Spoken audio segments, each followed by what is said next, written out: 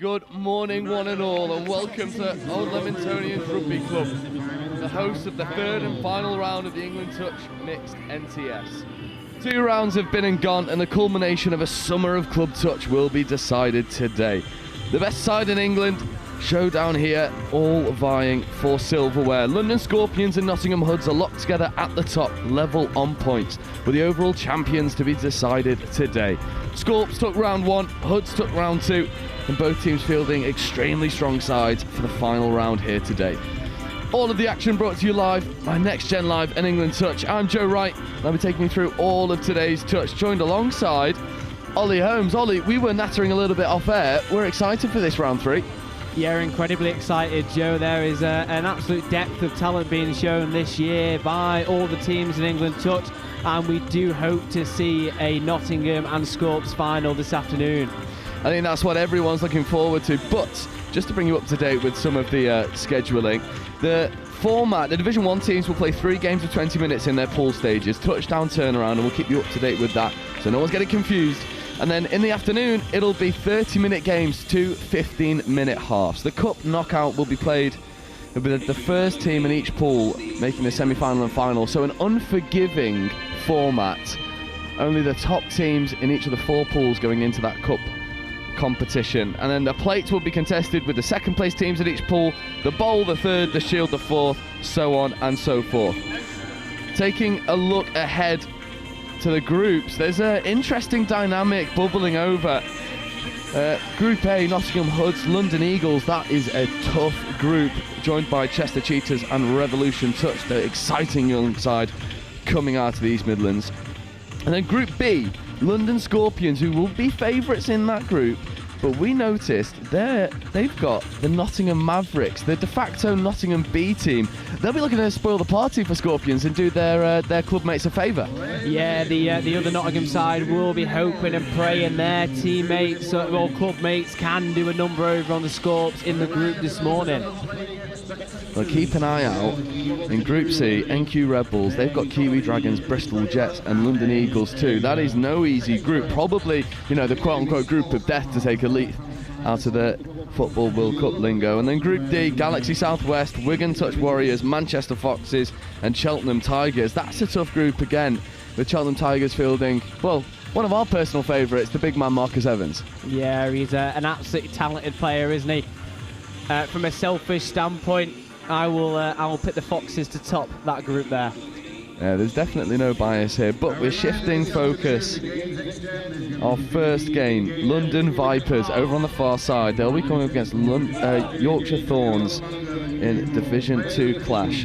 But to run you through the rest of today's schedule, the second game of today, Division 1, London Eagles versus Chester Cheetahs. That will be an exciting affair, an opportunity for us to take a look at an Eagles side that has struggled a little bit throughout this this series, and Chester Cheetahs haven't quite hit the heights that they've promised so far, have they? No, I think they'll be disappointed potentially with where they stand. However, they are starting to string things together. They're starting to work as a unit. I think we'll see some quality touch on field 1 today, Joe. I completely agree. And then following that, London Scorpions, Galaxy London Black. It's Div 1, Div 1, Div 1. Cheltenham Tigers versus Wigan Warriors, which feels like it's going to be a Wheatley Evans masterclass on both sides of the ball. But we are at our 30-second warning. First game of the day, London Vipers with the tap coming up against Yorkshire Thorns, Division 2 clash. There's more than a little bit of results on the line. There's a bit of pride here. Vipers, threatening consistently in and amongst those top spots. And keep an eye out for one of the most dangerous players on the pitch, Joshua Wirahana Tawake. An extremely exciting player whenever he touches the ball. Vipers get us underway.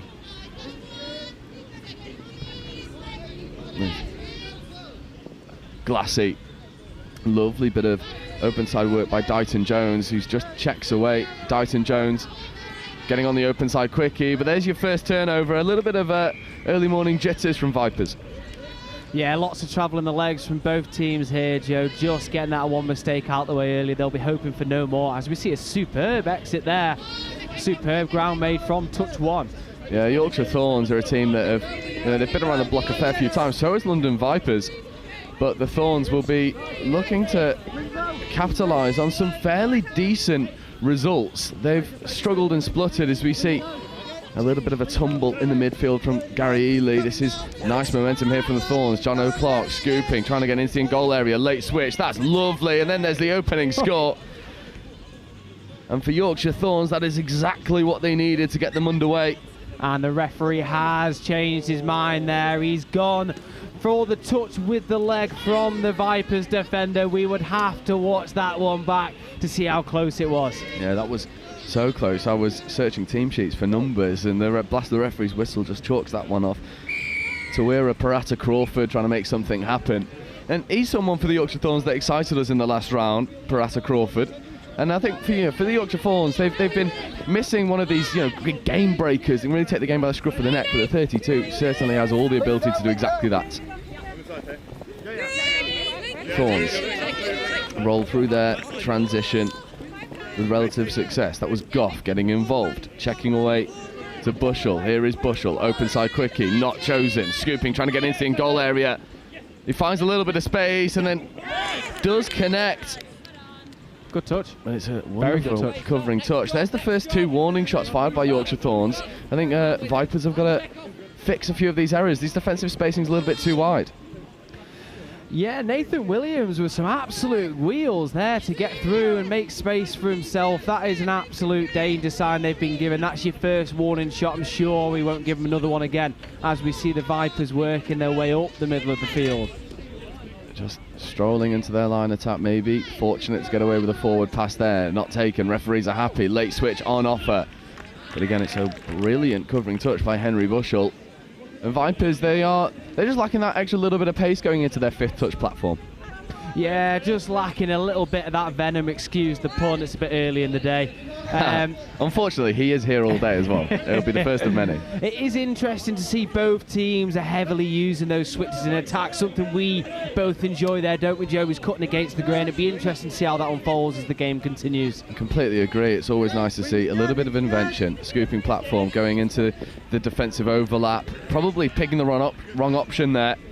I think it was 136 for Vipers. Taylor Glassy had just shut in very narrow. This near side was promising, not taken by the Thorns. Yeah, Neil Hennigan had gone for the fake cut, and then with the bounce again, another part, the tactical side that we like to see. I'd love to see them use that one a little bit more. Well spotted there from the referee. That'll be blast of the whistle, off the mark penalty. Crystal Ravenscroft wearing the yellow top.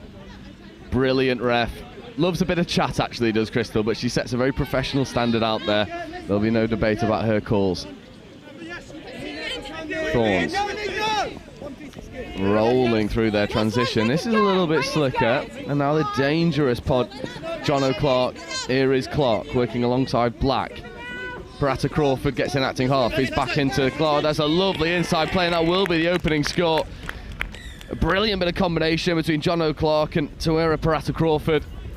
And there was a few warning shots by the Thorns that narrowly missed the mark, but they find their target now.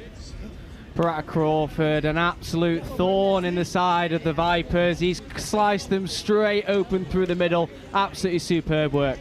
Yeah, coach is happy with it as well. That was a lovely score. And that's one that comes straight off the training ground, right? It's this designed little disguised inside ball off of that 33 quickie. And the Vipers just spluttering there, surrendering the plate back over towards Yorkshire Thorns. 5 minutes gone. It's been a little bit nibbly, dare I say, and it is neither team really hitting the heights that we know that they can. I think Thorns have just found that cutting edge a little bit more consistently. You're right, probably just started with a slightly higher intensity. It's interesting to see how these game plans match up against each other here. Some superb ground again made by Thorns, straight through the middle, and that is number 27, Oliver Jones, putting the Vipers to the sword, and that is 2-0. Yeah, it's a little bit criminal by Vipers that the mid's getting really high, Link's not going with. Gary Ely set a very fierce pace to try and put a bit of line speed on, but you cannot go in ones and twos because Thorns have the pace to do the damage. That's a couple of times now, haven't we? We've seen Thorns take advantage of that space there. Now they just need to calm down, cool their heads, and just stick to the game plan they've got. It'll be interesting to see what strike they come up with here. Yeah. It's a really nice platform there, dominating in the midfield, and then whipping it open side. Extra hands had to go, not taken on this occasion. It was the Vipers, I think that's 153, Linlou Borgo. Brilliant player. It's always nice to see the women used in the middle. That's a lovely long ball, not taken though by Julia Elmgren. But there's a demonstration of what Vipers can do when they get a good attacking platform. And that's the Vipers just showing what sort of strike and space they can create off the back of that there. Very unfortunate to not see that ball go to hands, but that won't slow them down. They'll go for the same option again and again here. Absolutely, and I think they're going to have to. That was a lovely dummy, first dummy of the day. However, they'll get a repeat set of 6 here, bang on the line. It was decent enough line speed from the big 94. Here he is again, lovely left footstep trying to get to the outside edge. Not taken on this occasion. And things just slowing down a touch. There's Gent operating in the midfield with Barrowclough. Gent, Barrowclough feeds the sweeper, coming back in towards Barrowclough, but a lovely defensive shot by Amber Sykes. There is an offside penalty. But we speak about links being so influential in this game, and Sykes with a brilliant defensive read. Barrowclough, just a bit of interplay. Link punish here for Barrowclough. Barrowclough driving at the line, needs to dive, does. And the London Vipers strike back when they needed to. Archie Barrowclough with a lovely link punish, diving under the covering defender again, one that comes straight off the training ground. That was actually really well defended by the Thorns middle there. He just couldn't get himself low enough just to make that touch there. Vipers have recognised that and he's gone for the line. Good score. They are good value for money now. Yeah, they need to find a little bit more of that sting, do the Vipers.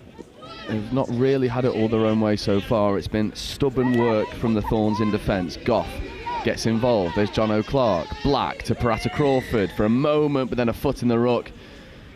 Potentially fortunate, but Thorns won't mind. Tap penalty here, fresh set of 6, and this is not the pod that you want to give a brand new loaded chamber to. Is Parata Crawford. Link punish, not taken. John O'Clark gets it from Goff. Clark just having a go at the line, trying to keep defenders honest. Dighton Jones with a good touch for Vipers. Clark coming over towards Goff. Goff trying to get in acting half. That was a little bit of a sticky setup, and Thorns are burning a couple touches here. Touch, bang on the 7-metre line. Clark driving, tries to go back in towards Parata Crawford, but a hand in the cookie jar spares the blushes. Fresh set of 6 here, potentially fortunate. Thorns got to feel like they need to punish here. Clark checking over towards Black. Black, link punish, but again, half is not there cleanly. Thorns need that one player to give them a good bit of go forward. Parata Crawford gets on the upside quickie, but can't take that cleanly, and Vipers will feel like that was a bit of a momentum swing. Thorns not able to capitalise on that possession. Vipers defend 2 sets of 6 relatively comfortably. Agreed there, Joe. I'd love to see now the Thorns start to spread their play a little bit. They're potent in the middle. The Vipers are starting to shut that space down as we see a ball down, and the Thorns have been given a reprieve. Yet another opportunity at the line. Yeah, it looks like they'll go through a subset here. There's first touch taken. Parata Crawford has to work hard to get that ball off the floor. There's John O'Clark. Clark will just slow down and try and buy some time for his team. That's third touch. So a fair few touches burnt here to give them a striking platform with fresh legs. He's just slowing down for a moment. There's Nathan Williams checking away. Williams getting it back. Now driving. 32 platform here. This is dangerous. Lovely line speed. But Taylor Glassy with a defensive touch brings up the 6 and change. And from those positions, those midfield positions, if you just talk us through your perspective, Ollie, I'd always love to see teams just go direct. You know, burning 3 to 4 touches to get some fresh legs on doesn't really give the fresh pod a platform to strike. It does feel like a slight missed opportunity, doesn't it? We were talking about it last round, weren't we, about putting teams to the sword and applying that pressure there. Burn on the way through as we see Vipers with a cheeky look down the left-hand side to no avail. The referee has called them for a touch pass, and the Thorns will have a chance to exit. And it's these positions that, you know, the subset is so influential when you've got a fair bit to go and you can sub whilst moving forward. As we see another hard touch penalty, Vipers on the wrong side of the referee's whistle for, to my mind, a 5th time already in this game. First touch there. Nice check away. Good line speed as well. Vipers just trying to defend open side. It's a nice covering touch by Emily Thompson. Has to bring the Thorns all the way back to the mark. Late check away here from Strachan. Strachan positioning in the midfield. However, sideline ref has called a forward pass, and that'll be tap penalty. And neither team really stamping their authority on this game right now. Strachan trying to make a defensive play, dummied well. For my mind, both teams just lacking that final bit of critical edge right now.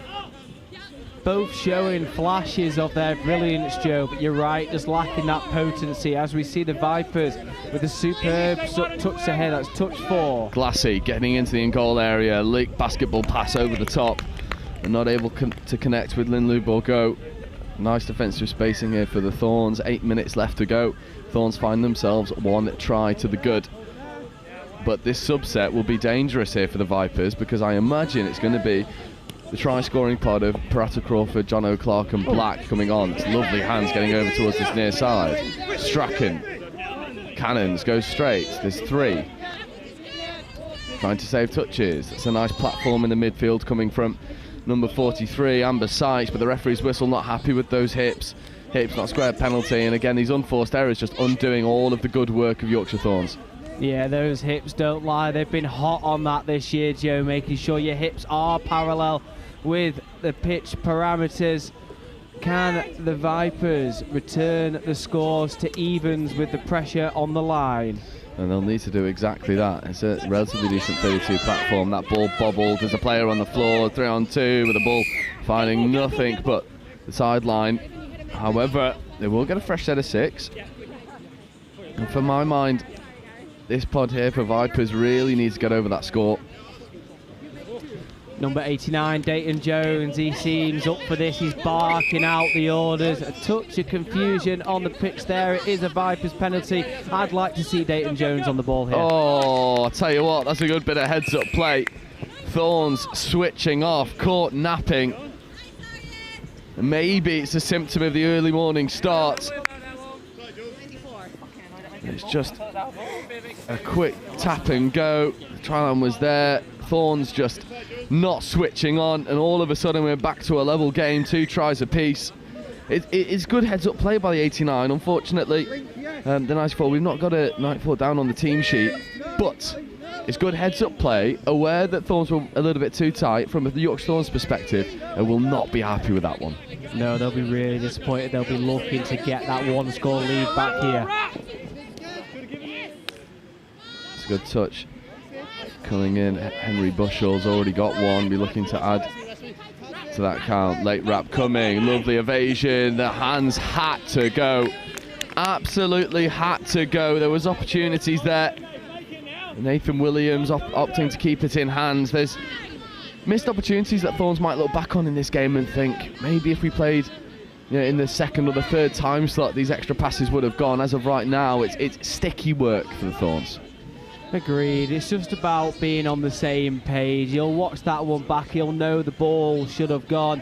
That being said, they've built really well. As we see Dayton Jones looking for 6 more, and that is what he gets. Let's see what the Vipers can work here. Yeah, this is the pod that's already done some damage. Dayton Jones getting the ball back, late pass away, avoiding the touch. Just needs to react the quickest. There's a 2-on-1. Thorns are napping again. Dayton Jones just slows the play up for a moment. Now gets back on the open side quickly. Left foot step, diving at the line, and Dayton Jones has kicked London Vipers into life.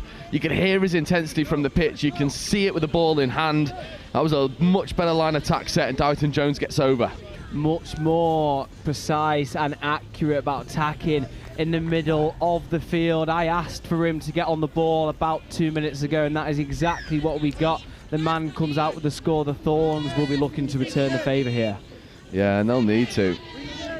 These little moments of just having to come back to the mark. There's not enough forward momentum here. That's a lovely stutter step to get around the initial press. Hennigan, Strachan, Back into Hennigan. Hennigan avoiding the touch of the middle, coming over into the 32 platform. Strachan in motion.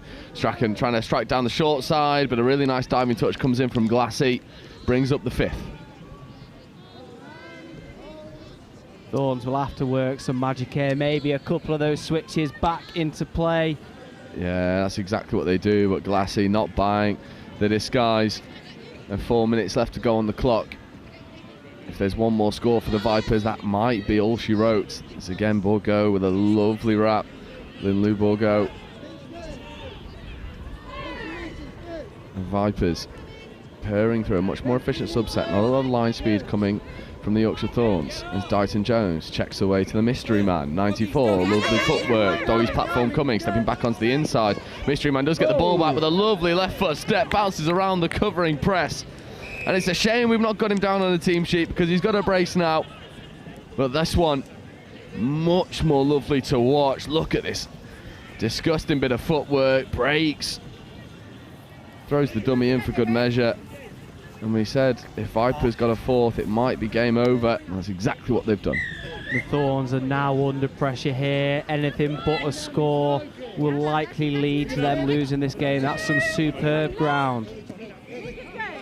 And just with a little bit of problem solving, I'm going to go out on a limb and say that 94 is Joshua Wirahana Tawake, because he's the only bloke on the team sheet without a number, and we shouted him out earlier. Well, he's got to brace it, and if it's not, well, Vipers, sort out your team sheets. Thorns, Parata Crawford. Unfortunately, there's a bobble, and there is the roll ball error, ball down, loss of control. 2.5 minutes left to go. The result of this one feels already decided. Vipers will do well just to complete their set of 6 here, get down the other end of the field. Lucky to get away with a hips call there. And as I say that, the referee hears me, and it is time for the Thorns to apply some pressure. Yeah, good call here. You can tell he's a ref. Lovely spot on pitch, ref agrees. And again, less touches burnt here to get these fresh legs on the field. John O'Clark just steadying the ship for a moment. And here comes the fresh legs, but that pass is inaccurate. There's little moments like that that have just allowed this game to run away from the Yorkshire Thorns. Yeah, like you said, it's been a long journey to get here. Maybe a little bit of tiredness in the legs. They will shake it off as they go through, as we see. Butterfingers from the Vipers. Referees have seen that there after a moment of confusion.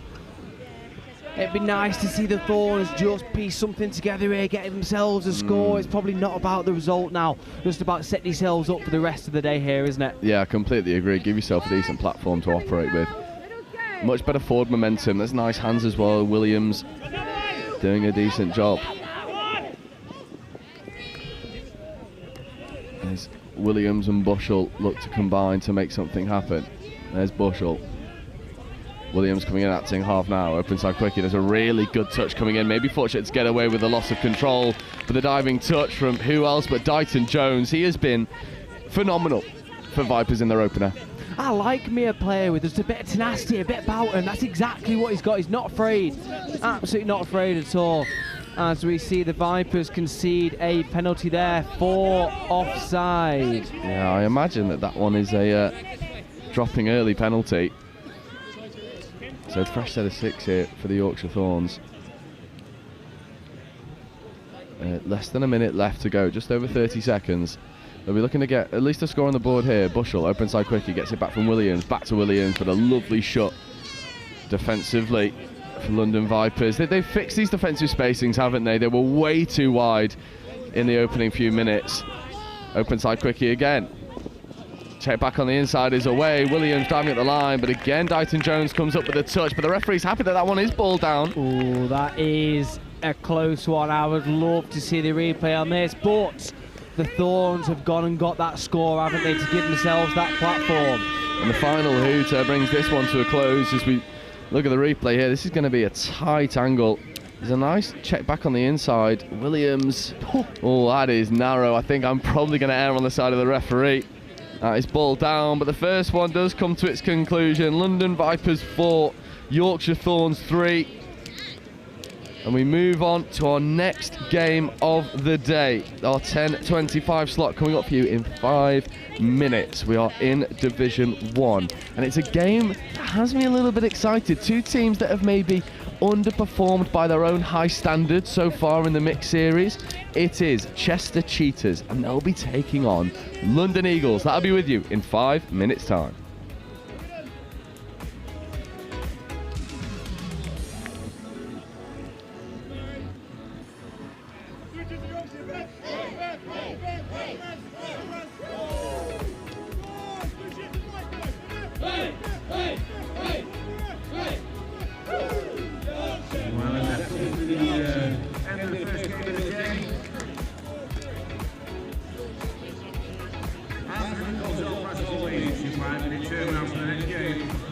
Remember, when you want to leave your responsibility, take you with you. You want to make sure every bottle is your responsibility, and any lost property will go to charity at the event.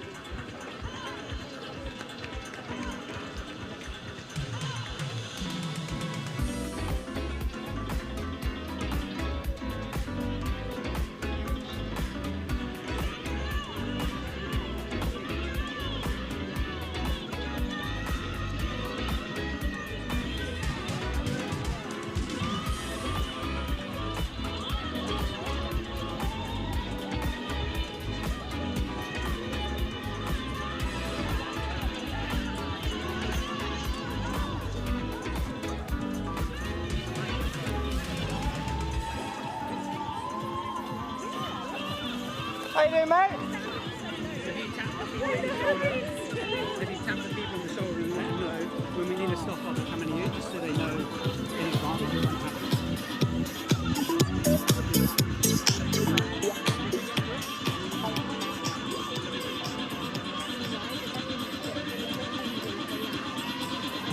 Tough result versus a team like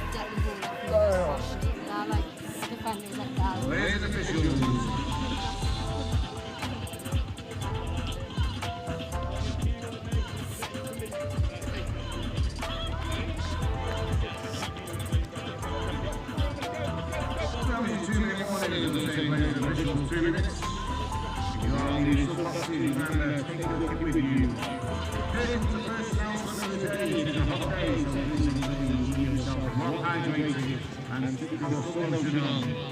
If you are not playing, please try and find somewhere shady to stay cool.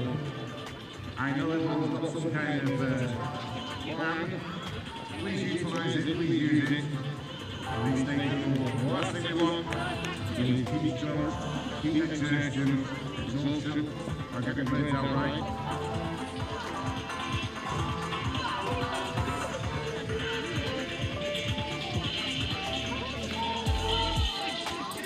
Ladies and officials, 1 minute.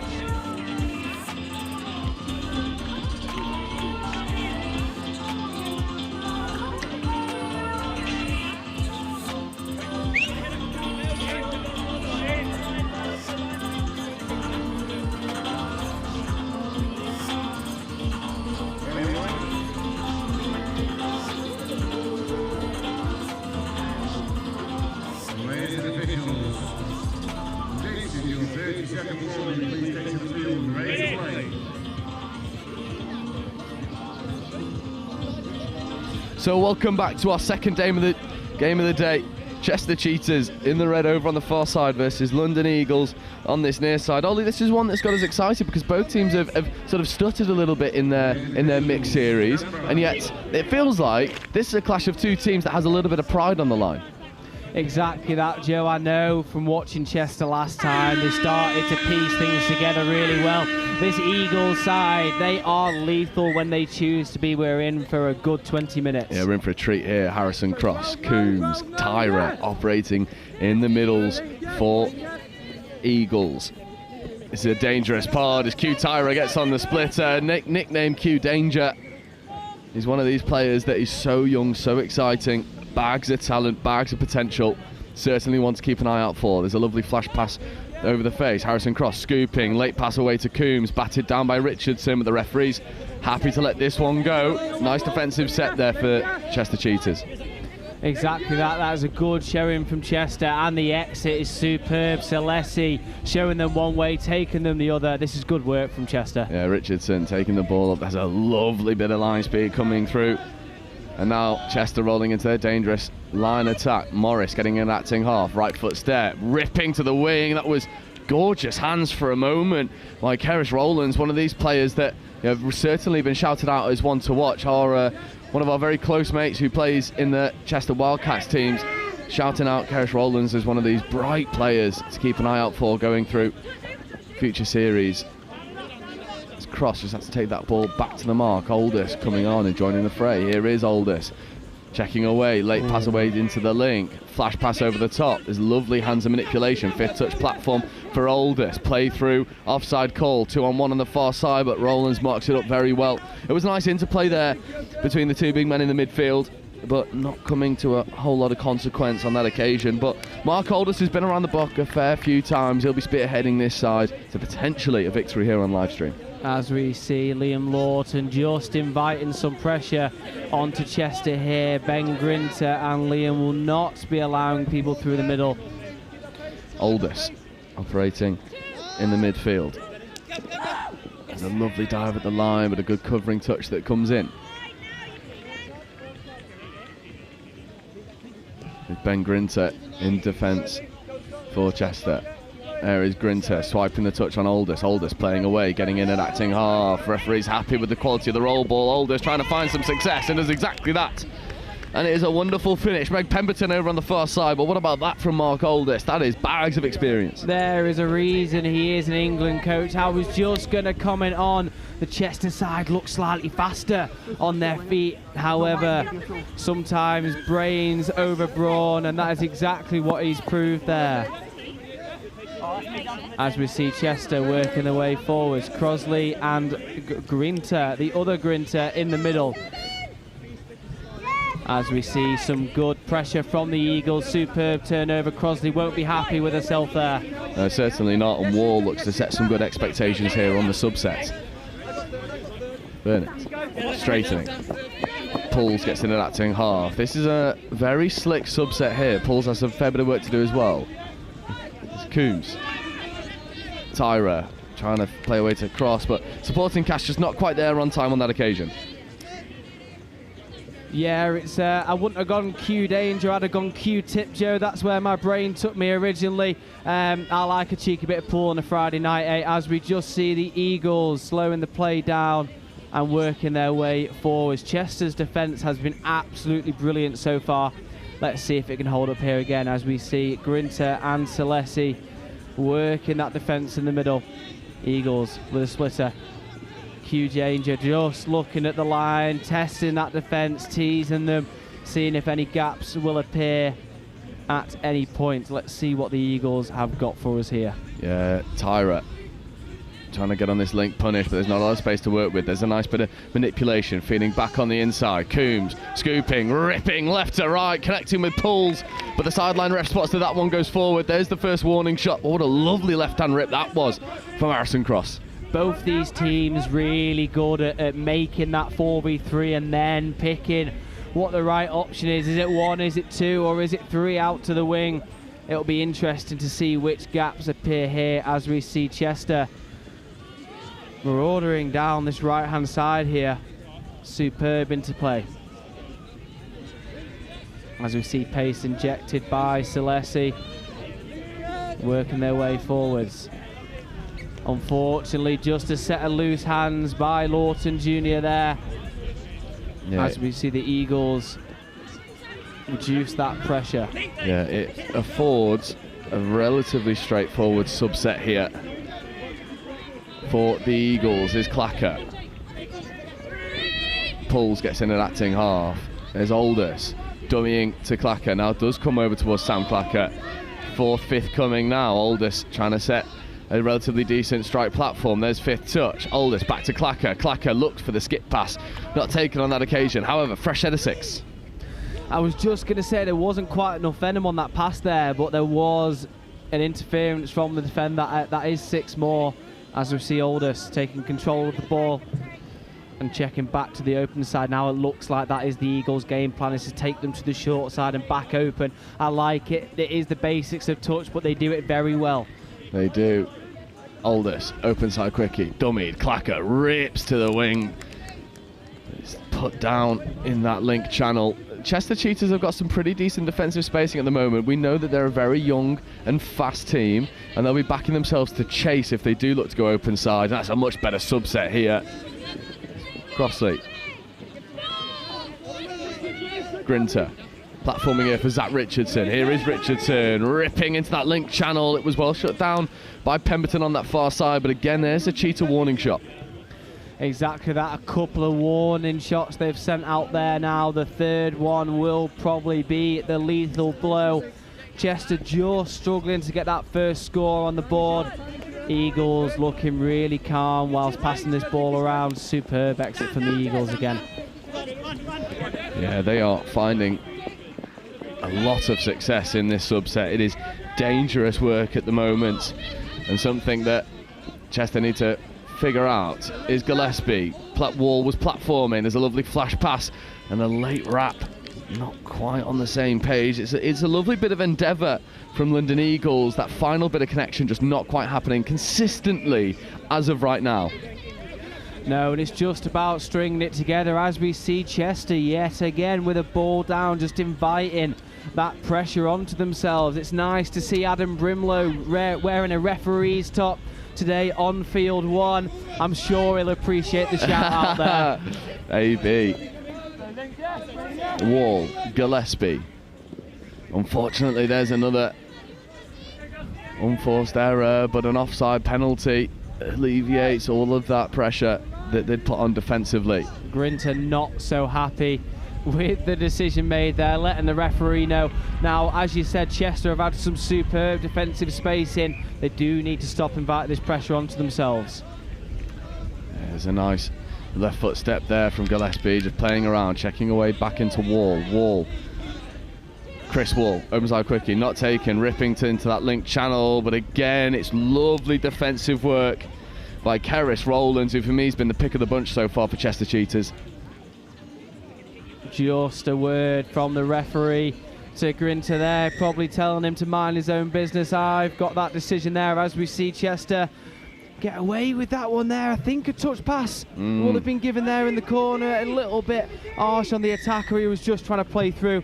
As we see, that penalty has been reversed. Not too sure what for there, as we see Eagles looking to extend that lead to 2. Yeah, they've got to take advantage of this field possession. Gillespie gets on the out, delivered by Furnett, but Gus Gillespie puts that one down. And this has been the past minute and a half, just been turnover. Not a lot of that familiar quality that we've seen from a line attack perspective. And also, we've not seen this pod in attack for Chester Cheetahs. What about that from a roll ball from Ben Grinter? Maybe that'll help kick this team into life. There's Hanton Wise. Dummying coming back on the inside to Crossley. Liam Lawton Jr. getting in an acting half. There is Lawton Jr. checking away to Hanton Wise. Hanton Wise platforming. Lawton Jr. coming back over to the open side. Late pass away, and there's Sophia Lawton is just bumped a little bit. There's nothing malicious in it. Is a much better attacking set from Chester, spearheaded by that second touch platform from Ben Grinter. Agreed. Just attention to detail, Joe. They had 4 players along this left side of the field. They ran themselves out of options there. So as lethal as it was, I'd like to see them still trying to execute that 4v3. Tyra.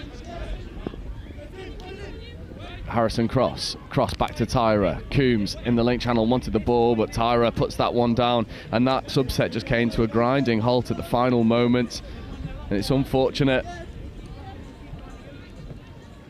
Well, London Eagles now need to put on a fair bit of line speed, and now maybe this dangerous pod can unlock the defence. There's a lovely bit of footwork that brings up Fist. Estuino puts that one down. 10 minutes in, neither team's really waking up to hitting the heights that we know that they can do. as we see another ball down. How many games in the day do we go through until we stop blaming it on the tired legs, the long travel? We'll let them get away with this one. First appearance on pitch 1. Yeah, I think after this game, you've got to have woken up Richardson to Celeste Tuino. This is a dangerous platform here. Celeste Tuino getting on the link punish. Left foot step back into Zach Richardson. And there we go. First line attack opportunity for Celeste Tuino. Breaking 2 ankles, getting the ball down. Defensive spacing a little bit too wide for London Eagles. Well, look at this on the replay. Tuino gets in behind the midfield press. Link punish. Left foot step. Gets on the inside of 1. And Coombs was coming over to try and cover the gap. Tyra not able to follow in suit. Richardson gets the ball down and Chester find themselves all square. Good work from Chester. It seems like they've woken up a little bit there, started to create those spaces. We've seen Celeste compete on the international stage. He's got that quality, as we know, as we see the Eagles. Aldous just steering the ship for a moment. As Katie Nicholas on his left, not used, goes into the link channel. That one's put down. It was a gorgeous hole chopped by Harry Wilkinson, but it's put down just over the try line. But again, there's another warning shot from London Eagles. Just not these hands are just letting them down at these crucial moments because their set piece design is exquisite, but the hands aren't matching that design right now. As Sophia Lawton rolls through, penalty, hard touch, AB, hot on the mark. And an extra 10 metres on offer here for Crossley, Lawson Jr. and Richardson. This sibling connection in this pod. Sophia Lawton in that link channel, Liam Lawton operating in the mids. Richardson looking like he wants this splitter platform. Hammer option. It's a lovely late pass away. All the referees happy with that one. AB's waiting. I'd give it. This is a lovely bit of score here. Finished by Stafford. Made by Richardson. Take a look at this one. Hammer play. Not seen this one for a hot minute. And a lovely flick pass. What about the hands there from Stafford? And for me, Zach Richardson, he's just shifted into gear. He's found that extra bit of bite about him. And he's put Chester Cheetahs into the lead. Most definitely has been the difference maker, hasn't he? Over the last few minutes, he's woken up. He's started to roar. And he's doing really well so far. Can we see the Eagles tie this game up here? Yeah, this will be an interesting finish. Fernett checking back on the inside. There's a lovely bit of interplay there. O'Callaghan feeding over towards Chris Wall. Geroid O'Callaghan ripping long, but Pemberton not able to take that one in stride. Again, this little bit of inaccuracy, just alleviating the pressure that they build on Chester Cheetahs. But Chester will go through another furious subset. Grinter, platforming. This is lovely stuff here. Morris following in suit. Third touch, bang up on halfway, exactly where they wanted to be. Rowlands trying to get on the outside. Fourth touch, fifth coming now. Crossley. It's Celeste Tuino, left foot step. Not once but twice, and then great hands, but a great shot by Pemberton. That third touch platform, that fourth touch platform, just a little bit stop-start, maybe undid that fair bit of momentum that they've been able to generate. Yeah, and probably a little bit unfair on Rowland. She's actually really impressed me during this game. It's Agreed. just that one that was just slightly not there as we see the Eagles stall in their transition. Bibby looking to make the difference down the wing here. Yeah, Pullis getting the ball back. Lovely little bit of interplay. There's Tyra. Cross. Harrison Cross, middle platform. Coombs just steadying the ship for a moment. Wanted to slow things down ever so slightly. Harrison Cross with the right foot step gets the ball away, but Celeste Tuino with a good defensive touch. That'll be a penalty for touch pass. And this pod of Cross, Coombs and Tyra hasn't really had the familiar amount of possession that they can really do damage with. And then the no-touch turnover, that is Will Coombs buying possession. And maybe with this fresh set of 6, this danger pod are able to manufacture something. With 5 minutes to go, it'd be nice to see the Eagles starting to fly, starting to hit the heights that we expect of them as we see a sweeper play coming around. That pass looked incredibly flat and the referee has given the touch. I'd like to now see them go against the grain over to the open side and see if they can attack that far side as they work over to the left. Oh, Graham was in motion. Cross gets into the in-goal area, needs to find some support, tries to connect with Pullis.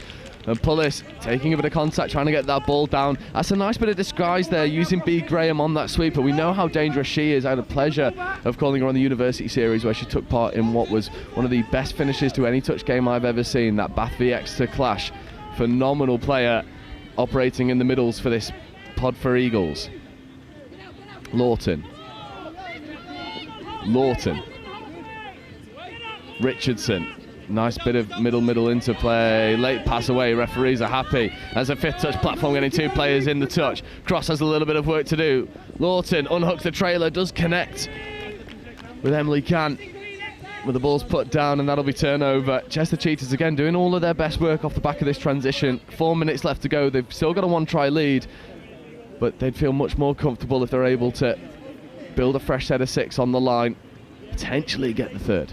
Yeah, Eagles just unlucky and not able to apply that pressure with the repeat sets, as we see Chester yet again applying some superb pressure.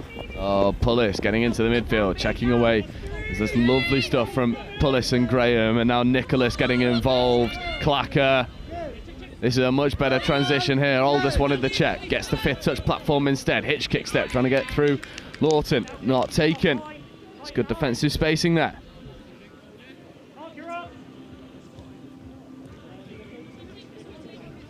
As we see Chester again, a superb box side rotation. There hasn't been a need just to go straight down the pitch here. Grinter pulling the strings.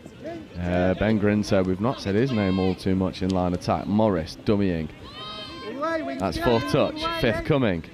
Grinter platforming here for Celesi Tuino. Celesi picking up, looking to drop a lovely sinker into the link channel, but it's picked off wonderfully by Harry Wilkinson. Comes up with a defensive intervention. That was touch 0, so that one's first. Grinter getting involved in the roll ball. Referees are happy. Nicholas platforming. Pullis getting involved. Aldous. 3rd touch, not quite over halfway yet. Fernit though gets over that halfway mark. Wall, 5th touch coming. Gillespie wanted that ball, instead it's fizzed straight into the hands of Stafford. A little bit of a nudge put on as well, but the penalty will come for a forward pass. 3 minutes left to go. Chester find themselves in the driver's seat. Yeah, Chester with some real control here now. Just under 3 minutes to go. They'll be looking to convert this set. Their substituting has been absolutely superb during this game. We've seen a couple of trips and falls on pitch 1 this morning, haven't we? Yeah, it's firm ground out there. Soft boots required. Richardson just purring through the 4th touch. 5th coming now. Crossley platforming here for Zach Richardson. Richardson looking to rip long. Does exactly that. Can't quite connect. It's been a familiar story, hasn't it, from the line attack. That 5th touch platform, these long balls not quite finding the mark. Is this where we bring out the wind is picking up and it might make it difficult for the players? Ever so slightly. The wind is swirling. We are meant to have a fair few gusts here today, but for players of this calibre, the wind should not be a factor. Wall, 3rd touch. Now the fresh legs come on the field. Pullis getting acting half. There's Coombs driving away. It's a lovely meters made. Tyra platforming here. Harrison Cross accelerating, trying to get into the goal area. Late switch option, but that pass leaves a little bit to be desired. 90 seconds left to go. That might have been the moment for Eagles to potentially get on the score sheet and bring parity back to this one. Feeling the pressure a little bit there. I think the Eagles are. It's difficult trying not to force that score when you are chasing a lead, as we have just over a minute to go. Chester will be looking to get as far down this field as humanly possible. And Lawton getting involved. This is nice. There's Ben Grinter. Jake Morris in his link if he wants to use him. Does. There is Morris. Back in towards Grinter. Lovely little interplay between the two boys who go way back. There's Ben Grinter scooping, 5th touch platform, right foot step, tries to get into the goal area, but Will Coombs, it's familiar stubborn defensive work from Will Coombs, one of these players that I really enjoy watching just because of that intensity he brings to his line defence. This has been a real game of attack versus defence, Joe. I think both teams will take positives as we go through, but the Eagles will be looking to seal a draw here. Nicholas playing away to Aldous. Clacker now scooping on 5th. Here is Sam Clacker finding Katie Nicholas in a fair bit of space. Doesn't quite have the pace to accelerate through the gap. Clacker, left foot, right foot, trying to get around the outside. Katie Nicholas can't take that one in stride. There's a nice design play there for Katie Nicholas, but the covering defence of Chester does just enough to see that one out. 10 seconds left to go. Do or die time. Grinter just absorbing time and pressure, and this is Ben Grinter just playing with a little bit of a good touch IQ. Does bring up the full-time hooter, and Chester Cheetahs get one over London Eagles to 3-1.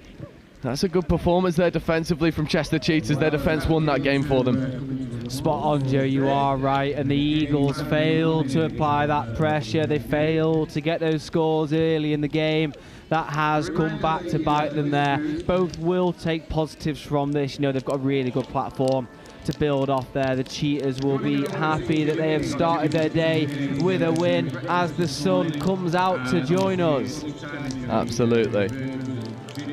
And we will take a very quick break for about 5 minutes. For the next game coming up for you is Galaxy London. They'll be taking on London Scorpions.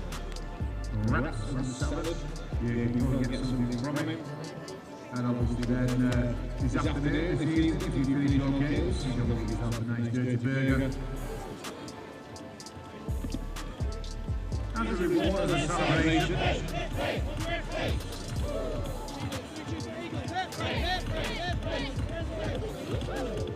We actually looked at Warwick a few years ago when we came out of the pandemic for a potential venue for the Atlantic Cup 2 years ago in England. So we already knew what the facilities were like. When Kevin started in the events role, he also looked at it, and we had an early conversation and they showed willing. And I think that the big thing for us here is, as we're already seeing, is the joined up approach to working across departments and trying to uncover some of those links more globally, international relations, more locally, the marketing and communications. I think they're really important for us. So yeah, we've got Warwick Touch celebrating their anniversary. We've got the Wildcats in the region, and University of Warwick with their 60th anniversary. So there's a whole load of stuff going on, and we're just going to capitalise on that. Really, feel-good factor of what's going to happen here in the summer. It's a great experience. Hopefully, it'll be a successful tournament for England, and hopefully we can bring it home. So much being at home. Home crowd, there's going to be a lot more supporters this time, meaning we've got more support on the pitch, and so we're actually going to perform a lot better, I think. Hopefully it'll bring more people to touch, and especially to Warwick and society in Warwick. We're just finishing off our schools programme in terms of submission to the Youth Sport Trust, so we hope we can build up in the lead up to the games some work with local schools so they get the benefit of it coming here, and then also the local club infrastructure, and can we develop that club infrastructure to deliver more opportunities for more people to play touch right across this sort of sub-region of Warwickshire.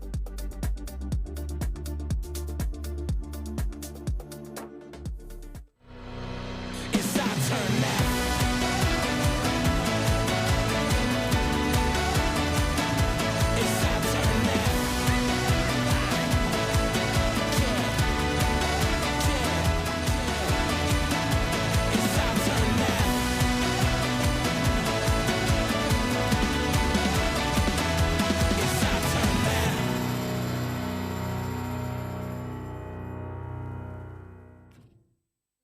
For the North East Mixed Open. We got scored on off the first tap, which I think probably did us the world of good, because we woke up a little bit after that, so good win. Did what we needed to do, did what we were aiming to do at the start of the game, but I think this game's going to be a little bit different, possibly a little bit different pace. This team, I think, are going to threaten us on the line up the middle, maybe. So yeah, looking forward to it and seeing how we'll get on. Our youngest's 15, female player, and our oldest is about 26, 27, I think. Yeah, I think what we've got is we've got a team of players who've got some really good skill, and they can read defences, they can play heads up, they've got good skill, they've got good pace.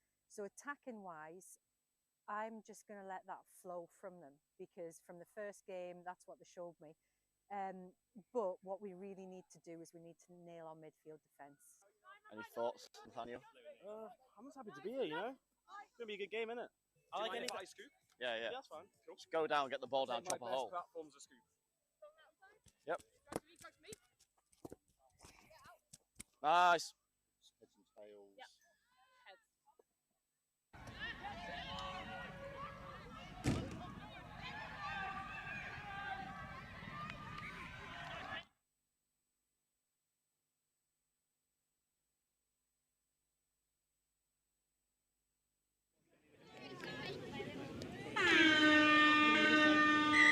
So welcome back. Third game of the day, London Scorpions versus London Galaxy. Both teams fielding Dominant size. There's a lovely left foot step getting around the outside, and London Scorpions on the first time of asking only use 2 touches to undo the defensive press. There's Halpenny with a dangerous left foot step. What a lovely start that is. It's number 65 for London Scorpions, gets over for the opener. Ollie, that is a perfect start for the Scorps. Scorps are really good at picking their heads up and looking for that space, even if it's not what was on the playbook. And they have done exactly what they set out to do here, as we see Galaxy looking to attack the same side. Unfortunately, just a loss of control by number 75 on the floor there, as we see Scorps looking to exit. Nice direct pattern. Unfortunately, couple of loose balls as we see Galaxy looking to get that score they missed out on before. Some superb hips by Mitch Kennedy, as we see Galaxy playing around with the ball in the middle, just looking to move defenders around. Just resetting, as we see number 75 again looking for that ball to the wing. Unfortunately, no one at the receiving end. Scorpions really fast to move this ball, nice and direct. I like the sub pattern we are seeing here.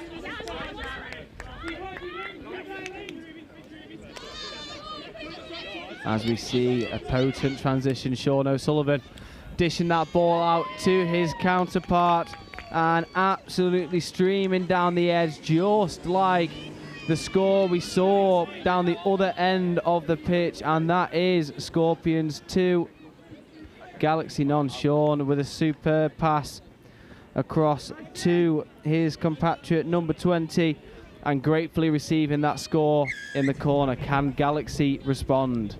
Yeah, it was a lovely score. Sorry, I just left you to do a little bit of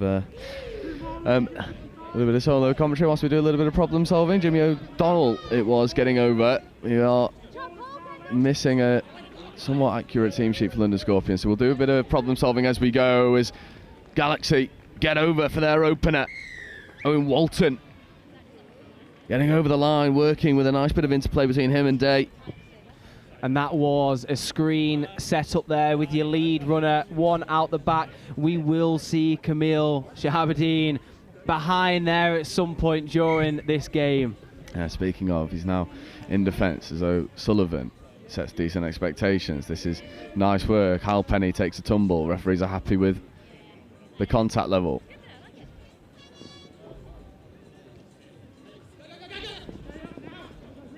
O'Sullivan checking away. Halpenny platforming here. Halpenny getting it back. Left foot step, beats one, and then gets the ball down.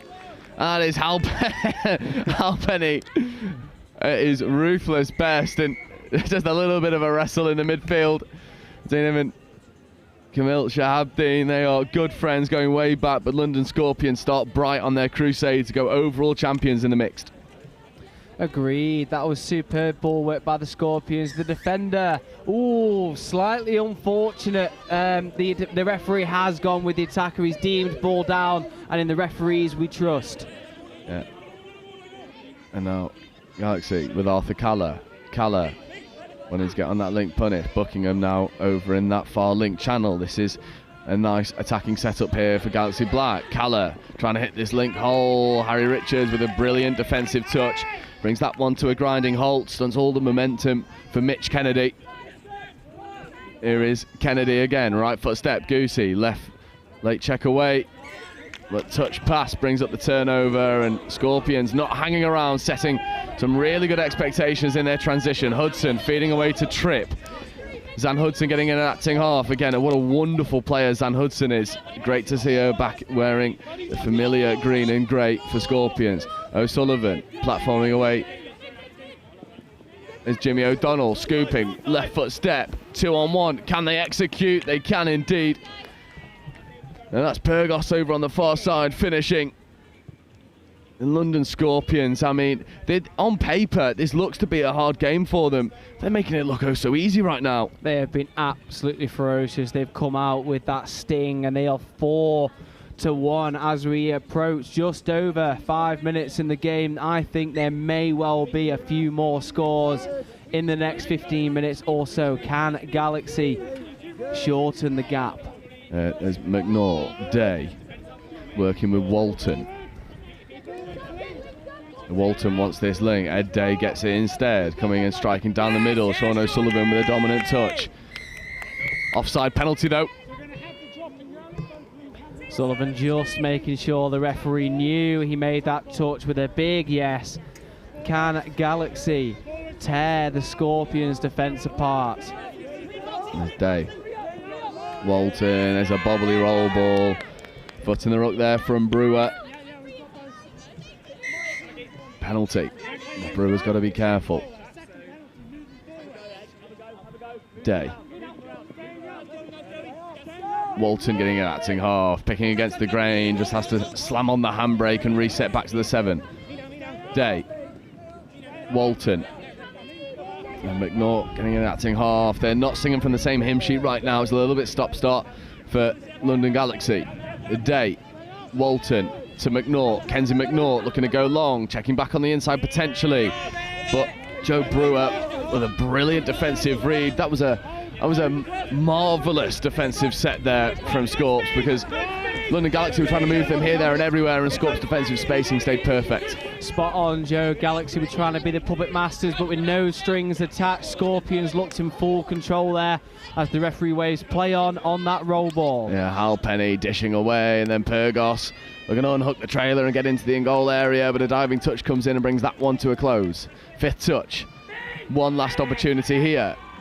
Calls of big from the sub-box. Hal Penny with the right foot step. Comes back over to this near side. That'll be forward pass, tap ball.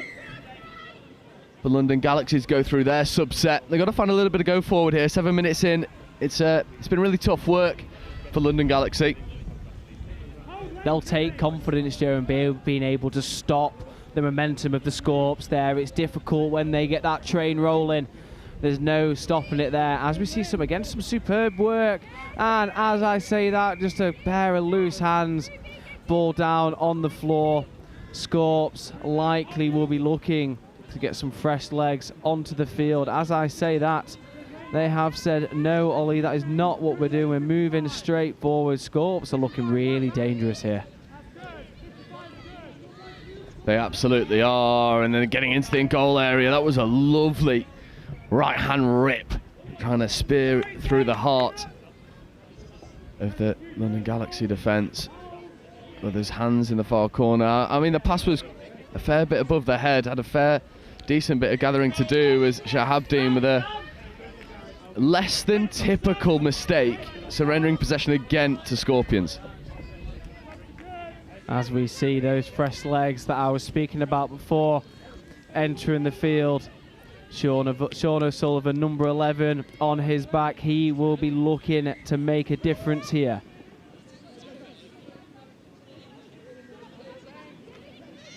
As we see a very tricky dive across the floor. Some good defence there to get low enough. Yeah, this is danger time now for Scorpions. O'Sullivan to Richards. Richards repositioning. McMahon was in motion, not taken. Now here is Gus McMahon. Open side. Oh, O'Sullivan was running a lovely line, just a little bit late to the party. Richards gets caught at half, turnover, and now London Galaxy really have to secure this exit, otherwise it's going to be danger for this pod that's been on a little bit too long. Hack comes in at acting half, checking away. Nice momentum here. Just caught behind the gain line for a moment. Not a lot of go forward on offer right now. It's a little bit better. Spearheaded by Mitch Kennedy. Now they're throwing open, and 5th touch. It's a little bit stop-start here for London Galaxy. They certainly have the game breakers to make something happen. Late wrap away. Hack with a fair bit of work to do, checking back on the inside. Referees are happy that this one's all the way, but always going down that narrow far side channel. Scorps with a turnover.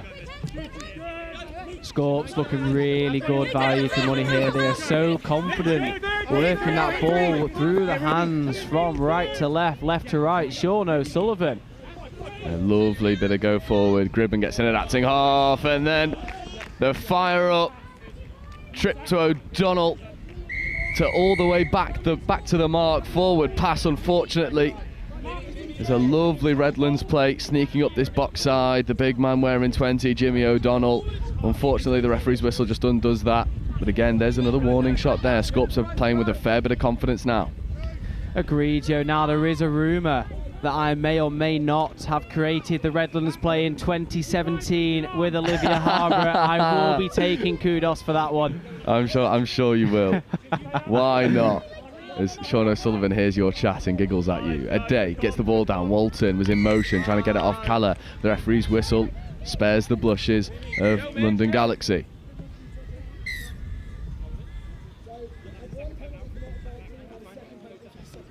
Payton over on this near side wing, chatting away to McNaught. Slowing the play down for just a moment. There's Walton to McNaught. McNaught wants to get on this link. Doesn't happen. Walton has to take the touch back in the midfield. Day, middle quick. He gets both middles in the touch. Left foot step surely has to be the way. Referee's happy with the onside. Scorps adamant that there's a miscount of the touches. Calla comes in at acting half, gets on the wrap. Day diving at the line. Brewer gets low to make the touch. Yeah, referee has corrected his touch count there as well. He has called for fifth coming. Let's see what Galaxy have got for us here. Day wanting to get on this link. For me, this link isn't moving forward enough. Day dummying, right foot step getting into the in-goal area. Late pass away. Calla a little bit too wide again. Scorps see off the threat. It's for me, it's tricky because the mixed DNA is you play with those middle four, and yet what we've seen so far on live stream, I think it's fair to say in every game, not using the width all that much. Whereas Scorpions, they are, and that's where the success is coming from. Very confident in their female players, as they should be. They have an absolute breadth of talent, as we see that on show again here. And the commentators, curse, we were just singing their praises, and that will be one that didn't quite go to hand. Yeah, it was lovely work. Spearheaded by McMahon over on that far side. Unfortunately, Pyrgos couldn't take that one in stride. But what about the work from Lily Merritt as well, wearing 32 in that subset? These players just so influential to all of the success the Scorps have had. There is Jared Lewis. McMahon platforming. Lewis wants to get it from Halpenny. That one just goes down. And now it's on London Galaxy to exit efficiently.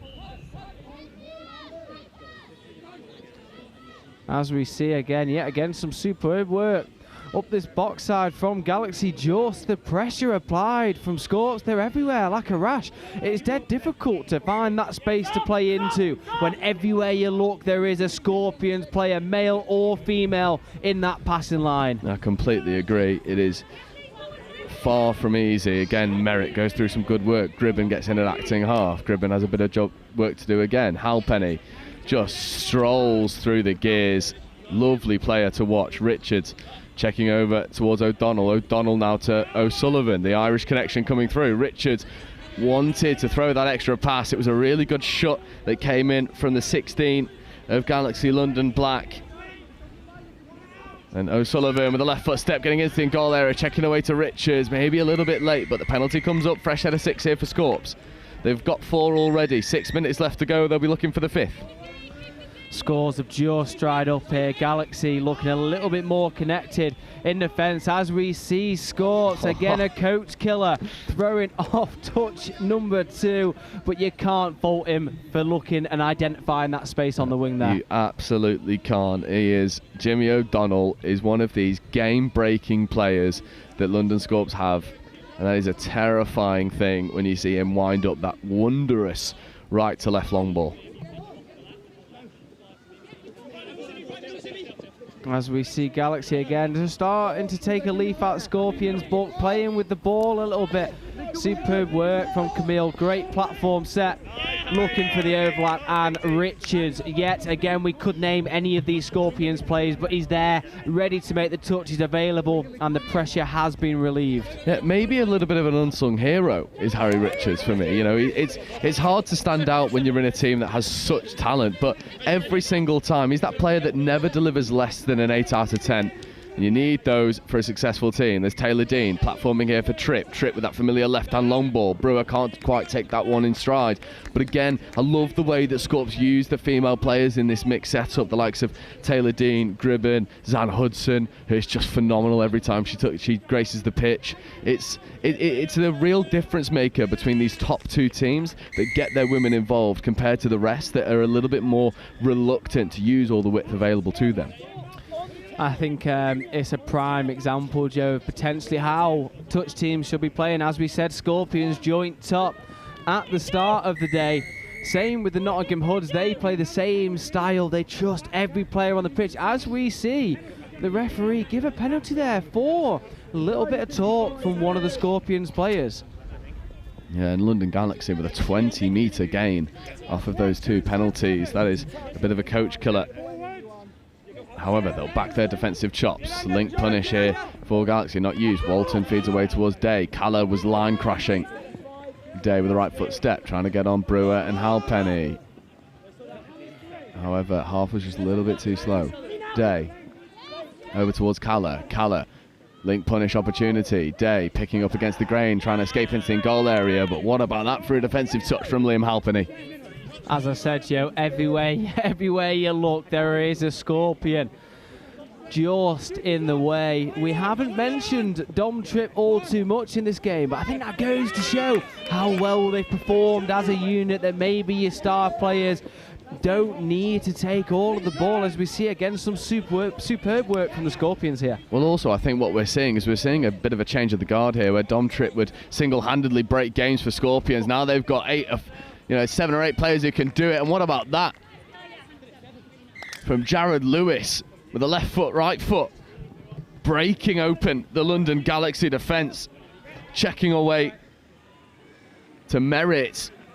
He's just left London Galaxy chasing shadows. He had 2 supporting players out there, Lily Merritt and Ruby Gribben. Merritt's the one who gets the ball down. But that, again, almost on cue when we're talking about this changing of the guard, of it no longer being a 2 or 3 man band. They've got game-breaking players all across the team, and on this occasion, it was Lewis who put his hand up to be accounted for.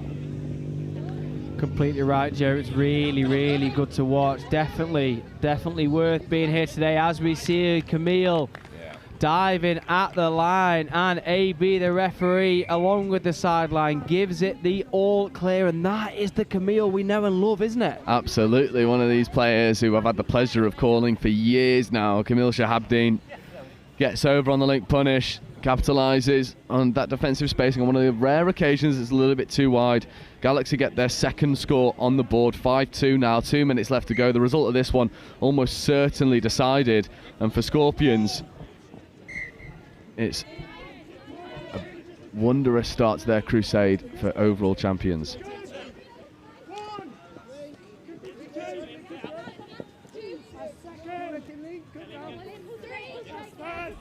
As we see Galaxy give away possession of the ball.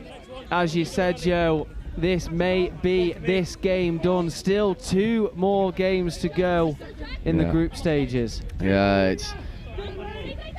Scorpions have just rolled through with authority. Taylor Dean getting in an acting half. O'Sullivan with the touch, checking away towards Lewis. Lewis platforming here for Jimmy O'Donnell. O'Donnell with a right hand scoop. Skip pass over towards Taylor Dean, but that one's a little bit too high. Good defensive work there from Georgia Hack. And again, speak of players that don't get enough airtime. In this game, we've not seen the Hack attack. She has been left fighting for scraps, and it's not where she does her best work. You see Hack stroll through the yards. What a roll ball that is. Sets good expectations for the rest of the team. There's Day and Walton coming in, join the fray. There is Day. Late pass away, but that one's put down. A little bit of tiredness creeping in. It is very hot here at Leamington Spa. We're in the Super El Nino phase of the day. It's only going to get hotter. There's Merritt. Platforms, Gribben, half. Brewer doesn't throw the extra pass. Richards. There's Brewer. Back to Richards. McMahon in motion. McMahon wanted it. Brewer dummies and tries to float the pass over, but that'll be given 6 more. There'll be seconds remaining. The hooter will go any minute now.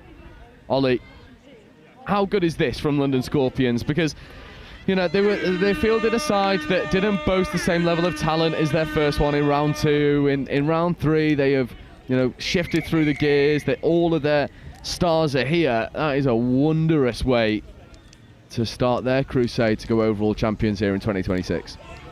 I think any Nottingham player sat watching this game here will be slightly worried. That being said, they boast players, again, top talent throughout their sides. Scorpions today here on pitch 1 for this game. They've looked absolutely phenomenal. Take nothing away from Galaxy London there, but Scorpions very, very good. Just a different class of London Scorpions.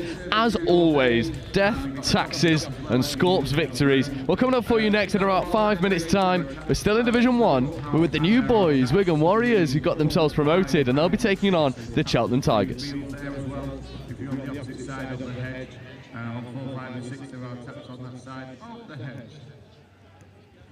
Next game, 11:15, countdown is on. On field 1 we have Cheltenham Tigers versus Wigan Warriors.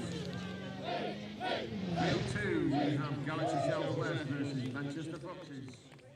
You've got to go into it, like, you don't know whether it's going to be a success, you don't know whether it's not, but you just got to hope that it will, and if you have that desire, it really will work, and that's what happened with us, you know. We started off just as a group of friends wanting to kick a ball about, not even proper touch rugby, and then we had one pioneer who came in and just taught everyone how to do it, and, you know, that drive was there already from that, like, friendship group, and we just brought it up here. People love the fact that it's inclusive sport and it's a mixed sport. I think that's quite rare. So people say that, like, the vibes of touch is always just really good. Everyone's really friendly. That's probably the main selling point, and then they learn to actually enjoy the sport after that, I think. The key is to advertise. I think get your name out there. Touch, at least in Southampton, isn't very well known compared to rugby. So I think really getting your name out there, getting your uni to promote you as well, and really get in the socials and just spread the word. I think is probably the biggest thing. Have you had that kind of support from your AE? We have in some ways, but I think I've always wanted a bit more like screen time, I guess, more like story posts, more Instagrams, more flyers, things like that. But I think we've got that at the moment, so I think that might help us in the future. Keep going, not totally, but also reach out to those rugby players. You know, contact sports are more and more becoming a thing of the past, and touch offering a fast, flowing and non-contact version of the sport really is a really good opportunity to get involved and keep playing rugby, even after injury or, you know, just not wanting to hurt on a Sunday. I would say start small, because I don't think our club would have grown to the extent that it has if we hadn't got a really good core group who were dedicated, willing to train, willing to turn up when there weren't that many people. And then from that, it's a slow growing process, but you get more people coming along, the quality improves over time. I'd say don't be disheartened if at the start the touch maybe isn't that high quality or you're lacking numbers a little bit. Stick with it, because people will come and people love the game. And it's one of the only mixed sports at Bucks. And so you will get numbers, you just need to stick with it.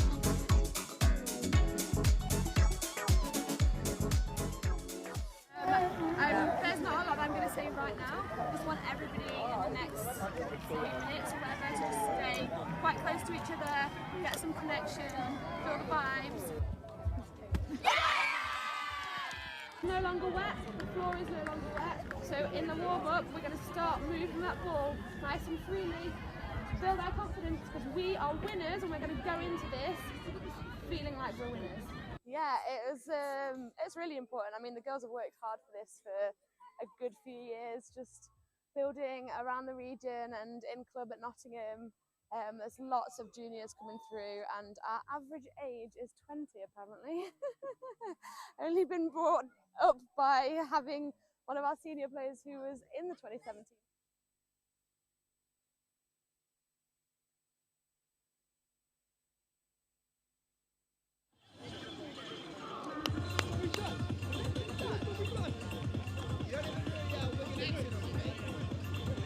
Officials, this is your 30-second warning. Please take the field. Ready to play.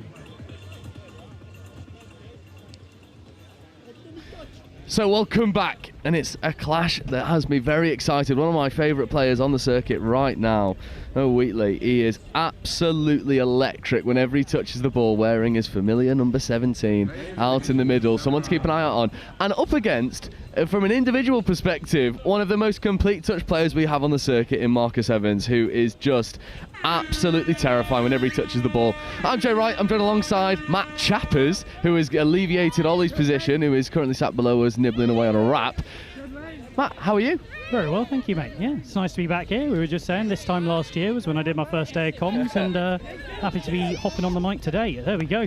Oh, unlucky. His first warning shot there from Wigan Warriors. Dylan Sharp it was, trying to manufacture a try-scoring opportunity. And I'm not sure if you're all too familiar with the Wigan Warriors touch setup, but they gained promotion into Division 1 and they do not look out of place. A very young and exciting side, pinned together by some really expert players, namely of all the big number 9, Bobby Taylor, who's been around the block a fair few times. And they're coming up against a team that's maybe a little bit more established in Cheltenham Tigers. Absolutely. I think both of these teams have been real talking points of the mix so far. I mean, Wigan coming 5th last tournament, which is fantastic. And as you say, Marcus Evans and this Cheltenham team have been lighting up and giving some teams some real trouble. I remember watching them hammer Galaxy in round 1. Yeah, they are a terrifying team to play against. And I think I've said it a fair few times on live stream, but I will say it again. When I was playing, the team I hated playing the most was Cheltenham Tigers, because you defend the long ball option, well, Marcus Evans will step you. You defend the step, he'll throw long. You think he's only got a left to right, but he's also got a right to left.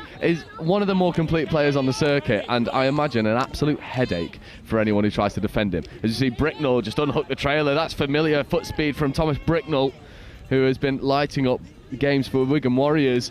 But early mistakes from both teams, and a little bit of a theme of the day is these unforced errors that have crept in so far. Do you think the heat is playing a bit of a factor in that? Oh, there's always a process of waking up, but I think it's worth calling out Tilly Palmer out on the wing over there, number 63 for Cheltenham, who's England Girls 18s player, and actually the brilliant work she did there to just hold space and force that pass. Otherwise, it looked Tom was clean through. So really nice work from Tilly early on. I completely agree. It's work like that often goes unsung, but needs highlighting here. As we see Taylor, late pass away to McDonald, but Petit picks it off. And Eric Petit will just coast his way over. No one in shot can take all the time in the world. There is a little bit of pressure coming. But that is a poacher's score, a clinic of turning defence into attack. Late pass tried to connect between Taylor and McDonald, not taken. And Harry Petit goes full length for the opener.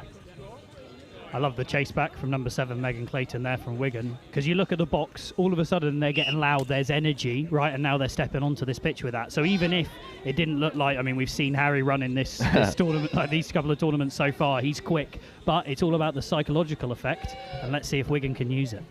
I completely agree. And now here is the danger man, Noah Wheatley on the ball, left foot, right foot, lovely rip into the wing. And Noah Wheatley, on the first time of asking, it is stand and deliver, finished by William Sharp. And I feel so good as a commentator when I big up someone and then they deliver. Yeah, that's a really nice feeling. I think you can take a little bit of credit. I reckon 10% you give yourself there. Thank you very much. No, really nice ball, really nicely finished. And it's patient and simple, isn't it? You know, they got towards the line, they run a set, and then they back their skills, which is fantastic. And Noah getting a good reward for his work as well, going to the Youth Atlantic Cup for England. He's got that call up. One of these players that's almost certainly destined for men's open touch when he goes through his development and gets a little bit older, a little bit more experienced. Well, speaking of experience, here's the big men. Yeah, here we go. They brought them on. Marcus Evans, classic 32 counties, snap back. Oh. What a touch that is. That came at the last moment from Sean McDonald. Yeah, Sean McDonald. Who again, bags of experience, but I love the look of this pod here. Corey Williams, the big Kiwi, we know what he's capable of. He's a ball player to the extreme, late wrap away. Oh, Maddie just not able to get the ball round there. But that's nicely defended by Wigan and backed up, and now it's back to 1-1. Absolutely. It's Fionn Wheatley, who is so young, so talented. These Wheatley family have just developed some unreal ball players. Absolutely. I've had the pleasure of coaching Fiona in England Girls 15s. She's playing mixed 15s again this year. Yeah. And actually the team, Wigan, coached by David Sharp, the mixed 15s coach. Yeah. So a little bit of the connection going on there. And I'll tell you what, you're talking about Noah being a hot prospect, but keep your eye out for Fiona, particularly if she can get that left foot step out. Oh, completely agree. Completely agree. She was, in round 1, I was asked to do an MVP for Div 2, and it was Fiona Wheatley, because she was just unreal. What a family to be a part of. As we see Noah in motion, there's a big touch coming in from Marcus Evans. Bricknell with the claim, and I think he's going to get it. I think that's probably a fair call there. Just extending those arms a little bit more than necessary, potentially a little bit frustrated. There's Noah Wheatley going hard at the line. Late wrap away, but it's picked off again. And it's rinse and repeat, but the referee's whistle will bring him all the way back, and that is heartbreaking for Rory Marshall. I don't know, in all fairness, if he had the legs, because Noah shot out of a cannon. I'm annoyed at being robbed of that chase down. Yeah, what a foot race this is. That was theatre, that's what I wanted to see. Marshall's got a 5 metre head start on him, and yet Noah just eats up the ground behind him. Here's Bricknell coming back on the counties. Thomas Bricknell driving at the line. Marshall with a diving touch. Nothing claimed though, and Bricknell, it'll be ball down and try time, I think. The referee's just having a chat, asking the question of Marshall, did you make the touch? The answer is no, it is try time, and it's 2-1, and that's how quickly a game of touch can turn on its head. Marshall had an opportunity to go full length, brought back for the penalty. Bricknell gets over, 2-1 Wigan. And the other thing you notice here is Marcus Evans defending multiple times. What they want is a situation like this, Marcus Evans coming on to take the tap, although in Ryan Atwood and Harry Petit, not a bad couple to bring on. No, certainly not when you time together with Tregus as well. This is, and this is absolutely danger. There's Petit, right foot, left foot, just evading touches, does the same. Really nicely defended by the link there, number 1. Oh, danger. But again, you've given her a shout out. But number 1 is Anna Dennis, who made a good defensive intervention first time, but not, unfortunately, the second time of asking. Harry Petit now has a brace, escapes his way in, and a little bit of a defensive spacing mismatch. Yeah, and that's just a little bit on that middle inside to help out, so she's done all the hard work and been dragged out wide, but it's the 3 boys that need to then work across and cover that space rather than leaving her on her own. So, let's see, now we're into a little bit of a shootout. What Wigan can do coming on here. Yeah, there's just going to be a slight delay in play as Sean McDonald has spotted that there is dog. Well, I'll say remains. You know what I mean. Just unfortunately on the pitch, and big up Sean McDonald for being Johnny on the spot to spot that one. But we are back underway, and who else in line attack other than Sharp and Noah Wheatley?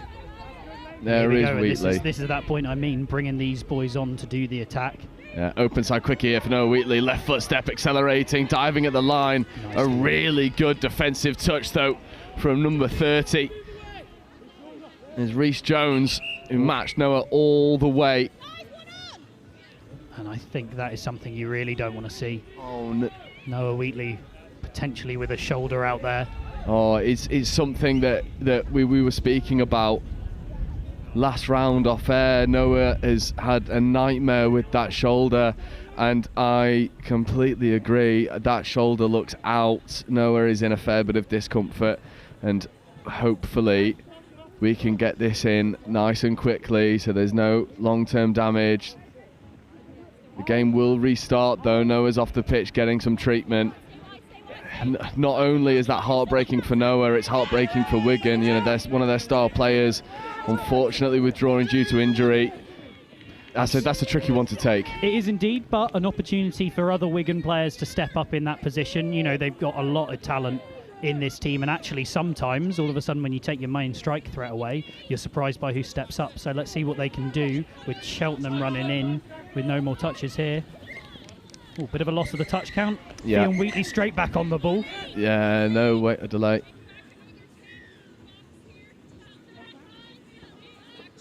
Looks like a 7-on call, potentially. So it'll be a tap on halfway to Wigan.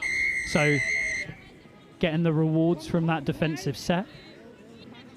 And now they'll have a tap off from the middle here. How long have we got left to go? Oh, 10 minutes still. 10 loads minutes. of time, loads of time. Loads of time. And just keeping an eye over there. Noah Wheatley seems to be moving a little bit more freely, which is good signs. But Wigan have to put it to the back of their mind for now. Bricknell, Wood, McDonald platforming, Bricknell in motion, Wood picking up against the grain, getting into in goal area, left foot. What a lovely left-handed ball that is, and they respond exactly as they needed to. And the finish out in the corner again.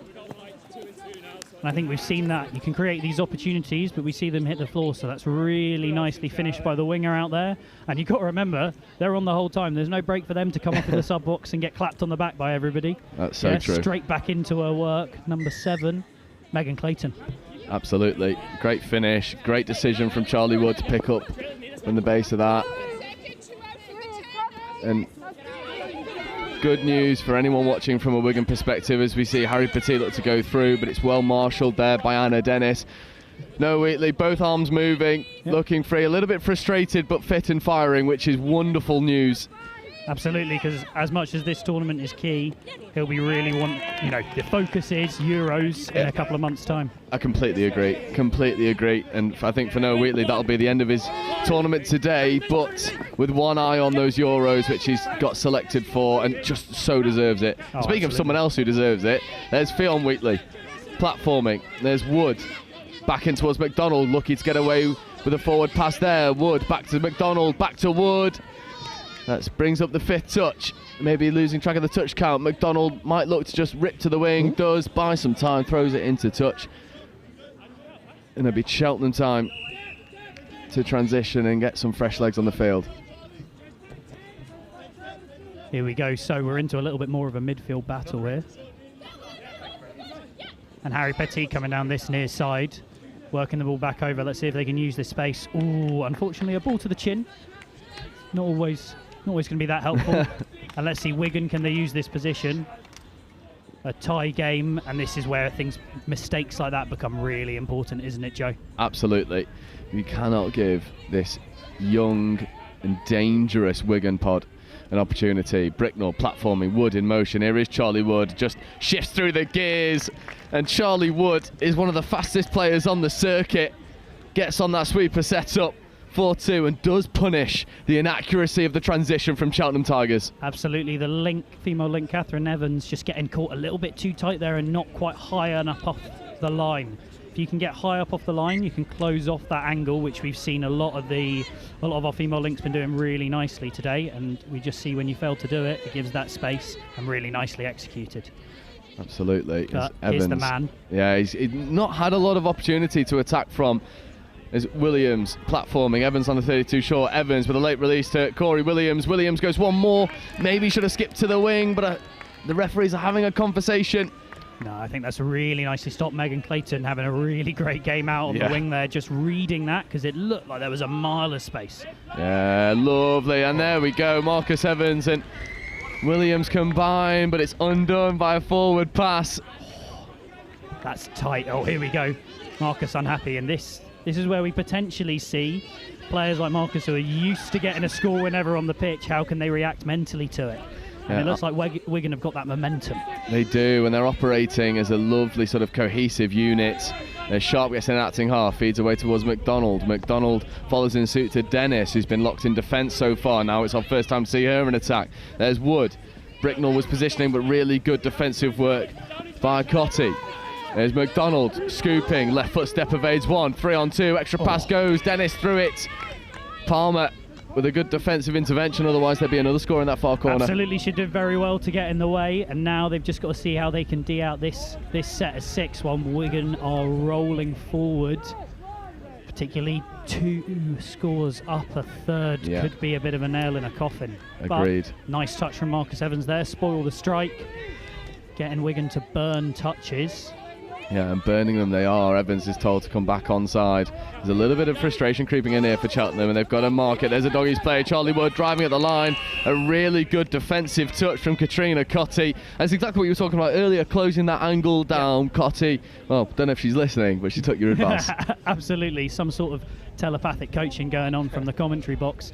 But no, that's absolutely an enormous difference, right? If you step up and are brave before the touch and after the touch, it means that you can close off angles and make these skills tricky. It's when we sit off and wait for the attack to do something, that's when they've got all the time in the world to execute these dives and passes. Oh, what a ball that is from McDonald. Unfortunately, though, just drifting forward. The referee's whistle is going to undo that one. But we've seen that now from Wigan. They've got the left foot, right foot. They've got the acceleration. First real opportunity since that opening score from Wheatley for the long ball. And that one just drifting forward ever so slightly. But for Cheltenham Tigers, you've got 5 minutes to fix these defensive spacing issues, because Wigan finding ways over your try line a little bit too often. They are indeed, and again, that's that point. I think Noah Wheatley comes off, and all of a sudden, actually, your threats are really spread out across the field, and all of a sudden, they don't know who they're actually supposed to be defending. Yeah. And Wigan playing off that really nicely. That was a fantastic leaping finish by the player there. I think they got penalised for throwing the ball back to the middle, but I think the Selly was absolutely... Alright, 6 and change. McDonald and Bricknell combined defensively. And what was really interesting about that set is Evans and Williams and co not subbing, going direct. It's not often you see that, because I think it's a symptom of a little bit of pressure and being aware that there's not a lot of time left. They back themselves to get over the try line, and I imagine if they force an early turnover here, they might look to do the exact same thing. They might indeed, and actually they've done really well to back it up in defence, because you see teams do that, get frustrated about not scoring. Here we go, here's that step. Oh, Fionn Wheatley, she's so entertaining to watch. It's a joy. And she comes alive in mixed as well. You watch, when she's got boys to step, all of a sudden, you can see the way she locks in. Yeah. It's such an entertaining prospect, and you know, someone who I know we are really excited to watch develop, especially on the touch circuit, as Evans and Marshall have a dabble down this near side. Fionn Wheatley stays alive to it. Fantastic shot there from Megan Clayton. It's great. Well taken. It's great defensive pressure as well. Isaac Wheatley, the most notable in that last set. Marshall checking away. However, I know we all love a tri-fest of a game, but actually one of these tight midfield battles, where there's a little bit of ego in play, there's a little bit of pride as people double set and then maybe don't make it, and the mentality of that, I love watching it. I completely agree. It's a little bit more of a chess match, as Dylan Sharp has a little short side raid, then feeding back on the inside. Isaac Wheatley has to come back and take the touch. There's Bobby Taylor. No subbing here for Wigan. They're going direct. There's Sharp. Taylor. Controlling this ball nicely. Here's the strike. Oh, that's really nicely done. No touches remaining. That set came to a grinding halt, but I completely agree. There was a destroyer of a red touch there on that strike dump. Rhys Jones doing really nicely not to give them the platform that they want. And all of a sudden, again, look at this. This is a pod that have double setted. Oh, great work by Maddie Kingston-Miles there. Miles Kingston, one of the two. Oh, and that's maybe a symptom of a bit of fatigue setting in. There was both players trying to have a go at the ruck, but the referee's whistle spares the blushes. However, 2.5 minutes left to go. 2 tries to the good old Wigan Warriors. That, again, just to highlight it for anyone watching from a Wheatley perspective, Noah is in the sub box, sort of smiling and happy. I saw a thumbs up, which is always a good sign, potentially with that arm that went as well, so maybe just showing that he can use it. Absolutely. But Ryan Atwood, a really experienced player, Southwest Mixed Open, coming on here to control things. Yeah, working with Tregus. This is a pod that kind of need to get over the line. And now Tregus platforming, Atwood picking against the grain, escaping his way into the in-goal area, connects with Tregus. That is lovely. That's really nice. And when they needed a moment of magic, Cheltenham Tigers were able to come up with it. They take it back to a one-try game. That was a lovely bit of design play. Absolutely, really nice to know that that middle was going to cut under to try and defend the doggies, even though I'd still be backing Fionn in that scenario. And then that pick-up, patience, and then dropping the ball off. Yeah, there's not many people who I would,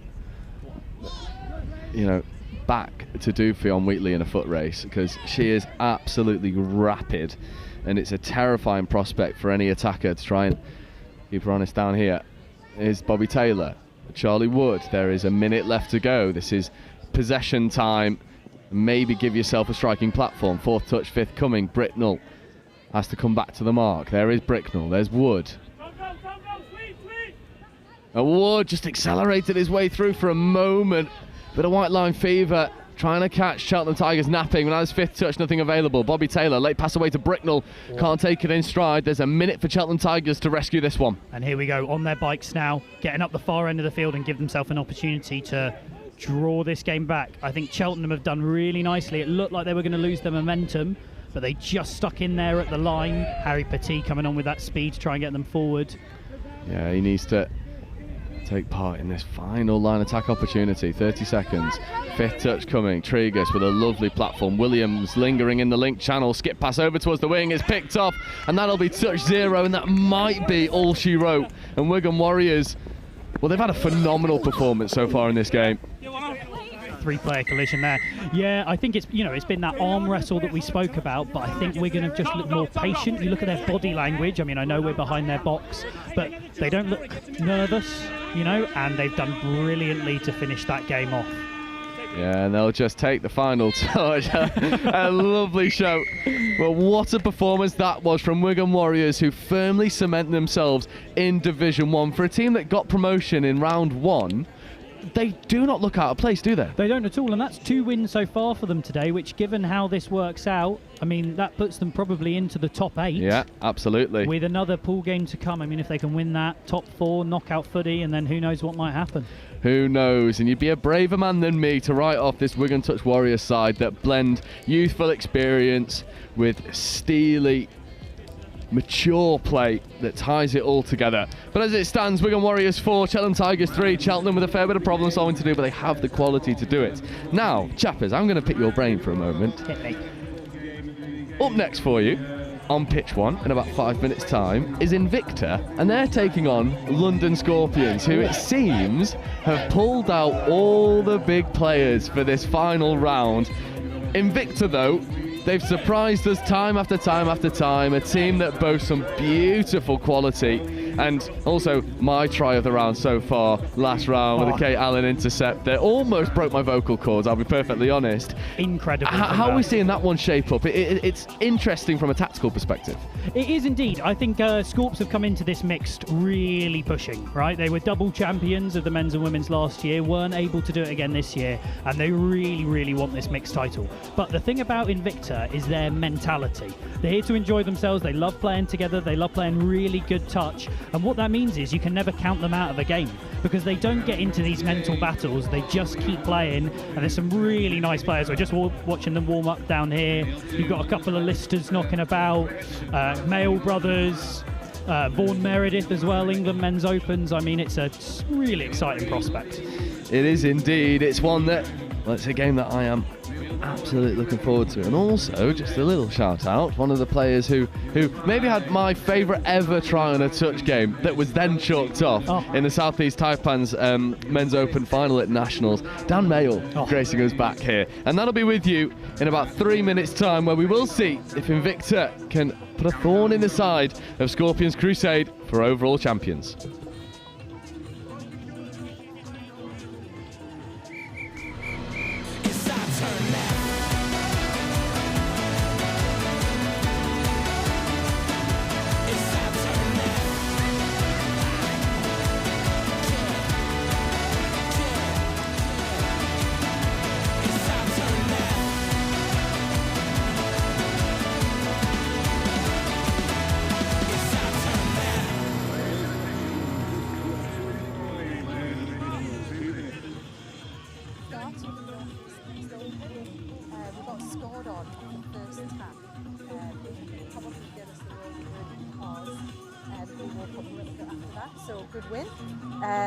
Did what we needed to do, did what we were aiming to do at the start of the game. But I think this game's going to be a little bit different, possibly a little bit different pace.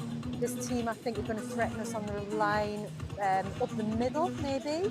So, yeah, looking forward to it and seeing how we get on. Our youngest is 15, female player, and our oldest is about 26, 27, I think. Yeah, I think what we've got is we've got a team of players who've got some really good skill, and they can read defences, they can play heads up, they've got good skill, they've got good pace. So attacking wise, I'm just going to let that flow from them, because from the first game, that's what we showed me. But what we really need to do is we need to nail our midfield defence. Any thoughts, Daniel? Happy to be here, you know. It's going to be a good game, isn't it? I like any scoop. Yeah, yeah. That's fine. Just go down, get the ball down, chop a hole. Platform's a scoop.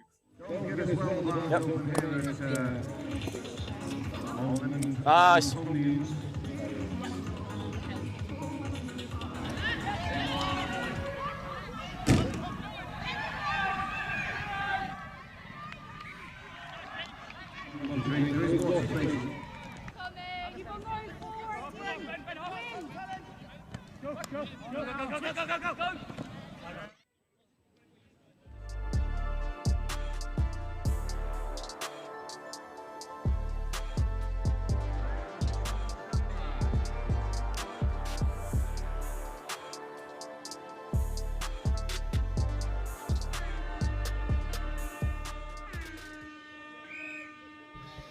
So welcome back, London Scorpions taking on Invicta.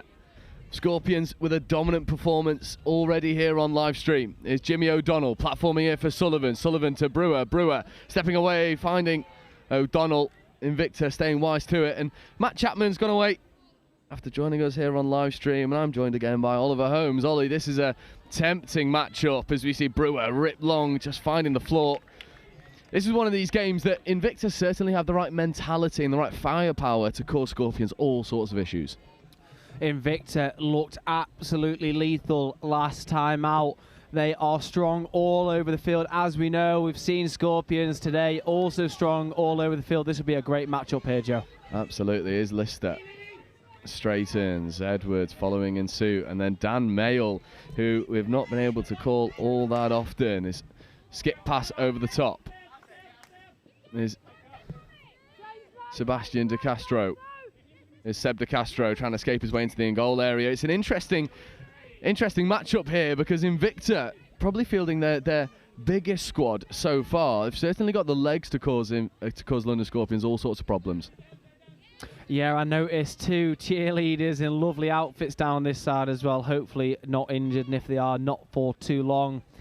As we see Scorpions yet again comfortable on that ball, very good at moving it between themselves. Halpenny, Richards, McMahon in motion. Here is McMahon looking to rip long instead, drops a lovely pass off into the link channel, and that's Lily Merritt. And what a dangerous subset that was. However, referees just having a little word. For me, it looked like ball down. Merritt is confident. No, they haven't. Score is chalked off. We'll see this one on the replay. I want to see this lovely interplay between Halpenny and McMahon, and then, oh, it's marginal, but for me, ball's down. But if you're Kate Allen, you're claiming it every single day. The touch was made slightly after the ball was down. The referee side with Kate Allen. And feet to Castro and Edwards and Mayle need to get out of danger. Lovely footwork there from De Castro. Edwards, here's De Castro again. This is lovely line speed. There's Aston Brett. This is danger. So you see Danny Tysus come and get involved. Tysus driving hard at the line, just accepting the touch. That'll bring up the 6 and change. Good subset there from Invicta.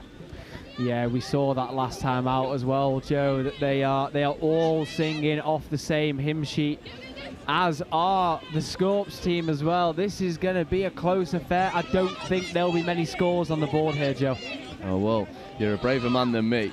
As you see Lewis platforming here is O'Sullivan. Dom Tripp picking up, ripping into the link channels, and Hudson was hole crashing. But Kate Allen with a good defensive read brings up the turnover.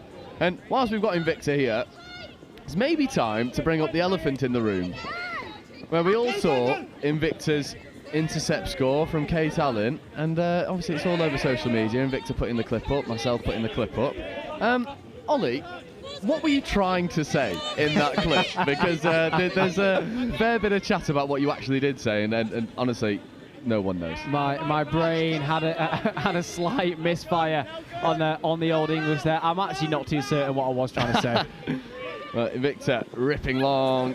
That ball 6 of 1 off, doesn't the other, neither hitting link or wing. 4 minutes into this game, Invicta have restricted Scorpions to scraps, and They've not quite established any line pressure, but it is a dangerous thing at the moment. And Scorpions are having to work really hard as Dom Tripp has to come back to the mark. Gribben gets in an acting half. There's O'Sullivan. Late pass away to Jared Lewis. There's Brewer checking away to O'Sullivan. O'Sullivan escaping around the outside for just a moment, but he's caught by JJ Lister. There's Brewer. O'Donnell back to Brewer. Halpenny just losing his footing. Halpenny again driving hard. Amini stays hot to the pressure. And again, the Scorpions not having all their own weight in their line attack. No, not at all. I think Invicta defensively confident and definitely confident applying that pressure in defence as we see Scorps returning the favour down this touchline, hit Invicta, creating many a problem for themselves. Can Scorps get their first score on the board here? Yeah, it's a tricky one to take there because you've a mastermind of your own downfall, and then Ruby Gribben just escapes her way over. And again, it's just reacting the quickest to the plate. Late pass away from O'Donnell. And a wing quickie. And Gribben finishes. What an opening score that is for Scorps. What would we call that, a 12? No, that was very well done. It's nice to see these teams again look away from the open side, and defence is a bit guilty of leaving that short side overexposed, aren't they? I completely agree. Just not reacting quickest. Invicta now find themselves one down. Is Mayle working with Hunter, Jared Hunter, back from Mayle, but that one unfortunately just squirts loose, but the referee's happy that the touch came in first, so that'll bring up 5th. De Castro lingers in this middle channel. Here is Hunter. De Castro trying to play late to the line, but the touch comes up, and now Invicta a little bit disorganised in defence. Scorpions wasting no time. Lewis with a good bit of foot speed, following suit by Harry Richards. What a transition this is. Second touch bang on halfway. Hudson is third. Halpenny. O'Sullivan platforming here for Dom Tripp, and De Castro with foot in the ruck. And that'll be a fresh head of 6 here for the Scorps. Slightly unfortunate from Castro there. The ball was just put behind his foot. A little bit of the dark arts there from O'Sullivan himself. Halpenny platforming, O'Sullivan in acting hard, feeding away to Dom Tripp. Dom Tripp diving at the line, but gets his hat tipped like Hunter. That's one way to make sure that you've made the touch, if you physically take the hat off someone else. O'Sullivan. Halpenny wanting to get on this link punish. Checking back over to O'Sullivan. O'Sullivan back to Halpenny. Lovely little bit of interplay. Here is Halpenny driving at the line. Right foot step. Late ball away to O'Sullivan. Is that ball down? I think there was a touch in there by Lydia Ticehurst. Some superb defence on show from Invicta. Last ditch stuff from Ticehurst, but she comes up with a good 7 minutes still, 1 score in it. Dom Tripp dummying, ripping, but finds that Mayle, and now Mayle needs to shift through the gears. Tripp is coming away after him. Late switch on the inside to Hunter, but it's put down, and there's water bottles going in there and everywhere in the sub box for Invicta. Golden opportunity left out there. I wonder if they should have given it to the intercept queen herself, Kate Allen, to maybe go the full length. No, good defensive pressure from Dom Tripp to force the mistake, and now Invicta find themselves back in square one. Richards, though, trying to take Ticehurst wide. There's Danny Ticehurst getting up defensively. Brewer platforming. Here is Brewer, left foot step. Well defended by Ticehurst. All of a sudden, this game has burst into life. Brewer. O'Donnell in motion. There is Jimmy O'Donnell. Puts on the handbrake. Lydia Ticehurst staying alive to it with Danny Ticehurst. O'Donnell to Richards. Richards platforming. O'Donnell picking up back against the grain, ripping into the lane. But a wonderful covering touch comes in from Kate Allen. Wow, wow, wow. We spoke about her last time. And the score's been given. It'll be nice to see this one back. It sort of caught me off guard for a moment. Jimmy O'Donnell picking a rip long. That's a hard one to take for Invicta, but they've got to put it to the back of their mind now. Scorps go 2 to the good.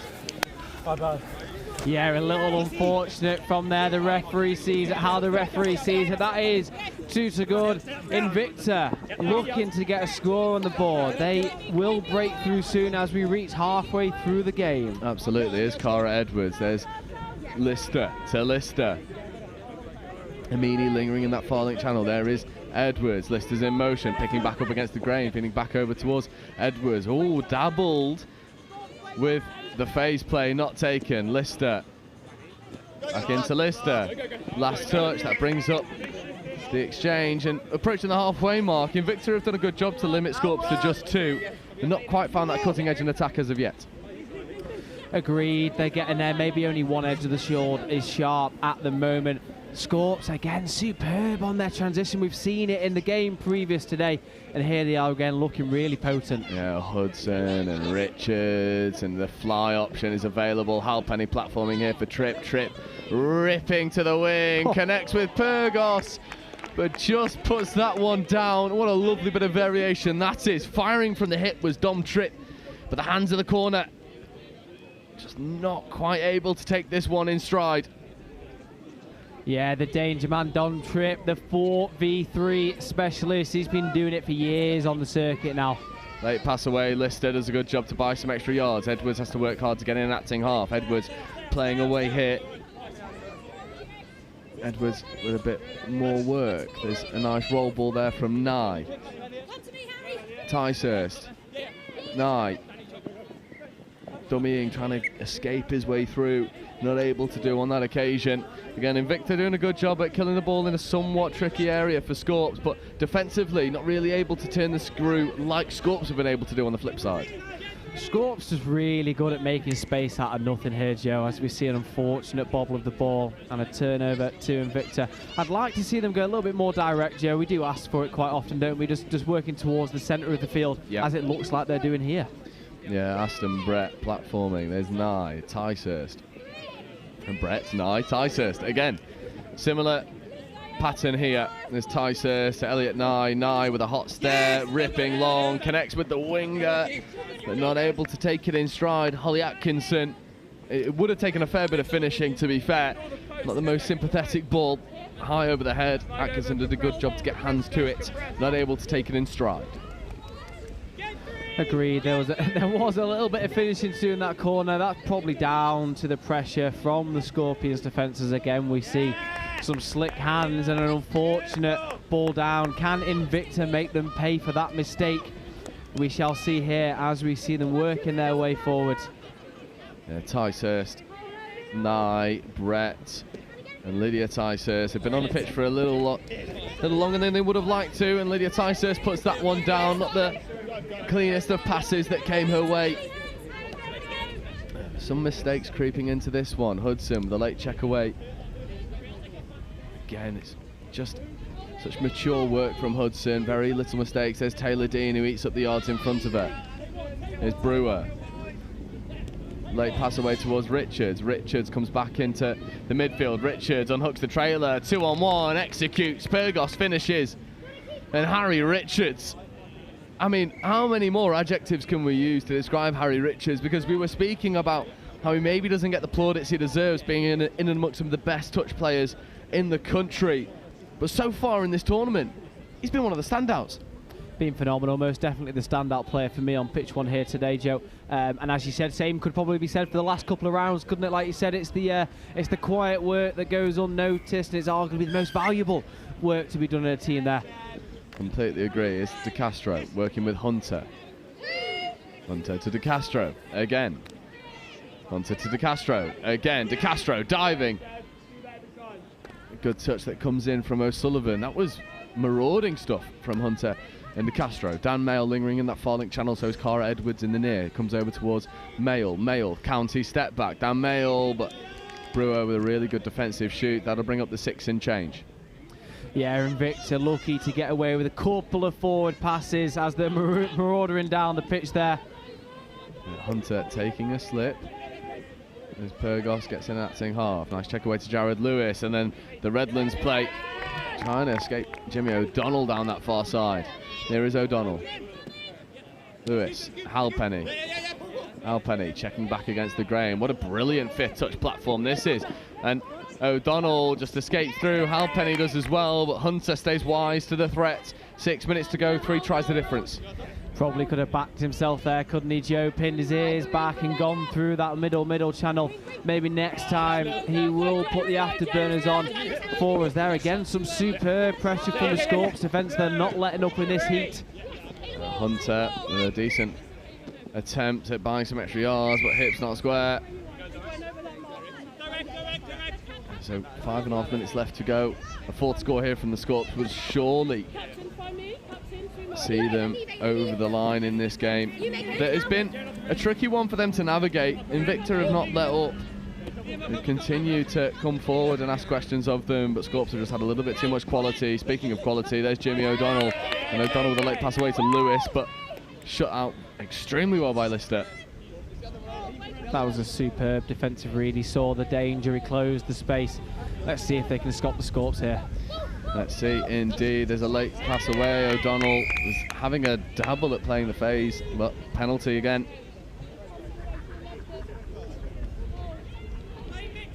As we see Scorps just with a reset there, pushing the players wide, looking for the link punish on this side here. Yeah, lovely bounce around. But again, it's well defended by Invicta. Their defensive spacing coming up clutch when they need it to.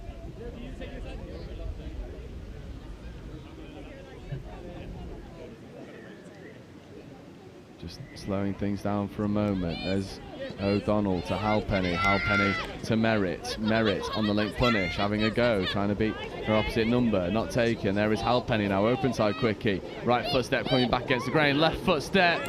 Beats Lister. And my word, what a magical bit of footwork this is from Liam Halpenny. Take a look at this one back. He has absolutely no right to get over. Right footstep initially, left footstep the second, avoids the touch, gets the ball down. That is absolute filth from Liam Halpenny. You wouldn't want to be stuck one-on-one with the man there, would you? Absolutely superb awareness of where the space is going to appear for himself. And Scorpions 4-0, and probably good value for money here, Joe. Absolutely, I completely agree.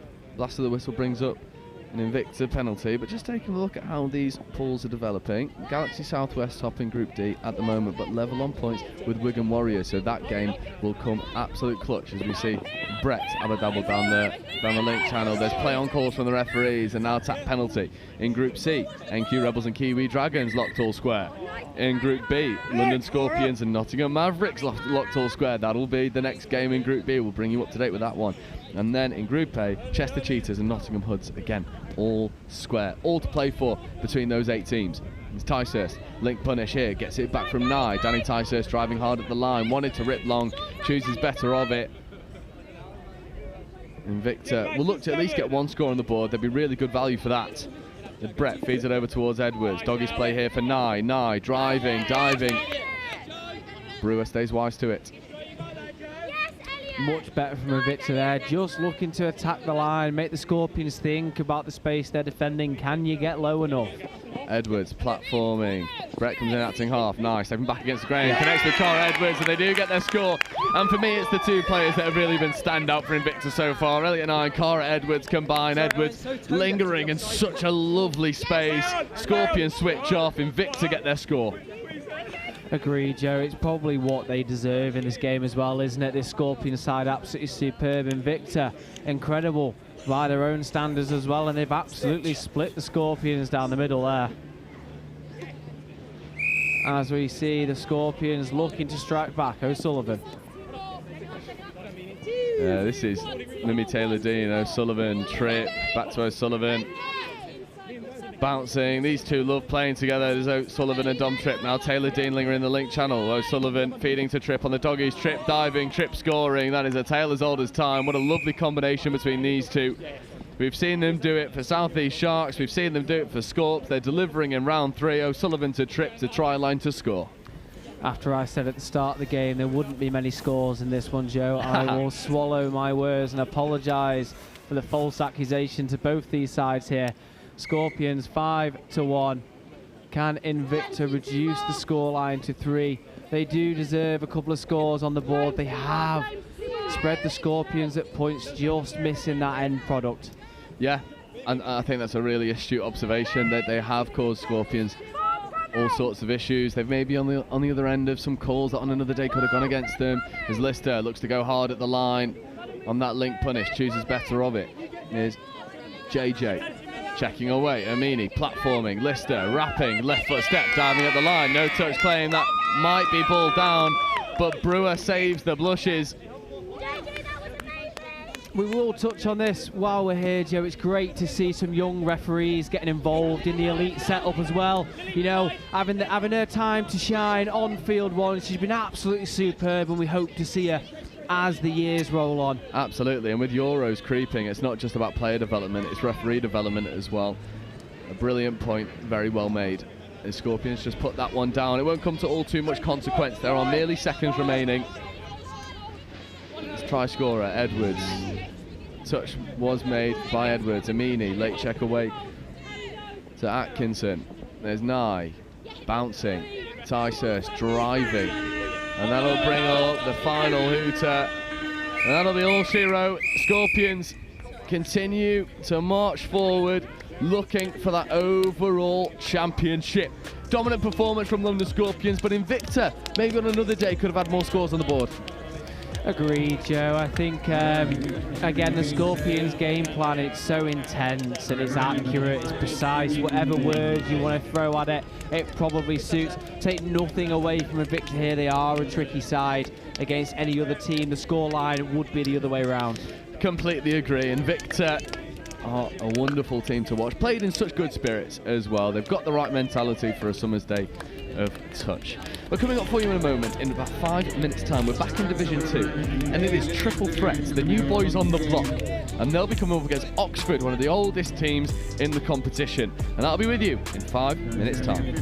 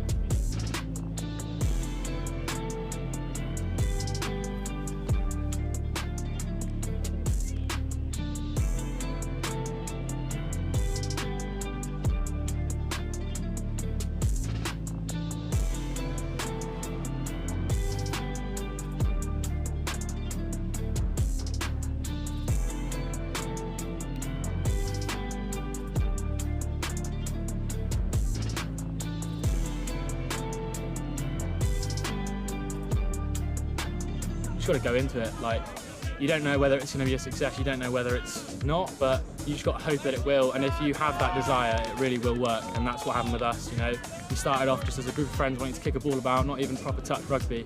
And then we had one pioneer who came in and just taught everyone how to do it. And you know, that drive was there already from that like friendship group, and we just brought it up here. People love the fact that it's inclusive sport and it's a mixed sport. I think that's quite rare. So people say that like the vibes of touch is always just really good. Everyone's really friendly. That's probably the main selling point, and then they learn to actually enjoy the sport after that, I think. The key is to advertise. I think get your name out there. Touch, at least in Southampton, isn't very well known compared to rugby. So I think really getting your name out there, getting your uni to promote you as well, and really get in the socials and just spread the word. I think probably the biggest thing. Have you had that kind of support from your AE? We have in some ways, but I think I've always wanted a bit more like screen time, I guess, more like story posts, more Instagrams, more flyers, things like that. But I think we've got that at the moment, so I think that might help us in the future. Keep going, most importantly, but also reach out to those rugby players. You know, contact sports are more and more becoming a thing of the past, and touch offering a fast, flowing and non-contact version of the sport really is a really good opportunity to get involved and keep playing rugby even after injury, or you know, just not wanting to hurt on a Sunday. I would say start small. because I don't think our club would have grown to the extent that it has if we hadn't got a really good core group who were dedicated, willing to train, willing to turn up when there weren't that many people. And then from that, it's a slow growing process, but you get more people coming along, the quality improves over time. I'd say don't be disheartened if at the start the touch maybe isn't that high quality or you're lacking numbers a little bit. Stick with it because people will come and people love the game. And it's one of the only mixed sports at Bucks. And so you will get numbers, you just need to stick with it.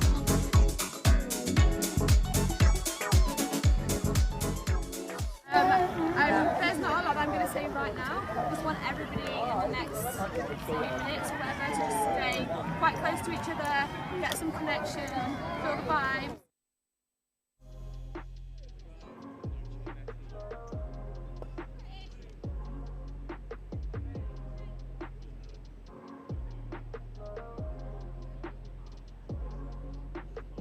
So welcome back, Division 2 action here for you. Triple threat versus Oxford. This is really a game of the old versus the new. Oxford touch, been around the block a fair few times. Triple threat, a new team coming out of London, spearheaded by Oscar Davies, who unfortunately isn't playing with an ankle injury that he picked up in the first round. But Triple threat boasts some quality attacking talent as we see the first opportunity for Triple threat to have a dabble at the try line. This is a fierce pod for Triple threat. Lovely pick up in an acting half, and then a floated ball over the top, and it's finished expertly by Chloe Eiling. And what a start that is for Triple threat, Ollie. We've had some fast starts out of the block this morning as we come into this afternoon. Absolutely superb read, isn't it, to step back to that short side. So we speak a lot about the open side plays, don't we? But it seems to be the short side that is taking the favour today on field one. And now Oxford, the geese, come marching forward. And Becca Thorpe getting involved, and sweeper set up here for Chamapunt. There is Chamapunt. There's Baudet. Chamapunt in motion, gets the ball back. No, he doesn't. Dummies gets into the in-goal area. There's a lot of pace on offer there from Ewan Campbell, but Cecile Mass makes a good defensive read that Cecile Mass, French player, playing for Triple Threat, Eurostar's mainstay in the international circuits.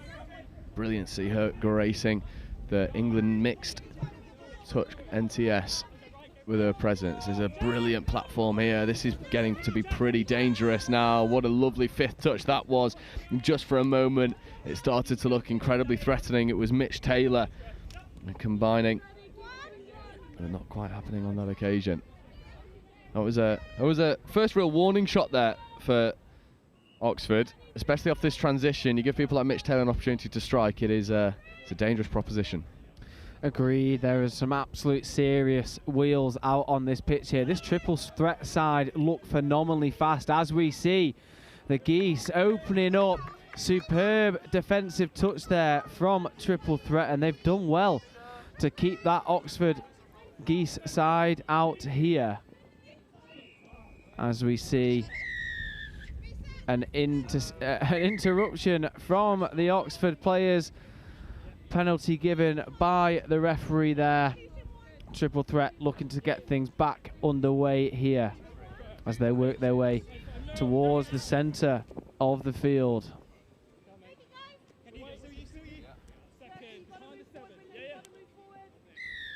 The referee calling a touch, a push in from the side. You do have to be square with the attacking player there, as we see Triple Threat slowing things down here.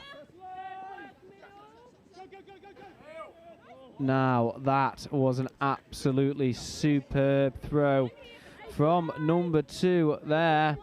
It's nice to see when teams possess quality, both male and female. You don't know where the strike is going to come from, as we see Oxford with some superb momentum here, halted by a loss of control there. Slightly unfortunate. A good read from the Triple Threat player there to take himself away from that touch, as we see yet again Some more substitutions in the heat here from Triple Threat, and unfortunately a ball down, Oxford given a reprieve. Yeah, Lewis can't quite take that one in motion. Apologies, Ollie is getting a fair bit of use of doing solo commentary for a hot minute as we problem solve some team sheet numbers, but Oscar Davies is joining on the spot to help us out as and when we need to, which is a wonderful thing.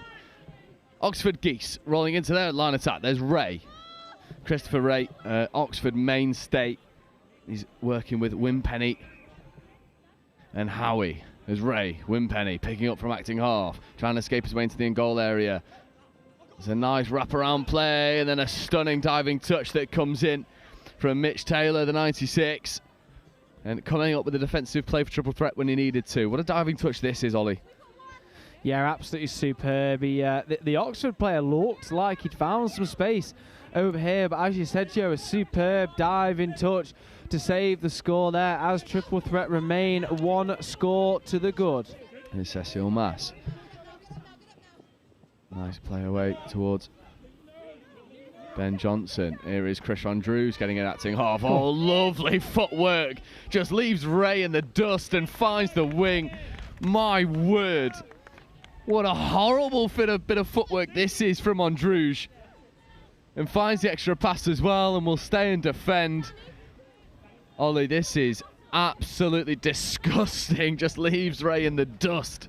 Just a little slow down of the feet there and then straight back, bang into his acceleration over to that right-hand side. That being said, Joe, the score has not been given, and that is an Oxford exit here on touch number 2, working down their box side. Apologies, viewers, we're not too certain what that one was for. As we see a turnover there. Sorry, Ollie, I'm just going to interrupt you. This is that score. Again, Andrews gets into the in-goal area with a nasty bit of footwork. And referees, I think, siding with the touch that was made there. Big up the exquisite next-gen producers getting hold of that replay as and when we need to, as we see Triple Threat look to get over and rectify what they'll see as a missed opportunity. It was Lewis and Taylor trying to combine for another score. 6 minutes in, it's still one try in it. Triple Threat started the brightest. Oxford, they've steadied the ship a little bit. Yeah, you're right, Joe. I'm a little bit cautious of the space they're leaving in that middle channel down the middle. Triple Threat have identified that as a weakness of theirs, and they will continue to apply the pressure through there. Oxford doing really well to work their way up the pitch. They've made some good ground on all their subsets here. Ray scooping now on 5th, but the midfield defence of Triple Threat was just so well marshalled, not affording any space to the wheels of Christopher Ray. And Triple Threat will be really happy with their defensive work. Agreed, they've looked really good. Oxford have thrown everything but the kitchen sink at them in the first 6 or 7 minutes of this game here, and they've managed to shut that out there. Triple Threat, again, also looking really dangerous on the transition, not afraid, as we can see here. That's superb hands, isn't it? Yeah, just reshaping the point of attack is Chloe Eiling. And it will be given a penalty for offside. I know that there was no play at it, and she's completely within her rights to make that point. But if you're offside and you get involved in the play like that, you're sort of asking for trouble whether you mean to or not. Depends which team you play for, doesn't it, Joe? I think that one there, unfortunately, was in the passing channel. Andrews, open side quickie now. Right foot step back to Andrews, but it's a really good defensive shot that comes in from Oscar Howie. But keep an eye out on this pod here for Triple Threat. This is absolute danger personified. Andrews, Cecil Mass getting involved with the setup, just taking a moment to compose. Cecil Mass finding Chris Andrews, stepping back against the grain, and what a pill that was. That was fired out of a cannon at Chloe Eiling, who unfortunately can't take it. But Andrews is a big man, a lot of power, and that ball probably hitting 50, 60 mile an hour. Yeah, no, you're right. There was some absolute speed on that one there. Mass has really impressed me in the Triple Threat attack here, Joe. Taking control, and the long ball she threw earlier, I'd love to see that thrown again. Yeah, Cecil Mass is a player with a very deep skill set, full repertoire of attacking talent, and a really big acquisition for Triple Threat here in round 3 as Oxford put that ball down, approaching the halfway mark. Ollie, for Oxford, it's just about that good bit of go forward, right? They've struggled with field position. Yeah, you're right, Joe. They've done really well to get their players off the pitch. Coming onto the pitch is where they have struggled. I'd like to see them, as I said before, just tighten up that middle defensive channel here. Yeah, as Hawkins wanted to platform there, appealing for a foot in the ruck. Referee's just happy that it was a loss of control. Mendes gets up to make a really good defensive touch. There's Hawkins who tracks across to make the second. Third now. Oxford with a better bit of go forward. That's nice foot speed into the roll ball as well. Ray moving laterally, looking for that late check back on the inside, getting away with it. This is fourth, fifth touch coming now, although there's a pick and go down the short side. Late pass over the top is taken, and that is a remarkable score for the Oxford Geese, who kick into life. What a lovely 1-2 this was down the wing channel. Superb, absolutely superb there. Great check back to the left-hand side. A good pickup across to his winger there. Is that Becca Thorpe in the corner? Absolutely superb. The Geese are quacking if that's what geese do. Yeah, and Christopher Wimpenny finishes the score. A lovely bit of interplay down that short side. Triple threat work, trying to adjust to it, but that'll be 6 more. Yeah, good honesty by Ewan Campbell. Is Andrews. Escapes his way round 1, not the second time. Does a good job at keeping his feet nice and settled. Is Andrews. Platforming here, wanting this link punished. Chris Andrews driving, getting the ball down. The referee's happy with the touch. It'll be interesting to see if now Triple Threat whip this one open side. There's a fair bit of talent out there, namely amongst them Cecil Mass and Ben Johnson. There is Mass, open side quickie for Cecil Mass, driving hard at the line to Johnson. Johnson wanted to rip that one to Door, but the door shut on him. There's a nice flat pass trying to find Chris Andrews, but Triple Threat in that attacking set, they just narrowed the pitch a little bit too much. Not a lot of offensive width on offer. Agreed. I actually liked that option of Mass teeing the ball across to the other middle player there for him then to rip long. He thought twice about it there, didn't he, Joe? I'd like to see them repeat that again and actually rip that one long. That being said, the Oxford winger on the far side, superb defensive positioning, and that's probably why he decided not to throw. Yeah, completely agree. Very well put together. Oxford find themselves locked all square. Ray having a bit of a run, but you do not want to try and take Cecil Mass on the outside, because as you can see, she will eat up the space oh so easily. Ray checking back on the inside. It's relatively decent interplay, but there's not a lot of space on offer as Ray tries to accelerate. Cecil Mass makes the touch with authority. There's a fair bit of passion on display there. I absolutely love it. Absolutely love it. Yeah, got to paint the right picture for the referee, and that is exactly what she did. Mass on the receiving end of a slightly heavy touch there. All smiles in the sub box here.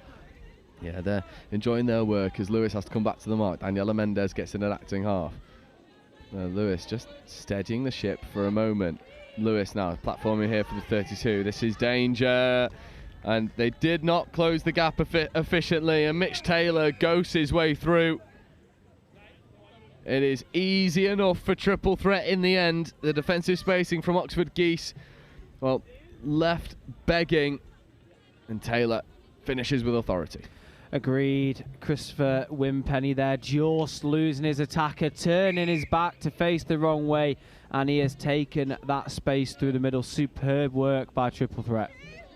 Superb indeed. And now Oxford need to find a score to bring them back all square. There's a nice pick up against the grain there, trying to escape into the in-goal area. Mendes stays alive to the threat, and then there's a really quick roll ball. And if the referees are happy, that will be try time. But they're not. They spotted an infringement earlier in the play. That's a lovely bit of endeavour there from the far side wing. We love it, don't we, Joe? We love the off-the-cuff plays, maybe something that's not quite in your playbook, and your coach will tell you off if it doesn't work. But if it does, all praises are being sung as we see an unfortunate loss of control there from Triple Threat during a dominant sub-box display. Yeah, Lewis, unfortunately, Jack Lewis it was losing control of that roll ball at the final moment. But Oxford moving incredibly laterally. Chris Andrews gets up to make a good touch on the 22. Baudette. Ray. Just skipping his way through the gears. Ray gets in an acting half. There's a look of promise about this line attack opportunity. Howie was platforming. Ray wanted the ball quickly, not taken. Ray trying to escape his way into the goal area. That'll bring up the 6 and change. And again, it's these promising moments for Oxford Geese that there's just not that go forward. It seems like they've not got that player who's just going to get his head down, set a good platform, and give them something to work with. Agreed, Joe. Again, as we said about Richardson earlier, it's that dirty work, the stuff you don't notice that gets you those scores there, and that is potentially what the Geese are missing again as triple threat. Tricky with the feet. Yeah, Jack Lewis platforming here for Taylor. Mitch Taylor trying to make something happen. An extra pass goes from Mendes, but only finding the floor. 6 minutes left in this one. Oxford still in the fight, only a try down. But they've really got to find an extra spark of something when they get into their line attacks. It's all a little bit too lateral and, dare I say, a little bit passive at the moment. Spot on, Joe. You're right about the passive. It is the you can see from the triple threat side they're bringing in that intensity, that snap in attack, which is potentially what Oxford are missing here. That being said, beautiful hands between the group. I'd just like to see a little bit more go forward here. Superb defence from the triple threat side. Yeah, and the ball's on the floor for a little bit too long from an Oxford perspective. It just brings on line speed and not able to play around these single shooters as of right now. It's Hawkins getting up and making a good defensive read, and triple threat will turn the ball over almost bang on halfway. Dangerous position here for triple threat to work with. Has to just come back to the mark for a moment as Jack Lewis. And there's Mendes. Mendes with the extra ball away to Eiling. There's Mendes again. Into Taylor. Mitch Taylor checking away to Hawkins. Mitch Taylor now in motion. There is Taylor. Early release. That is lovely. And defenders retreating far beyond the try line. And that's a symptom of fatigue. It was a little bit too easy there for triple threat. The lovely line attack play that comes straight out of the training ground. How good is that? Very good, Joe. Very good. Excuse my chuckle there. I laugh because we've all done exactly the same thing. You think you're on the line and you end up being 2 meters too far back there. You are right. A sign of fatigue, Joe. The clouds have lifted. The sun is shining. It will only get warmer here. Yeah, the sun is absolutely beating down. 4 minutes to go in this Division 2 clash. So it seems that triple threat will march through unscathed. It's an open side quickie there. Ray has to work hard to get that ball off the floor, but it's well marshalled. I just want to quickly touch on a player for Oxford that I think has been really impressive for me. Number 54, Abby Kirkman, in that far side link channel. Her foot speed into the roll ball's been really impressive, and defensively, very little, if any, defensive errors. Yeah, agreed there. You're spot on. It's the basics in touch that get you places in games, and that is exactly what she's good at. As we see a little juggle around from triple threat. They're looking lethal here. Yeah, Taylor it was, platforming now. Lewis, Jack Lewis gets into the in-goal area, connects with the far winger. And Oxford looking a little bit tired, and Taylor and Lewis make it count, connecting with the far side wing. Not quite got a number yet. I want to say it's Emma Hutchings over on that far side. My word, what a setup that was, and triple threat have just shifted through the gears in the past 5 minutes. And that's exactly what we've seen from them, you're right, over the last 5, Joe, just running through the gears, first, second, third, and so on. Now we are in 5th. They are firing on all cylinders here, as we see an unfortunate loss of control from Oxford. Yeah, Cecile Mass just bounces around one, takes the touch bang on the halfway mark. Androuge does exactly the same, beats the first, takes the ball down on the second. There's Johnson, Mass, Johnson in acting half, back to Cecile Mass. Androuge on the out. There is Chris Androuge using the footwork to feed back away to Cecil Mass. What a wonderful offensive platform this is right now. Androuge to Mass. Mass accelerates, rips into the link channel. That one just drifted forward, and Mass is frustrated with herself there. I like Mass, you know. I really like Mass. Just that tenacity, that ferocity, just to attack the line. You know, male, female, makes no difference to Mass. She's here to compete with the very best, and that is exactly what she's doing. Yeah, completely agree. One of those, the type of player that we both enjoy watching. Someone who wears their heart on the sleeve, leaves it all out there, has wonderful attacking prowess, but then takes pride in the defensive side as well. Cecile Mass. Had the pleasure of calling her at a fair few touch events now, and it's good to see her here at the Mixed Nationals. There's a nice touch that comes through. I think the referees are going to play on, though. And a lovely hole hit off the ball from Oscar Howie. Offside called. And Ray delivers when he needs to, and Howie just flew through the gap. You'll have to excuse me for my lack of knowledge. Number 55 for Oxford, is it 95? It will be 95.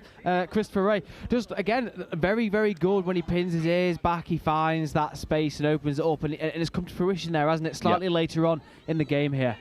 Yeah, it might be too little too late in the end, but it is something for Oxford to take going into the latter stages of the tournament. They forced a turnover here as well. 1 minute left to go. The result of this one has probably already been decided. The early work from Triple Threat doing the damage, and then they're not letting up on the line speed either. This is suffocating work from Triple Threat. Oxford just moving a little bit lateral. Getting up onto halfway for the fifth touch platform. There's a nice pass away to Kirkman. It'd be wonderful if she got on the scoreboard because she's been such good value for it.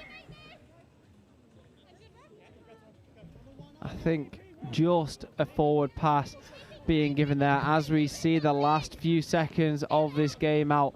Triple Threat 4, the Geese 2. Can Triple Threat add one more? Oh, what a lovely platform that is. Half is a little bit slow to it. Mass. Androuge, back to Mass. Cecile Mass will be looking to finish with a moment to remember, and she does dish off, and what a lovely score that is in the corner. And the number 7, I'm going out on a limb to say it's Emma Hutchings. And she's got her brace now in that far corner, but Cecile Mass punctuates that game for Triple Threat with a lovely try assist.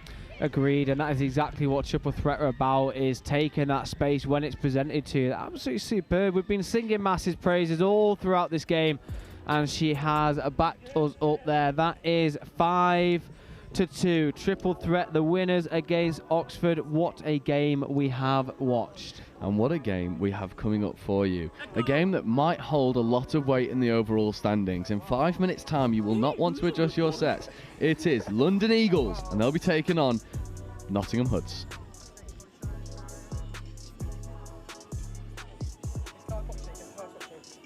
Hi Clark, hi Clark, hi Dan.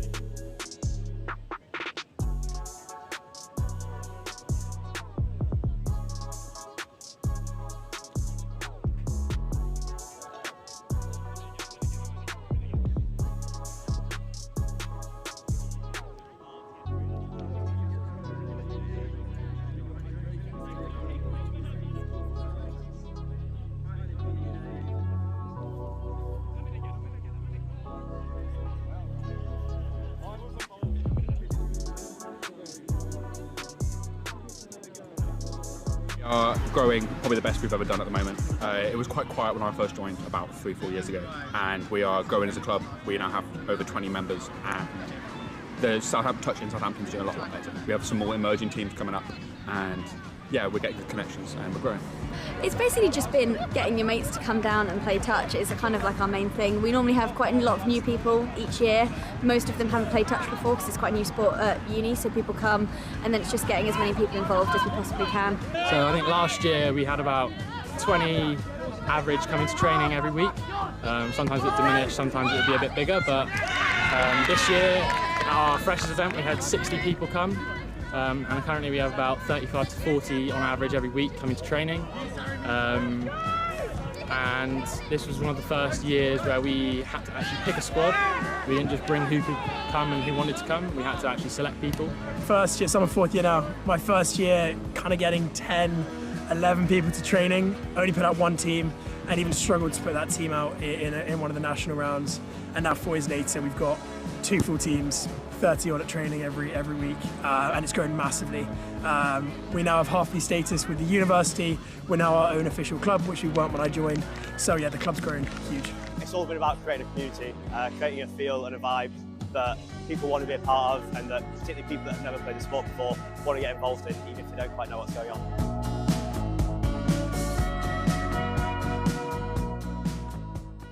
We actually looked at Warwick a few years ago when we came out of the pandemic for a potential venue for the Atlantic Cup 2 years ago in England.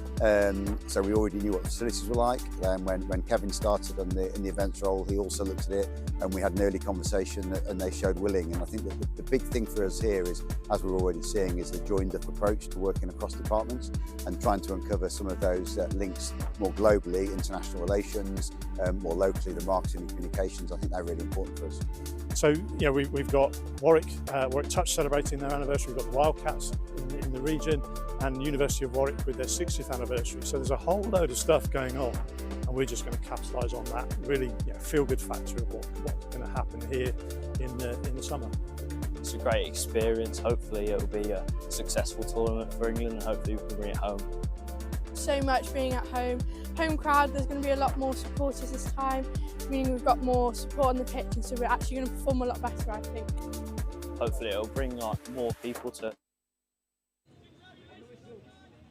So welcome back, and a game that holds a lot of weight in the overall standings. Nottingham Hoods drawing to Chester Cheetahs, down on points difference. They need a convincing victory here, but they're up against staunch opponents in London Eagles. Dixon's in motion for the Hoods. Sam Dixon diving, step back, and that is the opening score. And that is exactly the start that the Nottingham Hoods needed. Sam Dixon putting his hand up to be accounted for. Lovely check back to Ollie Simon, and on the first time of asking, Hoods drew blood. And that is exactly what they'd have set out to do here, Joe. A draw with Chester in their second game of the day leaves them grasping for some scores, and that is exactly how they wanted to start. Can they stop the Eagles returning the favour? Yeah, well, this is the pod that they'll need to shut down. Harrison Cross, Will Coombs, and Q Tyra. There is Tyra, platforming, a little bit of a bobbly roll ball. Coombs has to go hunting for it. Early turnover. Ben Lenori with a good defensive nudge. There's Gallagher. Stockdale. Lenori. Stockdale's in motion, getting it, and then driving up over halfway. What wonderful foot speed that is. Isla Devlin comes in and acting half, and then they run the Redlands, and that is Archie Devlin finishing. Sam Dixon with a lovely bit of ball work down a blind channel. Simon and Ima Devlin having a go as well. It starts with one Devlin, finishes with the other. Look at this on the replay. Simon to Dixon to Devlin, and the 51 goes his way over.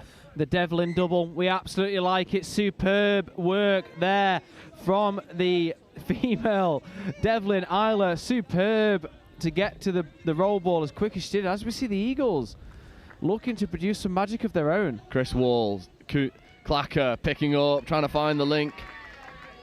And it's good defensive work. Right, Sophie Lloyd got up in a positive area defensively. There's good foot speed into the roll ball. A good marshalling as well. That's had 2 bites at it, but Ollie Simon now marches his way. There's M. Simon.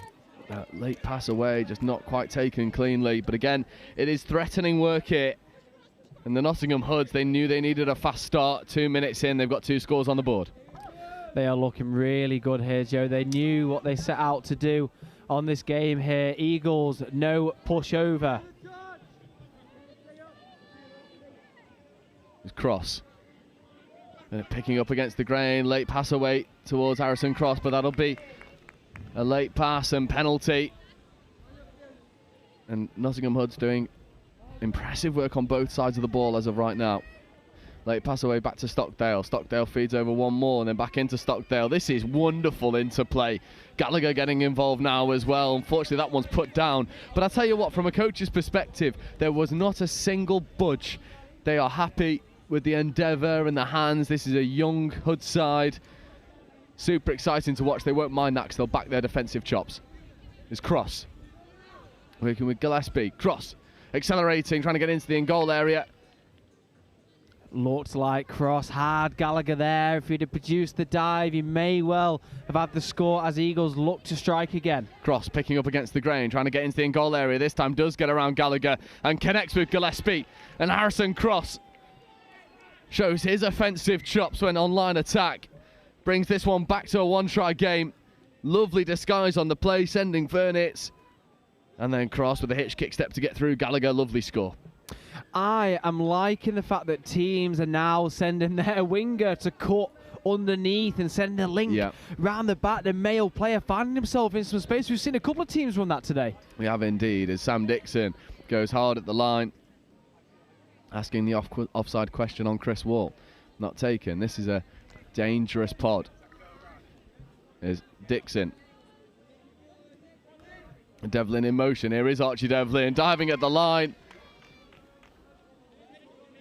And that is a touch called by the referee there. Devlin not so happy. No, and so Coombs, I think, is stood there saying, no, that we'll just take a break for a moment, because Will Coombs made, I think, surrendered that he made no touch, and it will be try time. A confusing moment, I think, for all involved there, but the right decision is made.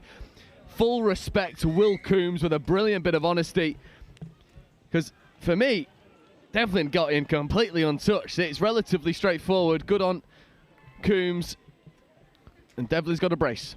And it's that honesty we pride ourselves on, isn't it, Joe? Playing touch at this level, you'll see it everywhere. You know, it is a game about honesty, a game of fine margins as well. As we see the Eagles, a superb split of play and very well defended by Nottingham. Number 27, Will Stockdale, says no, thank you. Try again. Yeah, Q Tyra, such an exciting player. Brilliant temperament as well, not scared of anything. Sweeper play. Oh, splitter, trying to connect with Gillespie. Was Clacker, but having to resort to something that's a little bit more unconventional. Not a lot of space for them to work with. And I think that comes down to the fact that Hoods, as a defensive unit, are working as a six. They do really well to shut that space and do really well to make ground. Yeah, Lenori now. Dixon scooping. Gallagher's on his left. He wants to use it. Pumps a few times. There was almost the three. There's a lovely bit of ball work there from Dixon, but the defensive spacing of Eagles is just enough. Yeah, Dixon is a particularly tricky customer to deal with. He's got the wingspan of an Eagle. And it's very unfortunate not to make it through as the Eagles work their way forwards. Yeah, good work by Pullis and Fernit. As Coombs. This time working with O'Callaghan. There's Geroyd O'Callaghan. Cross now, scooping. Picking, ripping. My word, what a dagger that was. How has he been able to throw that far with 1 foot to wind up? Pullis maybe hanging out a little bit too wide. Harrison Cross already showing what he's made of. Yeah, I'm not convinced he looked before throwing that one there, Joe. He knows he's got that 30-metre pass in the bag. As we see some good pressure applied by the Eagles, and that comes to fruition as they get the turnover. Can they put Nottingham to the sword here and return a score? They're going to need to, because they're in danger of Nottingham playing with a little bit too much confidence. There's Harrison Cross diving at the line, and Cross is scoring. And you cannot give Harrison Cross more than a few opportunities. 1 try assist, 1 try, Harrison Cross flexing on live stream. You're right, he most definitely is. Flexes his muscles, a superb settle. Both middles caught in the touch there. Referee says no touch, and that was a superb score. We have ourselves a game here, Joe. Yeah, on paper, this is certainly the hardest game for Nottingham Hoods in their group stage, and they need a convincing victory here as Simon picking up from acting half, getting into the goal area and connecting, and that is absolutely stunning work by Phoebe Simon, who does London Eagles all ends up, and Isla Devlin finishes in the corner. Look at this. What a wondrous setup, first of all, and then the confidence of Simon to pick up against the grain, gets into the goal area, connects. That is a phenomenal score. Phoebe Simon, that was ferocious. It sent me looking left, and then she came right. Absolutely superb. It's difficult to defend a team that's got so much attacking prowess. So many ball players, so many people who are dangerous with ball in hand that can manipulate defences at will. Phoebe Simon, the latter. Cross, platforming. Wants it back, not given. There's a lovely rip into the link channel for Furnett, but it's well marshalled there by Stockdale. Just a brief pause in play as a referee gives a penalty for not advancing. Can the Eagles reduce the 2-score deficit down to 1 as they get some fresh legs coming onto the field here? Pullis does a good job to keep that one in hand. Coombs to Tyra, link punish, Tyra accelerating his way towards the line, feeds over to Pullis. Sideline ref's given the touch. Coombs. O'Callaghan just accelerating. I'm trying to keep this defence honest, but Gallagher does a good job defensively. There's O'Callaghan. County step back. There is O'Callaghan ripping into the link channel for Tyra. And Tyra gets his score down, and it is Q danger. 1 try in it. And London Eagles have problem solved from their first game on live stream. Look at this for a lovely rip from O'Callaghan. I absolutely love that, Joe. An absolute rip straight into that link channel, as close as it gets, I have to say. This is an absolute game and a half, just over halfway, and we see Nottingham Hoods up by 1. Yeah, but Owen Carroll puts that one down, so turnover ball, and then in London Eagles return the favour, and Carroll will get another go at it. Here's Devlin. Oh, Devlin, stop it. His acceleration over short distances is just absolutely phenomenal. There's Devlin now in motion. Simon marshalling. Phoebe Simon feeding. Devlin diving. Devlin scoring. Devlin's got a hat-trick. And Archie Devlin, it is absolutely diabolical from the Ballon Boy. Devlin, you absolute sorcerer, the wizard himself. You're right, the Ballon Boy. Wow, his body's taking him right. He wants to go left, and he still manages to get the score through the middle. That was superb. You got to forgive the little giggles here, because it is absolutely crazy stuff. As we see the Eagles looking to return the favour here. I like the attacking patterns both these teams use. Eagles a little bit more rigid than the Hoods themselves. The Hoods like to play off the cuff. Good pressure from the Hoods here. There's Cross will be looking for his 3rd try contribution, but that brings up the 6 and change. It's nice endeavour. I'd love to see Harrison Cross just go back to the long ball. There's space over there on the far side for Bibby Pullis, and Cross has certainly got the weaponry to deliver. M. Simon driving. Ollie Simon following in his sister's footsteps. There's Phoebe Simon. All Simon's getting involved now. Lenori. Dixon scooping here on 5th. Dixon accelerates into the goal area, escapes his way through, gets the ball away, but the touch comes in. You can see what Sam Dixon is capable of in attack there. What a lovely bit of acceleration that was. Just giving us a little snapshot of everything he's got to offer. Again, while we're here, Joe, it's nice to see some young referees on the field again, taking charge of what is a fast and intense showing, isn't it? Absolutely. This is a game that has a little bit of everything going for it. Development-wise, experience-wise, both sides of the ball, and team ref. Coombs looking to rip and connect with Gillespie, but defensive spacing from Lenori and Dixon does enough. There's Gallagher. You had 3 moments of absolute magic in the last final in the mixed series against London Scorpions. So yeah, was sharing some messages with some of the players on the circuit, and one of them read, "Holy Ethan Gallagher masterclass." Well, yeah, you are absolutely true. There's Devlin, Stockdale, Carroll, back to Stockdale, Stockdale to Devlin, Devlin platforming, Carroll in motion, Stockdale picking up against the grain, gets into the in-goal area, connects with Devlin with a gorgeous finish. How good is that from Archie Devlin? Superman dive into the corner. He's had a little bit of everything so far in this game, and that one might be the pick of the bunch. Devlin, you absolute devil. I absolutely love that. Again, Joe, we're seeing the winger running inside. Out the back, still lots of work to do in that corner. He takes the corner post with him as well. How has he finished that? How has he finished that? Mid-air, catch and ground, whilst walking a very fine line. With going out of bounds, Archie Devlin has 4, Hoods have 6. And it's a marker of a good team when you've got these players you can rely on to come up with moments of magic, as Wall rips to O'Callaghan. That one goes down. 6 minutes left to go. 3 tries in it now. Hoods have accelerated away from Eagles. Agreed. They're starting to really put their foot to the pedal. Notice how they've not stopped with the intensity there. They are conscious of the Chester game going on at the same time on another field. Yeah. And they'll be looking to put as many points on the board as possible. Yeah, we'll keep an eye on that one for you as Chester are over there playing their game. Gallagher just avoiding a couple touches, then feeding away towards Dixon. Dixon feeding to Lenori. Lenori platforming. Dixon scooping. Feeds back to Lenori. Lenori with a skip pass over towards Simon. Didn't quite have enough legs on it. Isla Devlin was completely unmarked. And Lenori maybe just took a little bit too much off that. Agreed. Dixon was just looking for the check back in there. He had to change the plan. He wasn't quite shaped for that one.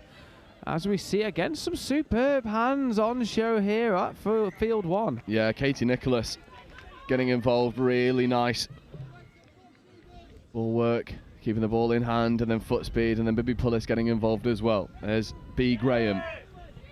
Graham and Pullis marshalling this subset. Coombs a little bit isolated, wanted to throw the extra pass, not taken. Graham's got to work hard to get that ball off the floor. There's Coombs. Platforming here for Wilkinson. Wilkinson to Cross. Harrison Cross will have one touch to play with. Here is Harrison Cross's fifth touch. Hitch kick step, looking for the late switch. But Phoebe Simon staying wise to the threat. Here is Lenori, extra pass away to Dixon. Dixon with a really good roll ball. My word, this transition from Nottingham Hoods has just gotten better and better and better the longer this game's gone on. This is fourth, fifth touch coming now. There's Devlin feeding back in towards Owen Carroll. Archie Devlin scooping, stepping, beating one, and then dropping a late pass off towards Carroll. 5 minutes left to go. Archie Devlin is certainly the one to keep an eye out for from an Eagles perspective. You're exactly right there, Joe. And I like to see Notts just take that open side. Everything's been short side. Last 5 minutes or so, you start to change your focus there as well. As yeah, it's a nice bit of work there from Pemberton, getting the 6 more. There's a decent attempt at an away set from Eagles. Again, Harrison Cross making things happen. Left foot step, beats one. Ball away to Pemberton. Pemberton with a wondrous grab. And now Cross wanted to go to Coombs, did not taken. Wilkinson's got to work hard, a little bit slow to the play. Ball's on the floor for slightly too long. Now Coombs gets over towards box side. Pullis gets in an acting half, working with Furnett. Furnett loses the ball, that'll be turnover. And with 4 minutes left to go, that probably will be all she wrote. You probably are right, though, from a result perspective. However, the Hordes, as we've mentioned, will be looking to get more scores on the board as we see them absolutely slice through the Eagles there. My word. I mean, when you're hot, you're hot. Archie Devlin can do no wrong. It's the Midas touch. Everything's golden. And I'm running out of words to describe Archie Devlin.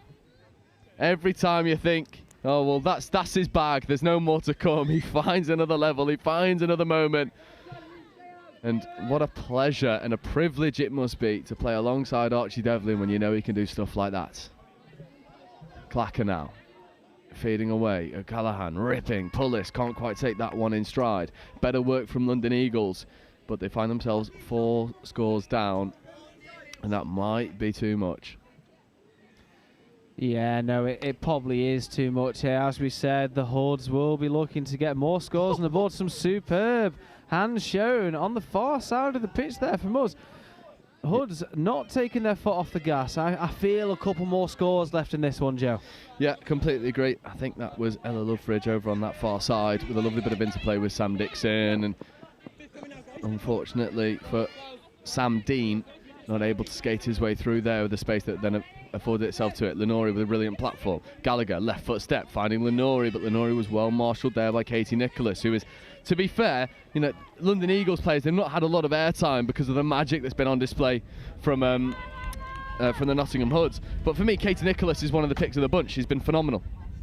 Yeah, I agree there, Joe. It's, again, that silent work that maybe doesn't stand out. As we see, just a little bobble of the hands. Eagles putting pressure onto themselves. Nottingham looking to shape to come off the box, I believe. Yeah, Lenori checking away. Simon, Devlin, Lenori. Lovely set piece there. And Simon feeding away towards Carroll. Dixon wants to fly. Carroll goes through the gap himself, but Harrison Cross is one of the fastest on the circuit. He'll keep you honest. There is Carroll. Dixon. Just steadying the ship for a moment. Devlin and Coombs with an absolute destroyer of a red touch. However, Archie Devlin, left foot, right foot. But Harrison Cross with a good touch. What about that destroyer of a platform there from Will Coombs? Completely legal and diabolical. Yeah, it's on the line, Joe. If I were refereeing, I'd have let that one go, just as they have here as well. It's nice to have an open game, isn't it? A free-flowing game. You can't penalise everything. No, agreed, and we want to see touch played at as fast a pace as possible, and I think that's exactly what we're getting. Well done, team ref. Here is Wall, Gillespie, picking, ripping, not able to connect with Pullis over on that far side, with less than a minute left to go. Hoods will have, they'll be much more happy with their performance here, obviously drawing to Chester Cheetahs, and that's no mean feat because Chester have fielded a really good side, and we saw them with a victory here on live stream earlier on. But this Nottingham Hood side, I mean, they just play with such confidence. Look at this interplay between, that's 57, and Sophie Lloyd. I mean, a lovely bit of interplay between her and Simon. And now Stockdale wants to execute the 3-on-2, and Lloyd will finish. And it started with Sophie Lloyd. It finishes with Sophie Lloyd. Nottingham Hoods are just unstoppable right now. Spot on, Joe. Simon just asking for that ball to go. We do have points difference to worry about here. Superb set of hands in the corner by Sophie Lloyd there. And Nottingham Hoods have done their job. They are the victors. They've put 5 more scores in their points difference category. We will wait to hear the result of that Chester game because that will play a really big part in the overall standings. We will bring you up to speed with that one as soon as we get it. But for now, shifting focus back to our next game, our final game before the lunch break. It is Kiwi Dragons, the Welsh team, and they'll be taking on NQ Rebels.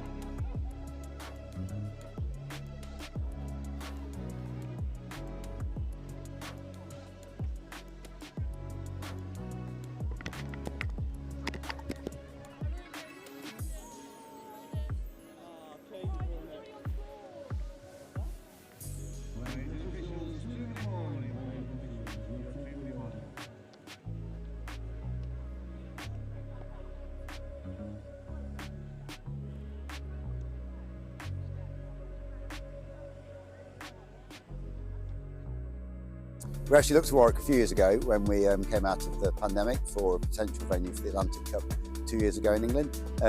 So we already knew what the facilities were like. When Kevin started in the events role, he also looked at it, and we had an early conversation, and they showed willing. And I think that the big thing for us here is, as we're already seeing, is the joined-up approach to working across departments and trying to uncover some of those links more globally, international relations, more locally, the marketing and communications. I think they're really important for us.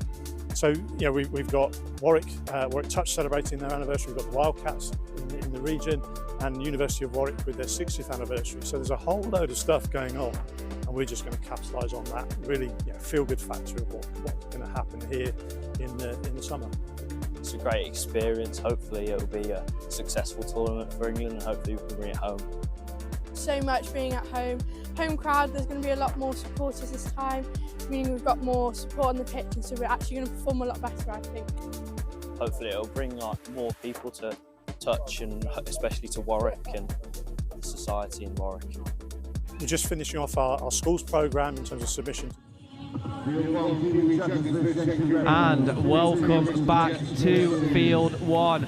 You will be sad to hear Joe Wright, the right call, has taken a long extended lunch break and has left me, Ollie Holmes, with Chappers back to the commentary. Indeed, yeah. Stealing a living is Joe, there's no surprise there. Aren't we both right? We do have here two ferocious sides, the Kiwi Dragons, the Welsh outfit, against the NQ Rebels, both teams littered with talent here. Absolutely, Sam Thorpe on the ball there, number 14, selected for England mixed open. This is exciting. This is a top of the table clash in Group 1. So the winner of this is through to the semis. So it's basically a quarter-final. And that adds that extra bit of spice we like here as Thorpe rips the ball to Bainbridge. Unfortunately, some butter on his hands as the ball reaches the floor again. The heat today, the sun's come out, isn't it? It's starting to play a factor in these games. Absolutely, really testing fitness, particularly these 20-minute games. You don't really get rest in the day. And so you really see that come out, those teams that are fitter. It's going to show, particularly as this day goes on. Absolutely spot on, as we see the Dragons working their way forwards here. For those that don't know, Kiwi Dragons actually from Cardiff based, I believe, rather than New Zealand, as I told a few of our players earlier today after playing them. A lot of Wales mixed opens playing in here. It's great to see them in this competition. I do wonder, you are right, I do wonder if there is a New Zealand twist in there somewhere, maybe a Welsh Kiwi. Maybe you set it up, and here we go, here's NQ rolling on. Big hit there. As we see Gabe Pennington in at half, looking to work his magic. A beautiful ball out to the wing, off the shoulder, and unfortunately the game remains at 0-0. Kiwi Dragons potentially fortunate to get away with one there. They were. I mean, we talked about it just before here, that these 20-minute games, it's all about how well you can start. And this has been a little bit cagey so far, and I think whoever gets this first score, and if they can back it up in D, that will be really important. As we see Dan Roberts taking control, dishing the ball away, Toby Phillips with some superb defensive work, not what he's known for. He's known for his attacking prowess. He won't mind me saying he's got about one leg in total, heavy strapping on the other. It's nice to see him out on the field today as NQ working their way forwards. They're a tasty outfit, this NQ side, aren't they? They really are. A lot of really good players in there. So they've got some experience and some youth mixed together. Cooper Bainbridge on the ball with that left hand. Sam Thorpe. Good hands from the winger to hold it, but just ran out of a little bit of space there. Quite nice from the Kiwi Dragons girls on this side to just shepherd them towards the edge. Keep an eye out for subbing off now is Danny Payton, who was the MVP in the women's final for Galaxy Women's in their win in the men's women's series. She's a serious player. No, absolutely, you are right. Absolutely serious player. I've had the pleasure of playing with both of her sisters as well. All good quality, as we see Kiwis just trying to make something out of nothing there. Unfortunate to come away without the ball, as we see Elizabeth Davies and Sam Thorpe getting it underway here. Absolutely, yeah. Just try Kiwi Dragons trying that Redlands play, and Elizabeth Davies on this wing read it and was sat and waiting for them. Seeing particularly after that the Asia Pacific Cup, a lot of teams bringing the Redlands into effect, and it's challenging these far side wingers, particularly in the mixed game. As we see the Kiwi Dragons player putting his hand into the pot. Morgentag unlucky not to come away with the ball. Now touching on the Redlands, there's the clip that surfaced online from 2017 of myself running a Redlands play before it existed, so I am taking the credit for that one. When you say surfaced, do you mean dug out of the archives by your streaming? It appeared on my Facebook, fortunately, the other day, as we see what I thought might have been a score there. I think it is. And it has been given by a score. Looks like Toby Phillips, number 35. Yes, it is Toby. Gave with a platform. Josh, again with another platform. Ball into Toby. Always low to the floor. Absolutely superb. And that is what he's known for. An absolute grass cutter. And that is 1 to NQ, 0 to the Dragons. Can they breathe fire and return the favour? That was quite nice. Yeah, it's really important. You saw there, that was the first repeat set that either team had gotten. You know, first mistake that was made. NQ capitalised, and now they're up. And all of a sudden, Dan Roberts trying a little bit too much off that 32 counties.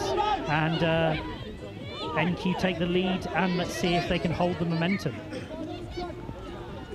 As we see what was about to be superb hands, unfortunately, Carly Brimlow just unable to grab that one there, as the Dragons are just told to push back a couple of metres. The referee's not letting anything slide here on field 1 today. So a very big man trying to look as dainty as possible after that hard touch there. Here we go, the 32 counties set up again. Just the Dragons potentially just a little bit guilty of overplaying a touch there. It's I'd like to see them just go through the motions a little bit. This NQ side need pulling around. The word that I think of is patience. I think with these 20-minute games you can get into the mindset that you need to do everything right now. But 20 minutes is still a lot of touch to play, and you just need a little bit of patience to build up your sets, use your full sets of 6. Another player to keep an eye on, number 4 for NQ, Danielle Evans. England mixed opens, look at her chopping into a hole there. You're right, this NQ side, you said before, didn't you, littered with elite level international talent alongside some of their younger players who again have represented England at the under 18s level as well. The England pathway is absolutely superb, it's thriving. They dominated the Euros under 18s for a number of years now. As we see a fresh set of 6 awarded towards the Dragons. I'd like to see them again just run through their motions, get slightly closer to the line there, and then strike against NQ as we see a quickie open side play, and very, very well covered by number 25, Jack Quinn. Had a superb showing last time out. Yeah, Jack Searcher against a Jack number 90, just controlling things here, and I like the patience that I'm seeing from him. Happy to move the defence about, getting Danielle Evans up, and earning that penalty. That's really important. Ooh, wow! I'll tell you what. In a one-on-one field, Danielle Evans, I would not be backing anyone but her. And, as we take a brief pause while the referees talk, you didn't go to Take That concert, did you? Because you keep mentioning have a little patience. How long have you had that in the back pocket? Couple of minutes. Joe will not forgive me for that one when he finds out about that. As we see a turnover to NQ, potentially the referees penalising the Kiwi Dragons player there. Not too certain on the call, but that doesn't matter as NQ work their way up the field. Touch number 4. Carly in at half. Ingram, the big man himself, on the ball. Gabe Pennington looking to work his magic. Very well tracked by number 4, Callum Digby. Good shadowing. Gabe trying to let the referee know his thoughts and penalised for throwing the ball away. Absolutely, and as we said, the referee's not letting anything go, and there's a question here as you get into these games. If you start giving a little bit of noise to the referee, you can lose them. So it's important. Kiwi Dragons should be seeing that and thinking, okay, we're good as gold from this point onwards, and we make sure we've got them on our side. Oh, just not able to get the ball away there. Dan Roberts got caught on his hip, it looked like, but a nice setup. Oh no, that's not what you want to see. Carly Brimlow just down on the far side over there. That's unfortunate to see as we see her back on her feet. That is good to see. So as we approach halfway in this game here, what needs addressing from a Kiwi Dragon side? And you know, NQ are only one score up. They really are. I think they need to, instead of chasing the game, back what they do well. I mean, this is a really good, really experienced team who have played an enormous amount of touch. So they don't need to do anything differently to win this game. But it looks a little bit now like they're thinking they have to push the boat out, and they don't. And you look at NQ here, they look pretty comfortable and just able to get up to the line. Cooper Bainbridge. Quinn looking to get that ball away. Roberts potentially done a little bit dirty there. His hand was in the air. I don't know if he was looking at the ball, but he was in the passing channel there, wasn't he? Yeah, I think that's probably the right call there, because if his hand doesn't get in the way, that ball was, I think, floating into the link hole. Danielle Evans steaming into it. Thought to Quinn. Thought back to Quinn. Quinn over to the wing here. That is a good touch and well marshalled. Really nice touch from, that's not, Kate Winman. Bit of nominative determinism maybe for this team. As we see the ball to the wing with not quite enough fizz on it. Carly Brimner letting Sam know she wanted a little bit more speed on that one. Too much work to do for her there, and we are now at the halfway stage. An absolute nail biter. NQ1, Kiwi Dragons 0. And I just want to highlight the that whole chop from Danielle Evans, the female link there. As she comes steaming into that space, it drags the far winger over, and that's why Carly's in a mile of space. The question is whether the boys can spot it and put the ball there. Exactly that, as NQ are looking a touch light on the numbers today as well. Yeah. Same could be said for both teams here. That is a sparse box though. Here we go, Danielle Evans, covered by Dan Roberts. Good Dan! As you've touched on, Evans, superb player. No, absolutely fantastic. I've had the pleasure of, I'm the team manager of the Women's Opens this year, and getting to work with her at England camps has been really fantastic. I mean, as well as a lot of the girls on display today. And we asked for it, unfortunately. That one is.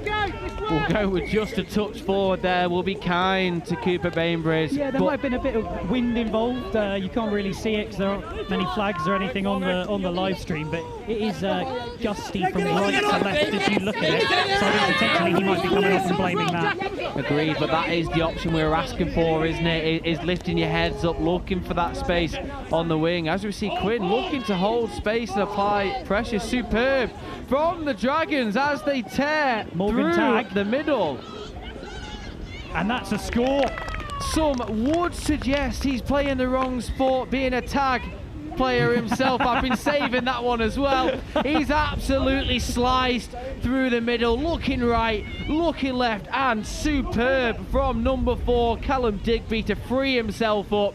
And now we are one apiece. The Dragons giving NQ a run for their money here.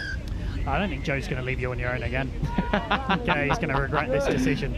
No, that was fantastic. And as we said, it's just about waiting for your opportunity to come. They went to work. They kept their defensive work rate really high, and then the opportunity presented itself, and those two managed to make it happen.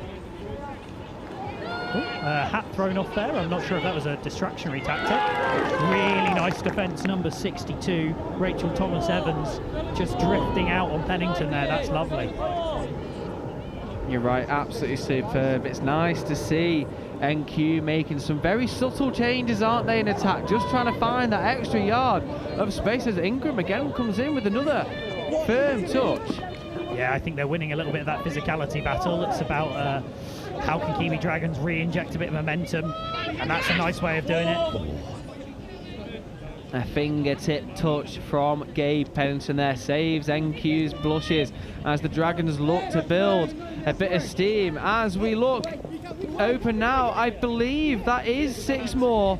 The NQ player not owning up to the touch on the ball. Don't hate the player, hate the game, and the referee has given a fresh set of 6 to NQ there, as we see Ingram working his way off the field.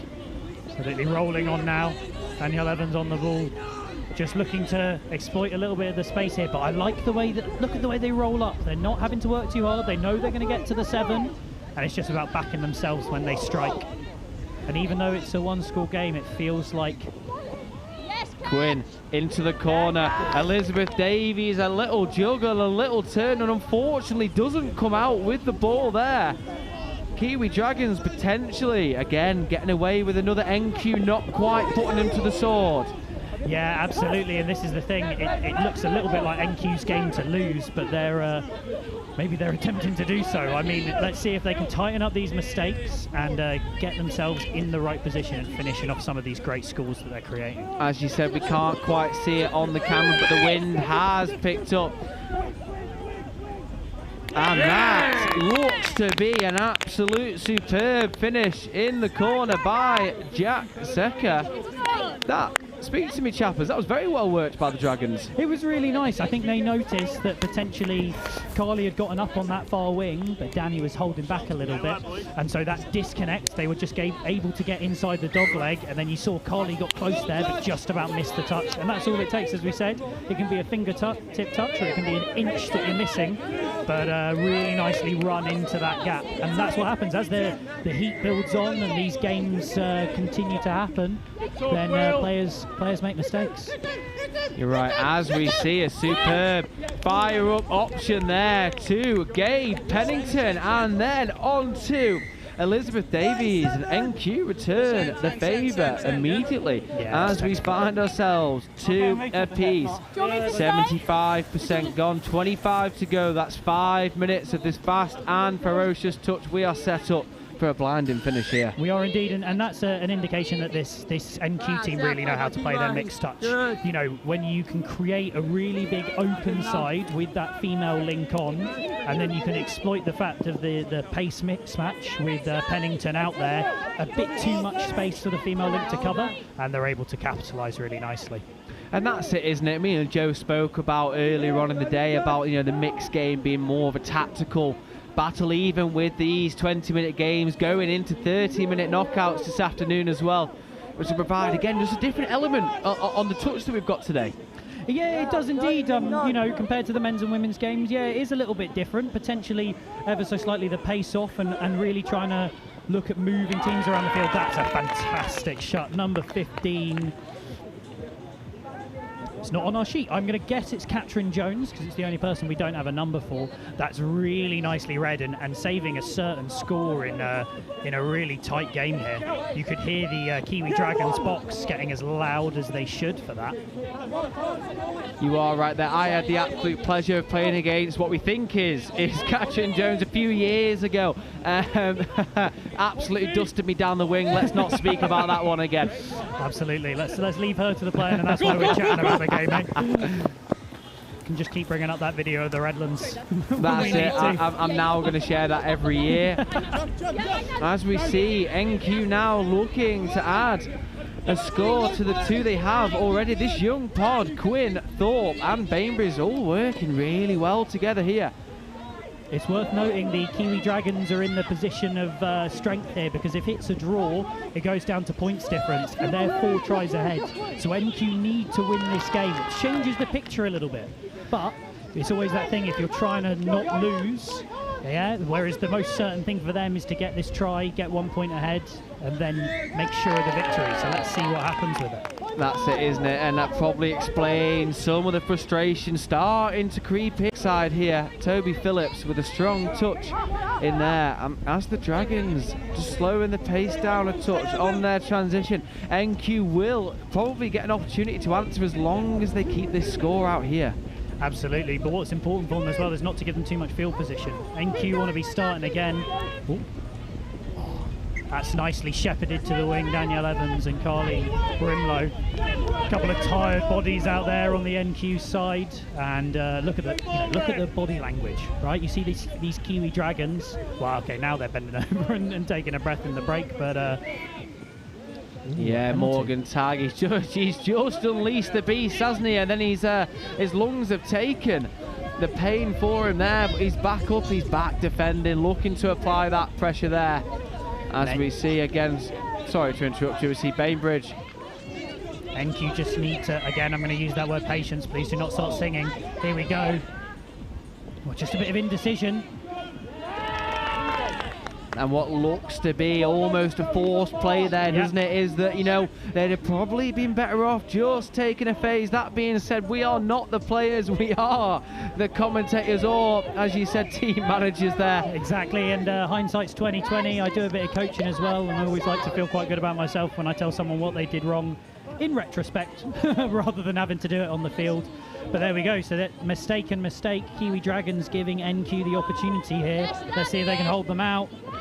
Thorpe with a dive at the line, and the referee agrees on field and sideline. Has that saved the NQ blushes? That brings them up 1, 3 to NQ, 2 to the Dragons. Can the Dragons spoil the party? Yeah, this is really important now. They've got about, 45 seconds to get back up the other end. And ultimately, remember, a draw is a win for the Kiwi Dragons. Need to get themselves strikes in position, and it's a really strong pod. Phillips, Ingram, Pennington all on to defend this, but Dan Roberts, he's done it for years. Let's see if he can make it happen. Big old long ball out here, not held, and that could be, with 10 seconds to go, NQ can hold on to the ball, avoid an intercept, and they've done brilliantly here, stuck in this fight and gotten a score exactly when they needed. Exactly right. That was a game competed for by 2 phenomenal sides. That is the Kiwi Dragons 2, NQ Rebels 3. Now, just chappers, just sum up that game for me quickly. Absolutely. I think that was a game about pressure, about the ability to absorb it and apply it to the opposition. It looked for a while there like NQ weren't going to be able to handle it when they were in that drawing position, but they went back to the well, they went back to what they know they can do, and they finished it off. Exactly that. Exactly that. The 2 P's, patience and... I've forgotten what word you just said then. Pressure. Yeah, patience and pressure. There we are. The 2 P's, the lethal pair. As we see, NQ Rebels succeed over the Dragons and book themselves a slot in this afternoon's semi-final. Now, we have the little bit of a break here as the games now run into 30 minutes. That's 2 15-minute halves with a 2-minute half time there. We will see you after the break. Do not go anywhere.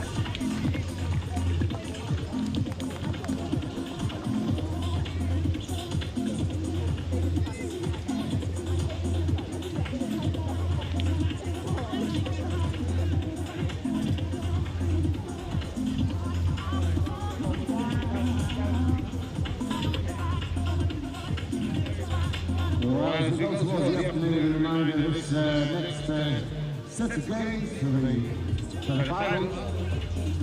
They are nearly full games, they are 15-minute halves. There's 2 halves and a 5-minute interval. There will be a drop-off automatic at the end of the game. Or in the 10-minute turnaround. Total game space will be 45 minutes. We have semi-finals and finals.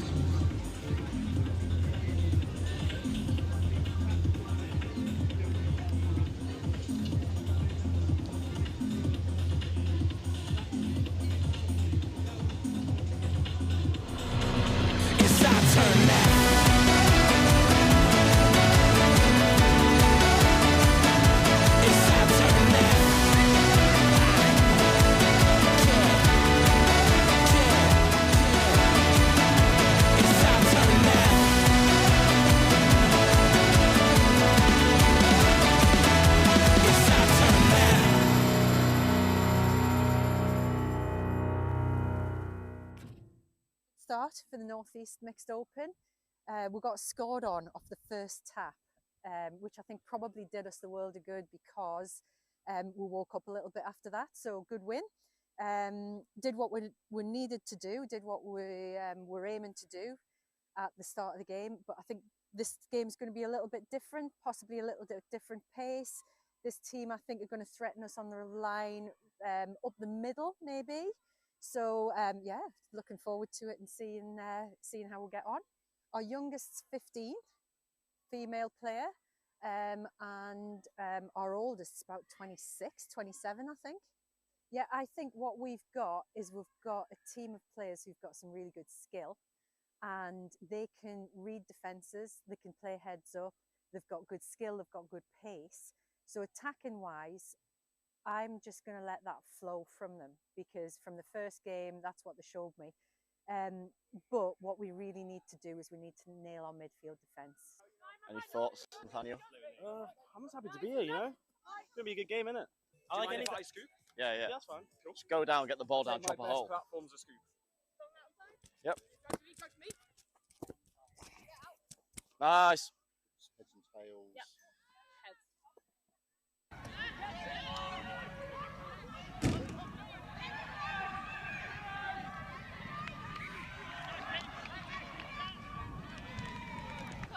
Keep on going forward, team. Go, go, go, go, go, go, go, go, go. Yeah, oh! Yes! Beautiful ball! What a ball! When we're doing our midfield D, our transition D, they're beating us a few times on our far side. So they're getting round our far side male link. So it's just, we need to compress a little bit closer over that side. Good work. Okay. What a ball. Who gave that? You? I go back to the same messaging as the game before. You clearly can see what you need to do in attack. That last, being aware, the awareness of the time on the clock, the awareness of taking it away from our box, the awareness of finding the space and using your pace to go down that edge. 5, 9,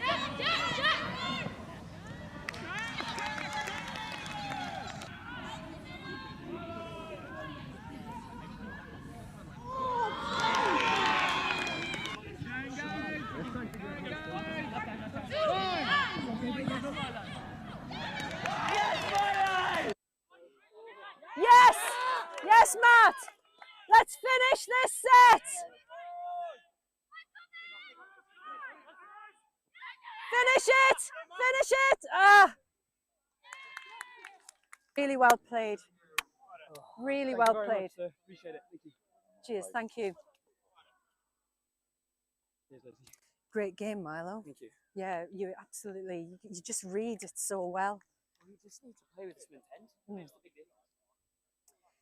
James, massive defensive shift from you and Cash in that last one. Cheers, well played, well played. Well played, guys. Hey, all right? Well played. Take a big deep breath, Raiders. Everybody in? I usually stretch now, Chris, rather than talk. I stretch then talk, or do you want me to talk and then stretch? Either whatever feels good to you. Oh. I'll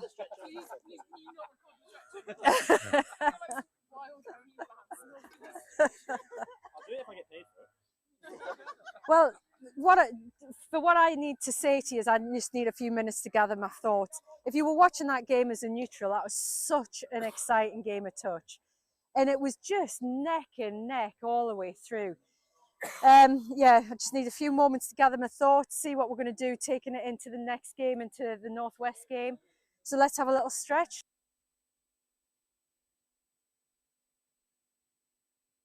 You just got to go into it. Like, you don't know whether it's going to be a success, you don't know whether it's not, but you just got to hope that it will. And if you have that desire, it really will work. And that's what happened with us. You know, we started off just as a group of friends wanting to kick a ball about, not even proper touch rugby. And then we had one pioneer who came in and just taught everyone how to do it. And you know, that drive was there already from that like friendship group, and we just brought it up here. People love the fact that it's inclusive sport and it's a mixed sport. I think that's quite rare. So people say that like the vibes of touch is always just really good. Everyone's really friendly. That's probably the main selling point, and then they learn to actually enjoy the sport after that, I think. The key is to advertise. I think get your name out there. Touch, at least in Southampton, isn't very well known compared to rugby. So I think really getting your name out there, getting your uni to promote you as well, and really get in the socials and just spread the word. I think probably the biggest thing. Have you had that kind of support from your AE? We have in some ways, but I think I've always wanted a bit more like screen time, I guess, more like story posts, more Instagrams, more flyers, things like that. But I think we've got that at the moment, so I think that might help us in the future. Keep going, most importantly, but also reach out to those rugby players. You know, contact sports are more and more becoming a thing of the past, and touch offering a fast, flowing and non-contact version of the sport really is a really good opportunity to get involved and keep playing rugby, even after injury or, you know, just not wanting to hurt on a Sunday. I would say start small, because I don't think our club would have grown to the extent that it has if we hadn't got a really good core group who were dedicated, willing to train, willing to turn up when there weren't that many people. And then from that, it's a slow growing process, but you get more people coming along, the quality improves over time. I'd say don't be disheartened if at the start the touch maybe isn't that high quality or you're lacking numbers a little bit. Stick with it, because people will come and people love the game. And it's one of the only mixed sports at Bucks. And so you will get numbers, you just need to stick with it.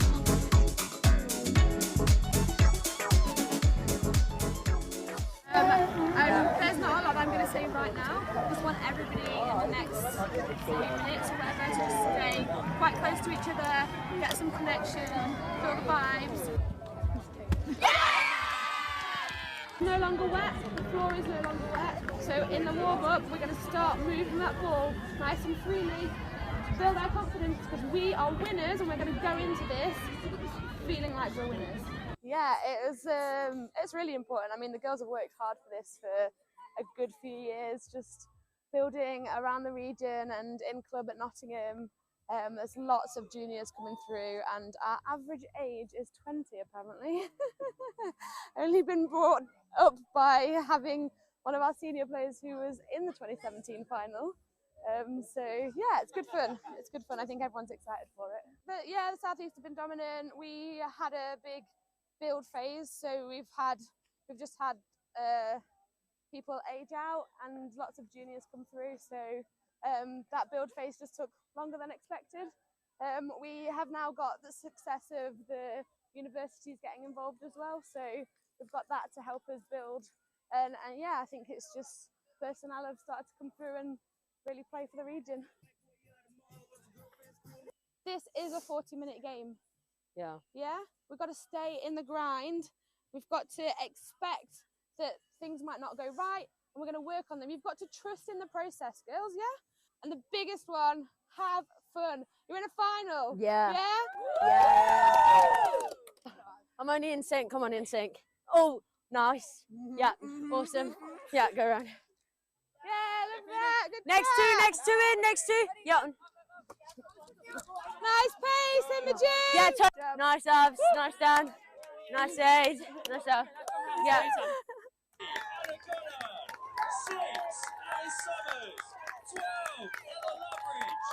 Stand with him. We all believe, you all believe, we are winners. Let's go show them. And this Midlands Tigers team, well, they're young and exciting, and they came through a big test against the Taipans. Absolutely, the drop-off, the drama, it's what we love. Goddard, Dean, quick pick-up, options both sides. Dean's going to slide through himself and opts for the short option. And it's Ruby O'Dell who opens up the scoring. The Sharks topped the pool on points difference, setting up a slightly easier semi-final against the Saxons as they almost wriggle away. Ball wide, what a response! Simon gets it back, Summers on the edge, but Simon's going to scoop through, and there is acres of space for Tamani Kumbabi to touch down. Lovely peel back on the inside. It is Fizz right into the path of Hayley Hammond, and the try is given. Irons on the inside, lovely switch. Irons accelerates through to score. Hudson, still going Hudson, gets that offside call. Hudson all the way through, and there's no one home for the Tigers. Richardson scores. Sykes picks it up through the legs. Sykes is all the way over in the end zone and picks out Hayley Hammond to seal the Women's Open. Good work, girls. Yeah, it was good. It was so good. So good, girls.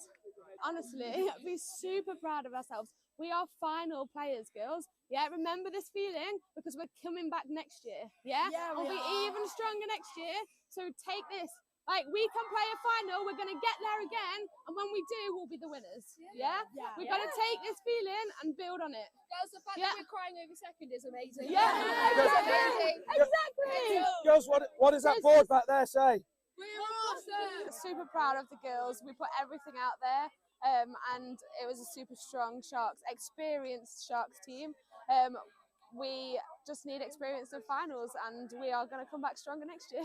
It's so exciting. There's so many of these girls that are in and around the England squad and the England setup, and they're not going anywhere anytime soon. They're all going to be around here next year, and hopefully strengthened again with some more uni input as well. So yeah, we can only get better. I've only really been doing this a couple of years, and I absolutely love it. I love every minute of it. It's really tough, and I'm learning all the time with the support of all the other coaches around, from other teams, and also Martin from the Opens programme, and Dan, who supports me for everything.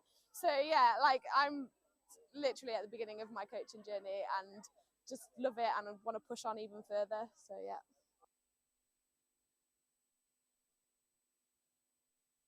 We are growing probably the best we've ever done at the moment. It was quite quiet when I first joined about 3-4 years ago, and we are growing as a club. We now have over 20 members, and the touch in Southampton is doing a lot better. We have some more emerging teams coming up, and yeah, we're getting good connections and we're growing.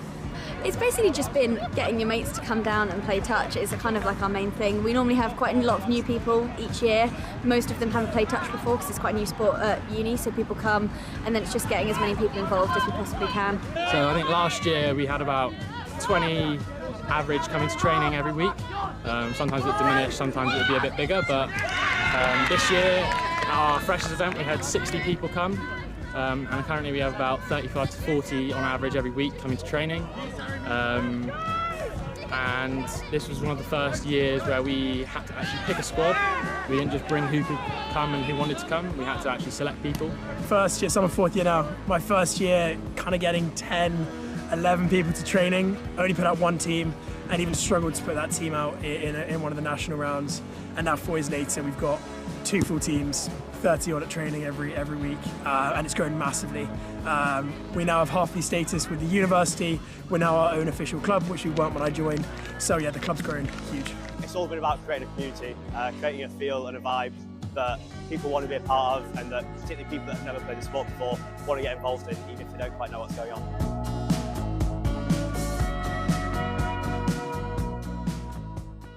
We actually looked at Warwick a few years ago when we came out of the pandemic for a potential venue for the Atlantic Cup 2 years ago in England. So we already knew what the facilities were like. Then when Kevin started in the events role, he also looked at it, and we had an early conversation, and they showed willing. And I think that the big thing for us here is, as we're already seeing, is a joined-up approach to working across departments and trying to uncover some of those links more globally, international relations, more locally, the marketing and communications. I think they're really important for us. So yeah, we've got Warwick Touch celebrating their anniversary. We've got the Wildcats in the region, and University of Warwick with their 60th anniversary. So there's a whole load of stuff going on, and we're just going to capitalise on that. Really, feel-good factor of what's going to happen here in the summer. It's a great experience. Hopefully, it will be a successful tournament for England, and hopefully we can bring it home. So much being at home crowd. There's going to be a lot more supporters this time, meaning we've got more support on the pitch, and so we're actually going to perform a lot better, I think. Hopefully it'll bring more people to touch, and especially to Warwick and the society in Warwick. We're just finishing off our schools programme in terms of submission to the Youth Sport Trust, so we hope we can build up in the lead up to the games some work with local schools, so they get the benefit of it coming here, and then also the local club infrastructure, and can we develop that club infrastructure to deliver more opportunities for more people to play touch right across this sort of sub-region of Warwickshire.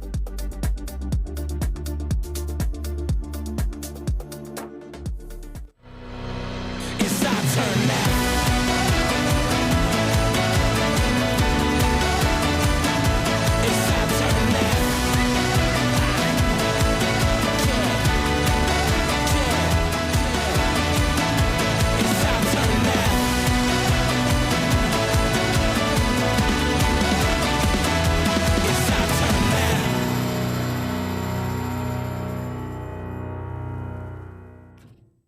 Start for the North East Mixed Open. we got scored on off the first tap, which I think probably did us the world of good because we woke up a little bit after that. So good win. Did what we needed to do, did what we were aiming to do at the start of the game. But I think this game's going to be a little bit different, possibly a little bit different pace. This team, I think, are going to threaten us on the line up the middle, maybe. So yeah, looking forward to it and seeing how we'll get on. Our youngest's 15, female player, and our oldest is about 26, 27, I think. Yeah, I think what we've got is we've got a team of players who've got some really good skill, and they can read defences, they can play heads up, they've got good skill, they've got good pace. So attacking wise, I'm just going to let that flow from them, because from the first game, that's what they showed me. But what we really need to do is we need to nail our midfield defence. Any thoughts, Nathaniel? I'm just happy to be here, you know? It's going to be a good game, isn't it? I like any scoop. Yeah, yeah. That's fine. Cool. Just go down, get the ball down, chop a hole. Platform's a scoop. Yep. Nice. Heads and tails. Yep.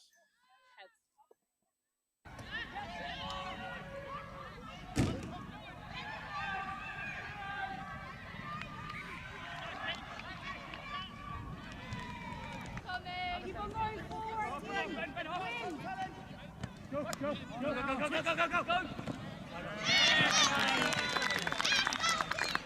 Yeah, oh! Yes! Beautiful ball! What a ball! When we're doing our midfield D, our transition D, they're beating us a few times on our far side. So they're getting round our far side male link. So it's just, we need to compress a little bit closer over that side. Good work. Okay. What a ball. Who gave that? You? I go back to the same messaging as the game before. You clearly can see what you need to do in attack. That last, being aware, the awareness of the time on the clock, the awareness of taking it away from our box, the awareness of finding the space and using your pace to go down that edge.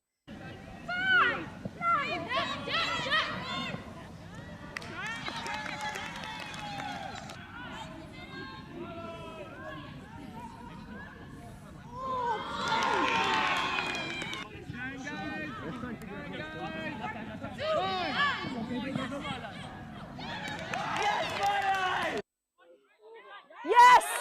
Yes, Matt! Let's finish this set! Finish it! Finish it! Ah! Really well played. Really well played. Appreciate it. Thank you. Cheers, thank you. Cheers, Lucy. Great game, Milo. Thank you. Yeah, you absolutely, you just read it so well. We just need to play with some intent. That's the big deal. James, massive defensive shift from you and Thank you. Cash in that last one. Cheers, well played, well played. Well played, guys. Hey, all right? Well played. Take a big, deep breath, Raiders. Everybody in? I usually stretch now, Chris, rather than talk. I stretch then talk, or do you want me to talk and then stretch? Either whatever feels good to you. Oh. I'll do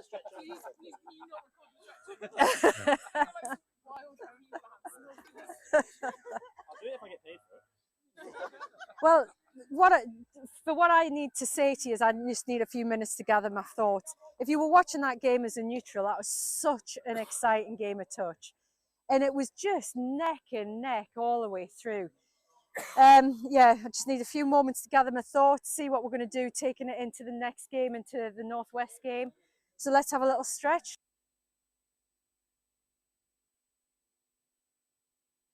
You just got to go into it. Like, you don't know whether it's going to be a success, you don't know whether it's not, but you just got to hope that it will. And if you have that desire, it really will work. And that's what happened with us. You know, we started off just as a group of friends wanting to kick a ball about, not even proper touch rugby.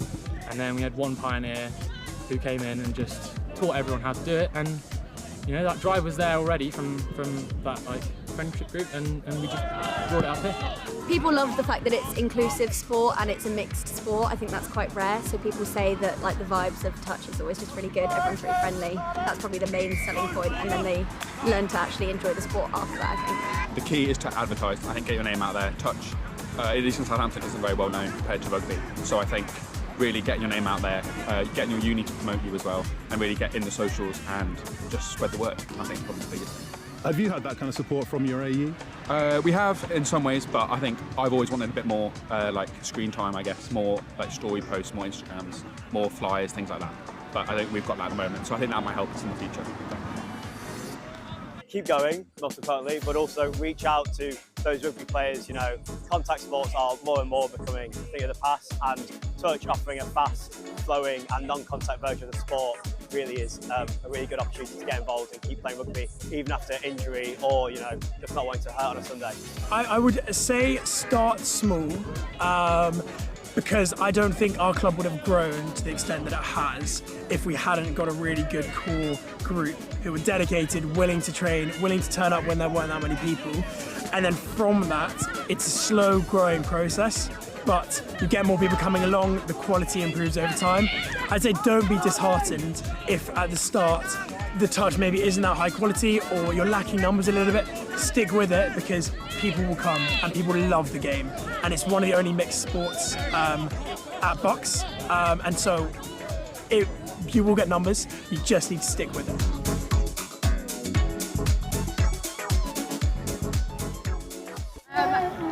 There's not a lot I'm going to say right now. I just want everybody in the next 40 minutes or whatever to just stay quite close to each other, get some connection, feel the vibes.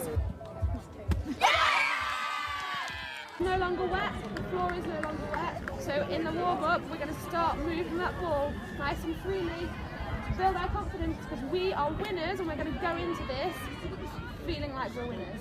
Yeah, it's really important. I mean, the girls have worked hard for this for a good few years, just building around the region and in club at Nottingham.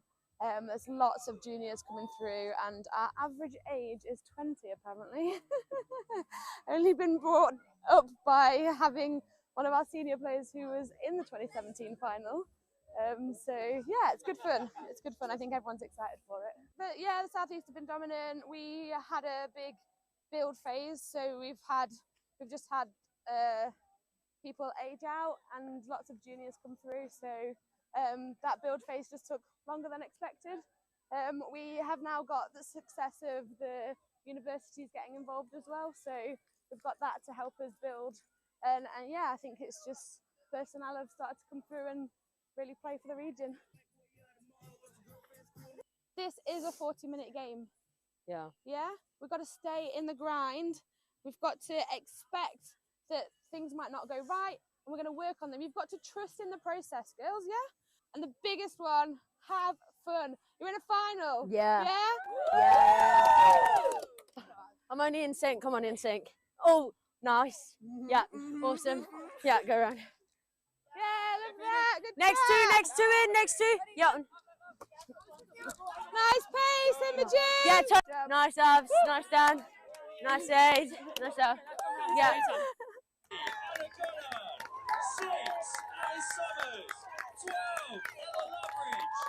Stand with them. We all believe, you all believe, we are winners. Let's go show them. And this Midlands Tigers team, well, they're young and exciting, and they came through a big test against the Taipans. Absolutely, the drop-off, the drama, it's what we love. Goddard, Dean, quick pick-up, options both sides. Dean's going to slide through himself and opts for the short option. And it's Ruby O'Dell who opens up the scoring. The Sharks topped the pool on points difference, setting up a slightly easier semi-final against the Saxons as they almost wriggle away. Ball wide, what a response! Simon gets it back, Summers on the edge, but Simon's going to scoop through, and there is acres of space for Tamani Kumbabi to touch down. Lovely peel back on the inside. It is fizzed right into the path of Hayley Hammond, and the try is given. Irons on the inside, lovely switch. Irons accelerates through to score. Hudson, still going Hudson, gets that offside call. Hudson all the way through, and there's no one home for the Tigers. Richardson scores. Sykes picks it up through the legs. Sykes is all the way over in the end zone and picks out Hayley Hammond to seal the women's open. Good work, girls. Yeah, it was good. It was so good. So good, girls. Honestly, be super proud of ourselves. We are final players, girls. Yeah, remember this feeling because we're coming back next year. Yeah, we'll be even stronger next year. So take this. Like, we can play a final, we're going to get there again, and when we do, we'll be the winners. Yeah? We've got to take this feeling and build on it. Girls, the fact that we're crying over second is amazing. Yeah, exactly. Girls, what does that board back there say? We're awesome. Super proud of the girls. We put everything out there, and it was a super strong Sharks, experienced Sharks team. We just need experience in finals, and we are going to come back stronger next year. It's so exciting. There's so many of these girls that are in and around the England squad and the England setup, and they're not going anywhere anytime soon. They're all going to be around here next year, and hopefully strengthened again with some more uni input as well. So yeah, we can only get better. I've only really been doing this a couple of years, and I absolutely love it. I love every minute of it. It's really tough, and I'm learning all the time with the support of all the other coaches around, from other teams, and also Martin from the Opens program, and Dan, who supports me for everything. So yeah, like, I'm literally at the beginning of my coaching journey and just love it, and I want to push on even further. So yeah.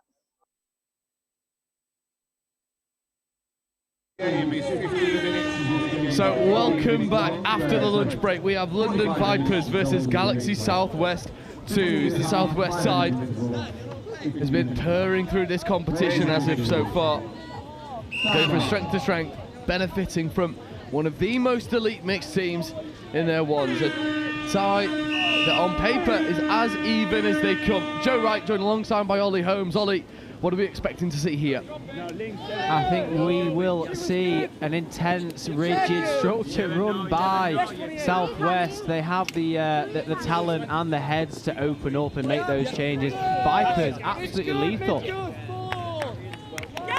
Sorry, yeah, Vipers absolutely lethal attacking-wise. Defensively, I think they might come a little bit unstuck here, but I'd like to see them put that defensive pressure on. Yeah, it's a nice long ball by Ely, and it's well fielded defensively.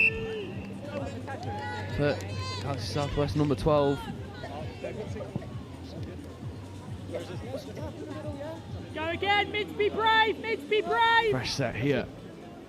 There's Kyle Owen defensively for Galaxy Southwest. Dighton Jones stepping, Dighton Jones scoring. And like you say, Ollie, lethal in attack. You give them a fresh set of 6 to work with, and Dighton Jones makes it pay. Exactly that. Now he's done a really good job there, just splitting the middles, almost dotting that down there, making the point. I had you, absolutely had you, acres of space that he'd worked himself there. Now Galaxy will be looking to return the favour here. We'll see what the coach has got planned for them. Yeah, Max Shepston in the box, expert coach. Certainly want to keep an eye out on. There's Donnelly, decent foot speed but going over the mark. Working in the middle with Porter and Sindel. There's Donnelly. Porter. Dummy in, going towards Sindel. Sindel accelerates, Stanley Sindel scoring. Well, the referee's happy with the touch. Brings up 4th, 5th coming. One more touch to play with. Donnelly. Sindel, back to Donnelly. Donnelly off the right foot, diving at the line.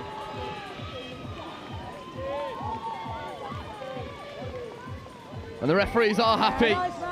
Little bit of a discussion happening in the midfield, but Galaxy Southwest strike back at the first time of asking. And it's 66, Max Donnelly who gets over. Lovely little quickie play. Yeah, you're right. That is a dive for a dive. Anything you can do, I can do better. It's nice to see these teams attacking the line in the middle, isn't it? It almost leads to that expansive play that we love and enjoy. Yeah, just keeping those middles honest. Making sure they can't leave early or get off the line. Good work here from Galaxy Southwest. But here's that danger pod that makes things happen. It's a nice check away to Ely. Now the try scorer, Dighton Jones. Lovely communication, you can hear it coming. Dyson Jones gets on the open side quickly, right footstep, going down a bit of a blind alley, but then whips one into the wing. Good covering touch that comes in. That is a good touch by the winger there. Absolutely no pathway through. Hannah Lee with a great defensive touch, and now Vipers just look to kill the ball over on that far side. But defensively, Hannah Lee stuck to her job expertly there, brings up a good turnover. And now Galaxy Southwest need to roll forward, but there's a penalty for foot in the ruck. That or an offside call. I'm a little bit unsure on the hand signal given there. Either way, Galaxy Southwest have been given a fresh set 6, touch number 2 on the halfway line here. Yeah, it's good momentum as well from Henry Evans working in the midfield. Kyle Owen.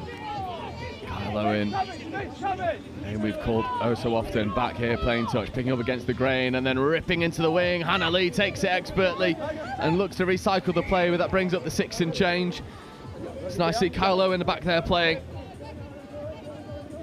Welsh international, Touch World Cup mainstay, brilliant player is Kyle, isn't he? I was going to say it's a surprise to see him in what many would call the second team for Galaxy. That being said, so much talent across the board. Yeah, it's highly competitive. Kyle Owen, again, lofting into the wing, backing Hannah Lee. But on first, that one goes to ground. Turnover. Now, Vipers need to get out of dodge. And for Galaxy Southwest, how much pressure can you put onto this subset? Well, Kyle Owen flies up the line and makes a dominant touch, banging the 7 metres. A good bit of pace to get over onto the outside edge. Referees are happy. There's Kyle Owen trying to put on pressure again. It's good defensive work, and Vipers are only going laterally. They're not allowed to go forward right now. However, there's a better striking platform there than Lou Bourgeau getting involved. Need to see a little bit more of her. There's Barraclough platforming here for Glassy. Glassy bouncing away from Kyle Owen. Glassy gets into the goal area. Owen's in hot pursuit, and then again Hannah Lee comes up with a defensive intervention to save Galaxy Southwest. She started brightly. Agreed, Joe, and I'd like to see the referee bring that back there for the offside. That being said, he has played advantage. It depends what side of the fence you sit on that one, doesn't it, Joe? As we see Galaxy just get away with one there, and they are able, just after a slow restart, just to get things going again. Kyle Owen over the ball. Yeah, he'll look to set some decent expectations in this subset. There's Lee again. Really nice momentum through the roll ball here.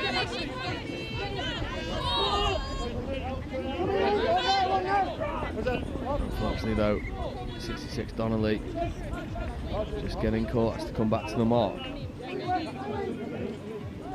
Now this is a semi-final, so it is to play in the Division 2 Cup final this afternoon. Lots of pressure attached to this one, Joe. Indeed there is. For Vipers and Southwest, it's a really good opportunity to potentially go and get some silverware on. However, it's a nice platform here for the Vipers. Ely straightens, tries to escape his way through. Donnelly stays tight to it. Can hear really big chat, asking for Sindel to go hard into the roll ball. Right footstep, positive roll. Followed in suit by Porter. There's Donnelly. There's good defensive work here. That's a good roll ball as well. It's Clark.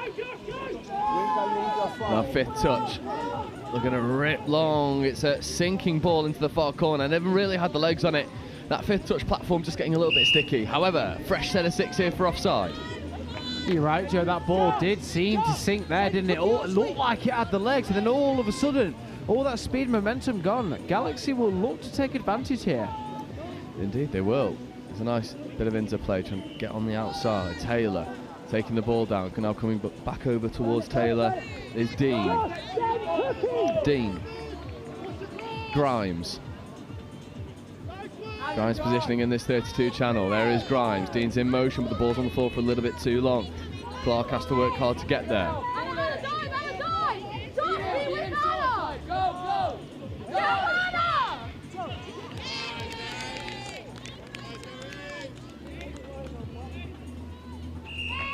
As we see, penalty number 2 conceded on the line there by Vipers, just offside by a toenail it seems.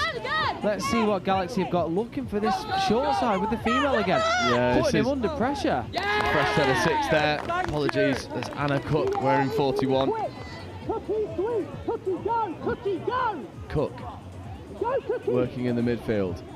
Cook sweeping round, a little bit of a stop-start set-up. There's frustration coming in, you can hear it being picked up on the Atmos mic. Here is Dean. There's Cook to Dean. Dean maybe ripping long, diving at the line. But both defenders getting off the line, and Galaxy Southwest go quickly. That's a lovely score in the corner. That's Isabel Clark finishing. And Galaxy now with 2 scores. That's a lovely bit of heads-up play, isn't it? Now we love a little bit of phase play, don't we, Joe? Again, that off-the-cuff touch rugby that maybe isn't out of your playbook, but if it works, it does work. Superbly read for that overlap on the short side, and that leaves Galaxy Southwest up by 1. No, leave 7-1. Vipers find a way to come back, establish themselves into this game. Yeah. Check away. Be brave, get up! Lassie platforming here and driving hard at the line. Yes, Charlie! Great start! And that looks to be a score for the Vipers as the ball makes its way back to halfway. That is 2 apiece as we reach the halfway mark. Yeah, this is a lovely little play, just getting on the outside. Archie Barraclough finishing, bringing parity back to this one. There's Southwest with Porter. And Porter, Donnelly, Sindel. Here is Sindel platforming, Donnelly in motion. Donnelly wanted to rip long, but it's been intercepted. However, there's a bit of sportsmanship happening here. I think Donnelly has just taken a bit of a knock. There's an opportunity for Vipers to go quickly, but player well-being coming out on top there. He might have just clocked a hand to the cheek there, Joe. I didn't quite see that one happen. It's good to see that he's okay and ready to go again as we see Vipers working their way towards their sub-box. Yeah, nice interplay here. Porter getting up to make good touch. Here's Ely. Pairing through the gears is Linlou Bourgo. Bourgo with a brilliant roll ball. Glassy checking back in towards Linlou Bourgo. Platforming here on fit. Taylor Glassy with a fair bit of work to do. But he shifts through the gears and that one's still live, and there's a couple opportunities for 6 more. Bourgo is very, very fast. I'm sure the camera doesn't quite pick up his speed as it looks to us here. Yeah. Barraclough platforming, Glassy in motion, back to Barraclough. It's rinse and repeat from the first score. Late pass goes to Bourgo. That's ball down and turnover. They're loving this sweep and set up back to the platform. It's a nice bit of disguise to it. Agreed, just a little guilty for overplaying. It might go full length. Porter's going. Porter will finish. Slams the ball down in the in-goal area. And Vipers switch off and Porter finishes. His hands on knees. That was lung-bursting stuff, but look at this. Quick tap restart and Porter just shakes his way through. There was confusion for the Vipers. Porter reacts the quickest, and just like that, Galaxy take the lead again. Yeah, that was really well done. A nice full length as well. Again, tired legs in this sun. It's nice to see he didn't run out of steam. Can the Vipers strike? Yeah, they're going to need to find a way to do it. However, Dighton Jones is certainly one of these that has the opportunity to do so. Link punish. Dighton Jones feeding. Yeah, I agree. And it's a good finish. Ball down, refs are happy. Rahana Tuake with a great finish. 94. Yeah, just noticed the female Galaxy player there just short of the line again. Very, very well noticed by the Vipers players to take advantage there. And that leaves us 3 apiece. What a way to set up a semi-final, eh? Yeah, absolutely. 7 minutes left to go. And now Galaxy Southwest need to go hard. and look to make something happen. Just a little bit of interplay here, slowing things up for a moment. Charlie Foreman getting involved. There is Foreman. There's Kyle Owen, left foot step, trying to get around Glassy. Lovely quick roll ball. And Glassy wasn't able to take that one in stride. The referee's called offside. I love the quick play of the ball there from Kyle Owen. It's that extra little bit of class that Galaxy Southwest needed, and Owen certainly got it.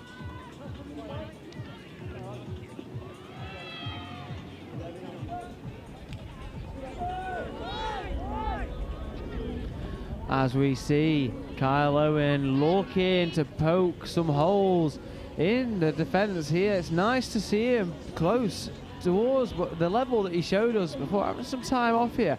As we see Galaxy again, Owen on the ball, running into, unfortunately, a 2v2 situation there. Kyle, open side, quickly, Knockout for two here. A minute and a bit until half time. Kyle Owen positioning himself in the midfield, picking up back against the grain. Now Kyle Owen gets the ball back, late pass away to Foreman. Another penalty coming. It's nice work in the middle there from Maisie Rosewell. It's nice to see the confidence across the whole of the Galaxy side here to work that ball. Same with the Vipers, very confident with the hands. Here's Owen, right foot step, left foot step, diving at the line, and Kyle Owen almost getting over. Lindley Borgo makes a great touch to save her middle. Calls of again from the sub box. Kyle Owen getting the ball back. This time does do it again. This time that has to be try time. The referee's happy that the touch was made. and Kyle Owen is not happy that the touch has been made. Let's watch this one back.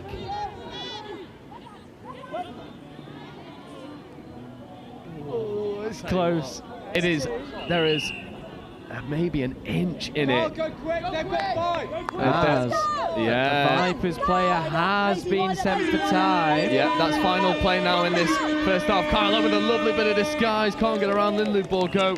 And Kyle Owen had 3 attempts at the line, and the referees weren't siding with him, and that does take us to half time. And to remind you of the format, these knockout stages, 2 15-minute halves, 30 minutes total. We've got 5 minutes break. There's a bit of problem solving to do for Galaxy Southwest, who have stuttered in this game, and for London Vipers, well, they've got to find a way to generate a little bit more forward momentum, because they've struggled to do so as of yet. We're going to take a very quick break for this half time, 5 minutes, but as it ends in the first half, Galaxy Southwest 2, 3, London Vipers 3.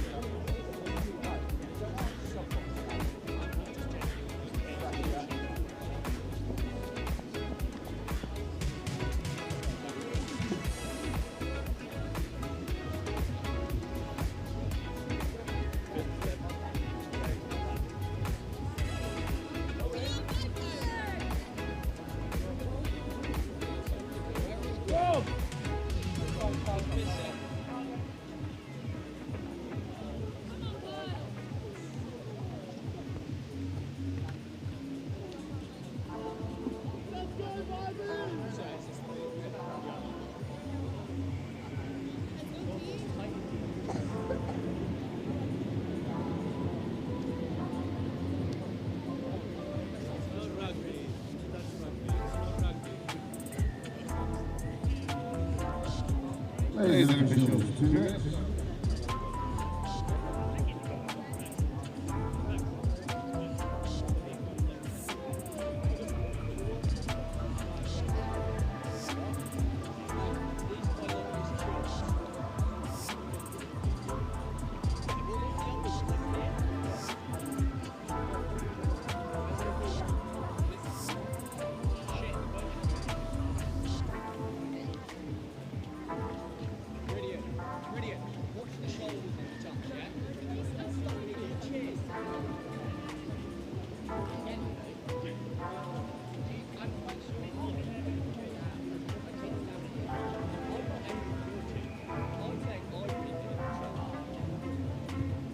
Ladies and officials, 1 minute.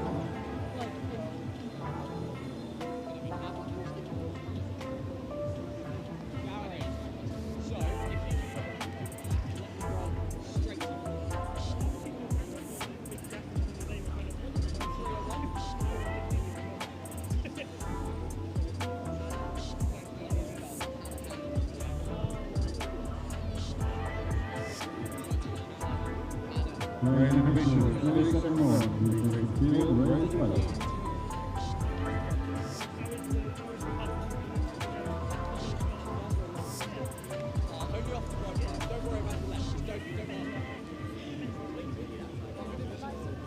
Yeah, it's still better that way.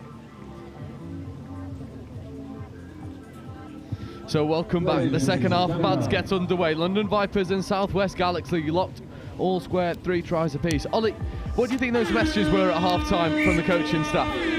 I think they'll have just asked their teams just to be a little bit cleaner on their decision-making. It is just making sure you complete your sets, pin the teams into their own half. As we see Galaxy dancing around, dancing feet. The referee gives the touch there. He will have an opportunity to get a score here. Yeah, Donnelly playing in the midfield with Kyle Owen. Donnelly platforming, Owen picking against the grain, ripping long, left-hand pill, finds the corner. And that's try time. And Kyle Owen, at the first time of asking, dishes a lovely pill into the far corner. And what a glorious start that is for Galaxy. Exactly as he started in the first half, Joe. If you remember 15 minutes ago, he came steaming out of the blocks. And what a flat ball that is there. Kyle Owen, take a bow. Absolutely served that one up on a platter. Now, unfortunately, not quite able to grab the number of that winger as of yet. We'll problem solve that one as we go. It's a great finish, but what about that flat pass from Kyle Owen? How good. And now it's on Vipers to reply. Lindley Bourgault getting involved. There's Barraclough. Barraclough accelerating. Late pass over to Bourgault. It's well shut out there from the winger. Yeah, superb defence there. I like the option. It's again, I asked them to complete sets, didn't I? So you're begging for the ball wide, but he was right to keep it short. Yeah, there's Barraclough again. This time it goes to Glassy. Glassy with a one-handed take. Glassy accelerates. And Glassy brings us back all level. And he just shifted through the gears with authority. It was a great bit of pace on display. You're right there, Joe. Pace, pace, and more pace there. I like the angle that they cut in there for the sweeper. It really turns the defenders' bodies, and they've played back into that space. Absolutely superb attack. That is exactly what we were asking for, and that is exactly what we got. Yeah, and Kyle Owens back out on the pitch in attack for Galaxy Southwest. It seems like he'll be doing no defensive work, and he'll just be going through his attack. Couple buddies between him and Foreman. There's Evans platforming. There's Kyle Owen ripping. There's a Foreman into Owen. Owen wants this quickie set up. And that's battered out of the hands. And Kyle Owen just asking questions of the referee. Play on his call. There is Kyle Owen. Now feeding out to Maisie Rosewell. That ball goes to ground, and that far winger with a score earlier, and then the defensive intervention was 42, Isabel Clark. There's some staunch work out on that far wing.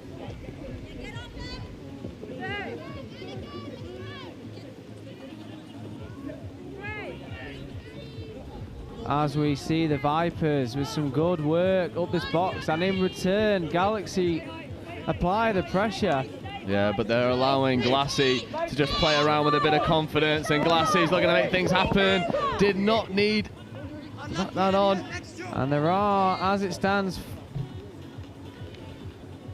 4 apiece And again, you're right, Joe, about the baton. Wasn't required. Maybe just some simple catch and pass into the corner would have given them a 1-score lead. Agreed. It was Rach Grayston hanging out here on this near wing. And looking in a dangerous area. Agreed, there was more time afforded to them. Donnelly picking up, coming away from Sindel. Sindel with a late switch, and Glassy says no thank you. Glassy's defensive interpretation or reading of it is absolutely first class. He seemed to be in exactly the right position defensively every time he's been asked to. And isn't that a terrifying thing when you've got a man that big, that fast, that powerful with those ball skills, and also defensively so astute? I'm sure he's a lovely bloke, Joe, but for me, I wouldn't want to get in his way. Yeah, he does play with a smile on his face, but that almost makes him slightly more intimidating. I agree. Kills you with a bit of kindness. Sindel just takes a knock and steps off that far side. We hope Stanley Sindel's okay. He's replaced by Henry Evans, who comes onto the field. And now we restart. 4-touch coming. Good comms there from the referee. There's Ely. Dighton Jones back to Ely. There's Dighton Jones in motion. Not a lot of space there to work with. And that's ball down, turnover. And Galaxy Southwest get a reprieve and a really good place to restart from. Yeah, Vipers not too happy with the touch there, but from where we were, play on. Oh, nearly. Some good pressure applied by Vipers. I hope they can keep this up down here as Galaxy look to work their way forwards. And a little whoopsie ball thrown into touch, and that will be Vipers' ball. It will be. It's a bit of a killer for Galaxy Southwest, surrendering possession a little bit too easily. Back to Vipers, who use 1 touch to get all the way over onto that far side. Dighton Jones trying to buy a little bit of extra time, not taken. Here is Bourgault, Lindley Bourgault, who's just been brilliant for Vipers all day. There's a nice option there. And now it's a dangerous platform as Glassy gets in behind the initial press, plays through Kyle Owen, and the referee's happy that Kyle Owen was onside. Nope, penalty ball, offside. Fresh set of 6 here for Vipers. Yeah, very well manipulated. Owen was offside as we see another sweeper play. Reverse back to the open. Really good touch there from Matthew Taylor. It was Barraclough in a dangerous area again. This pod just has the keys to the Galaxy defence right now. There's Glassy. Platforming, getting on the open side quickly. Taylor Glassy, right foot step, looking a rip long. Fizzes one flat across the face of the defence. Fifth coming. As we hear the shout, 5th coming from the sideline. Vipers looking back, open. Oh, I say, at this point in the game, Joe, would you like to see the more expansive balls now come into play? Yeah, I think you've kind of got to, although you leave yourself open to a dangerous opportunity. Harry Dean, 2-on-1, can they execute? They do. And Dean to Taylor. And now it's 5-4. He's a textbook execution of the 2-on-1. The covering defence was there, but to no real consequence. Galaxy Southwest go 1 ahead.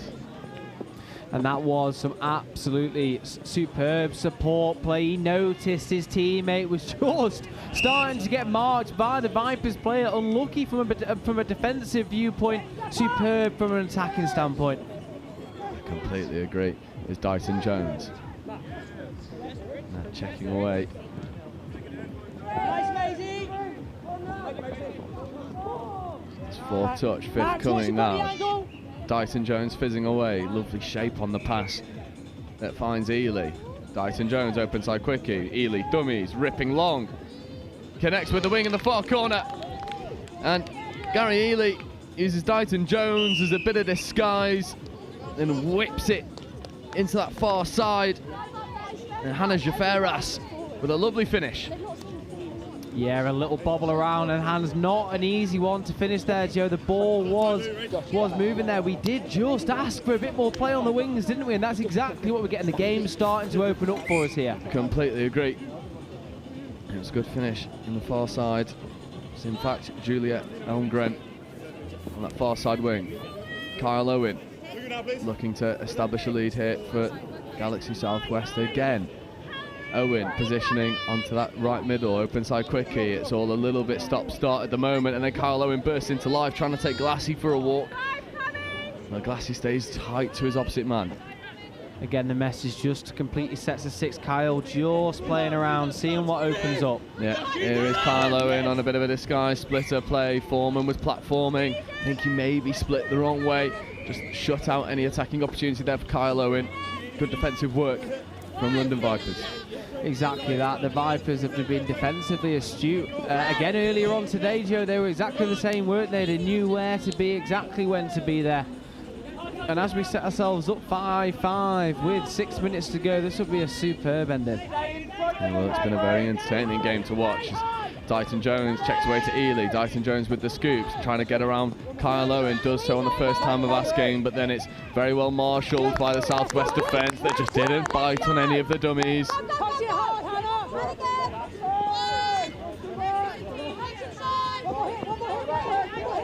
A little bit of a stop-start subset right now as a bit of a nudge comes in for ball. It's nice playing away here from Taylor. Taylor platforming to Dean. Dean tries to find Taylor again. That's ball down turnover. A little bit of a... It was a subset that wanted a little bit more purpose and a little bit more pace in it, right? I think that's what they were trying to give that there, wasn't it, Joe? And it almost leads you to overplaying just a touch. You know, that combination for Galaxy, it is lethal. You know, we've seen that earlier on in the game as well. It'd be interesting to see what tactics are now changed in the final 5 minutes as we see a superb intercept from Galaxy. Dean was playing around with the idea of shifting through the gears, not taken. Opts for a little bit more security. And a Cook. Here is Cook. Nice work here from Taylor. And Donnelly. Taylor calls for Donnelly to take control in this pod. We'll see if he can do exactly that. Donnelly looking for this open side quickie. Gets it. There's a few people trying to go for that roll ball at the same time. Left wanting. Dean, Taylor, Donnelly and Cook. There's Donnelly getting the ball back. Donnelly looking to go long. With a good touch that comes in. And that is 6 and change. It's good defensive work, but again, that's a Southwest attacking set that didn't really have a familiar orchestrator in the middle to tie it all together. Agreed. You know, the Southwest attack has been more dominant than the Vipers. That being said, Vipers' defence have been so good. As we just see a turnover there, can Galaxy apply the pressure here? The Vipers much more defensively solid. Galaxy definitely an attacking side. And like I said, it's set up a really good ending for us here, Joe. It has 4 minutes left to go, locked all square. Remember, this is knockout rugby, so if we end all square, we'll go to drop-off, as Donnelly is looking to ensure that it doesn't. It's a good attempt to get that ball down from number 12. Hunt cookie, hunt cookie.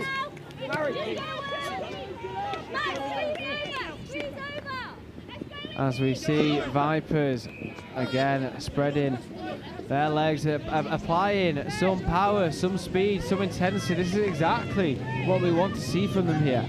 It's what we needed as well. You need this man, Taylor Glassy, to come in and get involved. He does exactly that. 4th touch, 5th coming now. Glassy asking for a decent platform to scoop. Gets exactly that. Right foot step, escapes away from one. Tries to connect with Bourgault.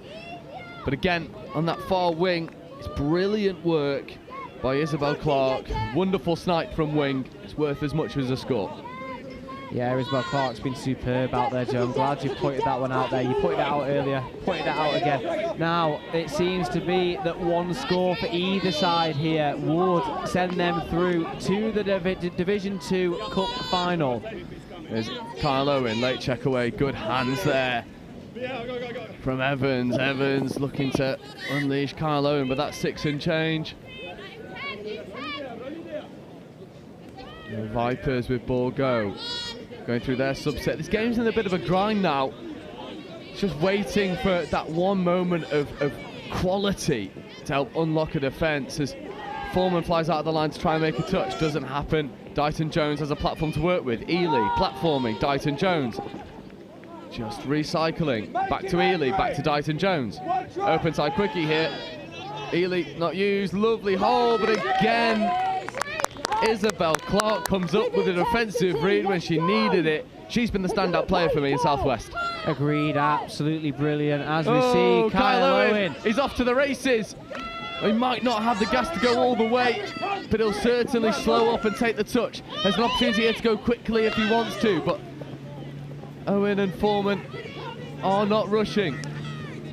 Kyle Owen throws the dummy, gets onto the 7 with 3 touches left in the chamber. Donnelly comes and joins the fray now, as does Rosewell. Donnelly, open side quickie, gets it back from Kyle Owen. Donnelly diving at the line. And that will be a penalty for offside, as the Galaxy player thinks they have scored and kicks the ball away there. They will have a repeat set of 6 here. Yeah, Kyle Owen subs himself off. That was a heavy bit of work for the Welshman. There's Foreman platforming here for Donnelly. Stanley Sindel has joined the fray as well. Sindel away to Donnelly. Donnelly on the quickie. Donnelly diving at the line. It's a great touch. Getting off the line well was Dighton Jones. Donnelly to Rosewell. Rosewell platforming. Donnelly picking. Ball's on the floor for a little bit too long. Not a lot of platform here for them to work with. Donnelly, Sindel picking against the grain. Look at it go long. Stanley Sindel does connect. It's a wonderful finish. How good is that? And unfortunately, we've not got a 12 on the team sheet. But that is a gorgeous finish. Yeah, an absolutely superb finish. Almost, the ball goes out wide, almost reversing into touch. An absolutely superb job to get the ball down with a backwards roly-poly to finish it off. And the pressure is on the Vipers here to get a score back. Yeah, a little bit of problem solving here. Just had a quick shout out to Max Shepston, who's the number 12. I know, well, what a finish. And I tell you what, it's a finish that might have secured the victory. And it will. Battered down full time. That is all she wrote. And what a gorgeous finish that was. A beautiful ball by Stanley Sindel, executed in the corner. 6-5 it finishes. How good is that for an opener to this knockout rounds and the final round of mixed touch here this summer? That is exactly how we wanted to open the knockout phase of today. The quality of touch throughout this morning was absolutely phenomenal. And then to be treated to a game like this in Division 2, I'm very much looking forward to what we have to come. Absolutely. And speaking of, we've got a slightly longer break. So we've got to afford for drop-offs. So there is a bigger break of 10 minutes in between games.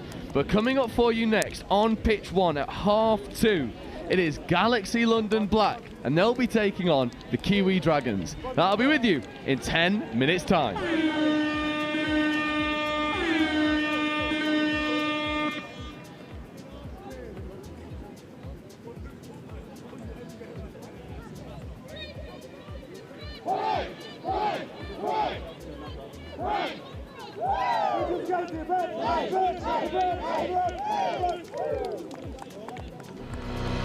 It's our turn now.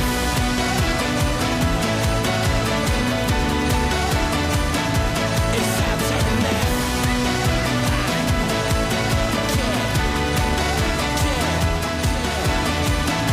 It's our turn now.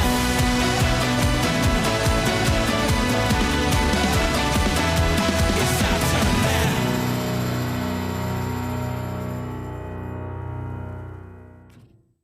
Start for the North East Mixed Open. We got scored on off the first tap, which I think probably did us the world of good because we woke up a little bit after that. So good win. Did what we needed to do, did what we were aiming to do at the start of the game. But I think this game's going to be a little bit different, possibly a little bit different pace. This team, I think, are going to threaten us on the line up the middle, maybe. So yeah, looking forward to it and seeing how we'll get on. Our youngest's 15, female player, and our oldest is about 26, 27, I think. Yeah, I think what we've got is we've got a team of players who've got some really good skill, and they can read defences, they can play heads up, they've got good skill, they've got good pace. So attacking wise, I'm just going to let that flow from them because from the first game, that's what they showed me. But what we really need to do is we need to nail our midfield defence. Any thoughts, Nathaniel? I'm just happy to be here, you know? It's going to be a good game, isn't it? I like any scoop. Yeah, yeah. That's fine. Cool. Just go down, get the ball down, chop a hole. Platform's a scoop. Yep. Nice. Heads and tails. Yep. Heads.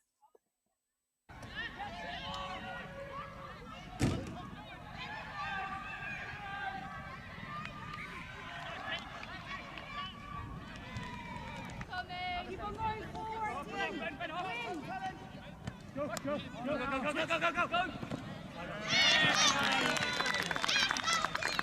Yeah, oh! Yes! Beautiful ball! What a ball! When we're doing our midfield D, our transition D, they're beating us a few times on our far side. So they're getting round our far side male link. So it's just, we need to compress a little bit closer over that side. Good work. Okay. What a ball. Who gave that? You? I go back to the same messaging as the game before. You clearly can see what you need to do in attack. That last being aware, the awareness of the time on the clock, the awareness of taking it away from our box, the awareness of finding the space and using your pace to go down that edge.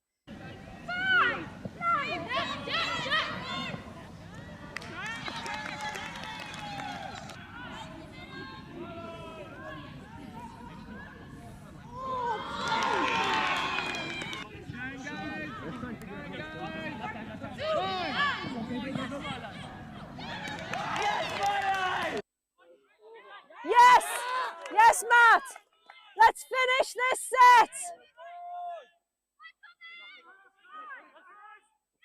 Finish it! Finish it! Ah! Really well played.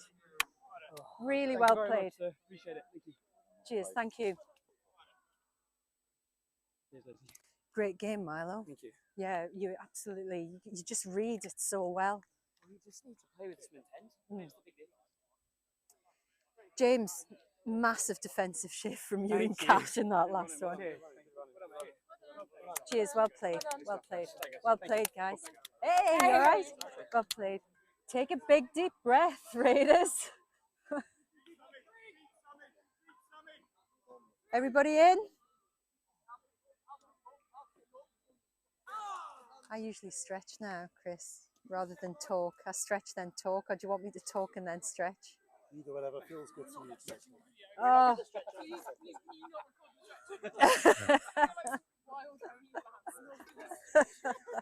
if I get paid for it. Well, what I need to say to you is I just need a few minutes to gather my thoughts. If you were watching that game as a neutral, that was such an exciting game of touch. And it was just neck and neck all the way through. Yeah, I just need a few moments to gather my thoughts, see what we're going to do, taking it into the next game, into the Northwest game. So let's have a little stretch.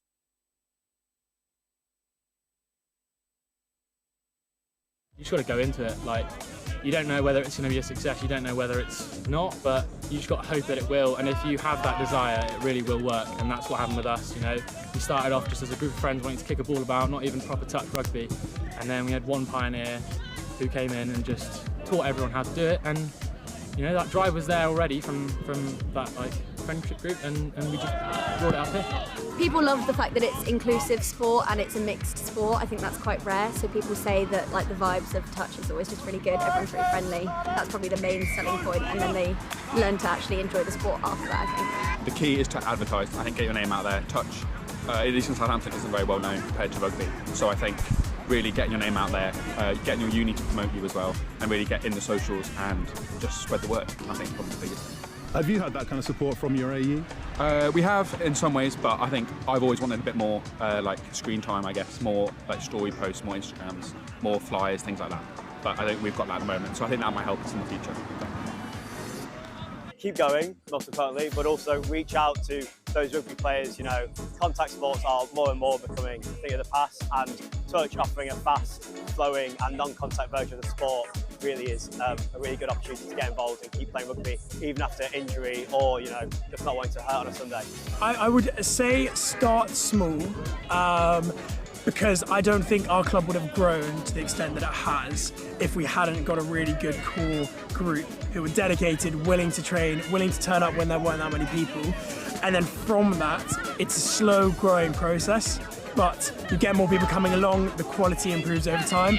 I'd say don't be disheartened if at the start the touch maybe isn't that high quality or you're lacking numbers a little bit. Stick with it because people will come and people love the game. And it's one of the only mixed sports at Bucks. And so you will get numbers, you just need to stick with it.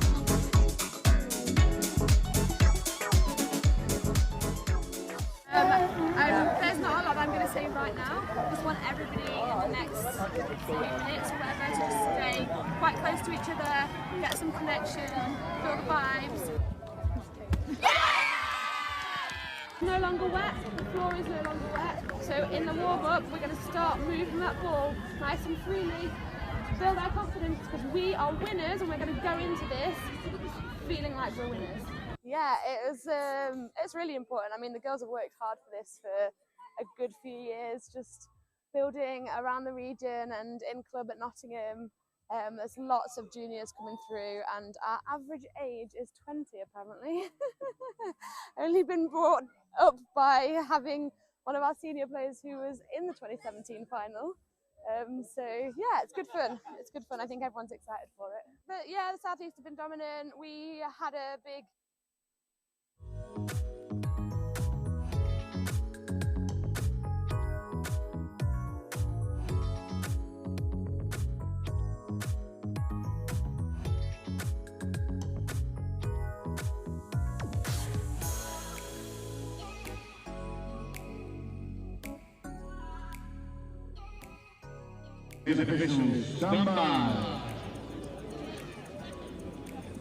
So welcome back.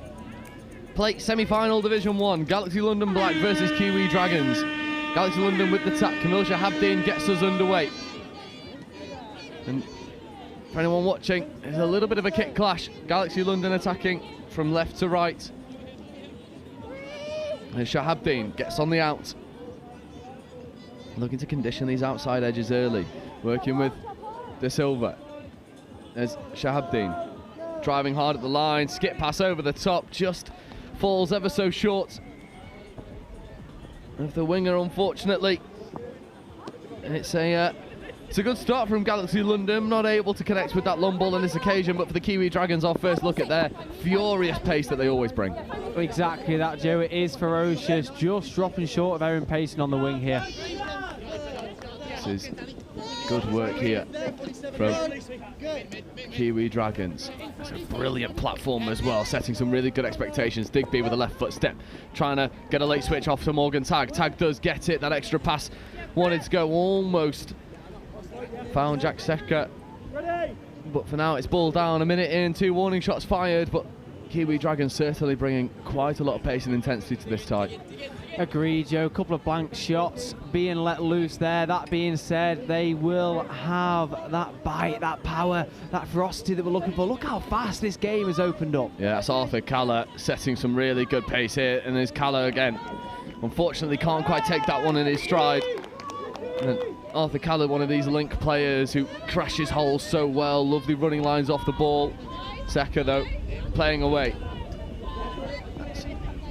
Good work there from Danny Payton. Secker working hard. Jones as well, operating in the midfield with Thomas Evans. And there's Roberts. Roberts accelerating, trying to get into the goal area. Late switch away was good. And you know, we've had the pleasure of calling Dan Roberts for a hot minute. One of these Welsh players that always entertains. We know he's got that wondrous left to right long ball. I wonder how long it'll be till he starts throwing those around. Let's give that one about 10 minutes, I reckon, just to simmer, just on the boil. Then he will start to let them go there. Hack was feeding away there. Here is Georgia Hack. Keep an eye out on the foot speed into the roll ball. Look at that. He's up the yards in front of her. However, that one just bobbles a little bit forward. Slightly harsh call. Referees were joining on the spot to see it though. But she'll be one of these players that Kiwi Dragons need to keep quiet because she gives platforms for the strike players so well. Roberts straightens. Jones gets in an acting half. There's Payton. And Secker. Digby to Secker. Back into Digby. Tags in motion. Morgan Tagg not used. Back to Secker. Secker He's trying to connect with Digby, who's in turn looking to connect with Melissa Berry over on that far side. Not happening. This game started at a furious pace. Exactly that, Joe. I will be largely impressed as we see McNaught work her way straight down the middle. Can they keep this intensity up for the entirety of the 30 minutes? They might have to, because Kiwi Dragons are not going to take their foot off the gas. Shahabdeen, untouched, just goes through, making extra yards. Here's Camille Shahabdeen, working in the middle with Arthur Callett and De Silva. There is Shahabdeen. Shahabdeen, left to right. Look at it, connect. And that is the opening score. And Camille Shahabdeen rips a wondrous pill into this near corner. Ollie, what a start that is. How good. First one died a little bit short. Second one found its mark. Absolutely superb. You're spot on there, Joe. We just spoke about Dan Roberts, his left to right. Camille heard you from all the way over there, and he said, I can do that as well. Left to right ripper. Erin Payton superbly finished in the corner.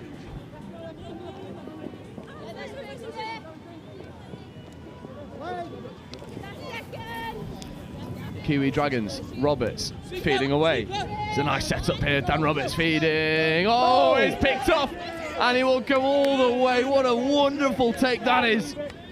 Completely untouched. Will slow up, shore the ball down, and it's easy work. My word, what a grab, what a take. And he shifts through the gears with ease. Unfortunately, not got an 80 on the team sheet. A sarcastic clap from the Kiwi defender there.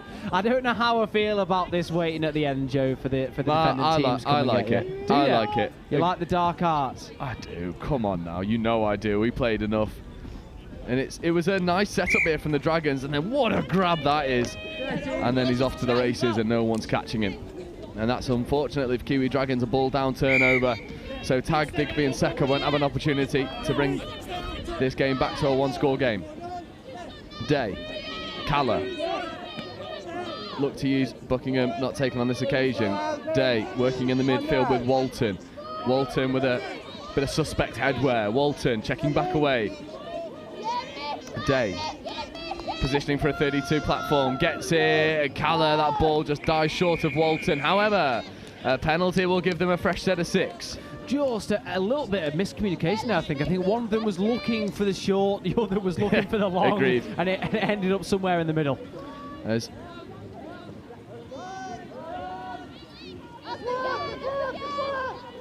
London Galaxy just steady the ship. Shahabdeen, open side quickie. Shahabdeen, left foot step, leaves 2 players in the dust, but Seka is able to manipulate his body whilst on the floor to make a try saver of a touch. Seka, Digby and Tag have got a fair bit of work to do, as does Danny Payton. Shahabdeen, Callum in acting half, back to Shahabdeen, right foot step, looking to go long, instead drops it off to Arthur Calla. But a touch comes in at the last moment to deny Calla and Galaxy a 3rd score. Shahabdeen lofts a ball over into that far channel. And that was fairly unsympathetic, just killing the ball in that far corner. Amy Milburn over on that far side. Yeah, Shahabdeen, he was just looking to apply the pressure onto Seka there. Hands on his knees. It's been a long, hard day in this heat, Joe. Hopefully he'll be able to find that lung capacity. Oh, Danny Payton is just a wondrous player. Digby with a brilliant roll ball. Jones comes in to act as half. Jones a second time. Here come Roberts and co. There's Smith platforming for Roberts. Roberts with a late play away. 2-on-1. Can they execute? That one just drifts forwards. And it's unfortunate because it's a good finish from Melissa Berry, but that last pass drifting forwards. There's a first Kiwi Dragons warning shot. Looking to expose those outside edges.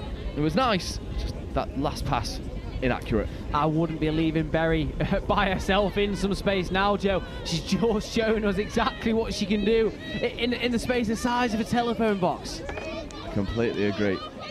There's nice foot speed there from Buckingham. And now it's a dangerous little pod here. It's nice work.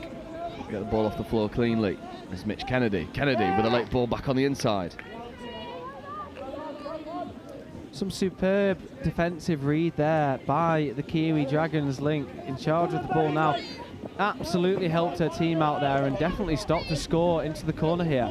I completely agree. There's a nice play away to Seka. Seka platforming here for Digby. Digby back to Seka, and they're moving with a fair bit of momentum now, and Seka shifts through the gears. Does he have the pace to get over? There's a diving touch that comes in, but I believe that's Kiwi Dragons' ball. And Seka just spotted a pace mismatch, went and executes, backs himself all the way. It's exactly what the Kiwi Dragons needed. Seka is absolutely ripped. His biceps are bigger than my legs. And what a turn of pace we've just seen from the big man himself. That is absolutely superb finish. Yeah, running like he's furious at the ground. He brings it back to a one-score game. Shahabdeen playing in the midfield with De Silva. There's Shahabdeen just steadying the ship, trying to get on the link punish. Does get on the link punish. Driving back to De Silva. De Silva scoring, but the ball's gone forward. So Kiwi Dragons living life dangerously, and the referee's whistle gives them a reprieve. Oh, Danny Payton with a lovely bit of foot speed into the roll ball, and there's Digby working with Jones. This is nice. They're purring through the gears at the moment. Thomas Evans getting involved as well. There's Roberts on the fly. Roberts accelerates, tries to get through to Silva. And Silva stays wise to the threat. Looking for the late switches, but that'll just be 6 and change. Not a lot of opportunity there for them on the final touch. Galaxy just got their defensive spacing lovely. Yeah, no, you're right there, Joe. Galaxy almost had control of that entire situation there. I'd like to see the Dragons go back to their switches, something they're really good at. Agreed. Is Calla checking away to Walton. Walton accelerating, setting a really good platform here for Arthur Calla. Arthur Calla tries to find Dane a bit of space, does, but the line speed's there, and there's not a lot of space for Ed Day to work his magic feet. 6 and change. Back in the grind now, Ollie. Exactly that. You know, games are won or lost in your transition, whether that's staying onto the pitch or getting those fresh legs on. As we see the Dragons, Peyton again. How many times have we mentioned her? She is just phenomenal. Pick of the bunch so far for me for the Kiwi Dragons. There's Digby platforming in for Tag. Tag, right foot step, trying to get away from Day. Day floats the ball into Peyton. And there's Erin on Danny. Sibling clash here on the wing. A little bit of a sister battle here. A cheeky smile and an exchange of words between them. Exactly how we like to see it. Both phenomenal touch players in their own right, Joe. Oh, absolutely. Could not agree more. We've spoken a fair bit today about that sibling connection. You know, Chester's full of them. You've got the Wheatleys in Wigan, and now we've got one on either side of the pitch here between Kiwi Dragons and London Galaxy. It's a remarkable thing that you only really get in touch.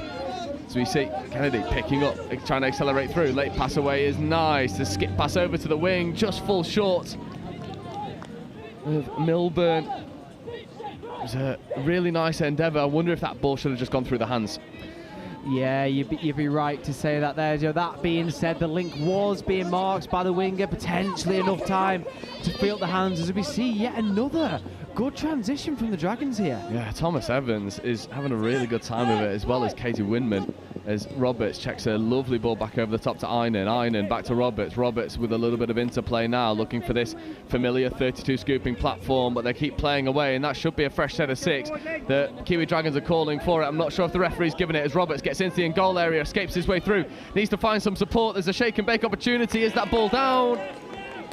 I think they will call the touch there now. A little bit of a on the touch card. Not too certain what decision we made. So I believe the 6 more had been given. Yeah, must be. And therefore this would be touch number 2. Yeah. So 3 to come. Let's hope we've got that one right there, Joe. Robert, well, it's your name on the line, not mine. Roberts feeding away to William Smith. Just waiting for a hand signal for the referee to see if you are right. By your count, this is forthcoming. For number 5 to come. And this is Roberts. Smith. One more to Thomas Evans. Roberts in motion. Roberts puts the brakes on, tries to get at the line. And now there's 5th. I think I need to go back and sit my GCSE maths there, Joe. A little bit out on the count there. As you see, Roberts just take himself off the field, get a fresh pair of legs on for the defensive set here. Yeah, Digby shifts on as well. Callum Digby, again, another one of these Kiwi Dragons that are just so entertaining to watch. You've got to highlight them when they're here because they are just so good. This game has been played at a furious pace, and you'll blink and you'll miss it. We're 13 minutes in. Only 3 scores, but the tactical battle here is super intriguing. As you see Calla platforming well, De Silva going as well. Shahabdeen, left foot, right foot to De Silva, 3 on 2. We're going to go back on the inside, back to Shahabdeen. Shahabdeen wanted that fresh set of 6, not given, no play at the ball. Camille loves his finals touch rugby, doesn't he? Seems to turn into a different beast. I think we've got a little bit more to see from him here as well, as we see some good manipulation from the Dragons down this box side here. Indeed, it's very nice roll ball speed. There's Danny Payton, checking away to Tag to Seka.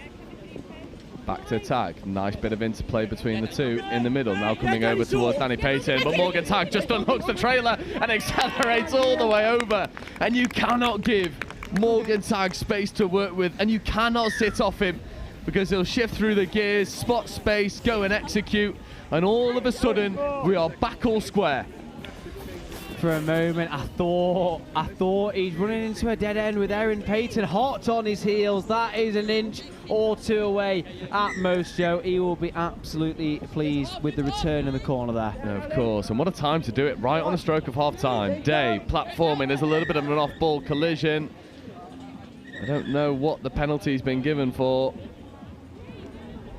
Just a brief pause in play just for the referee, just to calm things down. A touch there, explain his decision to the defender, and that is a penalty given for in the side of the ruck. I think that's relatively fair. There's Walton, Day, back to Walton, looking to go long, instead goes to the link, and it's a lovely hole hit by the mystery man. It re-establishes a London Galaxy lead. It's a lovely link hole, but what about this interplay between Walton and Day? Absolutely superb, manipulating the fence, almost like puppet masters, the both of them, and you were just asking for it, Joe, weren't you, for the ball to go through the hands, and that's exactly what you received. Superb to not give the ball to the winger and to score himself. Yeah, 2 seconds remaining. Seka, Tag and Digby have a little bit of work to do, but that touch will bring up half-time. No, it won't. Referee is happy to let them play one more, and Seka escapes his way into the in-goal area. Blind pass back on the inside. Can't quite connect with Digby, but again, you see the signs. The moment London Galaxy switch off, Kiwi Dragons will punish. This game is poised on a knife edge going into the second half. Yeah, no, you're spot on, Joe. This is exactly the type of touch rugby that we want to see. Close games, ferocious, fast, and it's intense, isn't it? I'm feeling the intensity, the heat from up here. I wonder how those players feel down on that field. Well, I imagine that this half-time break is going to come with a fair bit of hydration and probably a little bit of tactical analysis. We're going to take a very quick break, but at the half, London Galaxy 3, Kiwi Dragons 2.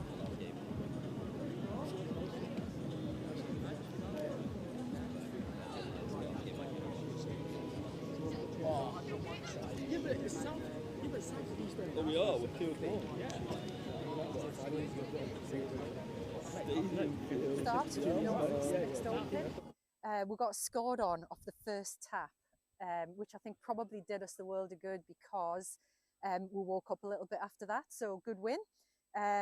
Did what we needed to do, did what we were aiming to do at the start of the game. But I think this game's going to be a little bit different, possibly a little bit different pace. This team, I think, are going to threaten us on the line up the middle, maybe. So yeah, looking forward to it and seeing how we'll get on. Our youngest's 15, female player, and our oldest is about 26, 27, I think. Yeah, I think what we've got is we've got a team of players who've got some really good skill, and they can read defences, they can play heads up, they've got good skill, they've got good pace. So attacking wise, I'm just going to let that flow from them because from the first game, that's what they showed me. But what we really need to do is we need to nail our midfield defence. Any thoughts, Nathaniel? I'm just happy to be here, you know? It's going to be a good game, isn't it? I like any scoop. Yeah, yeah. That's fine. Cool. Just go down, get the ball down, chop a hole. Platform's a scoop. Yep. Nice. Heads and tails. Yep.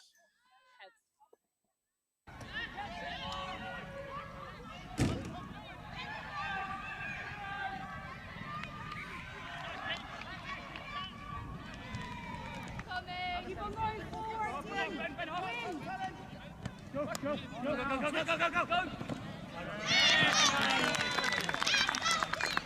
Yeah, oh! Yes! Beautiful ball! What a ball!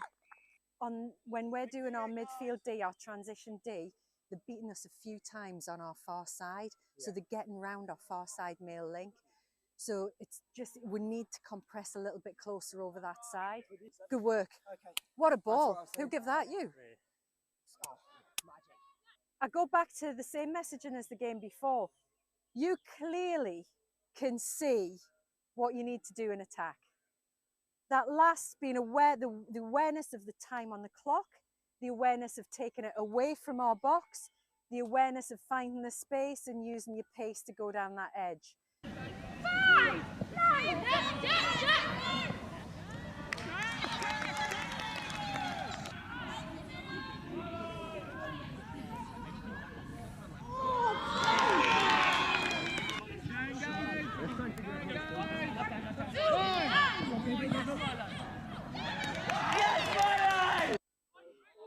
Yes!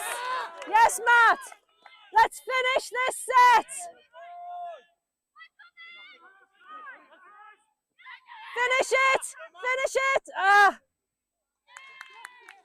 Really well played. Really well played. Appreciate it. Thank you. Cheers, thank you.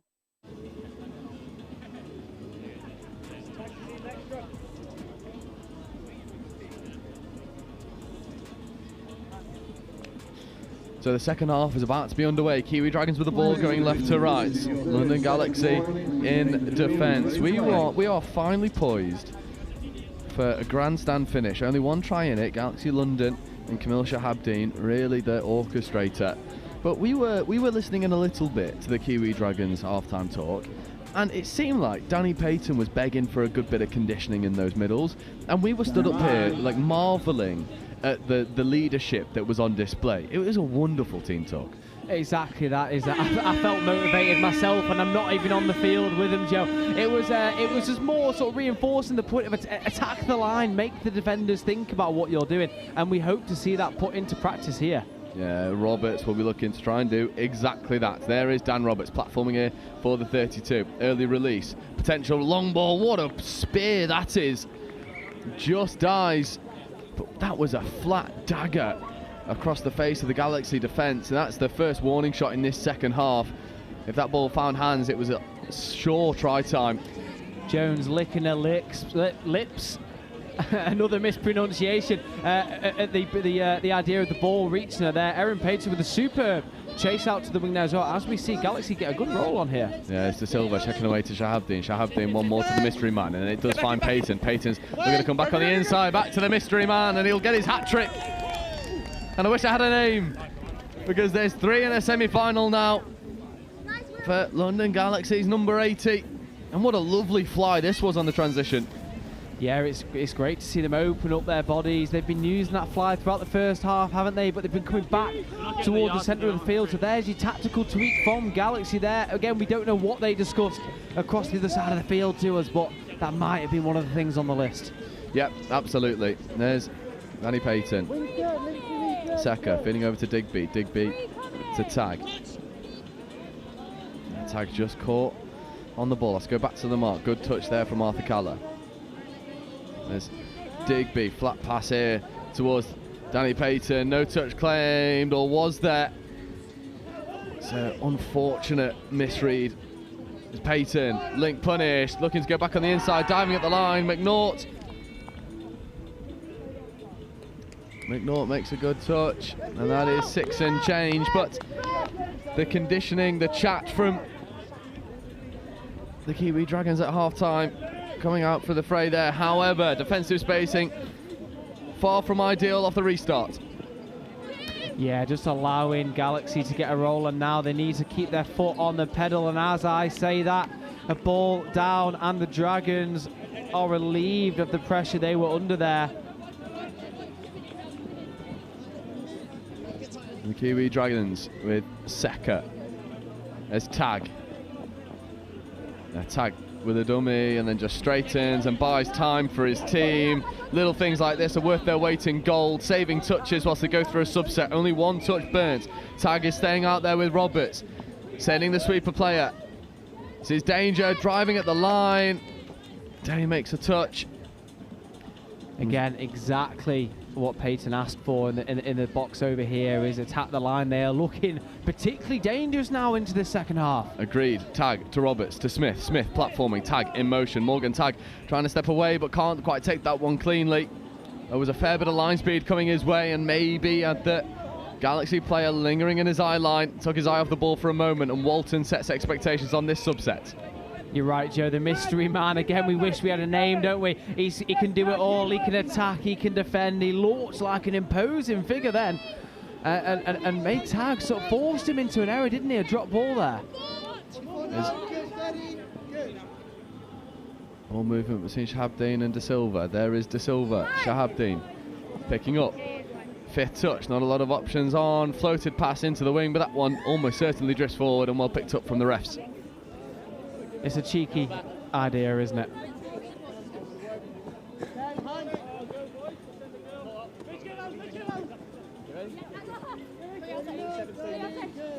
Just take it, just take it. Just take it. Go off.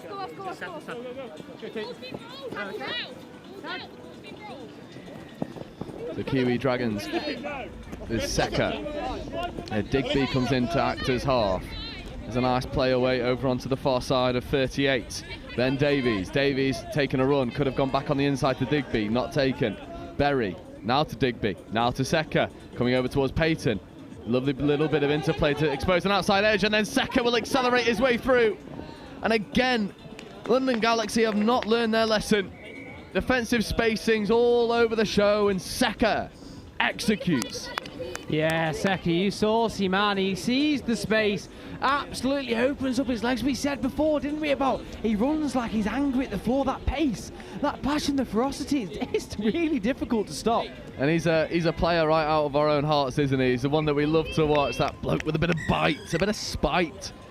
And Seka with 2 now, brings it back to a one-score game, 10 minutes to go. Hack.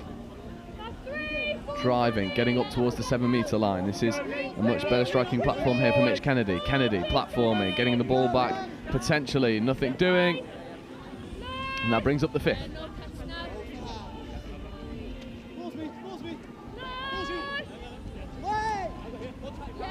And he's the mystery man who can't quite escape the oncoming press of James Einan. And that'll be Kiwi Dragons ball. And they've got a fair bit of work to do to get over towards their sub-box. But again, there's lovely hands on display. You can hear that, oh, sorry, from a ball that wasn't quite on the money, and yet it didn't matter because the hands were exquisite. That's third touch. Lovely soft shoulders into the roll ball.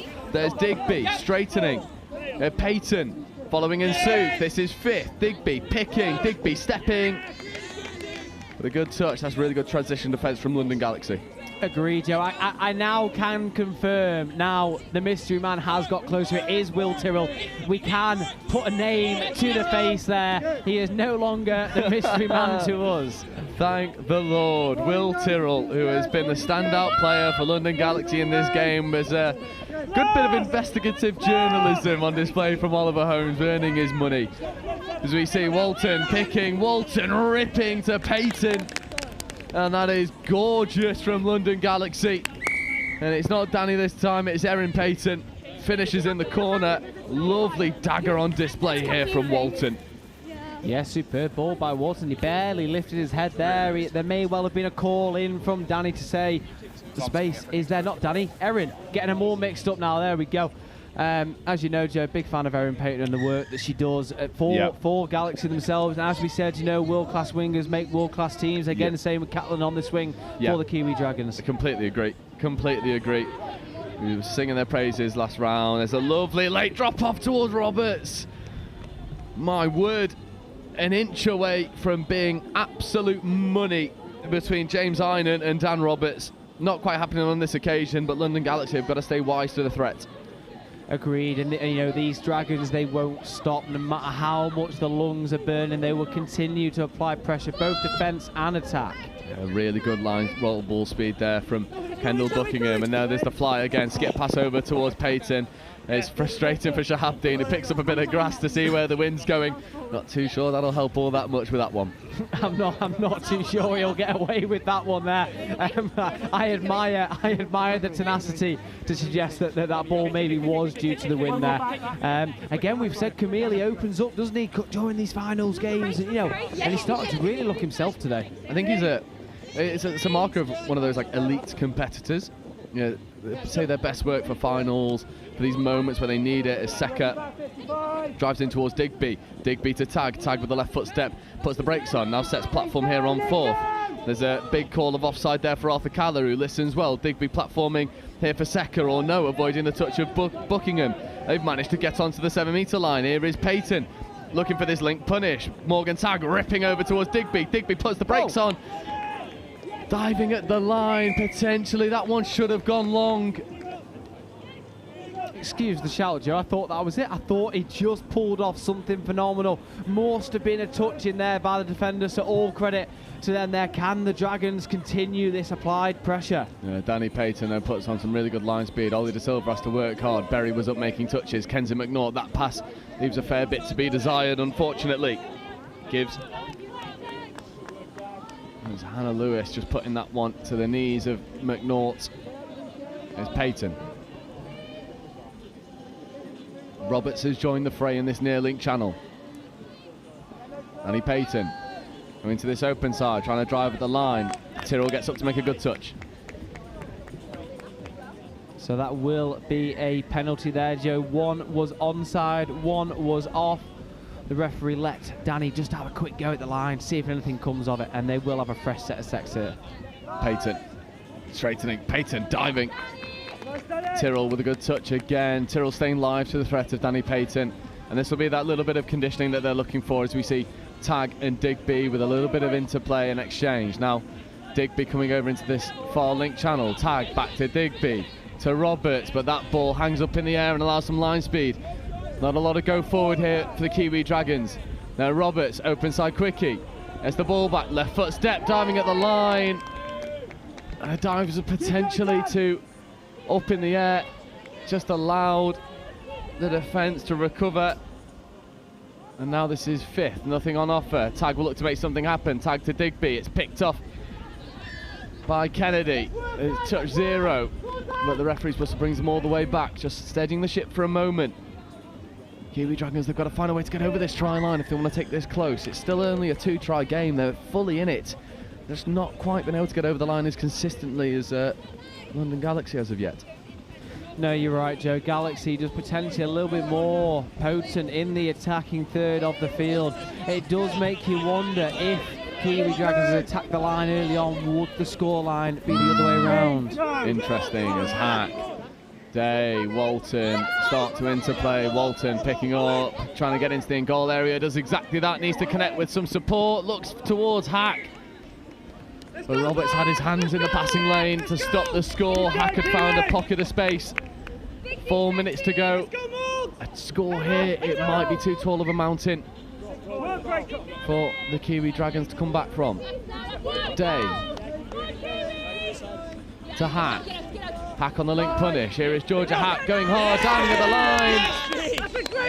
Now that for me, Joe, would be a good touch by Caitlin Jones on the wing, and that is what has been given there. Hack again. Hack is potent, isn't she? Towards the attacking end, a very, very tricky customer. Yeah, and an unreal engine as well.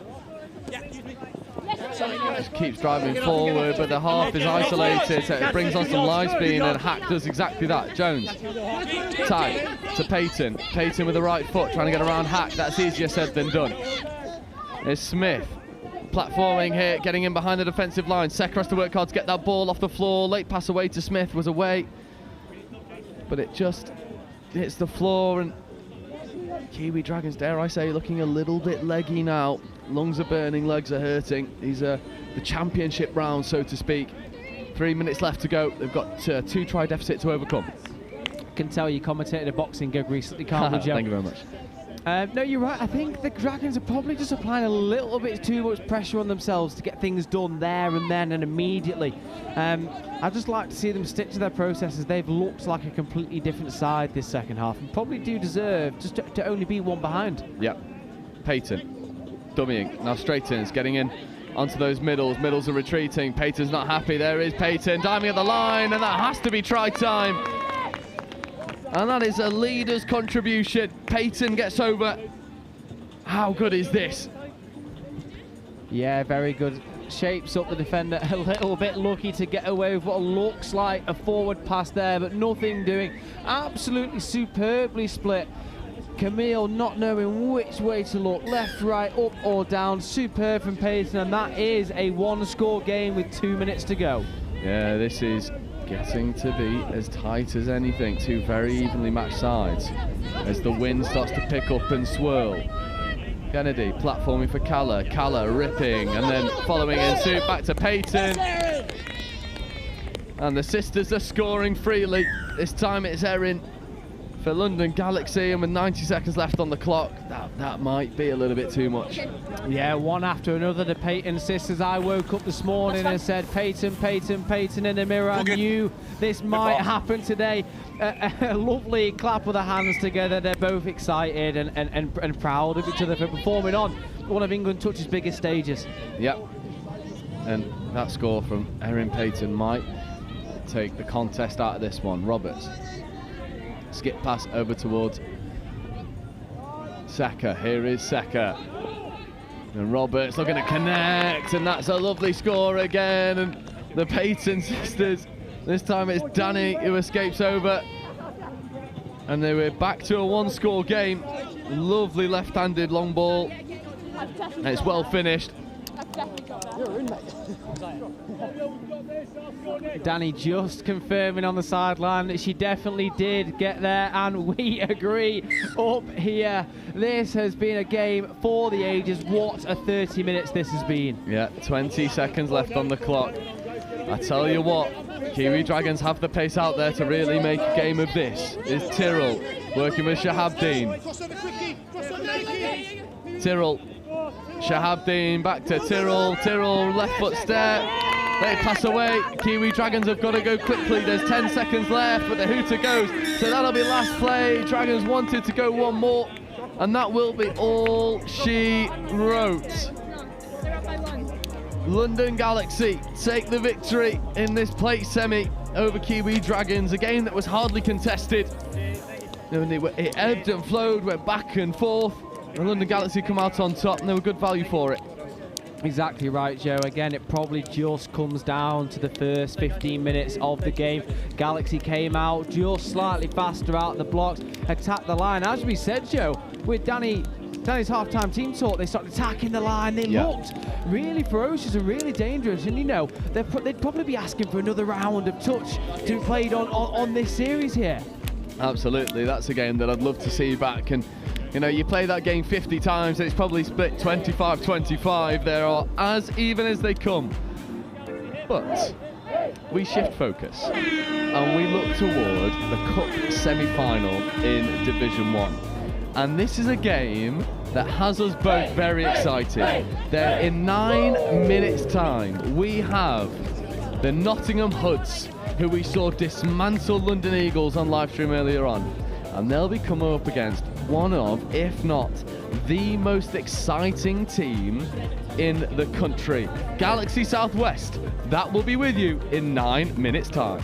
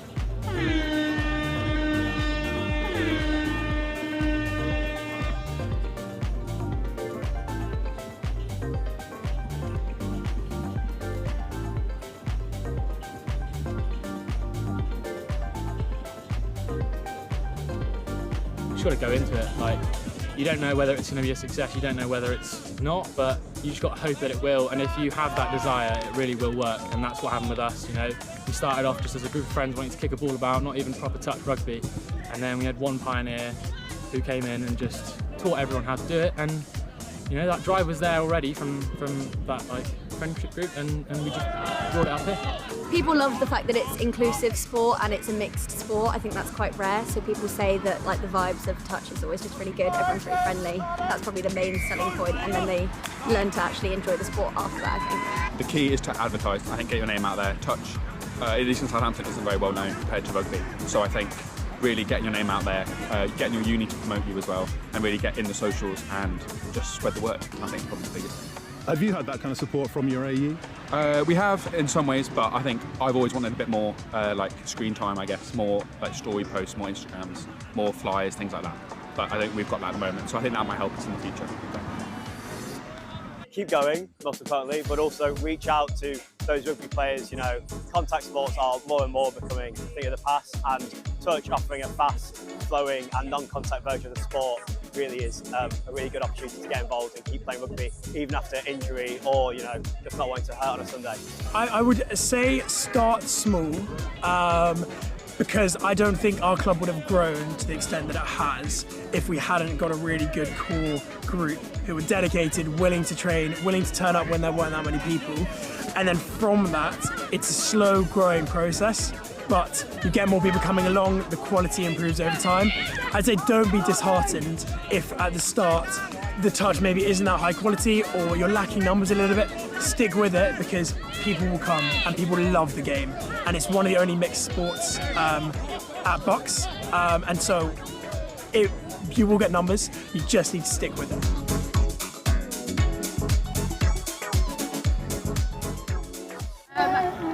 There's not a lot I'm going to say right now. I just want everybody in the next few minutes or whatever to just stay quite close to each other, get some connection, feel the vibes. No longer wet, the floor is no longer wet. So in the warm-up, we're going to start moving that ball nice and freely, build our confidence, because we are winners and we're going to go into this feeling like we're winners.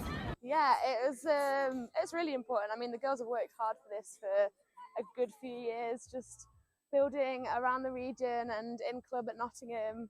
There's lots of juniors coming through, and our average age is 20 apparently. Only been brought up by having one of our senior players who was in the 2017 final. So yeah, it's good fun. It's good fun. I think everyone's excited for it. But yeah, the South East have been dominant. We had a big build phase, so we've just had people age out and lots of juniors come through. So that build phase just took longer than expected. We have now got the success of the universities getting involved as well, so we've got that to help us build. And yeah, I think it's just personnel have started to come through and really play for the region. This is a 40-minute game. Yeah. Yeah? We've got to stay in the grind. We've got to expect that things might not go right, and we're going to work on them. You've got to trust in the process, girls, yeah? And the biggest one, have fun. You're in a final. Yeah. Yeah? Yeah. I'm only in sync. Come on, in sync. Oh, nice. Yeah, awesome. Yeah, go around. Yeah, look at that. Good Next job. two, next two in, next two. Yeah. Nice pace, Imogen. Yeah, nice abs, nice Dan. Nice aid. Nice up. Yeah.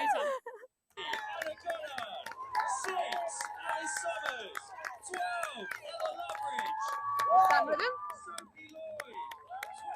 We all believe, you all believe, we are winners. Let's go show them.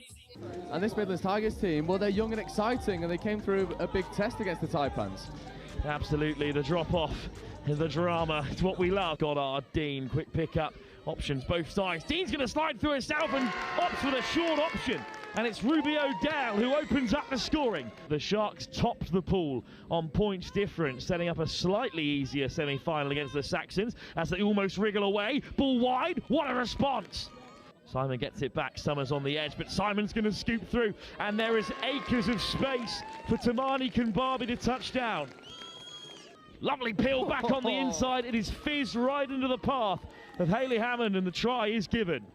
Irons on the inside, lovely switch. Irons accelerates through to score.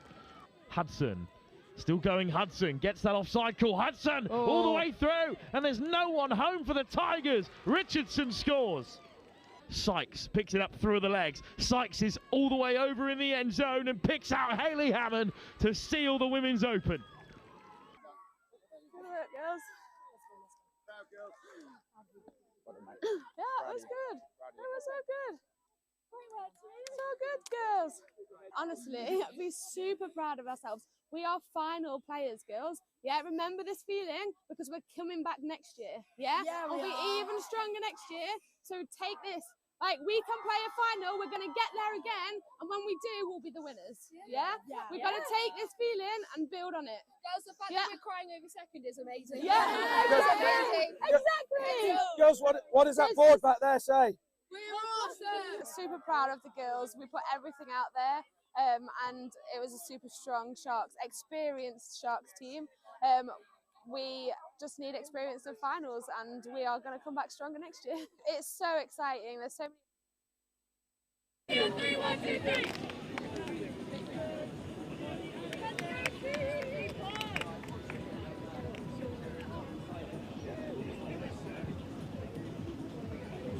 Raising officials, stand by. Let's go, guys.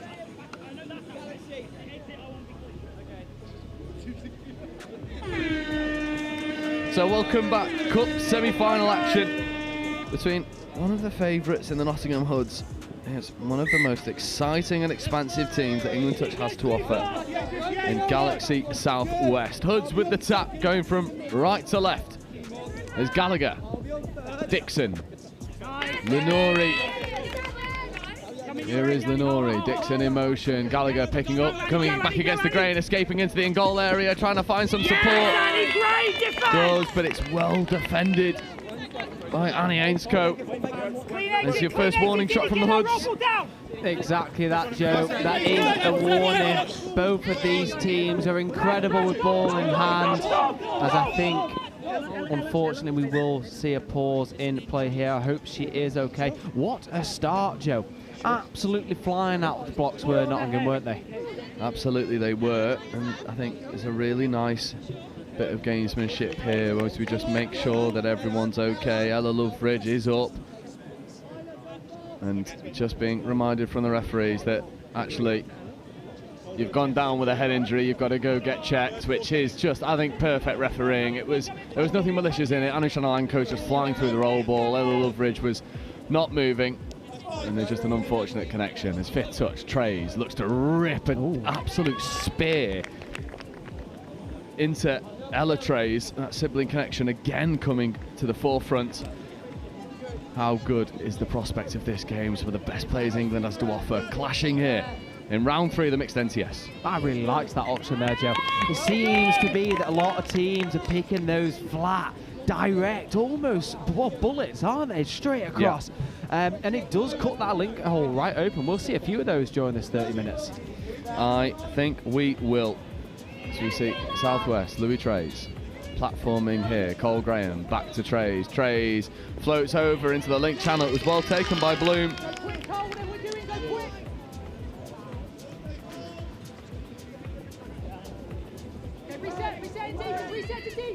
Bloom. There's a 6 touch and turnover. So Hoods, the defence is coming out on top right now. I'm not really seeing a lot of both sides in attack. There's Devlin trying to drive on Cole Graham.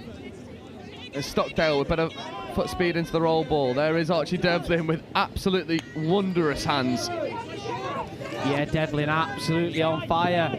Earlier today he was a real danger man, as we see.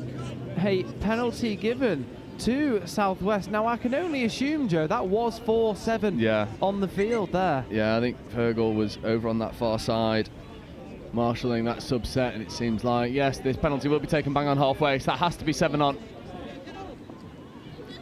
And Galaxy Southwest take this opportunity to roll through a little bit of a subset. Trey's making his way over to the box. There's Emilio Grassarola working in the midfield with Healy. There is Healy. Now Brownfield joining the play as well. Big calls from Shepston, asking for doggies. Brownfield getting into the in-goal area, ripping, trying to connect with Ainscoe. Not happening quite on this occasion. A beautiful flick of the head there, just to hold the defender up at touch. Now we might be 0-0, but the floodgates will open during this first half. Yeah, I completely agree. There's too much attacking talent on this pitch. On paper, there should be a bit of a shootout, not quite happening yet. Potentially an upset on the cards with defences coming out on top. There's a lovely roll ball by Simon, and then Simon following suit. Here's Ollie Simon looking to rip long, floats a lovely ball into Loveridge. It's great to see back on the pitch, and Heather Richardson staying wise for the threat of Will Stockdale, brings up the 6 and change. 4 minutes in, we're still locked all square. As we see Galaxy making their way down this touchline, I like the level of physicality the referees are allowing in this game here. Yeah, it's really nice stuff here. And Watson Davies looking to rip into a dangerous channel, not quite happening on that occasion for Connahan. That's a pod that we've not seen in line attack as of yet. Connahan, Alanko and Lawton Davies.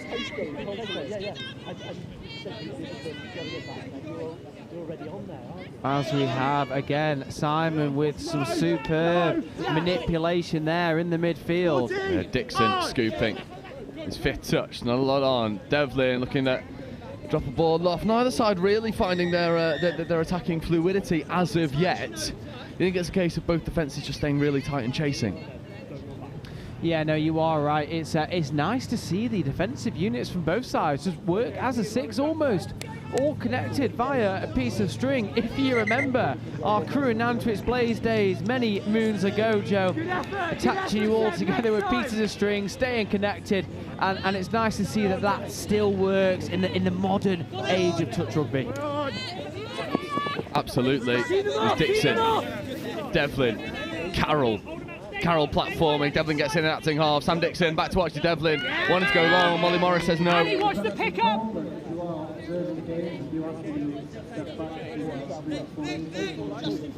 Dixon floating a nice ball into a link channel, but again the wings are staying hot on it.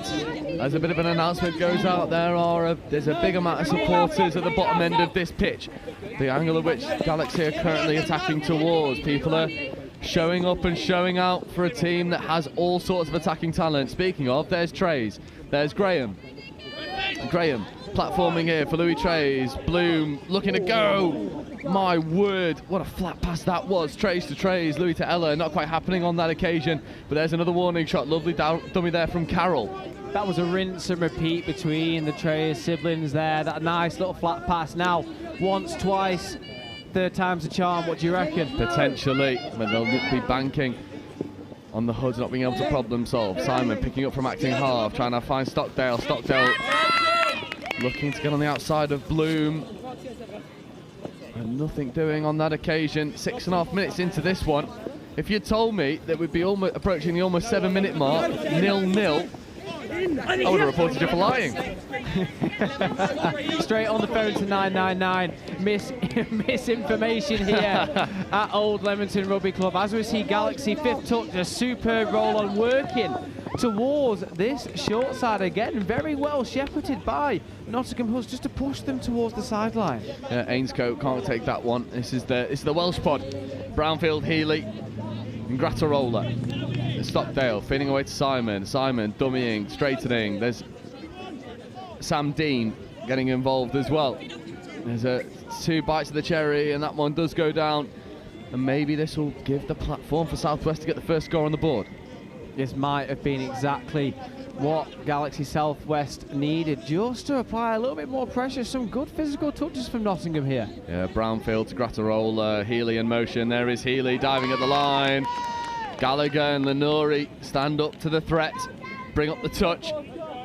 Really good from Gallagher. He found himself in a bit of a grey area and he managed just to pull himself away and then be there to make that touch. Grattarola, open side quickie. Healy coming back against the grain. Healy looking to find the wing, but nothing happening on that occasion. What I've noticed about both sub boxes as well, they're all calm, they're all collected. There's no panic. There's no, there's no feeling that teams are forcing anything. It's very mature sub boxes from both sides as Dixon and Simon get involved. And then here's your first look at the Redlands, and Devlin will go all the way. And that is a textbook set piece play, finished off by who else but Archie Devlin. They caught Galaxy Southwest napping on that near side. It starts with Gallagher. Lenori feeders away, and you can see it here on the replay. This extra pass here from Carroll to Devlin, and then unfortunately for Grattarola and Brownfield, they collide. It means Devlin can go in untouched. Yeah, we did speak before the game, didn't we? We saw 3 Redlands earlier on from the Hoods. They seem to love that play. They work it a little bit different, don't they, with a couple of passes.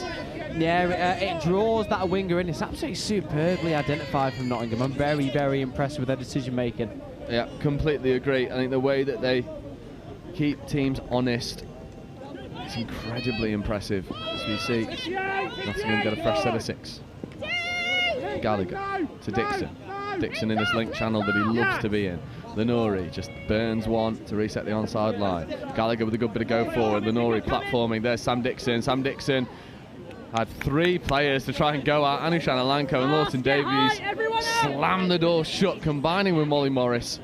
And now Gallagher tries to get through Anushan Alanko, but I tell you what, if there's one person you're not going to step, it's Anushan Alanko. Agreed, and it's probably the right decision to put 3 defenders on Dixon as well. He probably needs that many males and females to stop him from getting towards the try line.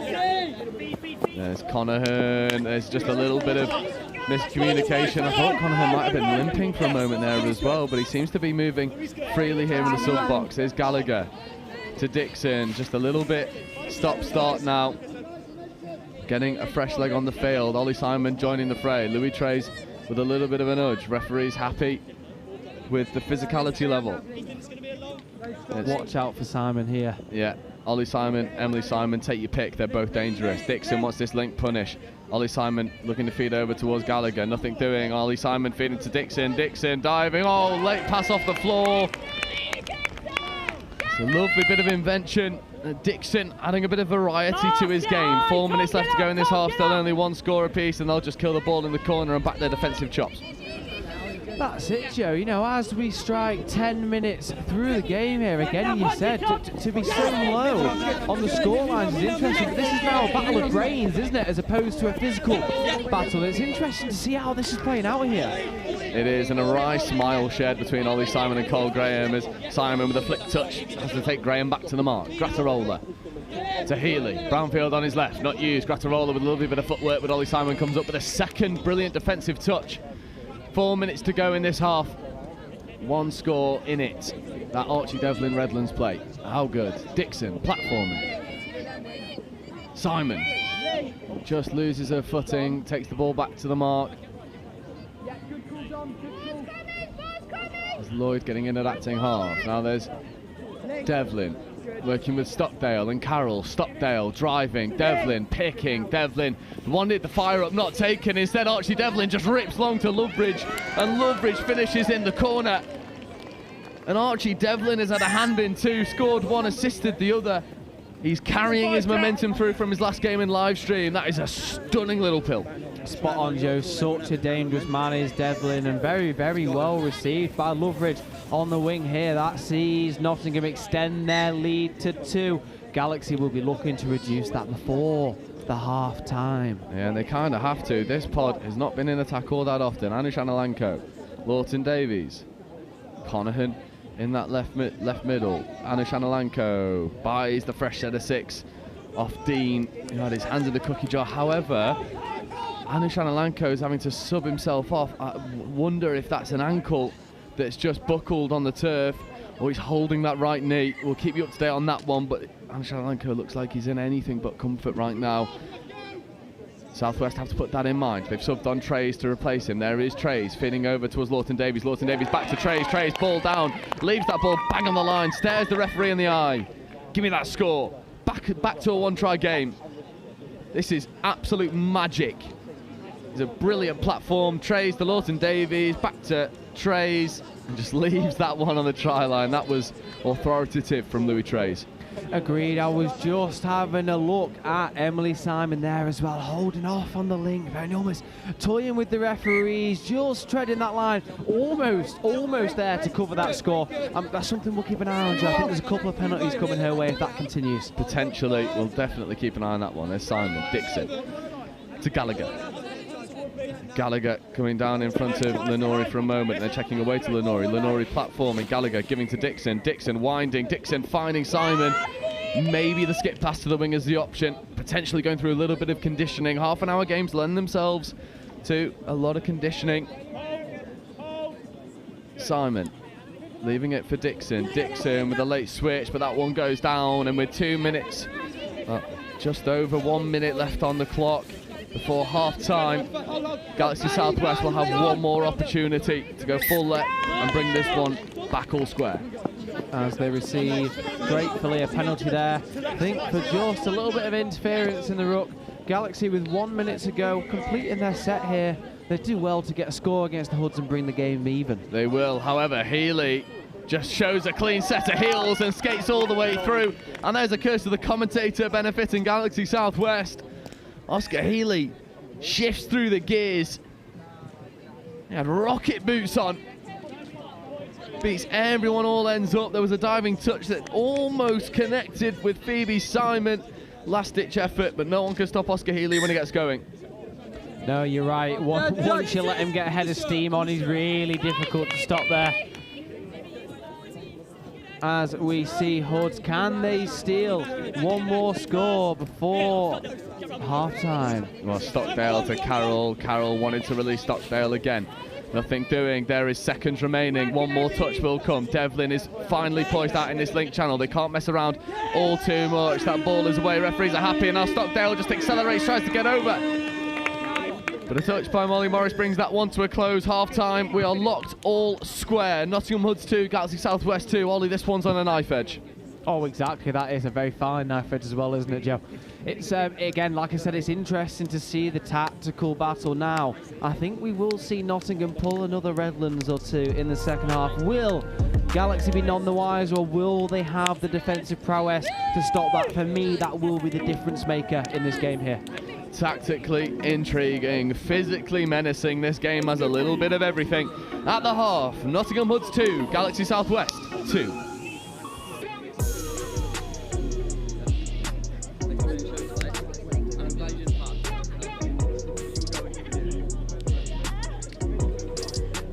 We actually looked at Warwick a few years ago when we came out of the pandemic for a potential venue for the Atlantic Cup 2 years ago in England. So we already knew what the facilities were like. When Kevin started in the events role, he also looked at it, and we had an early conversation and they showed willing. And I think that the big thing for us here is, as we're already seeing, is the joined up approach to working across departments and trying to uncover some of those links more globally, international relations, more locally, the marketing and communications. I think they're really important for us. So, yeah, we've got Warwick Touch celebrating their anniversary. We've got the Wildcats in the region, and University of Warwick with their 60th anniversary. So there's a whole load of stuff going on, and we're just going to capitalise on that. Really, feel-good factor of what's going to happen here in the summer. It's a great experience. Hopefully, it'll be a successful tournament for England, and hopefully we can bring it home. So much being at home crowd. There's going to be a lot more supporters this time, meaning we've got more support on the pitch, and so we're actually going to perform a lot better, I think.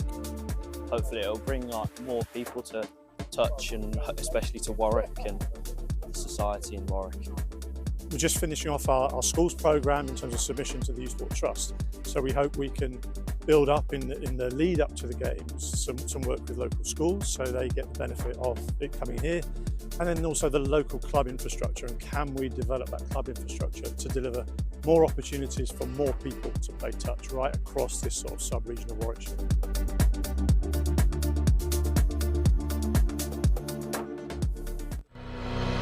It's our turn now.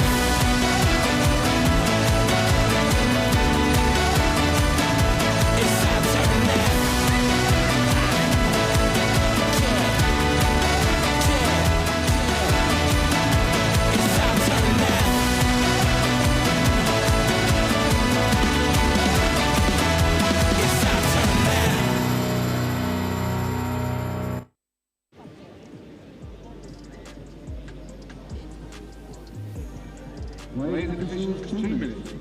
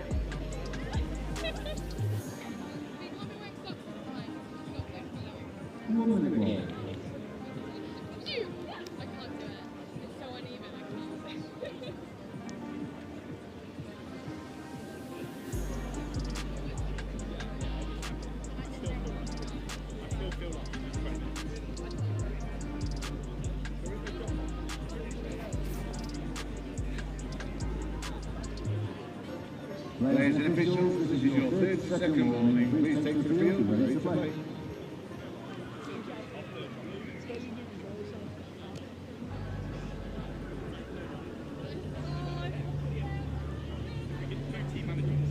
Players and officials, stand by. So, welcome back. The second half about to get underway. This game is finally poised. Ollie, we were chatting, just, you know, it's a low-scoring game. Tactically, it's so interesting the way both teams have set up. Maybe we were discussing, maybe it's just the athleticism of both sets of 6 cancelling each other out. It's Trey's left foot step, lovely hold to Conahan, who just can't quite take it in stride. There's a good example there of the athleticism, players chasing, chopping holes. It's a game that really is a case of both defences just cancelling each other out. No, you're absolutely spot on there, Joe. When you've got a team full of athletes, and I'm sure they could all go and compete in many a different sport, it's really difficult. That space gets eaten up. Nottingham looking to make something out of nothing. A cheeky out the back pass that didn't quite make it to hands there. And it's just Archie Devlin, a little bit slow to the roll ball there, and then explodes off his left foot, creating a little bit of space. Speaking of explosions, there is a stunning roll ball from Conahan. There's Trey's, Ella Trey's. Ainscoe in an acting half. Gone through work expertly so far as Ainscoe, and there's Brownfield and Lawton Davies. Lawton Davies accelerating his way through. But the referees were happy that Owen Carroll was onside, otherwise Galaxy Southwest would have taken the lead. The Galaxy Southwest coach with his hands on his head here. He can't quite believe that one there. Only 1 minute into this second half, Joe, and just like the first, we've started with an absolute bang, as we see Nottingham again with some superb momentum. Lenori flying through the roll ball, platforming here for Ethan Gallagher. Ethan Gallagher ripping long, but the wing's not there. And Ethan Gallagher, I think, suffering from a bit of a nosebleed. There seems to be some tissue up the nose. That'll be affecting the breathing. We'll keep an eye on that one. Some interesting storylines as we see just to the right of us, Anish Alanko getting a little bit of treatment. Looks to be moving somewhat freely, which is brilliant news. His day might be done, but Galaxy Southwest are off to the races, and Oscar Healy would have gone all the way if not for an absolutely world-class diving touch. Last gasp stuff from Sophie Lloyd. What about this for a touch? Just gets the boot as he's going past Lloyd with a touch that's as good as a try. Absolutely spot on with your evaluation there, Joe, as I think we see a little bit of cramp off the pitch after making that incredible touch there. The dangerous man himself, Louis Trey, is working his way forward. Yeah, and it's a familiar partnership here. Lawton Davies coming down in front of Trey's. Trey's scooping, Trey's ripping long, finding Ainscoe. Ainscoe finishing, and Louis Trey delivers a pill on a plate for Ainscoe. What a moment from the maestro himself.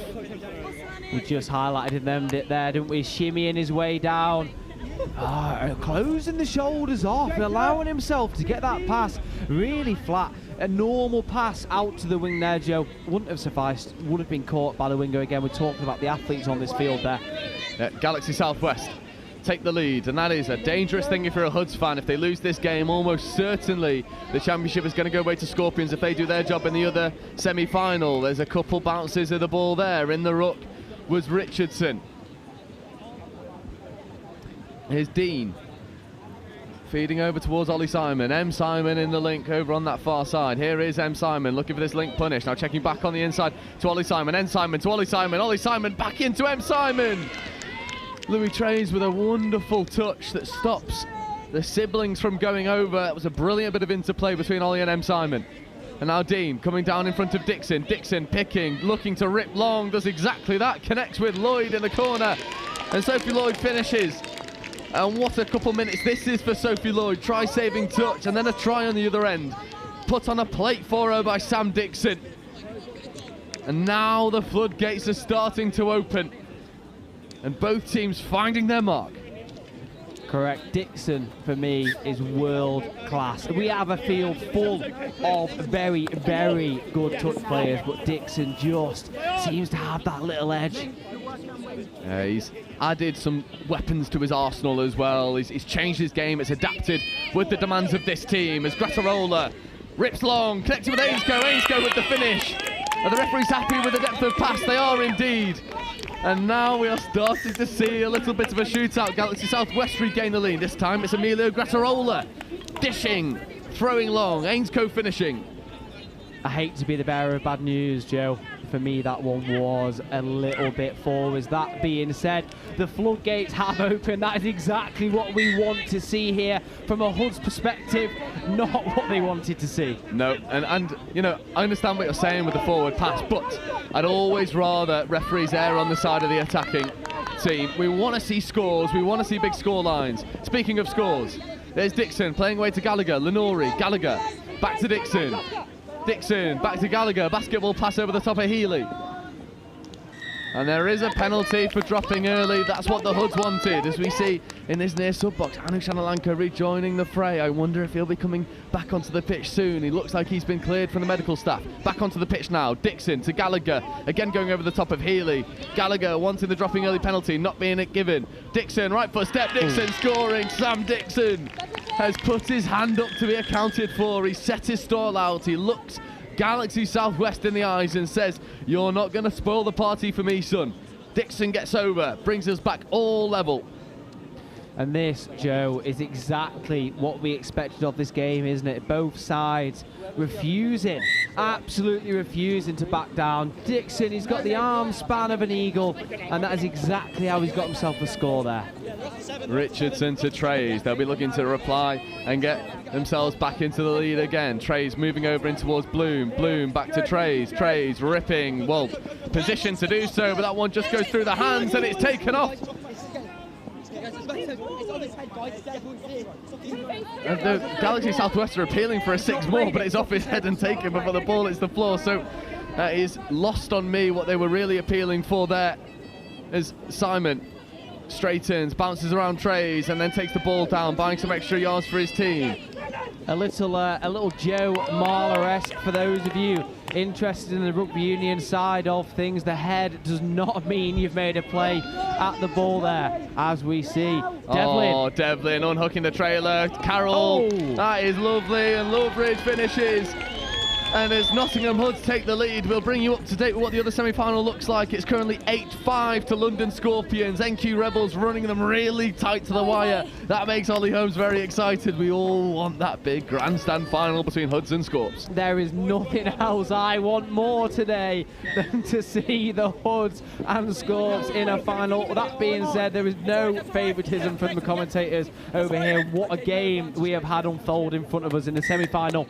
We can see here. Completely agree, and Galaxy Southwest will be looking to spoil the party for the Nottingham Hoods. There's a little bit of edge about this game now that it didn't have in the first half. There's a little bit of bite. And Grattarola positioning in front of Lawton Davies. Grattarola now coming down for Brownfield. Brownfield to Lawton Davies. Lovely fire up, left foot step from Lawton Davies. Finds Grattarola. But once again, Sophie Lloyd stays wise to the threat with a wonderful defensive shot from wing. Just how good has she been? World-class wingers, Joe. Dare we say it again? Worth their weight in gold. Grattarola picking, stepping, but only finds the pink hat of Dixon. But a blast of the referee's whistle brings up a fresh set of 6 for Southwest.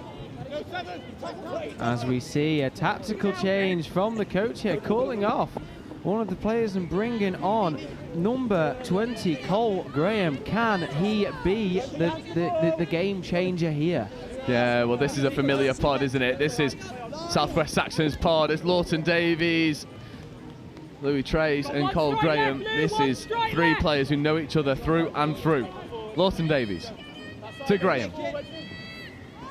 Graham platforming, Gallagher getting involved in the touch. Louis Trace left foot, right foot. Ben Lenori stays wise to the threat, makes the touch. 6 minutes on the clock. 1 try to the good for the Nottingham Hoods. Cole Graham with a late switch over towards Lawton Davies. Lawton Davies wanting to go long, and I think the referees are happy. And it is an all-square game. And who says you can switch off on 5th touch? Well, not when Galaxy Southwest are about. Lawton Davies gets the ball away just before the touch comes in. And it's a brilliant finish in the corner. How good is this game becoming? It threatened to be a shootout, and now it's delivering. That is as close as it can get, Joe. A game of fine margins there. Just need Nottingham to be careful of their physicality on the defence. Yeah, agreed. Molly Morris finishing in the corner. There's a lovely pick up there, and Simon back to Simon. How good is that? There is absolutely no way this should be over. Oh my word. Let's take a look at this one on replay. Ollie Simon platforming, gives back to sister Phoebe Simon, and that is ball down, and they threatened to do it earlier. And the Galaxy Southwest lot come walking off the pitch, and there's a little bit of a smile on their faces, almost saying, yeah, that was world class. Double Simon, double trouble.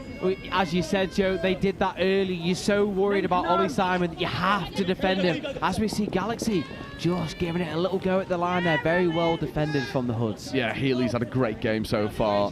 He's working there with Mayor Matheson. There's Healy. Grattarola, back to Healy. Healy with the right foot step, trying to get away from M. Simon. M. Simon makes a touch, but it will be penalty. M. Simon paints such a good picture for the referee there, bringing herself almost 5 metres off the try line there. Yeah, it's convincing. Healy platforming, Grattarola in motion. There is Grattarola, gets it back from Healy. Healy had to pick that one off his bootlaces. Referees are happy that all those passes went before the touch came in. Still touches in the chamber here for Southwest. Lawton Davies platforming, Grattarola picking, finds Healy. Healy diving, but Stockdale flying off the line to make the touch and forcing the turnover. And that is a brilliant defensive set from the Hoods. You can feel the tension building on the touchline here, Joe. All the Galaxy players just getting a little bit closer. Oh, Carroll and Devlin setting brilliant expectations on this subset and then feeding over towards Stockdale. 3rd touch getting right up towards their box side. 4th touch is taken almost on the 10-metre line. Phoebe Simon with an amazing bit of foot speed. Lenori dragging over and platforming here for Sam Dixon, but another penalty for 7 on. And Galaxy Southwest want to go quickly. I think the players on the pitch weren't too sure what the decision was there. So Galaxy able to make their substitutions here. Now we should see a tap-off routine with a couple of strikes at the line. Agreed, as Cole Graham checking away towards Louis Trace, buying some extra metres, getting that first touch bang on the 10-metre line. Trace and Graham and Bloom and Richardson all operating in the middles now. There is Bloom. Maybe fortunate to get away with a bit of a messy roll ball. However, referees have spotted it. It was slightly sloppy on that far side, and Fergal on the touchline spots it. Turnover Hoods. Yeah, the referees keen on the eyes, know exactly what's going on. As we see Nottingham again, so confident and fluid, aren't they, Joe? In the passing of the hands, they know exactly where to be and when. Oh, Redlands, danger! Devlin accelerating. Devlin diving for the corner. Louis Trace, what a touch! My word. There's still touches left to go. Simon picking, accelerating, ripping, connecting in the corner. Is there a finish as well? There isn't, not on this occasion. Molly Morris with a brilliant defensive touch. But what about that try-saving touch from Louis Trays? Here it is on replay.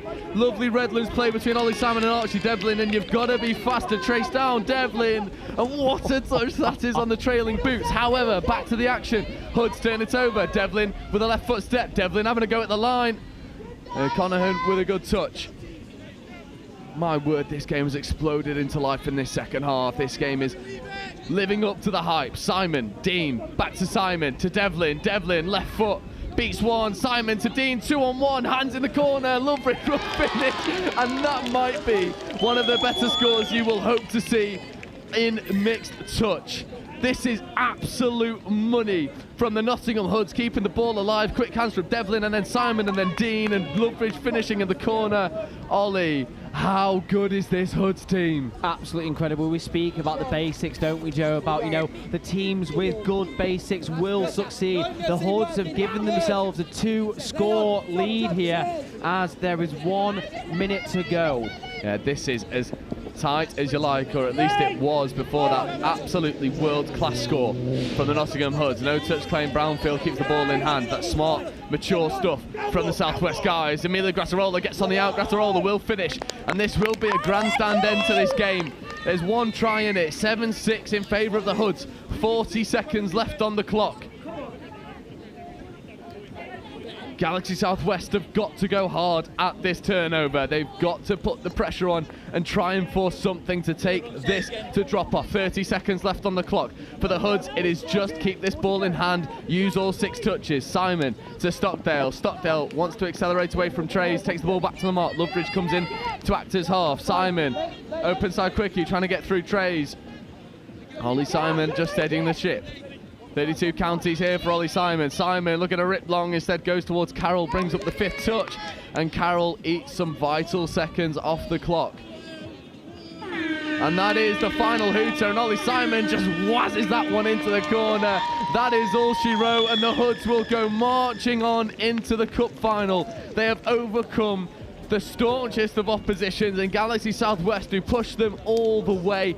Southwest on the receiving end of an injury to Anush Analanko earlier on in the game. I wonder how much of an effect that had on the result of this one. But as things stand, take nothing away from Nottingham Hoods, who delivered an absolute attacking clinic in the second half with some of the best team scores you will see on a mixed circuit. Ollie, just how good is that? And sum that one up for us. Absolutely incredible, Joe. It is a game of tactics, particularly when you get to the very, very top of Division 1. Now I'm just spreading my eyes onto the other pitch there.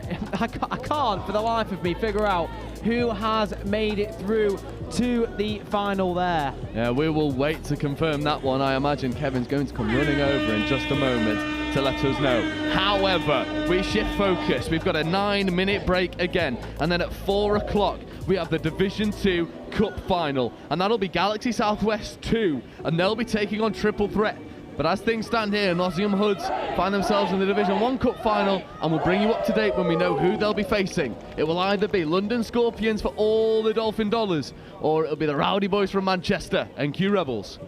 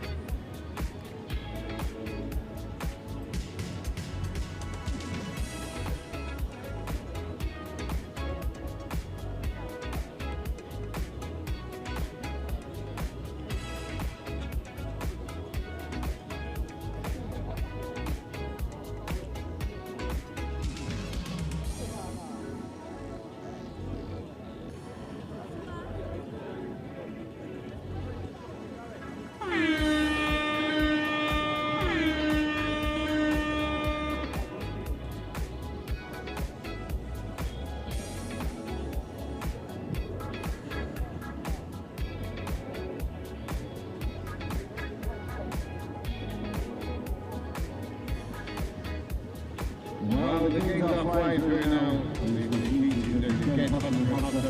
through the day. This is the vital time to keep that hydration up, some motion on, and get yourself in shelter if you're not playing. If you can get shelter at the side of the pitch as well, find shelter. Obviously you've got to make two boxes if you are playing. So it's our turn now.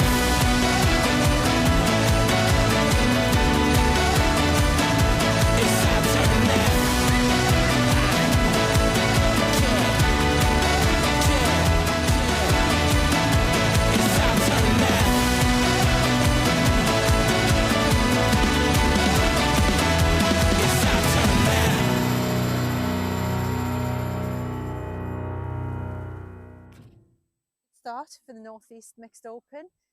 We got scored on off the first tap, which I think probably did us the world of good because we woke up a little bit after that. So good win. Did what we needed to do, did what we were aiming to do at the start of the game. But I think this game's going to be a little bit different, possibly a little bit different pace. This team, I think, are going to threaten us on the line up the middle, maybe. So yeah, looking forward to it and seeing how we'll get on. Our youngest's 15, female player, and our oldest is about 26, 27, I think. Yeah, I think what we've got is we've got a team of players who've got some really good skill, and they can read defences, they can play heads up, they've got good skill, they've got good pace. So attacking wise, I'm just going to let that flow from them because from the first game, that's what they showed me. But what we really need to do is we need to nail our midfield defence. Any thoughts, Nathaniel? I'm just happy to be here, you know. It's going to be a good game, isn't it? I like any scoop. Yeah, yeah. That's fine. Cool. Just go down, get the ball down, chop a hole. Platform's a scoop. Yep. Nice. Heads and tails. Yep.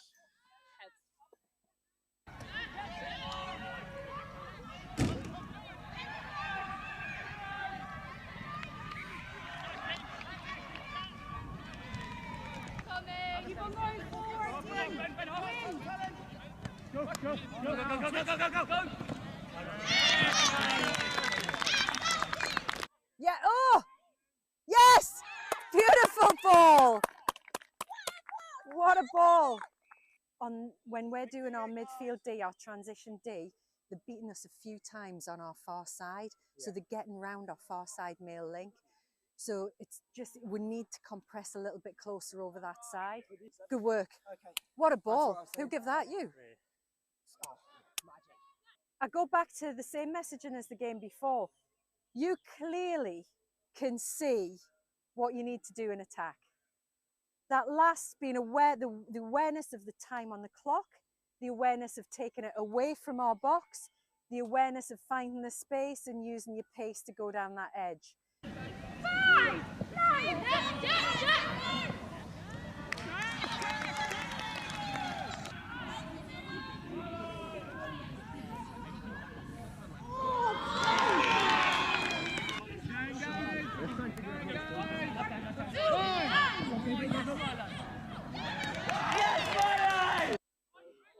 Yes!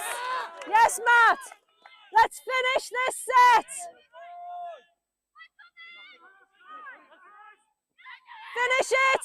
Finish it! Ah! Really well played.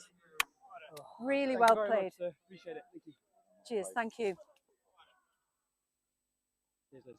Great game, Milo. Thank you. Yeah, you absolutely, you just read it so well. We just need to play with some intent. It's the big deal. James, massive defensive shift from you and Cash in that last one. Cheers, well played, well played. Well played, guys. Hey, all right? Well played. Take a big deep breath, Raiders. Everybody in? I usually stretch now, Chris, rather than talk. I stretch then talk, or do you want me to talk and then stretch? Either whatever feels good to you. Oh. I'll do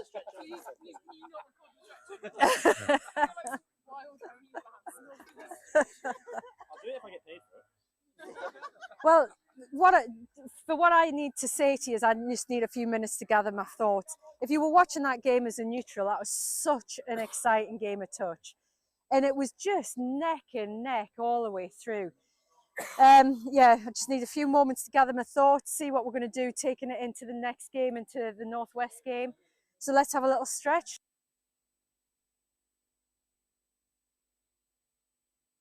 You just got to go into it. Like, you don't know whether it's going to be a success, you don't know whether it's not, but you just got to hope that it will. And if you have that desire, it really will work. And that's what happened with us. You know, we started off just as a group of friends wanting to kick a ball about, not even proper touch rugby.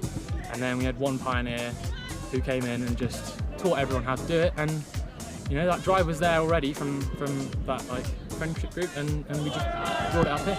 People love the fact that it's inclusive sport and it's a mixed sport. I think that's quite rare. So people say that like the vibes of touch is always just really good. Everyone's really friendly. That's probably the main selling point, and then they learn to actually enjoy the sport after that, I think. The key is to advertise. I think get your name out there. Touch, at least in Southampton, isn't very well known compared to rugby. So I think really getting your name out there, getting your uni to promote you as well, and really get in the socials and just spread the word. I think probably the biggest thing. Have you had that kind of support from your AE?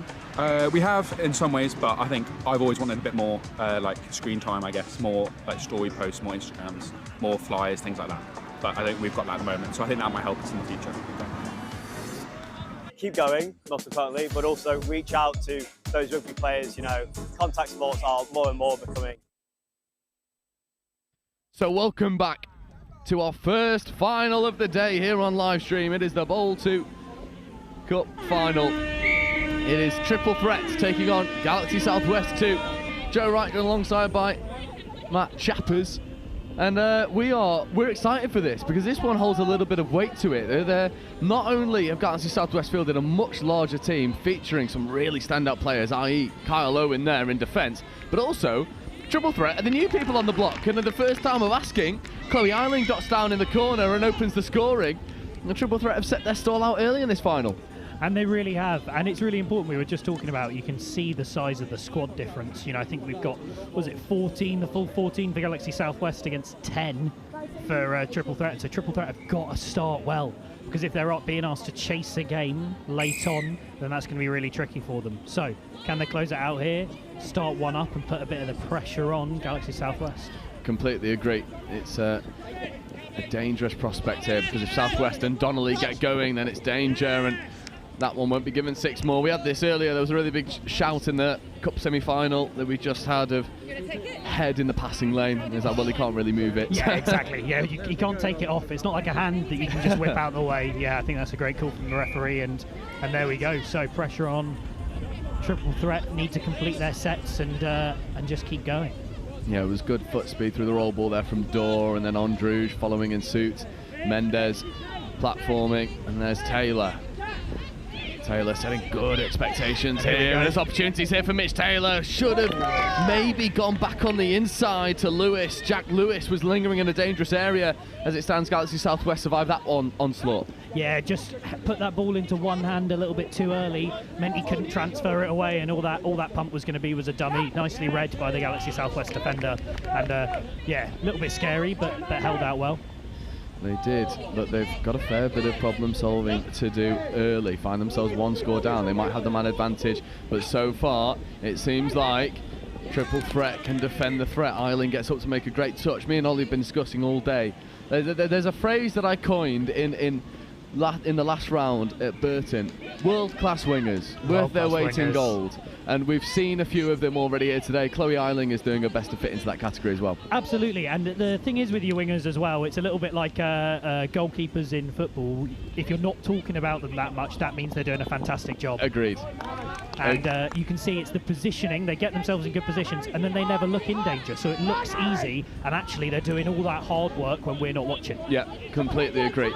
There's a nice second touch platform here for Galaxy Southwest. Rolling through there, subset.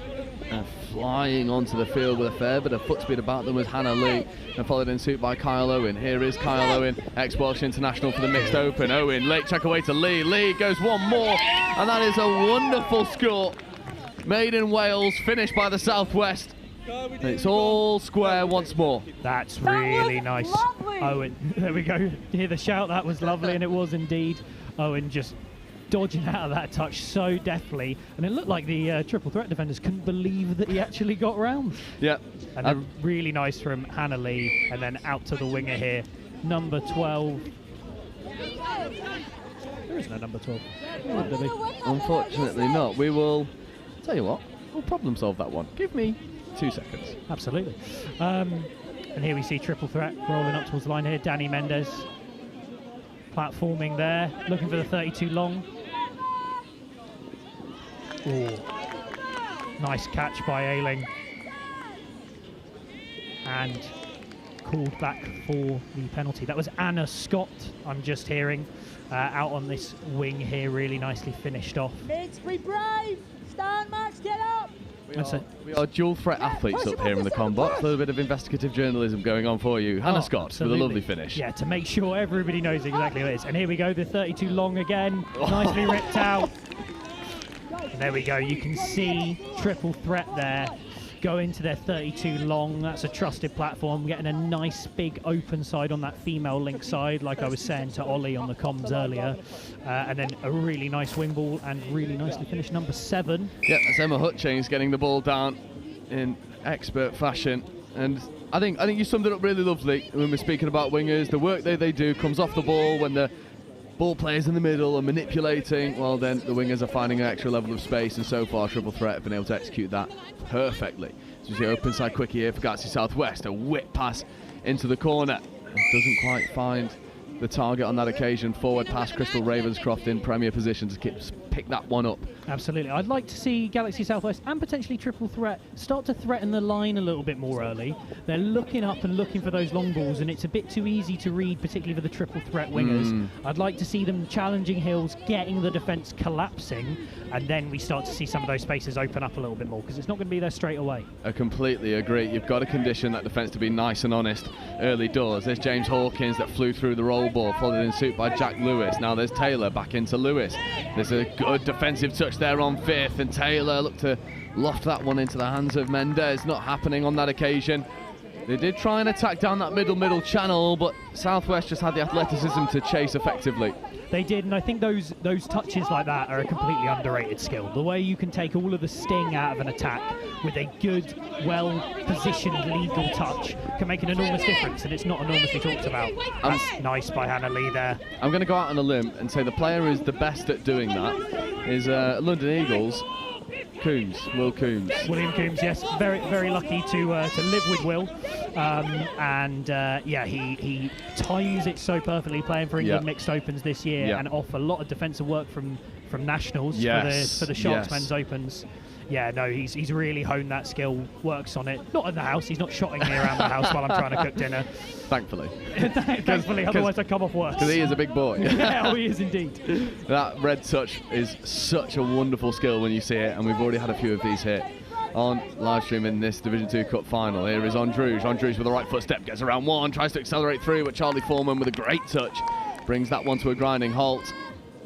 I was lucky enough to play touch rugby with Chris at university. We joined Loughborough Uni touch rugby at the same time, and yeah, it's always been the case. Chris doesn't step, he just teleports. That's how big his quads are. Just disappears. Absolutely, then all of a sudden he's 2 metres outside you and you're watching him skin past.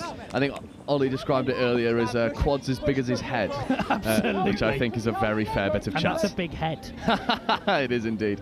Cécile Mass, French Eurostars player, gracing Leamington Spa here. That's good heads up play. Cécile Mass driving hard at the line. Mass diving. Really nice. Kyle Owen though stays tall in defence. There's your first look at what Cécile Mass can do when she operates in the middle channel. Absolutely, and all of a sudden, you know, the quality of being able to roll a female link into middle there and giving you more threats. Oh, lovely phase away. Door tried to avoid, and Anna Cook there. Fantastic work from her in the link channel. Just getting up, England women's 20s player. Oh, Mass again trying to float one into the dangerous channel. There may be a couple moments to forget there for Dor. There was a extra pass that needed to go, and then a hold up wasn't hit. Early warning shots from triple threat halfway through this first half. They still one try to the good, but this is potentially dangerous as we see a little bit of a foot race developing over on the far side, and there will only be one winner. She kicks through the gears with authority Isabel Clark finishes. I'll tell you what, that was that was nearly dangerous. You saw her go to put the ball down on the 7, and thankfully she had a player chasing on the inside who pulled her up just in time. Got 7 more metres to run, tried to finish a little bit early. Oh, well done for not letting go of that ball. Well done. We've all done it. We have, every single person has. Thankfully, fingers crossed it happens not on live stream. Yes, absolutely. We've seen a few of those on live stream, and we've got to say it's an honest mistake. Everyone does it. And we are back all square. I'd love to see a drop off in this game. Taylor platforming. There's a lovely long ball there. Finding the wing for just a moment. Is lingering in a dangerous area was Chloe Eiling, but that ball not being able to connect. Mitch Taylor and Jack Lewis. They're a dangerous combination when they get going. They are indeed, and you can see both of them have got really effective long balls. But as I said, I'd like to see them go harder at the line to make themselves, give themselves the space to rip that pill, all right? Because we know they can do it, and the wingers know it as well. Oh, I've been really impressed with the work of Hannah Lee so far. She is going through those hard yards with authority, and there's a lovely bit of hands out there to Josh Grimes. And this is potentially dangerous. There's an opportunity to go into the link. It was well manufactured, just missed that final bit of execution. Yeah, absolutely, and it's worth shouting out the triple threat defenders, Danny Mendes getting high and forcing that pass to be a little bit trickier. Again, that's one of those positioning points that we talk about, but actually, as a female link on this if you end up on this far side or the near side, if you can get up high and put doubt in the mind of an attacker, then you can force little errors like that look like, oh, it's just a bad pass, but actually manufactured by that defence. Yeah, that's a brilliant point, very well said. Andrews will be looking to unlock this Southwest defence. Andrews this time feeds away as a lovely left foot step, does him in a phone booth. Absolutely nasty stuff from Ben Johnson. And there we go, that's going straight at the line. They're expecting the release, and then a really nice bit of footwork. Let's watch this again. Yeah, this is absolutely diabolical. There you are, there's one, there's two. Do you both, split the middles, easy score. Johnson will be happy with that one. Well, indeed. What I was going to say that's great to see with this Galaxy Southwest side is a lot of uni talent coming through. I think we've got Hannah Lee, Bath Uni, Anna Cook from Exeter. And you know, the uni comp has been fantastic. It's growing and growing and growing, and we're starting to see it come off at NTS. Yeah, absolutely. I had the pleasure every year of calling that university series, and it comes with some remarkable moments and also just touch played in a spirit that I love. I think sometimes we all forget that this is just a game that we play because we love it, and I think the uni series encapsulate that perfectly. And the people who come to play this then on NTS, they play it in the same vein. They do indeed. I mean, I always like to say the word amateur comes from the Latin amare, which means to love, because we play for the love of it. How about that for a match at me? Yeah, they earning your stripes here on commentary. That's a lovely thing. I'm going to steal that. Yeah, it's brilliant. I love it. Absolutely plagiarise that and claim it as my own. There we go, Andrews on the outside. Oh, danger. Really lovely nice. One. Dorr doesn't make the mistake this time. Feeds the extra pass away. And again, Emma Hutchings finishes in the corner. That's really nice and patient. But it's Chris Andrews with his thunderous quads, just using them to accelerate and catching the Galaxy Southwest defender a little bit short there. Well, I imagine the Southwest defender blinked. Yeah. And then Chris Andrews just disappeared. Yeah, and an experience I am definitely used to, and Unitouch was used to seeing with him in the African Violet of Loughborough for a little while. Oh, good. Here we go. Nice touch by Cecile there. Yeah, Cecile Mass is a brilliant player who plays with a level of competitiveness that, you know, you can see it come right to the forefront. However, the referees have sided with Owen Porter. Galaxy Southwest get on the scoreboard once more. An offside call potentially? Yeah, but it's the link punish there, and unfortunately Mass never hit that line. It'll be hard to take on pitch. You'll watch it back and go, yeah, probably the right call. Absolutely, and that's just a little bit of that muscle memory, because you don't want to be looking at the line, because the moment you look at the line, as you say, you look up and somebody's disappeared from where you thought they were. But easy to every now and again get that wrong, and Galaxy Southwest doing really well to capitalise. Let's see what Triple Threat can do in response. We've got this danger pod back on. There's Taylor. Again, it's this Taylor-Jack Lewis axis that caused all sorts of issues for Galaxy Southwest so far, and indeed every team that they've played against so far. Lewis scooping, Lewis looking to wind up, instead gets into the in-goal area and does connect with the far corner. Chloe Ayling with a great finish. But what about that bit of manipulation in the midfield from Jack Lewis? That was nasty. Really nice, that little pump as he takes the ball into the line, and again, they're expecting the release, boom, so they all slide out. And then really nicely finished. Chloe Ayling made her debut for Sharks Mixed Open this year. A really fantastic player. Surrey Uni, I believe, that she came out of, and in this new look triple threat team. Yeah, this triple threat team, I think I've really enjoyed watching them all throughout the season. It's a shame, obviously, going to give him a shout out. Oscar Davies with that ankle injury in round one. He would have loved to have been out here playing this. He's over there in that sub box, I imagine, giving some well-earned plaudits as Kyle Owen takes the ball down, gets it back on the outside quickly, left foot step, finds the man in the acres of space. Henry Evans finishes a score made again by the ex-Welsh Mixed Open player Kyle Owen. Yeah, that's really nice.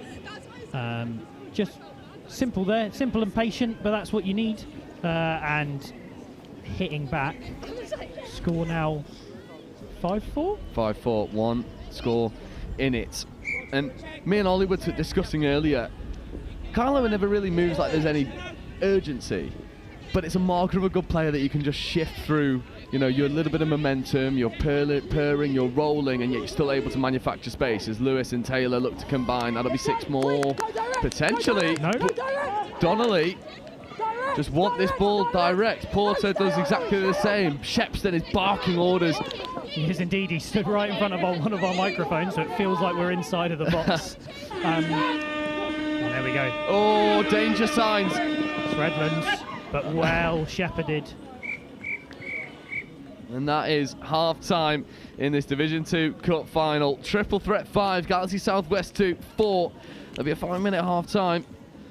Chaps, how are we seeing this one? Because it's finally poised. Triple threat maybe have had the lion's share of line attack.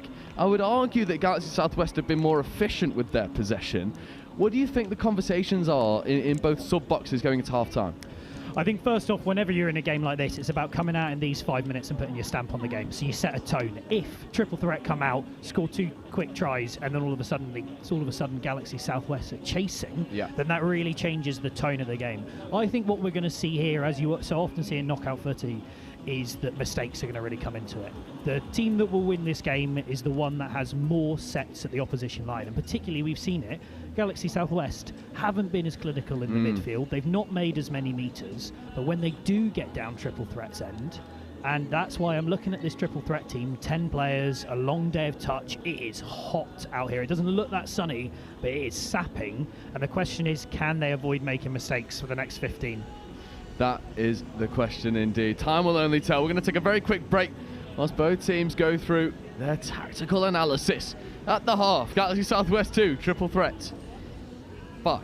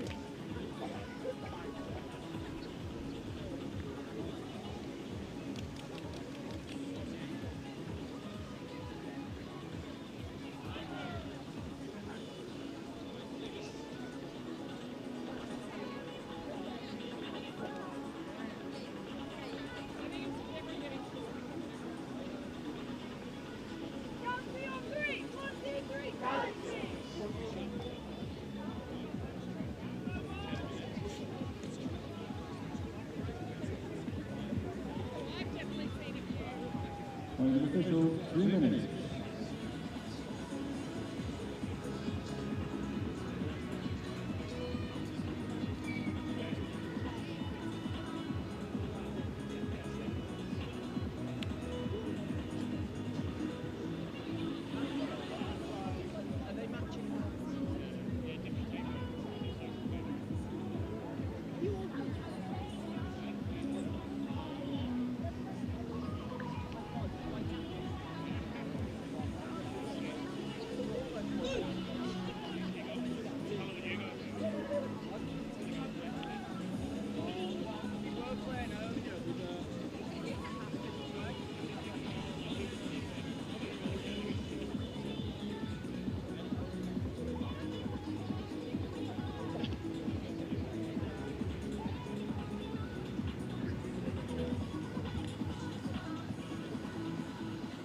Officials, 1 minute.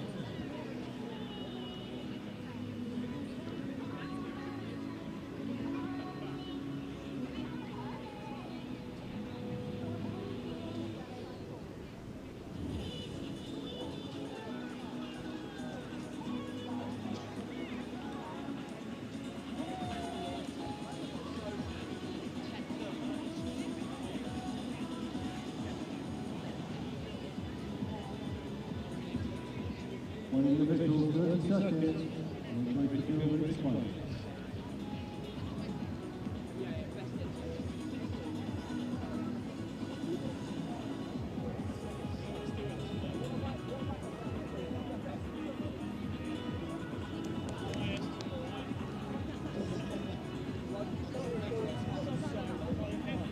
Individual stand by.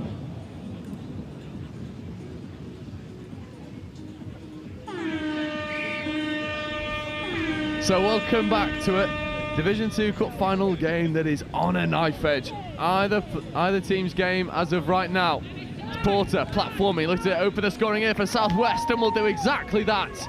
And that is the start that they needed. The team talk has paid dividends. We're back to an all-square game. Absolutely. Speaking of the team talk, Ella Trey's in the box here, coaching Galaxy Southwest 2s. I would imagine playing for the ones. She was recently called up to the England Women's Opens team to head out to Vichy, where I'm lucky enough to join as team manager. And yeah, to have somebody like that in your box, I mean, it makes such a difference. We talked about Oscar over on the other side. Yeah. You know, just that calm as you come off. We've all had a player coach before, and trying to do both is so hard. Yeah, completely agreed. And then you've got someone with, you know, she's not the oldest, but loads of touch experience and such a level-headed demeanour. Is invaluable, as we see Androuge, left foot, right foot, feeding away to Door back to Androuge, lovely bit of interplay, calls for forward from the Galaxy defence, nothing doing. Androuge ripping long, that's left to right, and that's a wonderful score, and Eileen's got a hat-trick now. How good is that from Chris Androuge? Yeah, really nice, just causing Charlie Foreman out there at the Galaxy Southwest link to collapse, because you have to when you've got a player with that kind of footwork, and then it looks pretty simple to just rip that ball across. But here we see, comes in, they're forced to stay on him, and then really nicely left to right ball, floats it over, and then another great finish from Eiling. And she's been bang on with her hands in this game, and I would imagine all day. Yeah, and also the depth, the width, it's all very well measured. It's been a professional wingers performance out there for Eiling. As we said, it looks easy when they're doing a brilliant job. Oh. A little bit of remonstration with himself there. Potentially a normal pass would have done. Yeah. Going for the flare. Flick out. Yeah, Harry Dean was trying to do right something. Option was getting the wing collapsing, which is good to see, but just needs to hold the ball in two hands and just feed it across. A little bit too much jouet as we see Grimes coming down for Lee. Lee back to Dean. Dean wanted to go long. Chooses against it. There's still touches left in the chamber. And potentially what we're seeing here is as teams get into these crunch moments in big games, you get a little bit of that frustration. Oh, what a take that is. But again, Eiling sat there waiting for it, read it really nicely. And yeah, I think players with their shot selection, they can just get a little bit flustered, feeling like they're having to force it a little bit. Again, a nice long ball, but nicely read. Yeah, defensive spacing for triple threat coming out on top here. Not having to chase down all that much. My observation from an attacking perspective for Galaxy Southwest, and I'm not sure if you'll agree or not, please feel free to weigh in. They're making the pitch really small because there's a lot of just 3-man interplay, and they're not making Triple Threat defend width. And that's just allowing Triple Threat to number up and go man on man. Absolutely, and it's that point I made about going direct to the line. That's exactly what you're saying. When you can have a couple of players defending 3 players, and you look at Chris here, he makes the pitch wide. Oh. Now that would have been one for the highlight reel. Blind over the top of his head. But again, look at where they're finishing on the pitch. See if they can keep Galaxy Southwest down in their own half, although nicely gone away there to make a little bit of space. Yeah, just needs to go forward now. Tyndall platforming. Hannah Lee. Comes over. Yeah, how good. Women's 20s connection there. Rolling forward. 2 players that have had a brilliant day of it as well so far. Lovely blind switch out the back. This is danger. Not a lot of depth on offer. And Cecile Mass has the pace and situational awareness just to see that one hit the deck. Absolutely. It's that positioning we keep talking about. And there's an experience factor there, and there's also, knowing what your job is to get nice and high in that link position, and then you can shut down stuff like that. As you say as well, Galaxy Southwest found a little bit lacking for depth. And I think, again, long day of touch, you can get a little bit lazy, but depth is such a key thing to making sure you have time and space to execute your skills. Yeah, it's a make or break situation as we see Taylor interplay very nicely with Lewis and almost skating through. That brings up the 6 and change. I'm really liking this little Aussie play into the 32 platform, that extra little level of disguise. Yeah, I imagine at some point we're going to see the dummy and then try and catch them lacking on the short side.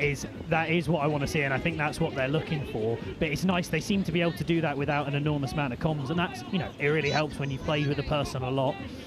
Number 11, Maisie Doswell on the ball here, former England girls 18s captain of last year. Wow. So again, we talk about that youthful ability in this Galaxy Southwest team. Let's see if they can turn it into a try here. Yeah, Kyle Owen just having a dabble, nothing doing there. And this is the thing, when you see Carl on the field, he looks calm. Yeah, he's not rushing. He knows exactly the pictures he's looking for. Nicely covered by Danny Mendez there, getting up high off the line. But you can see, Carl will be fine with that. He knows the pictures he's wanting to read. He knows he's got 10 minutes more of touch to play. And I think a few more of these Galaxy Southwest players could do with a similar mentality. Yeah, agreed. And Kyle Owen has been around the block, operating at the highest level, Welsh international, phenomenal player. Speaking of, here's Androuge, checking away towards Ben Johnson. Androuge getting an acting half, left foot, right foot, offside player, play on. There's a lovely 2-on-1 opportunity here. Mass with the hands, and Eiling should finish in the corner. Fantastic. And that is a wonderful score as a coach.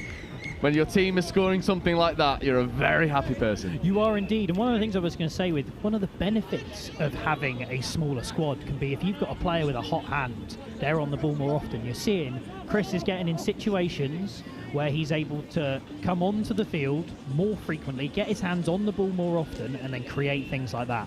And that's really exciting, rather than potentially having to go into rotations with your pods. Can always be a tricky decision. But it's working out here. Triple threat, extending the gap to 2 tries. Yeah, sorry to cut you off there. That is a really good call there from Crystal Ravenscroft. We had a really good vantage point to see there was an illegal play of the ball, and Crystal just sees it immediately. No debate, no second guessing. Just, that was illegal. Turnover, triple threat. Absolutely. And another one, just taking control of this game here. Okay, just making sure everybody knows the whistle is the thing we listen to. All right, and you're seeing that's Galaxy Southwest after getting scored on, too quick a turnover and then giving a penalty in field position. Yeah. And triple threat will be thankful not only for the chance to score. Great hands there from Taylor and Lewis again. This interplay. There's Mendez dragging over into the 32 platform. Johnson gets in, picking up, little late pop over the top, trying to manufacture something. A little bit jouet, but nothing doing. Ball down, turnover. So Galaxy Southwest have got to be mindful of the physicality level. Well, there we go. And there we see a forced sub for that physicality there.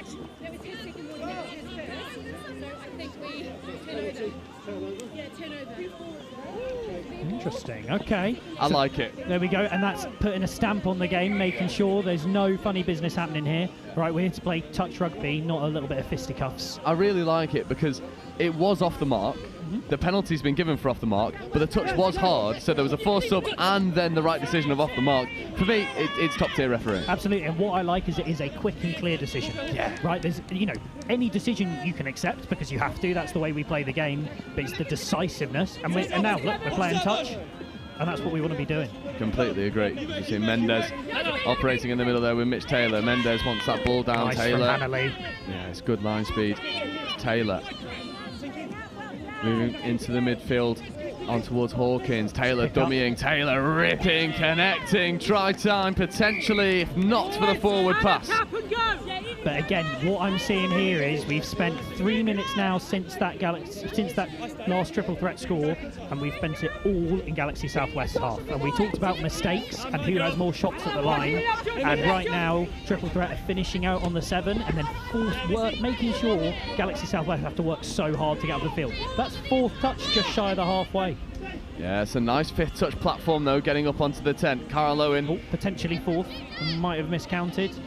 Well, no matter, because there's a fresh set of 6. Indeed, there we go, spares me any blushes. And again, a mistake here with Carl Owen on the field. That's exactly what Galaxy Southwest want. Yeah, got 5 touches now to work with. Patience, look at him. Yeah, ready to pounce. He's on his own time. Is Kyle Owen going hard at the line, late pass away. Fresh set of 6. And that whole one there between the middle and the link of triple threat, that's what Carl Owen's aiming for currently. Yeah, he's just steadying the ship, playing Matador with the triple threat defence. Carl Owen going hard at the line, and then a lovely little pop away. How good is that? Carl Owen has just got this ball on a string, and what a brilliant hold chop by the link. Yeah, Maisie Doswell, as shouted out earlier, got to see her do a lot of that in Limerick last year with the girls 18s, and really nicely finished, and now it's a 1-score game. Yeah, this is shaping up to be an exciting finish. 5 minutes to go, 1 score in it. Potentially the legs of triple threat failing at the last. You mentioned about the 14 players of Southwest against the 10 of triple threat, but Cecil Mass, Andrews and co will be looking to make sure that it doesn't get there. There's Johnson, back to Andrews, Johnson back to Andrews, lovely footwork, diving hard at the line, but Donnelly makes a good touch. Penalty called though, so now they get the set of 6, and again it's about that calm. And Chris on the ball here, looking to emulate Carl Owen. Get the ball back in his hands. Oh, out to Cecil Mass. Oh, danger. Great dive. I think you could see it coming a mile off. Soon as Cecil Mass got her link in all sorts of trouble, there was only ever going to be one result. Look at the spring in this dive. This is what I try and teach my players so often, that she gets low and then she, boom, accelerates off her feet there. There's a lot of players who think that the dive is over once they've gotten low. Yeah. But that ability to accelerate, all of a sudden,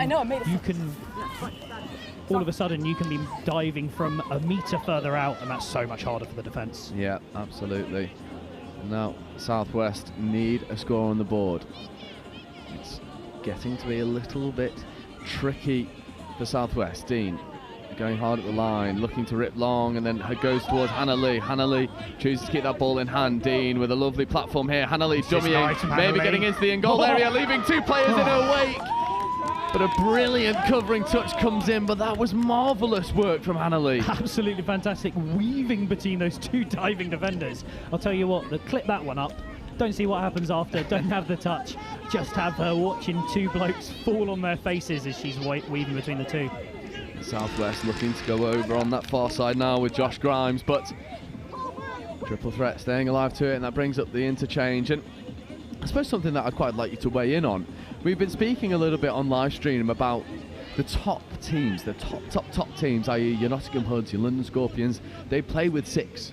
Yep. Whereas I think one of the big differences between those top teams and the rest is their maybe reluctancy to bring other people into play, whereas we've just seen a brilliant example here, even in Division 2, players like Hannah Lee causing absolute havoc when she gets operating in those middle channels. Absolutely, and I think it was a point that you made earlier about that Galaxy Southwest play with the pitch being small. If you've got 3 players, 3 guys stood really close to each other, then it's easy to defend, because all of the only width comes through ripping big loopy long balls, which your wingers are set and ready to chase out. So when you have 6 threats on the field, and you look at those top teams, and you look at some of the women we have playing in these comps, you know, in terms of England players, I mean, we talked about two women's 20s and one former girls 18s player in this Galaxy Southwest team. When they use them, look at Hannah Lee through the middle there, then the threats are opening up, and I completely agree with you. It's a facet of mixed touch that is I think is under-recognised. Completely agree. As we see Carl Owen, what a lovely hole that is from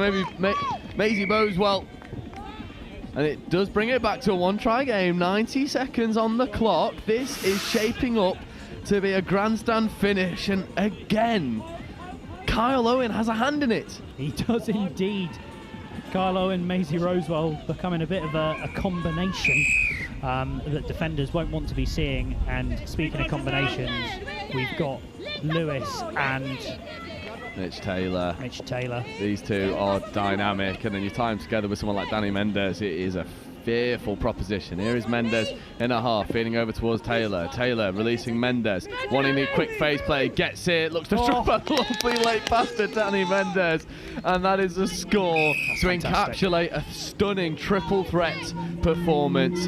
This is brilliant. This is really good stuff, and we were just talking there about the threat of having threats all across the park. And you look at Danny Mendes here, that is all her score, because as she comes around on that 32 short, she sees that space is there, she calls for the phase, gets it straight back, all orchestrated by her, almost using these boys as puppets. It's fantastic. Yeah, she's got them on a string. Speaking of on a string, is Kyle Owen. I wonder if he can come up with a moment of magic. Not used on this occasion. Late cut option, but Cecile Maas makes the touch. That's half court and turnover. And for my mind, with 20 seconds left to go, that will probably be all she wrote. And Triple Threat will finish their mixed season with a bit of silverware, and what a performance it's been to do so. Absolutely, into Div 1 next year, that's what they'll be looking to do. And you know, we spoke about the fear being, could they last the whole 30 minutes? And they proved that actually, I think they got better and better as that game went on. I completely agree, and what an exciting prospect it is for Triple Threat, a team that has such brilliant culture, such brilliant players, back in Division 1 for the first time. It feels like an exciting time to be part of this team. It does indeed, but let's, you know, credit to Galaxy Southwest sticking in that game. They're a twos team full of young talent. They're just going to keep getting better. I mean, it's exciting all across the board. Yeah, and it shows the depth of the region as well. Galaxy Southwest, well, the Southwest region in general, you go back 5 years, really struggled, especially at the national level. And now the university calendars come into play. Everything's shifted around a little bit, and they are certainly a region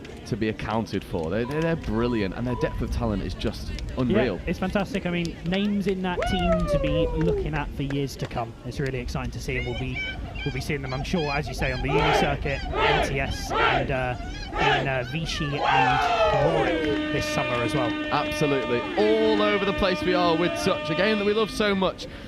But Triple Threat take the Galaxy Southwest to scalp in this one, 9 tries to 7, and we shift focus to our penultimate game of the day. It is Division 1, the plate final. It's Galaxy London, and they're taking on the Chester Cheetahs, and that'll be with you in 9 minutes' time.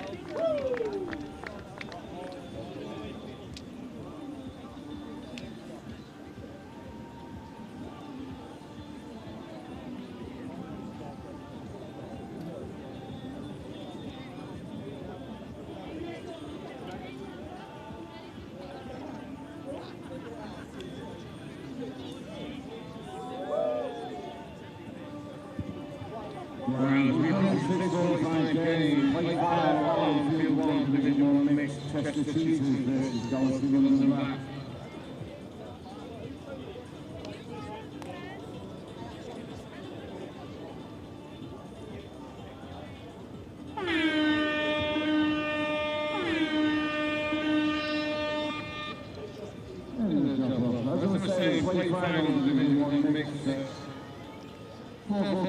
Cheetahs versus Cheltenham on the black. On field 2, play 7th and 8th Division 1 mixed. Wigan Warriors versus Kiwi. If you have an okay, get yourself a beer, get yourself something to eat from Jimmy's. You've got bowl final division for 1 mixed. Field 3, London Eagles versus Nottingham Mavericks. All 11 songs. It's our turn now.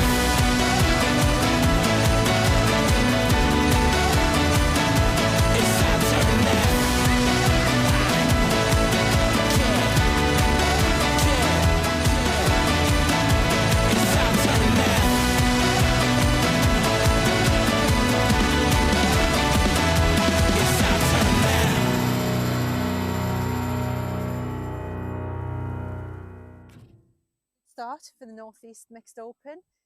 We got scored on off the first tap, which I think probably did us the world of good because we woke up a little bit after that. So good win. Did what we needed to do, did what we were aiming to do at the start of the game. But I think this game's going to be a little bit different, possibly a little bit different pace. This team, I think, are going to threaten us on the line up the middle, maybe. So yeah, looking forward to it and seeing how we get on.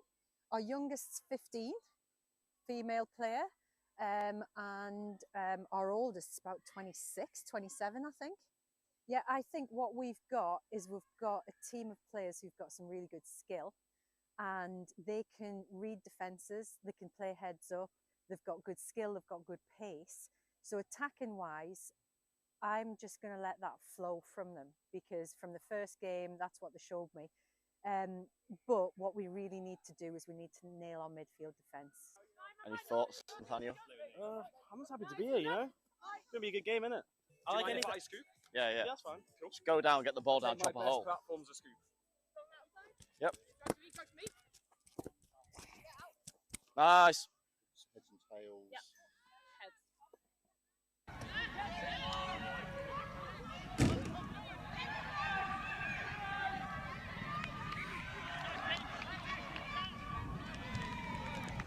Keep on going forward, team. Go, go, go, go, go, go, go, go, go. Yeah, oh! Yes! Beautiful ball! What a ball! When we're doing our midfield D, our transition D, they're beating us a few times on our far side. So they're getting round our far side male link. So it's just, we need to compress a little bit closer over that side. Good work. Okay. What a ball. Who gave that? You? I go back to the same messaging as the game before. You clearly can see what you need to do in attack. That last being aware, the awareness of the time on the clock, the awareness of taking it away from our box, the awareness of finding the space and using your pace to go down that edge.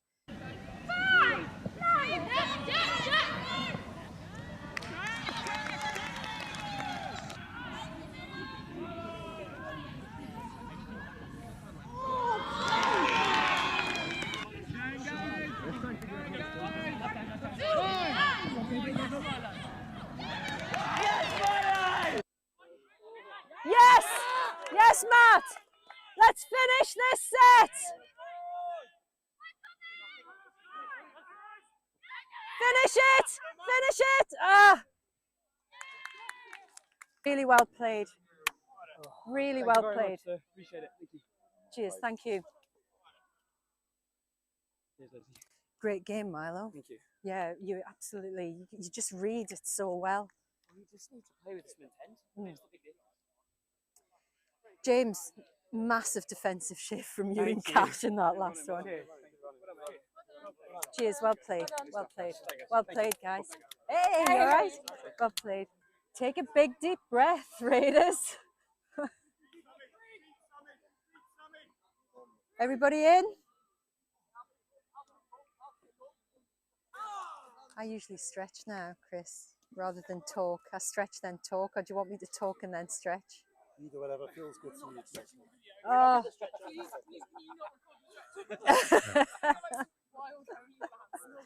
I'll do it if I get paid for it. Well, what I need to say to you is I just need a few minutes to gather my thoughts. If you were watching that game as a neutral, that was such an exciting game of touch. And it was just neck and neck all the way through. Yeah, I just need a few moments to gather my thoughts, see what we're going to do, taking it into the next game, into the Northwest game. So let's have a little stretch.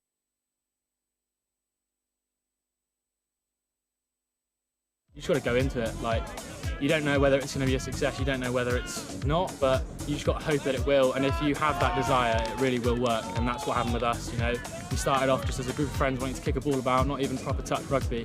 And then we had one pioneer who came in and just taught everyone how to do it. And you know, that drive was there already from that like friendship group, and we just brought it up here. People love the fact that it's inclusive sport and it's a mixed sport. I think that's quite rare. So people say that like the vibes of touch is always just really good. Everyone's really friendly. So welcome to our second to last game of the day. Division 1 plate final, silverware on the line. Galaxy London with the no longer mystery man in 80. Will Tyrrell has been absolutely game-breaking, and every time he's graced the pitch, especially here on live stream for Chester Cheetahs, this game holds slightly more weight as they look to send Zach Richardson and Beth Stafford back to Australia with a bit of silverware to go home with. Both of those players dedicating so much time to Chester Cheetahs, superb performances whenever they grace the field, and I know Chester will wish them all the very best, but they'll look to send them home with a plate to go with them. Camille Shahabdeen with the tap for Galaxy London. Joe Wright joined alongside by Ollie Holmes. Ollie, how are we seeing this one develop? It'd be difficult for me to look past Chester here. That being said, finals touch rugby is a different beast, isn't it? It is. Splitter play here for Shahabdeen. Shahabdeen going left to right, connected with Peyton. Peyton with a bit of finishing to do. Denied. Right, the wing.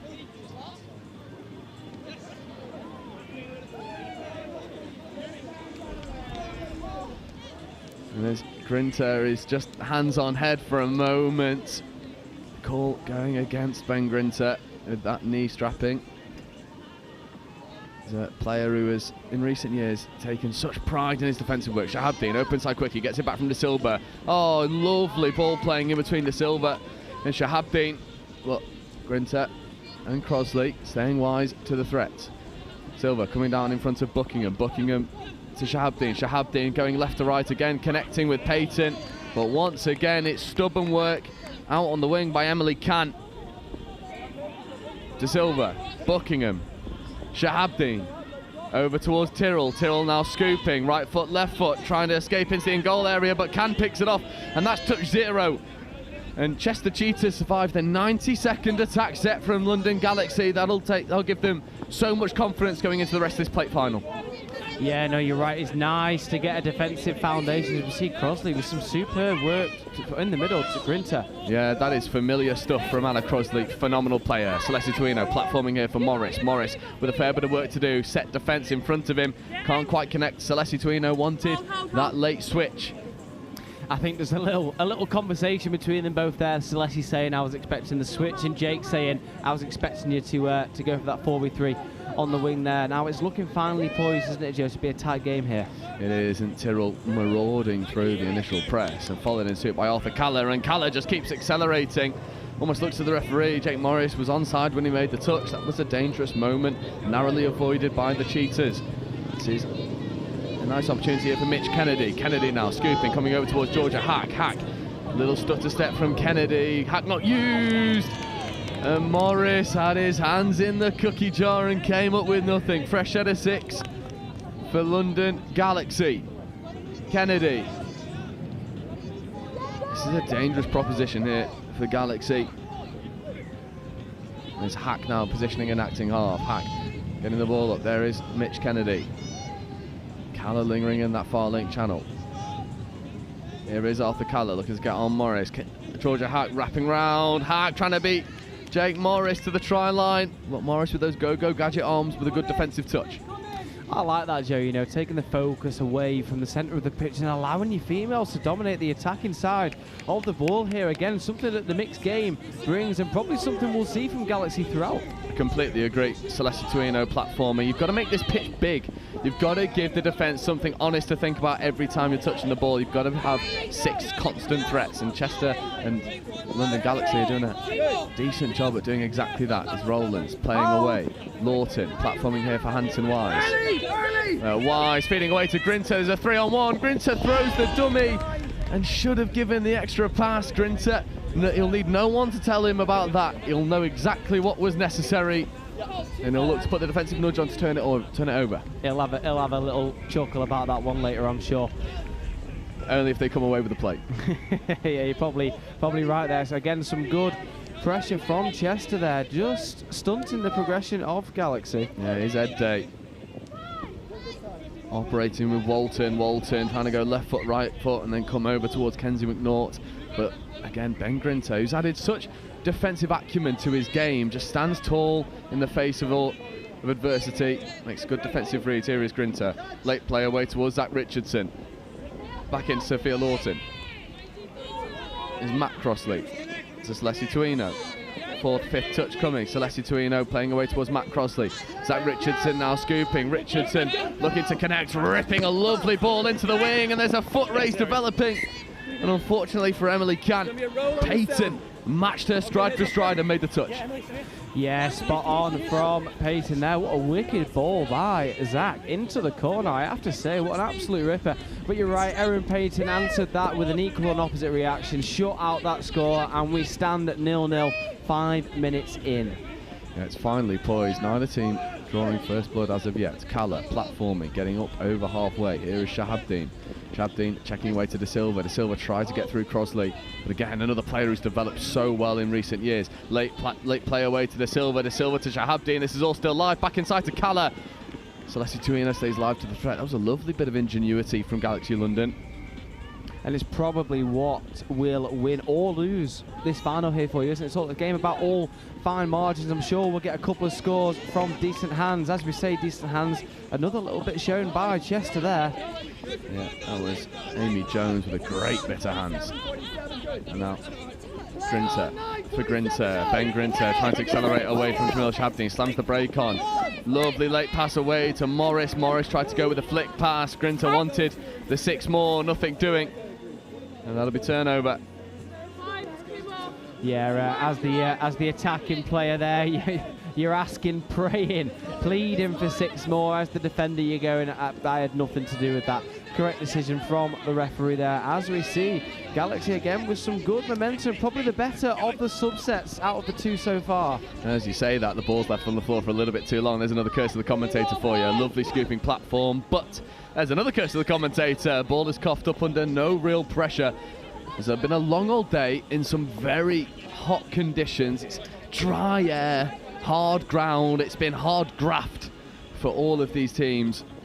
And maybe we're seeing that a little bit in this plate final, the early stages leading to no scores. But not for good work. As Lawton wanted to throw the extra pass. There's 3 dummies, pump 3, Diesel. There's Lawton platforming now for Hanson Wise, but that platform leaves a lot to be desired. Yeah, it's one of those, I'm trying not to laugh at your joke there, Joe.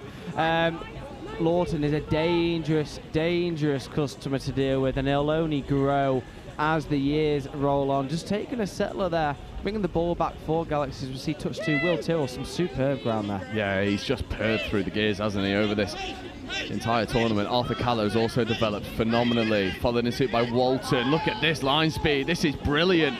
And now Ed Day looking to loft one into the corner. Buckingham, it takes a fair bit of finishing. Pass does go away to Arthur Callow. 8 minutes in, that was the best attacking opportunity we've seen for either team so far. Spot on there, Joe. And again, this defensive pressure from Galaxy is unrelenting, isn't it? Chester really struggling to get out of their own half. Do you know what I think it's begging for? I think it's begging for an away set to keep London Galaxy honest. They are loading box side for Chester.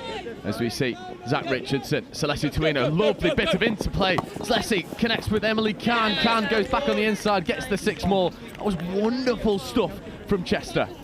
it was an interesting variation, wasn't it, coming onto the field, almost feeding back to the dumping player, Celessi there, and almost squeezing into the corner. Cam thought she was cashing in her chips. Yeah, QB option. Celessi Tuino, Zach Richardson feeds over towards Ben Grinter. Grinter goes to Sophia Lawton, but that's well shut down by Kenzie McNaught. This is premier position here for Chester Cheetahs to get on the board. Split a platform here for Celessi Tuino. Back to Grinter. Grinter ripping long. My word, that is a stunning bit of set-piece touch. Every single player having a hand in it. Sophia Lawton crashed a wonderful line that sucked in the winger. Grinter with a great option. Richardson with a platform. Celessi with the hands. A little bit of everything in that one. Yeah, no, you're spot on there, Joe. Emily, you can now cash in your chips. You are a millionaire. That is a superb score in the corner. 10 minutes in, Chester have drawn first blood.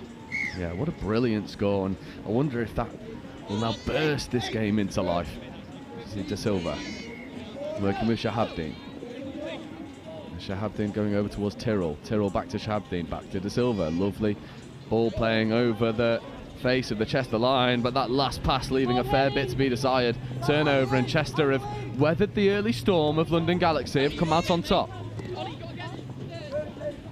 Yeah, I have to say this pressure from Galaxy is unrelenting, but Chester is still finding a way forward. Look at that, 5 players within 10 metres of each other. Yeah, and then the check back on the inside to Crossley. Grinter with a hitch kick step, stuttering, slamming the brakes on. Crossley, oh, it's picked off. And now there's a foot race for Will Tyrrell, and Tyrrell has to work hard to get there, and Grinter just pulls up. Will Tyrrell will go over, and as quick as a flash, London Galaxy bring parity to the scoreboard, a try apiece.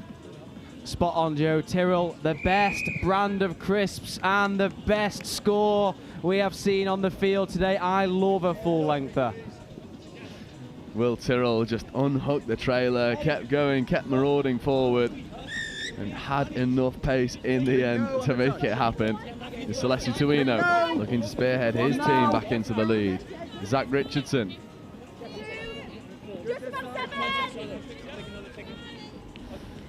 Celessi Tuino. Morris on the splitter, back to Celessi. Extra hands go to the corner, and that's Beth Stafford finishing. And this splitter platform is splitting Galaxy wide open. There's 2 to the splitters for Chester. How good is this? Absolutely superb. I like the options that Chester are playing. They're playing a little bit off the cuff, aren't they? Back to your dumping player, maybe the player that you least expect to get the ball, and has come to fruition twice in a row. Yeah, it's dangerous. And London Galaxy have got a problem solve how they fix these splitter offensive options. Buckingham taking the touch on Rowlands.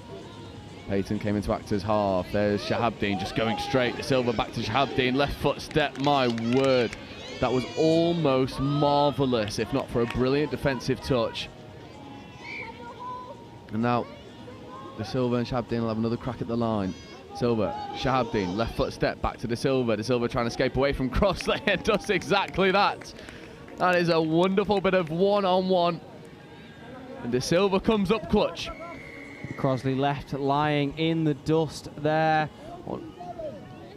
He's close, isn't he? That is a game of millimetres that I have to say. You know, it was nice of Galaxy to read that open side. Take on your man. You never know where the space is going to open.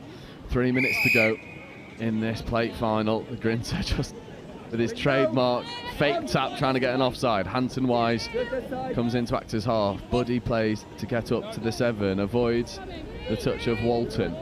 Now he's Grinter, Morris, Crossley and Hanson Wise. Morris on the splitter. Lovely long rip. Tries to connect with Amy Jones. That one just goes to floor. I'm loving this variation off the splitters, that they're hitting every single option. It's nice, isn't it? It's almost like they've done their research for this Galaxy Black team here, and they're aware that maybe they leave the player that is least likely to get the ball, and therefore makes it the most likely that you should hit and attack again, as Galaxy get a superb roll on here. Yeah, spearheaded by Hack and Tyrrell and McNaught, and now this is looking dangerous. And however, just a misread of the touch count. 2 minutes left to go in this half. 2 tries apiece, a game of 2s. There's Grinter. with a lovely roll ball. Morris following in suit, stops on a dime. Rowland's joining the fray.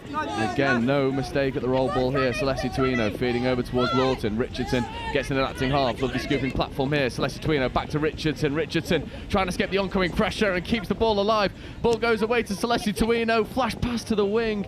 That was a lovely bit of jouet. You're right, Jouet indeed. Zach Richardson losing that and trying to keep control of that while evading a defender. Find me another player in the touch series that can do that. It's so good. Just never say die attitude. Always keep knocking on the door, knowing something's going to go your way. Chester as a club has gone from strength to strength. I mean, you've got to give him a shout out. Liam Lawton stood at the bottom end of the pitch, has done wonders with Chester Cheetahs, and they are out here in the cup, well, in the plate final in Division 1, flexing. And they're up against some very staunch opposition as Camille Shahabdeen checks over towards Kendall Buckingham. Now the Silva platforming. Shahabdeen, right foot step on this occasion, dummying, getting into the in-goal area. But Liam Lawton Jr. with a diving touch to force the turnover.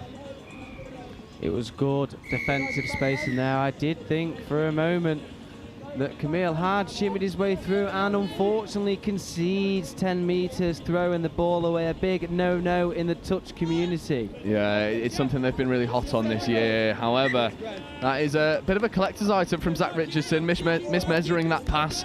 40 seconds left to go in this half. Chester, at the very minimum, will want to go in all square, but for Galaxy, it's route one. Go up, get the score. Fresh set of 6 off Matt Crossley. Chester will just be wanting to survive the next 30 seconds or so. Leave the game 2 apiece at half-time. It's Tyrrell to Shahabdeen. Back to Tyrrell. Open side quickie here for Will Tyrrell. Driving hard at the line and then ripping to Kenzie McNaught, who took a few bites at the cherry and came up with nothing to show for it.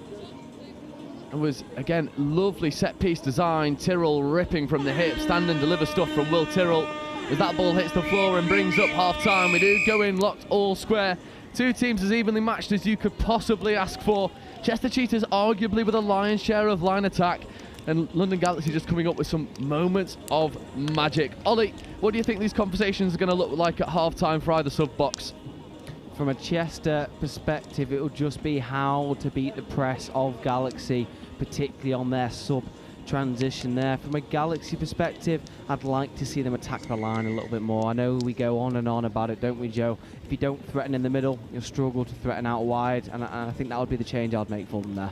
Yeah, I think that's a very astute observation. At the half, Galaxy London Black 2, Chester Cheetahs 2. Second half coming your way in about 5 minutes' time.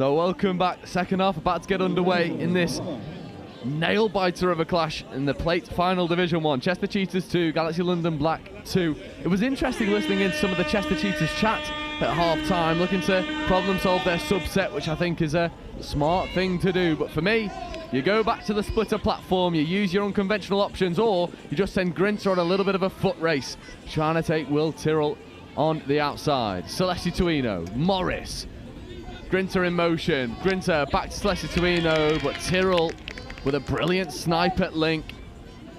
And now Grinter to Morris, kill the ball over on that far side. Ollie, it's a decent first strike, but Galaxy London had them numbered up.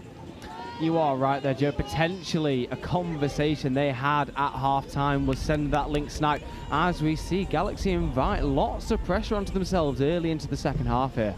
Yeah, there's an early put down, and Grinter and Celeste Tuino will have another opportunity. Here is Anna Crosley. Link punish here for Crosley. Crosley diving at the line. Good covering defence from Shahab Dean, helping out Georgia Hack, who is a phenomenal defender. Tuino, positioning, posturing, back to Crosley. Fire up option potentially. It's coming. Celeste Tuino with a big hole in a big bat, but nothing doing, just finding the ground. Unfortunately, the referees give that one forward. An interesting battle there. So Chester decided to go for the cool down as opposed to the fire up. However, Galaxy were switched on there and read that as it came. And now De Silva getting up over halfway. Kendall Buckingham doing exactly the same, but that one's balled down. A really good defensive nudge there from Morris. Grinter, Tuino, Morris, lovely interplay, trying to escape and then getting off the field, and they have problem solved this subset the first time of asking. This is much crisper. Yeah, there was talk about the focus being on touch number 2, and that's exactly what they've changed in their transition. Yeah, fifth touch here, Hanson Wise trying to make something happen, left a little bit isolated. Crossley on the wraparound, lovely late switch, and maybe there was one more switch that should have gone. Or Hanson Wise, and they will be penalised for throwing the ball away. Maybe a little bit of frustration creeping in there. Yeah, I think he wanted Hanson Wise to stay out and try and execute that 4v3. Nothing doing, so it gives Ed Day and Co an opportunity to get off the park with efficiency. Lovely savour of a play there from Arthur Calla. He's now positioning over towards Tyrrell. Lovely play away between Tyrrell and Kennedy. There is Kennedy. Oh, just caught behind the gain line. Static platform here on fifth. Kennedy has a fair bit of work to do. Hitch kick step, trying to get into the in-goal area. Does exactly that, leaves players in the dust, and then connects, and Chester Cheetahs just switch off and allow Galaxy London to ghost through. The Galaxy player there almost baffled, absolutely baffled by the amount of space he found himself in there, just looking for a receiver, and that is what he found. We find ourselves with Galaxy in the lead by 1. All three of you saw it out. Yeah, there's no need for you to throw the ball and give up there. I don't care. Keep going, Matt. Chester Cheetahs setting some high standards, enforced in the sub-box. Zach Richardson gets on the splitter. Richardson with a bit of a wobbly roll ball played at. I also thought that all 3 of those Galaxy defenders were potentially offside.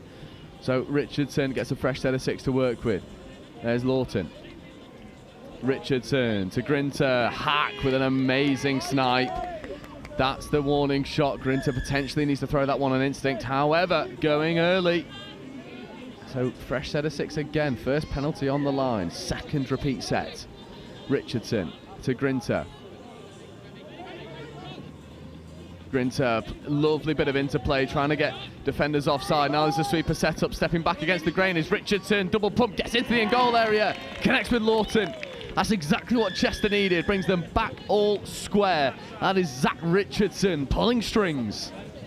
The puppet master has arrived. That is exactly how we'd have drawn that one up. A little show and go straight through the middle. That was superbly worked from Chester as a collective, not just Zach.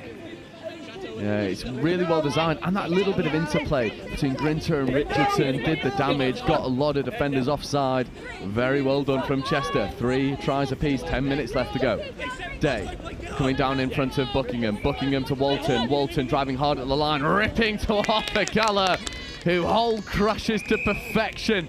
Ollie, You're gonna like that one. We absolutely love that one, Joe. There was a right smile on my face there. A little bit rugby union-esque on the crash ball. That is really, really well fed. Jake Morris, again, millimetres away from the defensive interruption.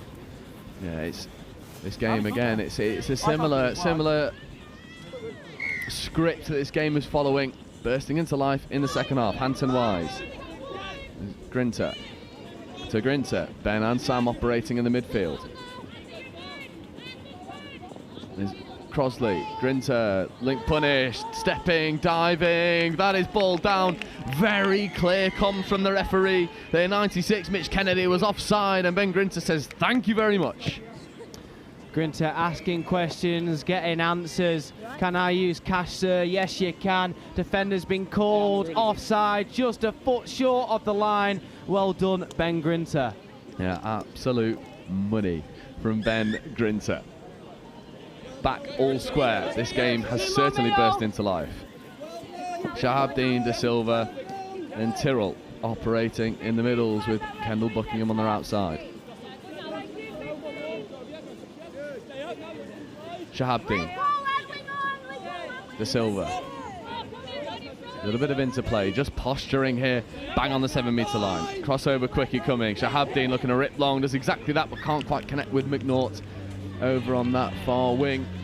Interesting to see the positional changes that Galaxy have made. We're seeing McNaught now on the wing. Now we hope that's not an injury, don't we, Joe? We hope that that's not why she's moved herself out there. But I'd be interested to know whether that was a tactical choice by Galaxy there. Potentially, maybe to not only orchestrate that subset, because she does so effortlessly, but also to act as a little bit of a destroyer, sniping from wing, potentially tactical tweak. I mean, to be fair, you put Kenzie McNaught on any position of the pitch, she's going to do well. She's dangerous regardless, isn't she, Joe?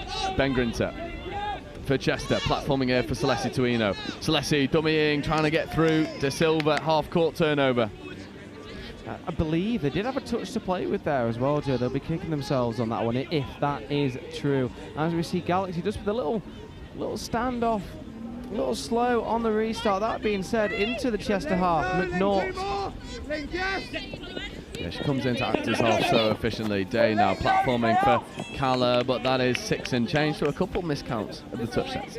Yeah, and now we see McNaught in at the link position there as well, so it may well just be to keep the legs fresh as it goes through the game. Chester just resetting, and we're back off, working their way down this touch line. And then Rowlands. Can gets into Actors half. Matt Crossley driving. Richardson. So Sam Grinter, Richardson scooping, trying to get away from Day, but Day is one of the fastest on the circuit. Fleet of foot, makes the touch on Richardson. Yeah, just a good turn of pace from Richardson as we see Galaxy invite yet more pressure on themselves on the line. Can Chester nudge themselves just in front as we come into the final stages of the game? Yeah, it'd be interesting. That Richardson is not subbing. On comes the old partnership, Ben Grinter and Jake Morris. Touch was made, has to come back to the mark, does Grinter. Grinter, open side quickie, gets it back from Morris. Lovely pop, but Arthur Calla sticks to his job well. Galaxy swarming like bees around a honeypot. Absolutely no space through the middle. Grinter, Morris picking up against the grain. Late pass away to Rowlands. And that ball just down. It's a nice option from Morris, who then subs himself off. And Chester Cheetahs, well, they'll hope to go through the rest of this game without regretting these missed opportunities. And Morris is a frustrated figure down to the left of us. Just to note again, superb touch by Erin Payton here. Again, that Galaxy team, they're all very well versed, aren't they, Joe, on when to snipe, when to release, when to shut in. They don't like the term shut nowadays, do they? No, they're all extremely versatile as well. It's this experience of playing in different positions that allows them to read the game oh so well. And Galaxy London, make no bones about it, round 1 was really tricky for them. Found themselves down the lower end, fighting for survival, came through. Round 2 was a little bit more consistent. Round 3 has been much better by all accounts. They've grown over this series, and that ball almost certainly drifting forward. A little bit of overplay there for Chester. Gives Galaxy tap penalty, bang on the 10-metre line. Just an apology with a hand up there from Ant Wise. He knows that maybe that wasn't the right decision, and he'll be looking to help Chester shut out Galaxy here. And Hack. Platforming here for Kennedy. Shahabdin joins the fray. Hack saves Shahabdin's blushes, but that one goes forward. What was that, sorry? That was a forward pass. Well spotted from the referees, because that was must have been marginal. Yeah, I had a look of concern on my face then, Joe. That being said, they are much closer than us here as Chester look to turn the screw. Lawton taking charge. Yeah, I'd love to see Chester go back to this little bit of interplay that they've got to manufacture a little bit of extra space. Is Ben Grinter scooping on fifth, feeding away to Celeste Tuino, to Jake Morris, but he's got to go one more. It's really good shot, really good reading of the play by Milburn over on that far corner. Absolutely superb again, Joe. We do bang on about, don't we, about world-class wingers, and there seems to be an abundance of those on the series this year. Yeah, worth their weight in gold. We'll say it again. Grinter, Celeste Tuino just got caught flat-footed. It was good work initially from Grinter, but Tuino just not quite on the same page. Morris checking away towards Ben Grinter, trying to get Shahabdin up in the touch. There is Grinter to Morris. Morris diving at the line. The referees have got a decision to make. I think they will be calling a penalty either for not advancing or offside. I feel not advancing was the call with the point from the referee there. Yeah, I feel like you're right there as Grinter looks to just condition, almost escape through. I don't mind that from Ben Grinter, keeping this defence honest, being a threat through the middle first and then looking to go wide. You've got Stafford over there with hands like glue. Will be taking anything in her stride. Morris, link punish here. Jake Morris back to Grinter. Grinter, that's ball down.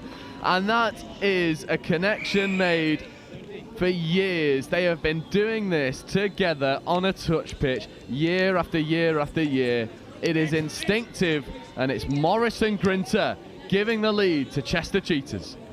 Yeah, welcome to Ben Grinter's School of Touch Rugby. Touch 101, lying down on the floor afterwards. I hope he's okay. Oh, he looks okay as he's walking off there, as we see Galaxy looking to return the favour. Galaxy have got to go quickly here. They find themselves one try down, 3 minutes left to go. This is crunch time. De Silva, Walton, coming down in front of Calla to De Silva. De Silva with a left foot step. Unfortunately, Walton had taken a tumble, so it was only 5v6, but a hand in the passing lane gives Galaxy another crack at the line. Grinter, the Sam version of Grinter, not particularly happy with the call from the referee there, as we see Camille looking to work his magic. Yeah, Shahabdin trying to go hard. Anna Crosley it was, trying to put on a lot of pressure. And then Beth Stafford makes a good touch on Kenzie McNaught. Arthur Calla subs himself off in favour of Will Tyrrell. Here is De Silva, platforming here for Tyrrell. Tyrrell picking left foot step, right foot step. It's a wondrous bit of work, and it's just flashed into the face of Emily Can. And the referees err on the side of the Chester player, just giving ball down. Camille Shahabdin not happy. Yeah, I don't know what to make of that one there, Joe. No, I'd have to watch that back about 10 times over, and I'd still come to the wrong decision. Yeah, I think it was just flashed so quickly into the face of Emily Can. I think the referees have erred on the side of no real attempt there. However, big blast of the whistle comes in, foot in the ruck. A score here with 90 seconds left on the clock would almost certainly secure the Cheetahs the victory. Rowlands to Grinter, to Tuino. Tuino with a left foot step comes back over into his Ben Grinter. Now Morris getting on this link punish. Tuino chooses better of giving the ball back to Morris. Grinter, just early posturing here in this set. Matador-like from Chester Cheetahs, who know that time is on their side. A minute left to go, one try to the good. Morris on the link punish. Morris getting the ball back, wanting to go early. But Kenzie McNaught, maybe that's why she's positioned over there on that far wing. Expert defensive work from McNaught. Grinter, Morris in motion. Here is Morris trying to dive at the line. And the referee saying Shahabdin was offside. It was De Silva that made the touch, so no score. As we see the clock winding down here, surely this will be Chester's win. Yeah, Celeste Tuino, I think they know the time, they know what's on the clock. They've got 30 seconds remaining. It is a keep a hold of the ball for all of your touches. try and burn as much time off the clock as possible. Grinter chooses not to go to Morris. This is gamesmanship from Chester Cheetahs, trying to buy as much time as possible. Morris coming down in front of Rowlands, only a couple touches left in the chamber. 10 seconds remaining. This is nail-biting. Grinter throwing long to Stafford, who might finish with a flourish, getting over towards Celeste Tuino.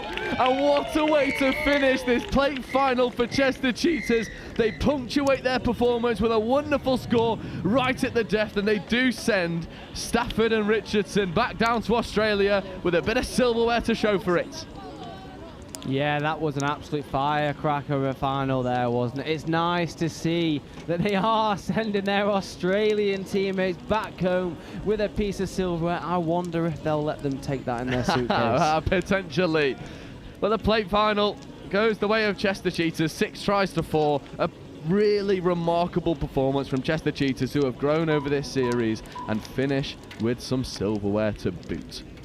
Now, on to the last game of the day. A game that me and Ollie were discussing earlier on. We were begging for it to happen. It's always good when you get a grandstand finish. We have London Scorpions. They'll be taking on Nottingham Hoods. And not only is this for the Cup of today, this is for the overall series championship. Both of these teams locked neck and neck on the same points total in the table. Whoever wins this will win the thing overall, and that will be with you in 9 minutes time.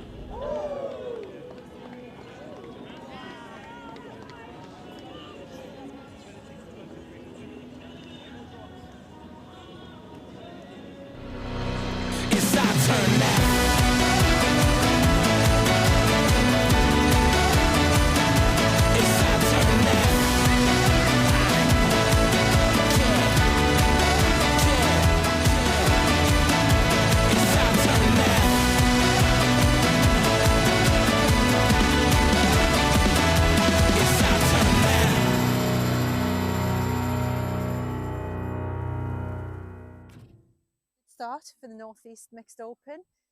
We got scored on off the first tap, which I think probably did us the world of good because we woke up a little bit after that. So good win. Did what we needed to do, did what we were aiming to do at the start of the game. But I think this game's going to be a little bit different, possibly a little bit different pace. This team, I think, are going to threaten us on the line up the middle, maybe. So yeah, looking forward to it and seeing how we'll get on. Our youngest's 15, female player, and our oldest is about 26, 27, I think. Yeah, I think what we've got is we've got a team of players who've got some really good skill, and they can read defences, they can play heads up, they've got good skill, they've got good pace. So attacking wise, I'm just going to let that flow from them, because from the first game, that's what they showed me. But what we really need to do is we need to nail our midfield defence. Any thoughts, Nathaniel? I'm just happy to be here, you know? It's going to be a good game, isn't it? I like any scoop? Yeah, yeah. That's fine. Cool. Just go down, get the ball down, chop a hole. Platform's a scoop. Yep. Nice. Heads and tails. Yep.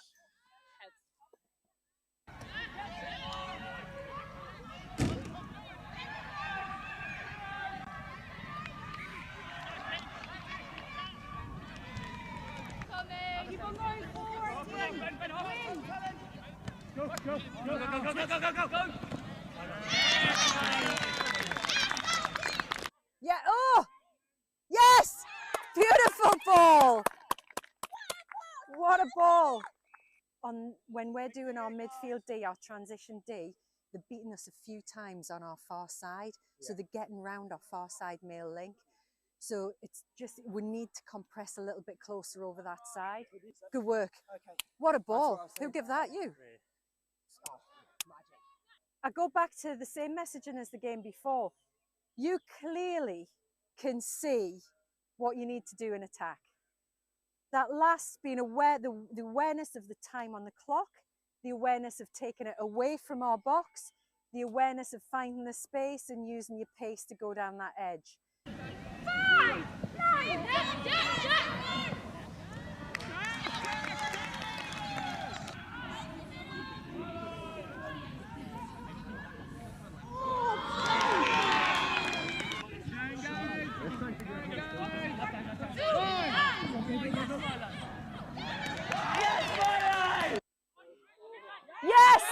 Yes, Matt.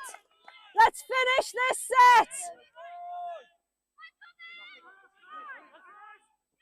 Finish it. Finish it. Really well played. Really well played. Appreciate it. Thank you. Cheers. Thank you. Great game, Milo. Thank you. Yeah, you absolutely. You just read it so well. You just need to play with some intent. It's the big deal. James, massive defensive shift from you and Cash in that last one. Cheers. Well played. Well played. Well played, guys. Hey, you all right? Well played. Take a big deep breath, Raiders.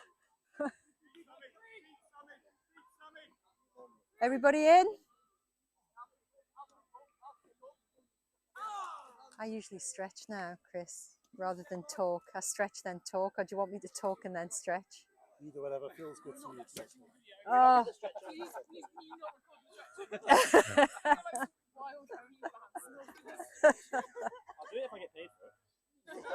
Well, what I need to say to you is I just need a few minutes to gather my thoughts. If you were watching that game as a neutral, that was such an exciting game of touch. And it was just neck and neck all the way through. Yeah, I just need a few moments to gather my thoughts, see what we're going to do, taking it into the next game, into the Northwest game. So let's have a little stretch.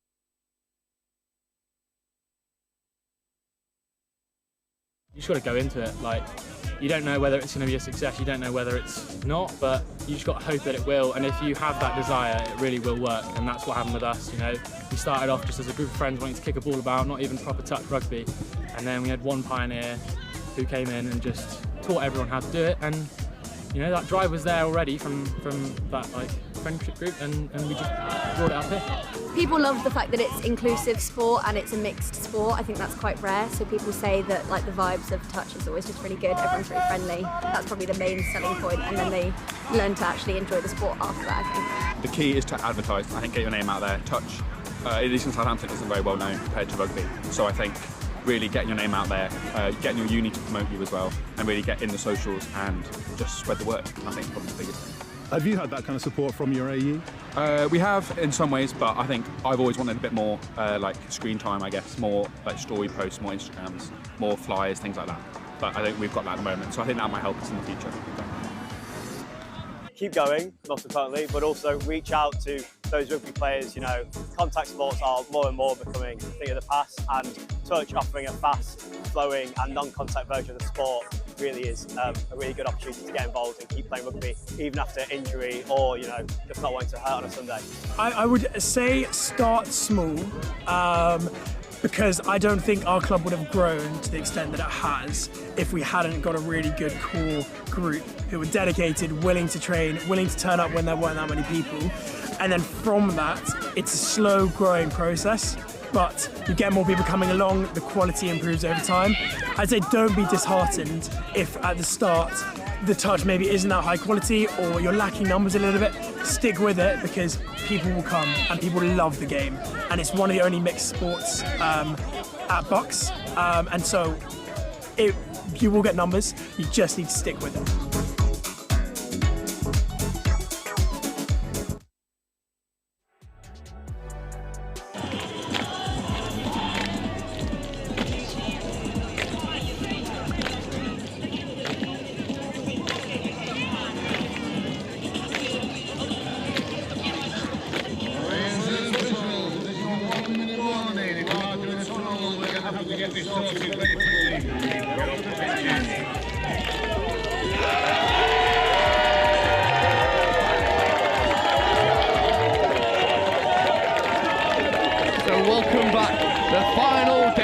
The day for all the marbles. It is London Scorpions versus the Nottingham Hoods. It is really a case of the old guard versus the young blood. It is London Scorpions who's been around the block a fair few times up against the most exciting team that England Touch has to offer in the Nottingham Hoods. Joe Wright joined alongside by Ollie Holmes. Ollie, this was one that we were begging for all day and we got it. This is a game that will surely deliver at the highest standard. You're exactly right, Joe. This is the only reason I turned up today, hoping and praying for this game to come true, and here we are. Yeah, Liam Halpenny with the ball, ready to get us underway for the London Scorpions. 30 minutes of touch will decide who is this year's mixed NTS overall champions. Sean O'Sullivan, Jimmy O'Donnell, back to O'Sullivan, back to O'Donnell. Lovely interplay between the two Irishmen. Jimmy O'Donnell going hard at the line, flick pass to O'Sullivan. Not quite connecting, but there's the first warning shot. Yeah, and just a slight knock taken there as well. Not what we want to see. He's up and moving. He looks well as the Hoods get back underway. The Nottingham Hoods will run at a furious pace and they'll maintain it all throughout the game. Ethan Gallagher platforming. Here comes Stockdale. Lovely bit of work from Isla Devlin in the transition. There is Devlin. Phoebe Simon. Sam Dixon driving, accelerating, coming over towards Simon. Backing the pace to get through the oncoming pressure. Not quite happening for on that occasion, but the Hoods won't mind it all that much. They'll go through these first few minutes, they'll find their stride, and then they'll almost certainly start to go expansive. Yeah, there's been a few games there, hasn't there, Joe, where the first 5, 6, 7 minutes have just been scoreless, haven't they? And then all of a sudden, like you said, the floodgates open as we see the Scorpions inviting some early pressure onto themselves. The Nottingham Hoods with early turnover and good possession. Dixon to Simon. And here he is, the Ballon boy, Archie Devlin, always showing up when it matters. Dixon platforming, potentially choosing better of it. There's Dean, back to Dixon. Dixon diving. That is a wondrous touch to bring that one to a close. Devlin. Open side quickie for Archie Devlin, not used. Dean has to do a little bit of problem solving, tries to accelerate into the in goal area, finding very little success at this moment in time. There's Brewer. There's McMahon and Lewis. It's a fit and firing pod for London Scorpions. Hudson with some brilliant yards. Here is Richards. There's O'Sullivan. Dom Tripp coming in and positioning and acting half. Hit Tripp. Found the bread basket of Dixon, but the basket had a hole in it. Fresh set of 6 here for London Scorpions.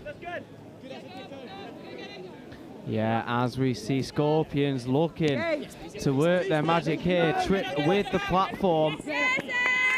And looking for the dive across the floor from Richards. Unfortunately, no score there as Scorpions give another crack at the line. Yeah, really good touch by M. Simon. And then Hudson picking up against the grain, looking to go flat to the line, just fizzes it into the back of Dean. There's nothing doing there, 6 and change. As we see the Hordes working their way forward again, the heat is definitely playing a factor in today. As the play is just reversed, as we are seeing, unfortunately, just a forward pass from the Hoods there. Jack Harris calling them back to the mark of the offence. Yeah, Dom Tripp just taking the sting out of the game for a moment, and I am very happy to say on a game that holds so much weight.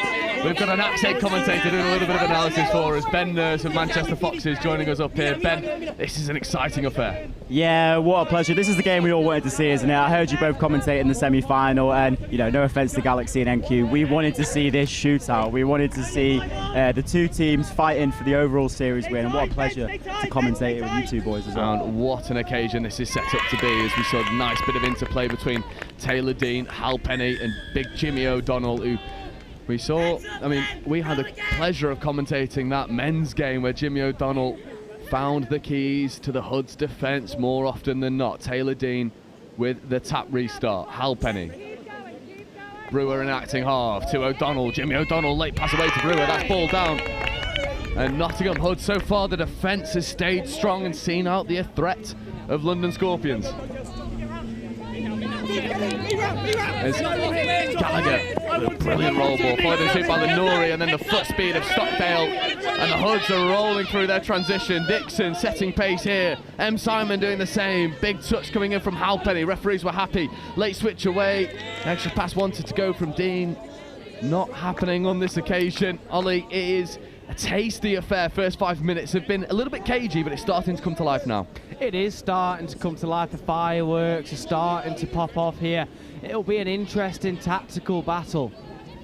There's Jimmy O'Donnell, straightens and tries to go through, he is, and he shifts through the gears, and Jimmy O'Donnell opens the scoring for London Scorpions, bang on the 5-minute mark.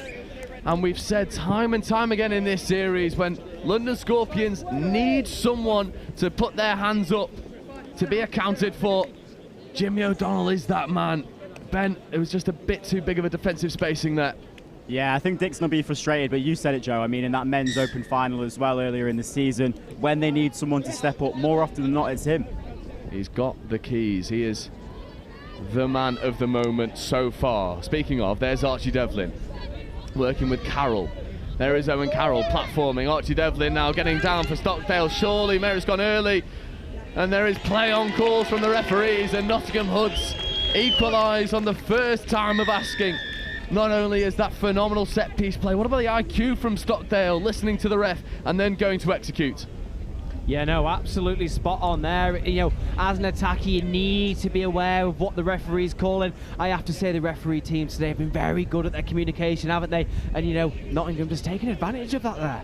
Yeah, just Johnny on the spot to go and equalise. We're now locked at a try apiece. There's Brewer, Tripp and Richards. Richards has just been phenomenal all day for London Scorpions, as we see Tripp feeding away over towards Zan Hudson. Hudson platforming, Tripp picking, ripping into Harry Richards, but Stockdale stays live to the threat.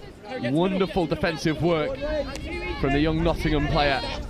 There's Tripp. Counties, Tripp ripping left to right. That is an absolute spear into the far corner, but it's well fended off. These defensive spacing for Nottingham Hoods absolutely perfect as of right now, and Gallagher splitting the midfield press. Yeah, Gallagher really bringing the intensity to this final here, as are the rest of the players on the field, as Nottingham are marauding forwards. Yeah, Lenore actually has to go backwards to sub himself off. He found himself so far up the field. There's Simon to Dixon. Dixon posturing in that link channel, back over towards Sam Dixon, getting on this link punish. Ollie Simon to Sam Dixon, extra pass goes. That is another finish in the corner. And how good is this? What a remarkable finish from Ella Loveridge. And Nottingham Hoods are absolutely flexing here. Ben, talk us through this. I mean, you can't understate the work in the middle from Simon and Dixon, but every time Loveridge gets the ball in that position, you know she's going to score. Brilliant finish again. It is reliable personification from Ella Loveridge. Just hands of glue, situational awareness. No, she doesn't have a lot of time to work with. Gets that ball down. 7.5 minutes gone. 3 scores. 2 for Hoods, 1 for Scorps. O'Sullivan ripping to Halpenny. Halpenny dropping a late pass off towards Taylor Dean. That one was on the bootlaces, just couldn't quite pick it up. Just unfortunately unable to grasp that one there, and that would have brought the game back to 2-2. That being said, there was plenty of this game to go. Yeah, brilliant work. Passing the ball through the hands with authority. Sophie Lloyd getting involved off her wing. Here is Lloyd once more. Ben Lenore platforming here for Ethan Gallagher. What can Gallagher do? Well, he can do a left foot step and create a 2-on-1, but the pass just behind the supporting player. There's another warning shot that just narrowly misses the target. There's been a couple of warning shots fired here, and as the game warms up, it all starts to simmer, doesn't it? We see the pace of the game increasing, both sides so accurate in what they're doing here. Merritt with good foot speed, and then Richards fizzing out. There is Lewis platforming here. Richards with the left-handed scoop comes back over towards Jared Lewis. McMahon potentially in motion. Jared Lewis picking. McMahon wasn't there. Lewis has got to come back to the short side and just leaves that one behind. A little bit of lapse of communication there, wasn't it, Ben? Yeah, I mean, it's pick your poison with this attack, though. I mean, I'm in awe of this attacking set. You talk about the quality of Jimmy O'Donnell, but you can't take your eyes off Richards, off Jared Lewis, off Dom Tripp when he comes on as well. There is an absolute depth of attacking talent on both sides of the ball. Speaking of attacking talent, there's Phoebe Simon marauding through the roll ball, and then Ollie Simon checking away towards Sam Dean. Simon's on the scoop. Ollie Simon late switch away to Sam Dean. 2-on-1. Oh, that is absolutely stunning. Sam Dean stamps his mark. What a phenomenal design play that is from the Nottingham Hoods. Ollie Simon screaming towards Sam Dean. That's all you, son. Ollie Simon even had time to correct the position of his hat just before pulling off this switch there. We do harp on about it, don't we, Joe? Switches, switches, switches. We love them. We love the way they cut up defences, and that has been shown there. I mean, there was nothing on. There was absolutely nothing on. Wizardry from Ollie Simon, and what a finish from Dean. Lovely dummy. Absolute. I mean, you've not said it. I'll say it. Filth. Absolute filth. Disgusting. Here on live stream, as Zan Hudson escapes the oncoming pressure of Owen Carroll. Hudson now platforming in front of Halpenny. Halpenny feeding away to Tripp. Tripp positioning himself in the middles. Tripp trying to go left. Dixon with a brilliant snipe. Flies off the line to make a defensive touch on Dom Tripp. However, penalty going early. 4 minutes left to go in this half. I might be overzealous to be asking for another 40 minutes of this. Dom Tripp to Brewer. Tripp stepping back against the grain, ripping long, trying to connect with Pyrgos. Pyrgos takes it in stride. But Isla Devlin, a player playing beyond her years with a defensive read and shutouts. 3-1.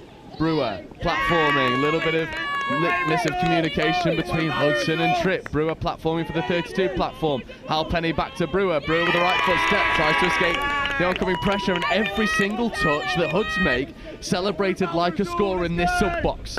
And that is exactly what we like to see. You know, this game isn't just about the attacking side, is it, Ben? It's all about the defensive pressure you can apply. Yeah, and you mentioned Ethan Gallagher before, Joe. He's a perfect example of someone who just chews you up when he does something good, when he forces an error. The intensity he shows is amazing to see. And what I love about this Huds team is that, yes, they take pride in their attacking work, but that doesn't come as a compromise to their defensive work. It is furious as we see a wonderful fifth touch platform here. Gallagher ripping long, trying to connect with the wing. Maybe ball should have gone through the hands on that occasion, but they won't mind the read. 2.5 minutes to go in this first half. Ben, this has been played at a furious pace.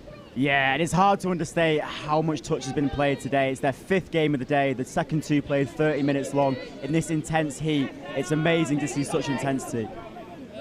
You're absolutely right there, Ben. The heat, it is scorching, isn't it? We are stood on some scaffolding. Unfortunately, we see a ball down, and Gallagher taking no time to rest, straight back to it. However, the referees have spotted something that they're not happy with, so it's coming all the way back. I believe the hand signal was a forward pass, but we'll just wait for the referee's whistle. It was indeed forward pass, so the Hoods surrender possession to Jimmy O'Donnell, Sean O'Sullivan, Harry Richards and Mimi Taylor-Dean. That is not for people you want to be doing that to.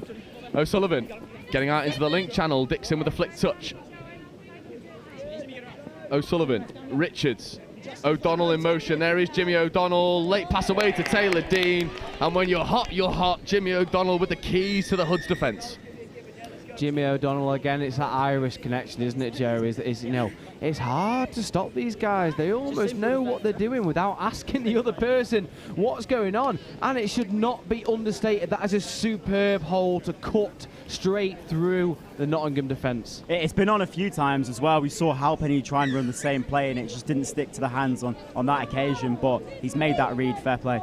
And you speak about players being, world class in their positions. Mimi Taylor-Dean's one of those. Hole crashing link. It is perfect. As we see Stockdale in motion. Skip pass over towards Simon. There's a lovely bit of disguise. We saw them run that at the men's in Coventry, where Stockdale wraps round. They skip pass over towards Rory Hawkins, who isn't here today in the Hoods. Stockdale, doggy's platform here. Carroll takes 2 bites of the cherry and comes up with nothing. With a minute left to go on the clock, the Hoods will be looking to just go in ahead, consolidate your first half performance with a good half-time team talk, and go into the second half firing. And for the Scorps, mission 1, get parity on the scoreboard. You're right there, Joe. It's all about those tactical tweaks, isn't it, at half-time? Now, we are privy to information over here from the Hoods box. We do have our ears open as we see Scorps looking to bring the game even before half-time. Oh, the best platform so far for London Scorpions. But Stockdale couldn't help himself but have a dabble. Brings up a fresh head of 6. 45 seconds remain in this first half. There is an almighty defensive set in need of for Nottingham Hoods. Tripp finding himself in the link channel. Archie Devlin been trapped in defence as of right now, but staying true to his task, making things work. O'Sullivan. Tripp. Doggy's platform here. O'Sullivan back to Dom Tripp, but Dom Tripp just dives at the line. How good is that from the man himself, the big number 5, Dom Tripp? You're absolutely spot on there. He's tripped the electrics, all the lights have turned off, and he's snuck in while it's dark. Dom Tripp, thank you very much, sir. That was absolutely superb through the middle. And that will bring up half-time. There'll be no more touch played here in this first 15 minutes, and probably rightly so. We go in all square, 3 tries apiece. Hoods and Scorpions neck and neck, as they have been all season. Ben, there is nothing to separate these two. Yeah, absolutely. And from what we've seen in that first half, they are so even, these two teams. And what we're seeing is a real nice clash of styles. We've got the Hoods who go all intensity, all in your face, direct, driving hard, whereas the Scorps are a bit more structured and they play well off that. Yeah, it's all gas, no brakes for the Nottingham Hoods, whereas I'll pick your brains a little bit here, Ollie. We saw moments of magic from the Nottingham Hoods. They, namely amongst them, that score from Sam Dean, that lovely little late switch off Ollie Simon. What do you think that this Nottingham Hoods sub-box conversation is going to be? And Ben, you have a think, so I'm going to be asking you the same thing for London Scorpions in a moment. If you give me 30 seconds to listen, Joe, I'll come back to you. No. As we see them coming into the shade here, I just think they'll reinforce their use of all the players on the pitch. They're all a threat on the line, and for me, that's really, really difficult to defend against. Ben rightly said then Scorpions so structured, so rigid, but they can play off the cuff again. It's one of those, who do you mark, when do you go, when do you stay? I'd like to see the Hoods now. They've saved that Redlands, haven't they? And we will be seeing that in the second half. I would put all my money on it. That's an interesting point, because in the game earlier on live stream, we saw them use it 3 times in 20 minutes, and that extra little pass through the hands, fixing the wing. It's a lovely little variation of play that we love so much. We will see if they do dive deep into their bag of tricks in the remaining 15 minutes. And for Ben, what do you think that sub-box for Scorpions is looking like? I think from a Hoods point of view, they've won the midfield battle. I think where Scorps have found a foothold in this game is from the Hoods errors. If the Hoods completely cut out those errors on the opposition line and on their own line, I think they should cruise to a victory. For Scorpions now, they need to reach deep into their bag. They've run variations of similar plays all day and have not got a lot of joy off some of them. I think they need to reach deep into that bag that they've been training all year long and try and find something the Hoods won't be expecting. And I think as well, from a Scorpions perspective, potentially those interpersonal connections not really coming to the forefront as of right now. Nottingham Hoods with a deeper squad compared to London Scorpions. So maybe a little bit of mismatching happening between the pods. I know, from our time covering the Nationals, the likes of Dom Tripp and Sean O'Sullivan building that really nice connection from Lincoln Middle. Not quite seeing those two share the pitch too often. And for me, I think players like Sean O'Sullivan really get the best out of Dom Tripp. Yeah, I mean, he's scored a try and he's looked very good in this game, but I'll make the point, how many times have you seen Scorpions play or South East Sharks play and Tripp hasn't really been in the game, and he's waited for his moment, he's made the reads from the sub-box, and he's made the scores that counted at the end of the game when he knows what play to run and how to execute. And Ollie, speaking on the sort of wider repercussions of this game, the winner of this will take the overall championship title. For me, Nottingham Hoods started the brightest. They came out of the blocks firing, they set a furious pace, just found their defensive spacing a little bit too open. Is there either team that's really taking your fancy? I know you went brave quite early in round 1, saying that Hoods were going to go it. Are you still in that camp? I'm not cashing in my chips just yet, Joe.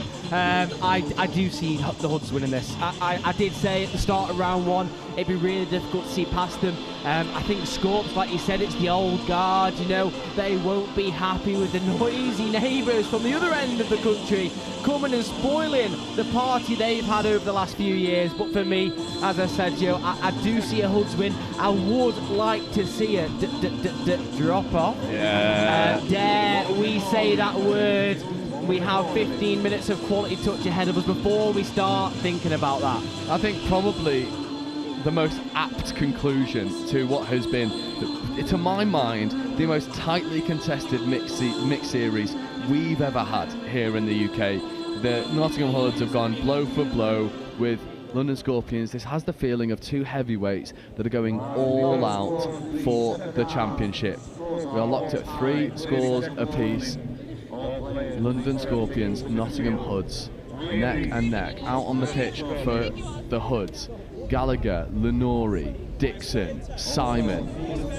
For the Scorps, Tripp, O'Sullivan, Richards and Merritt.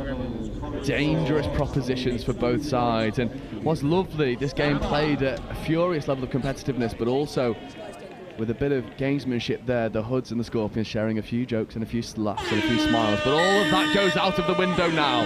We're off underway in the second half. Ethan Gallagher and Lenori operating in the middles. Dixon now in at link, coming to get involved. Lenori to Gallagher.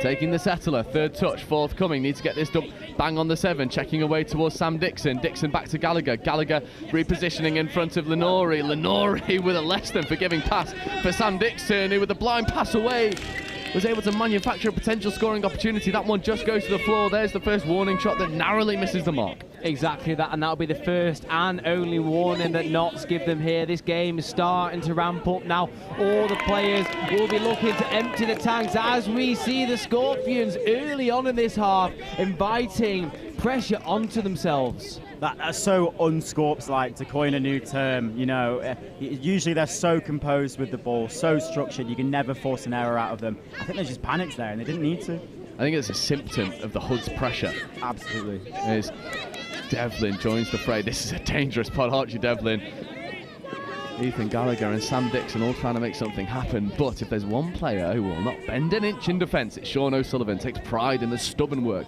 that he delivers consistently. Gallagher in motion, Devlin platforming, Dixon to Gallagher, looking to go back towards Dixon, potentially looking for that skip pass over towards Archie Devlin, who I think just makes the point of Merritt's crashing. I mean, acres of space. We've got the opportunities, we've got the hands, we've got the skills to go and execute. Devlin, Gallagher, steadying the ship for a moment, splits a platform here for Dixon. Dixon with a lofted pass over towards Simon, but Tripp recovers oh so well. Defensive spacings for Scorpions, absolutely perfect. Dixon, Devlin, lovely bit of interplay. Here is Sam Dixon, dummying, ripping long, connecting potentially. Can't quite find Sophie Lloyd, but they'll back themselves to put on a bit of pressure in their defence.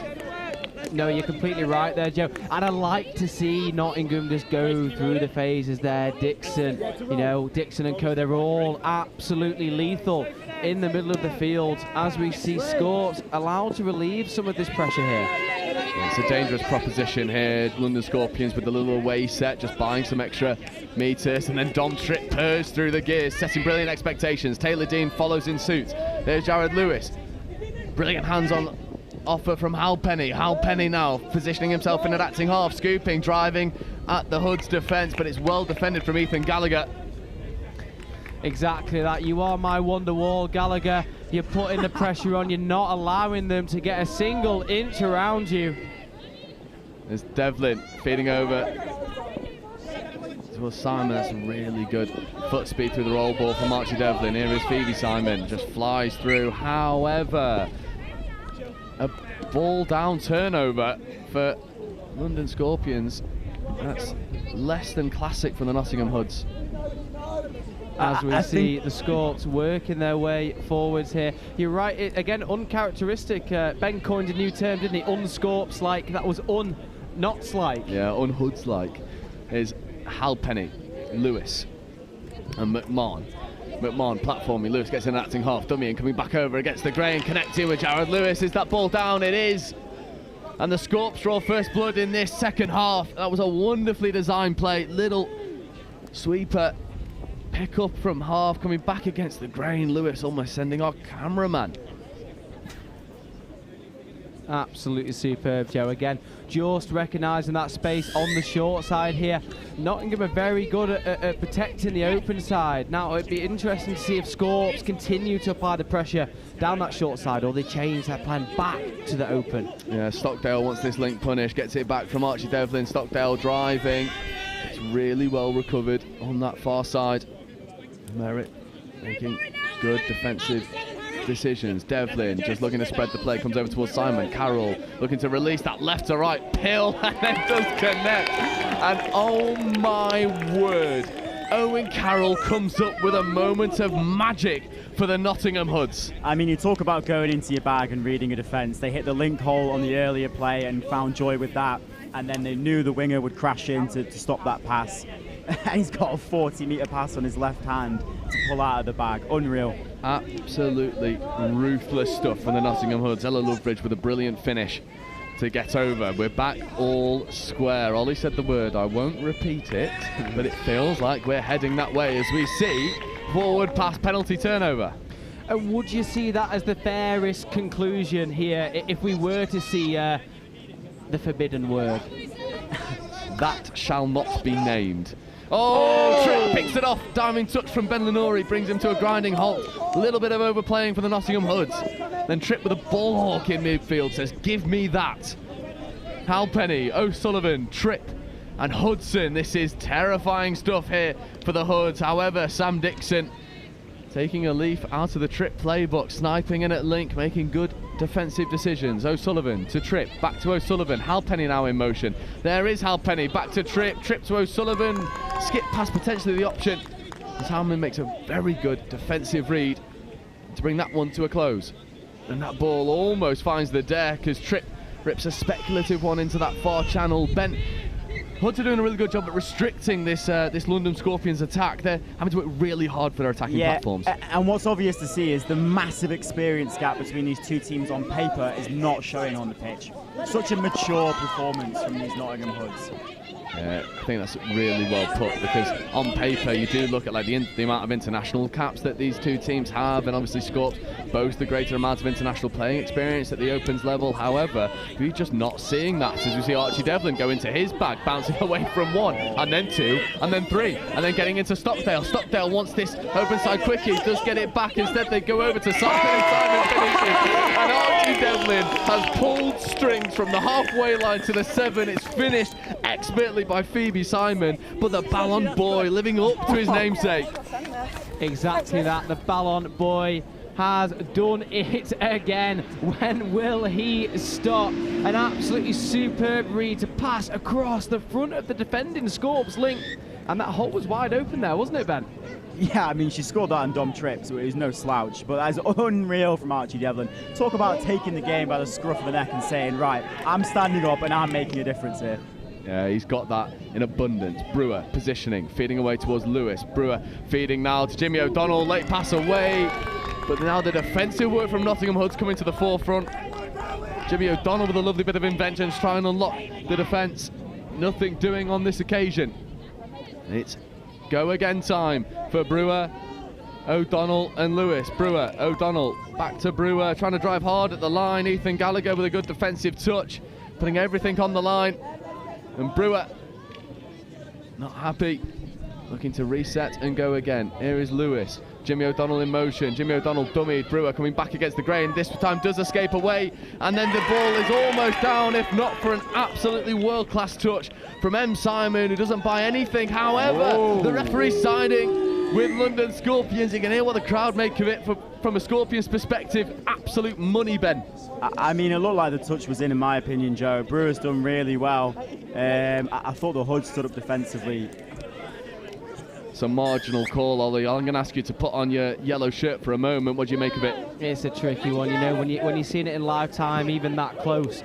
It's a game of fine margin. Seeing milliseconds difference is tricky as a referee. So all credit to the team here. I probably would have given that score there. Yeah, and we always want the referees to err on the side of the attacking players, and that's exactly what we've seen here. Phoebe Simon dummying, getting into the goal area. Phoebe Simon, and then ripped. How good is that from Phoebe Simon? And the Hood sub-box erupts, and Phoebe Simon reminding us not to forget about her attacking chops. Look at this, dummying, sends Harry Richards to the shop and then rips a lovely left-handed long ball.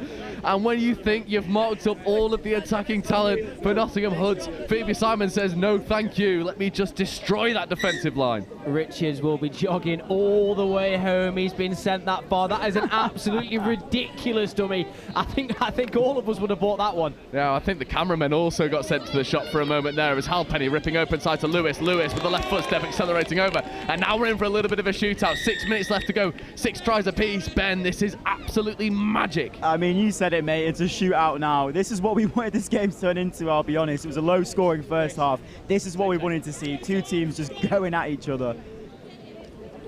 And this, you are right, Ben, that is exactly what we wanted to see. The floodgates have opened as we find ourselves 5 minutes from the end of the game. Which team can make the final massive blow and win the championship? Yeah, this is poised on a knife edge. This is, you literally could not write it. 2 teams that have gone blow for blow all season, now going blow for blow in the grand final, the big dance, as Ethan Gallagher looks to rip long. Only finding Pyrgos, who stood in a very smart area over on this near side wing. I like that from Pyrgos. Get yourself in the way, put your hands up and say, no sir, I didn't interrupt. The ball was going to the floor. As we see Scorps again, just starting to build momentum down their box side. Yeah, really good tone setter there from Mimi Taylor-Dean. And then rolling up over to halfway was Merritt. Here's Halpenny. There's Richards. Back in towards Halpenny. Richards scooping, trying to take Ben Lenori for a walk, not bought, but the late pass goes to Halpenny, and then McMahon finds himself in so much space, and Gus McMahon finishes, and Scorps edge their way back into the lead. That was really well designed from the Scorps, playing a little bit heads up off the back of some nice attacking platform, and McMahon finishes. Really well worked, just a little nibble from the Nottingham Hoods middle there, and that's what created that overlap. All credit to Scorps recognising that there and taking the opportunity as it arises. Dean and Simon and Stockdale will be looking to bring themselves back all level, and you'd be a braver man than me to say that they will not. Stockdale. Simon had a couple grabs at it, now takes the ball down. There is Ollie Simon trying to drive hard at the line, instead just rips long. Potentially an opportunity to just go through the hands. What you're seeing now from a defensive perspective, Ben, Pyrgos is just going man on man with Lloyd. Yeah, it's a really interesting development in English touch, really. Defensively, we used to see the winger be left open as it was perceived to be the hardest pass. But now what we're seeing is wingers sticking to their wingers as the link hole is the hardest pass, as we've seen it. And the link hole for Scorps has been open all day. It's just a much harder pass to hit for these players on the pitch than the wing pass. Yeah, less time available, which means your pass has got to be on the money. Hudson. Gribben comes in off her wing. Nice fly option here from Halpenny. Platforming here for Dom Tripp. Dom Tripp ripping long, finding the wing, but it's well shut down again by Loveridge. I mean, we've sung her praises all day, Ollie. She's been phenomenal in this final. You're absolutely spot on there, Joe. We bang on about world-class wingers, don't we? She's been absolutely phenomenal today. Hasn't stepped a foot wrong during any of the games we've had here on Field One. Absolutely not, and I wonder if we're going to see Nottingham Hoods potentially go into their Redlands bag. This lovely variation that they've got. Carroll platforming for Dixon. Dixon, left foot, right foot, beating one. Devlin tries to throw the extra pass, and that's going to be given 6 more. Tripp's not happy about it, neither are the Scorps. But for the Hoods, this is premier position to bring parity back to the scoreboard. 2 minutes remain. This is as close to the wire as it could possibly be. Carroll, Devlin, Dixon. Devlin, left foot, platforming here for Dixon. Back to Carroll. Carroll diving. Referee's happy with the touch.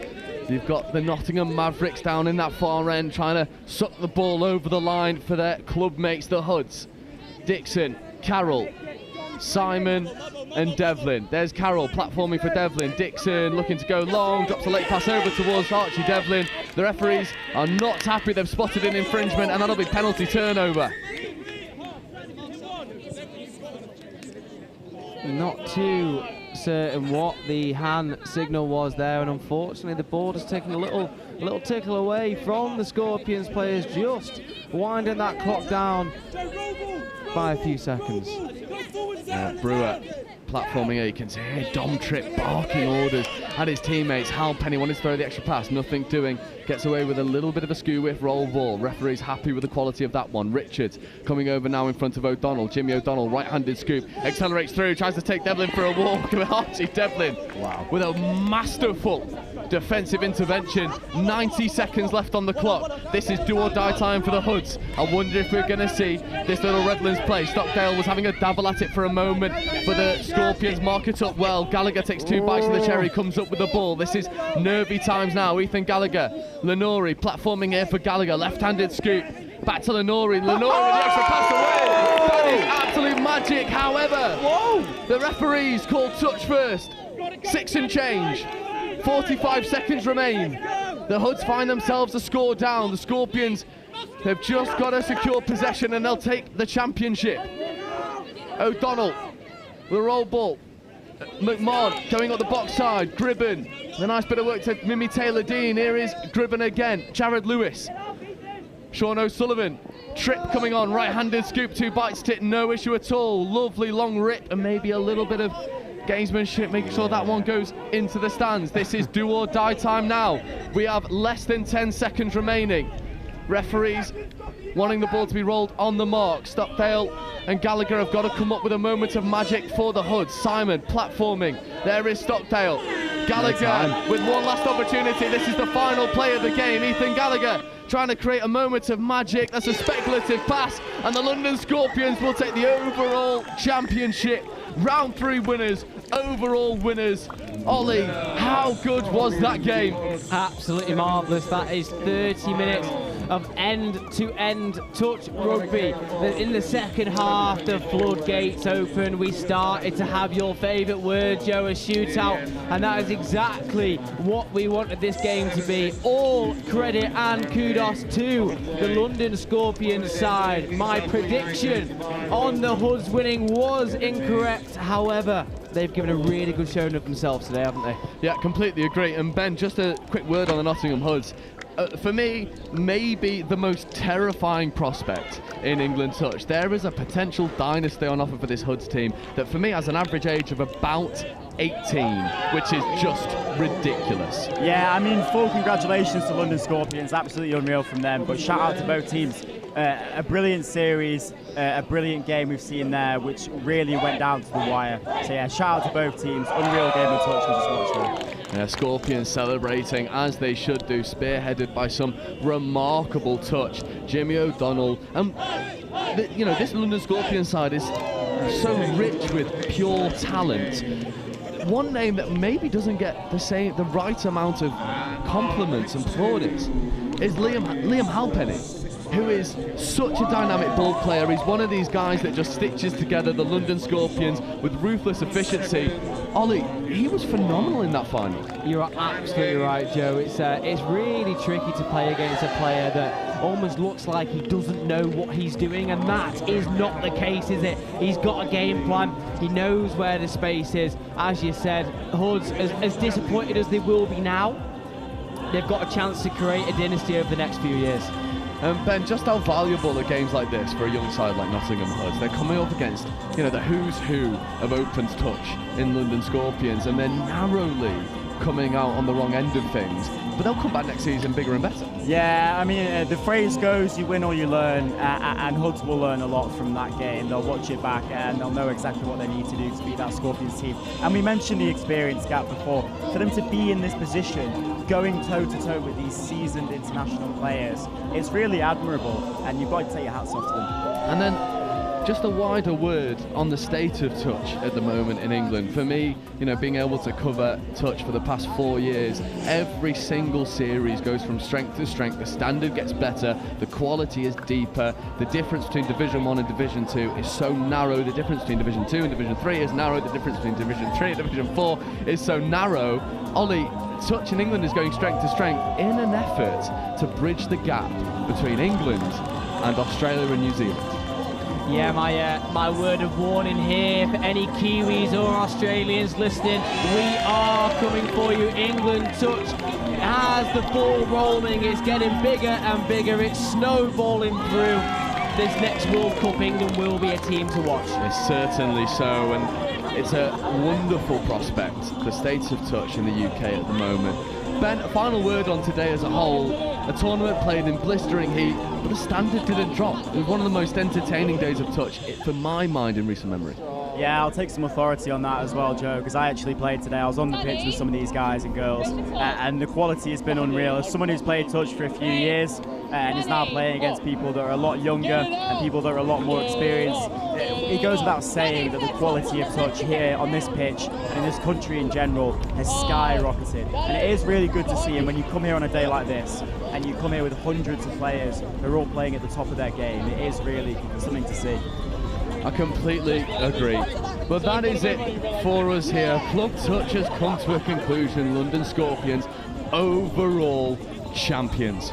from all of us here at Next Gen, this isn't the end of touch. We have got Euros, Junior Nationals, the rescheduled National Schools final in touch in September.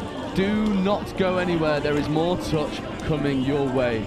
I've been Joe Wright, joined alongside by Matthew Chapman, Oliver Holmes and Ben Nurse, and from all of us here at Next Gen in England Touch, until next time, this is goodbye.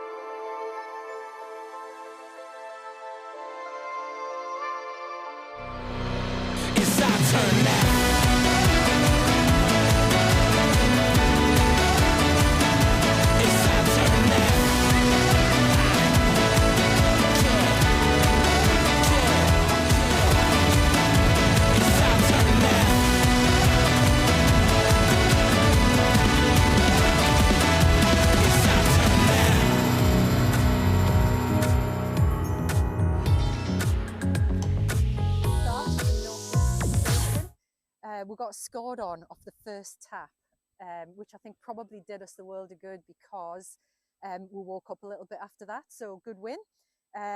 Did what we needed to do, did what we were aiming to do at the start of the game. But I think this game's going to be a little bit different, possibly a little bit different pace. This team, I think, are going to threaten us on the line up the middle, maybe. So yeah, looking forward to it and seeing how we'll get on. Our youngest's 15, female player, and our oldest is about 26, 27, I think. Yeah, I think what we've got is we've got a team of players who've got some really good skill, and they can read defences, they can play heads up, they've got good skill, they've got good pace. So attacking wise, I'm just going to let that flow from them, because from the first game, that's what they showed me. But what we really need to do is we need to nail our midfield defence. Any thoughts, Nathaniel? I'm just happy to be here, you know? It's going to be a good game, isn't it? I like any scoop? Yeah. Yeah, that's fine. Cool. Just go down, get the ball down, chop a hole. Platform's a scoop. Yep. Nice. Heads and tails. Yep.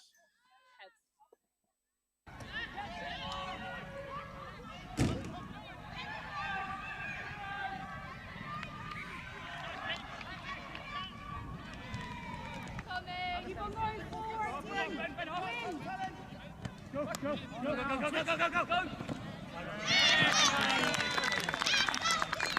Yeah, oh! Yes! Beautiful ball! What a ball!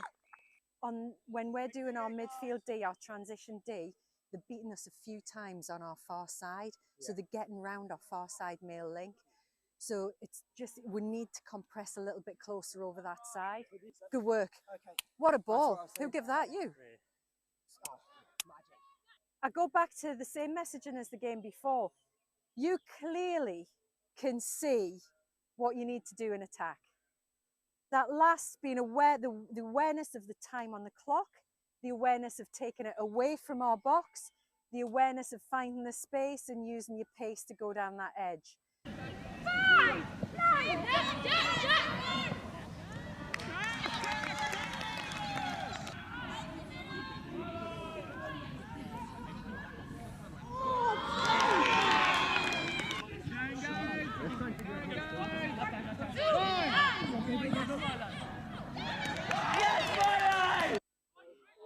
Yes! Yes, Matt! Let's finish this set! Finish it! Finish it! Ah! Really well played. Really well played. Appreciate it. Thank you. Cheers, thank you. Cheers, Lucy. Great game, Milo. Thank you. Yeah, you absolutely, you just read it so well. You just need to play with some intent.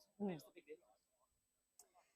James, massive defensive shift from you and Thank you. Cash in that last one. Cheers, well played, well played. Well played, guys. Hey, all right? Well played. Take a big, deep breath, Raiders. Everybody in? I usually stretch now, Chris, rather than talk. I stretch then talk, or do you want me to talk and then stretch? Either whatever feels good to you. Oh. I'll do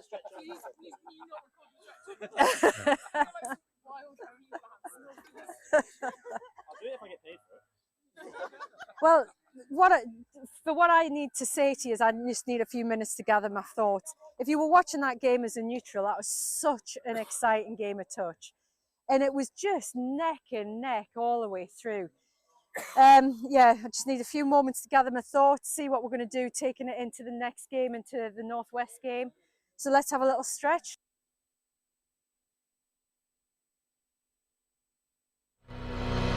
It's our turn now.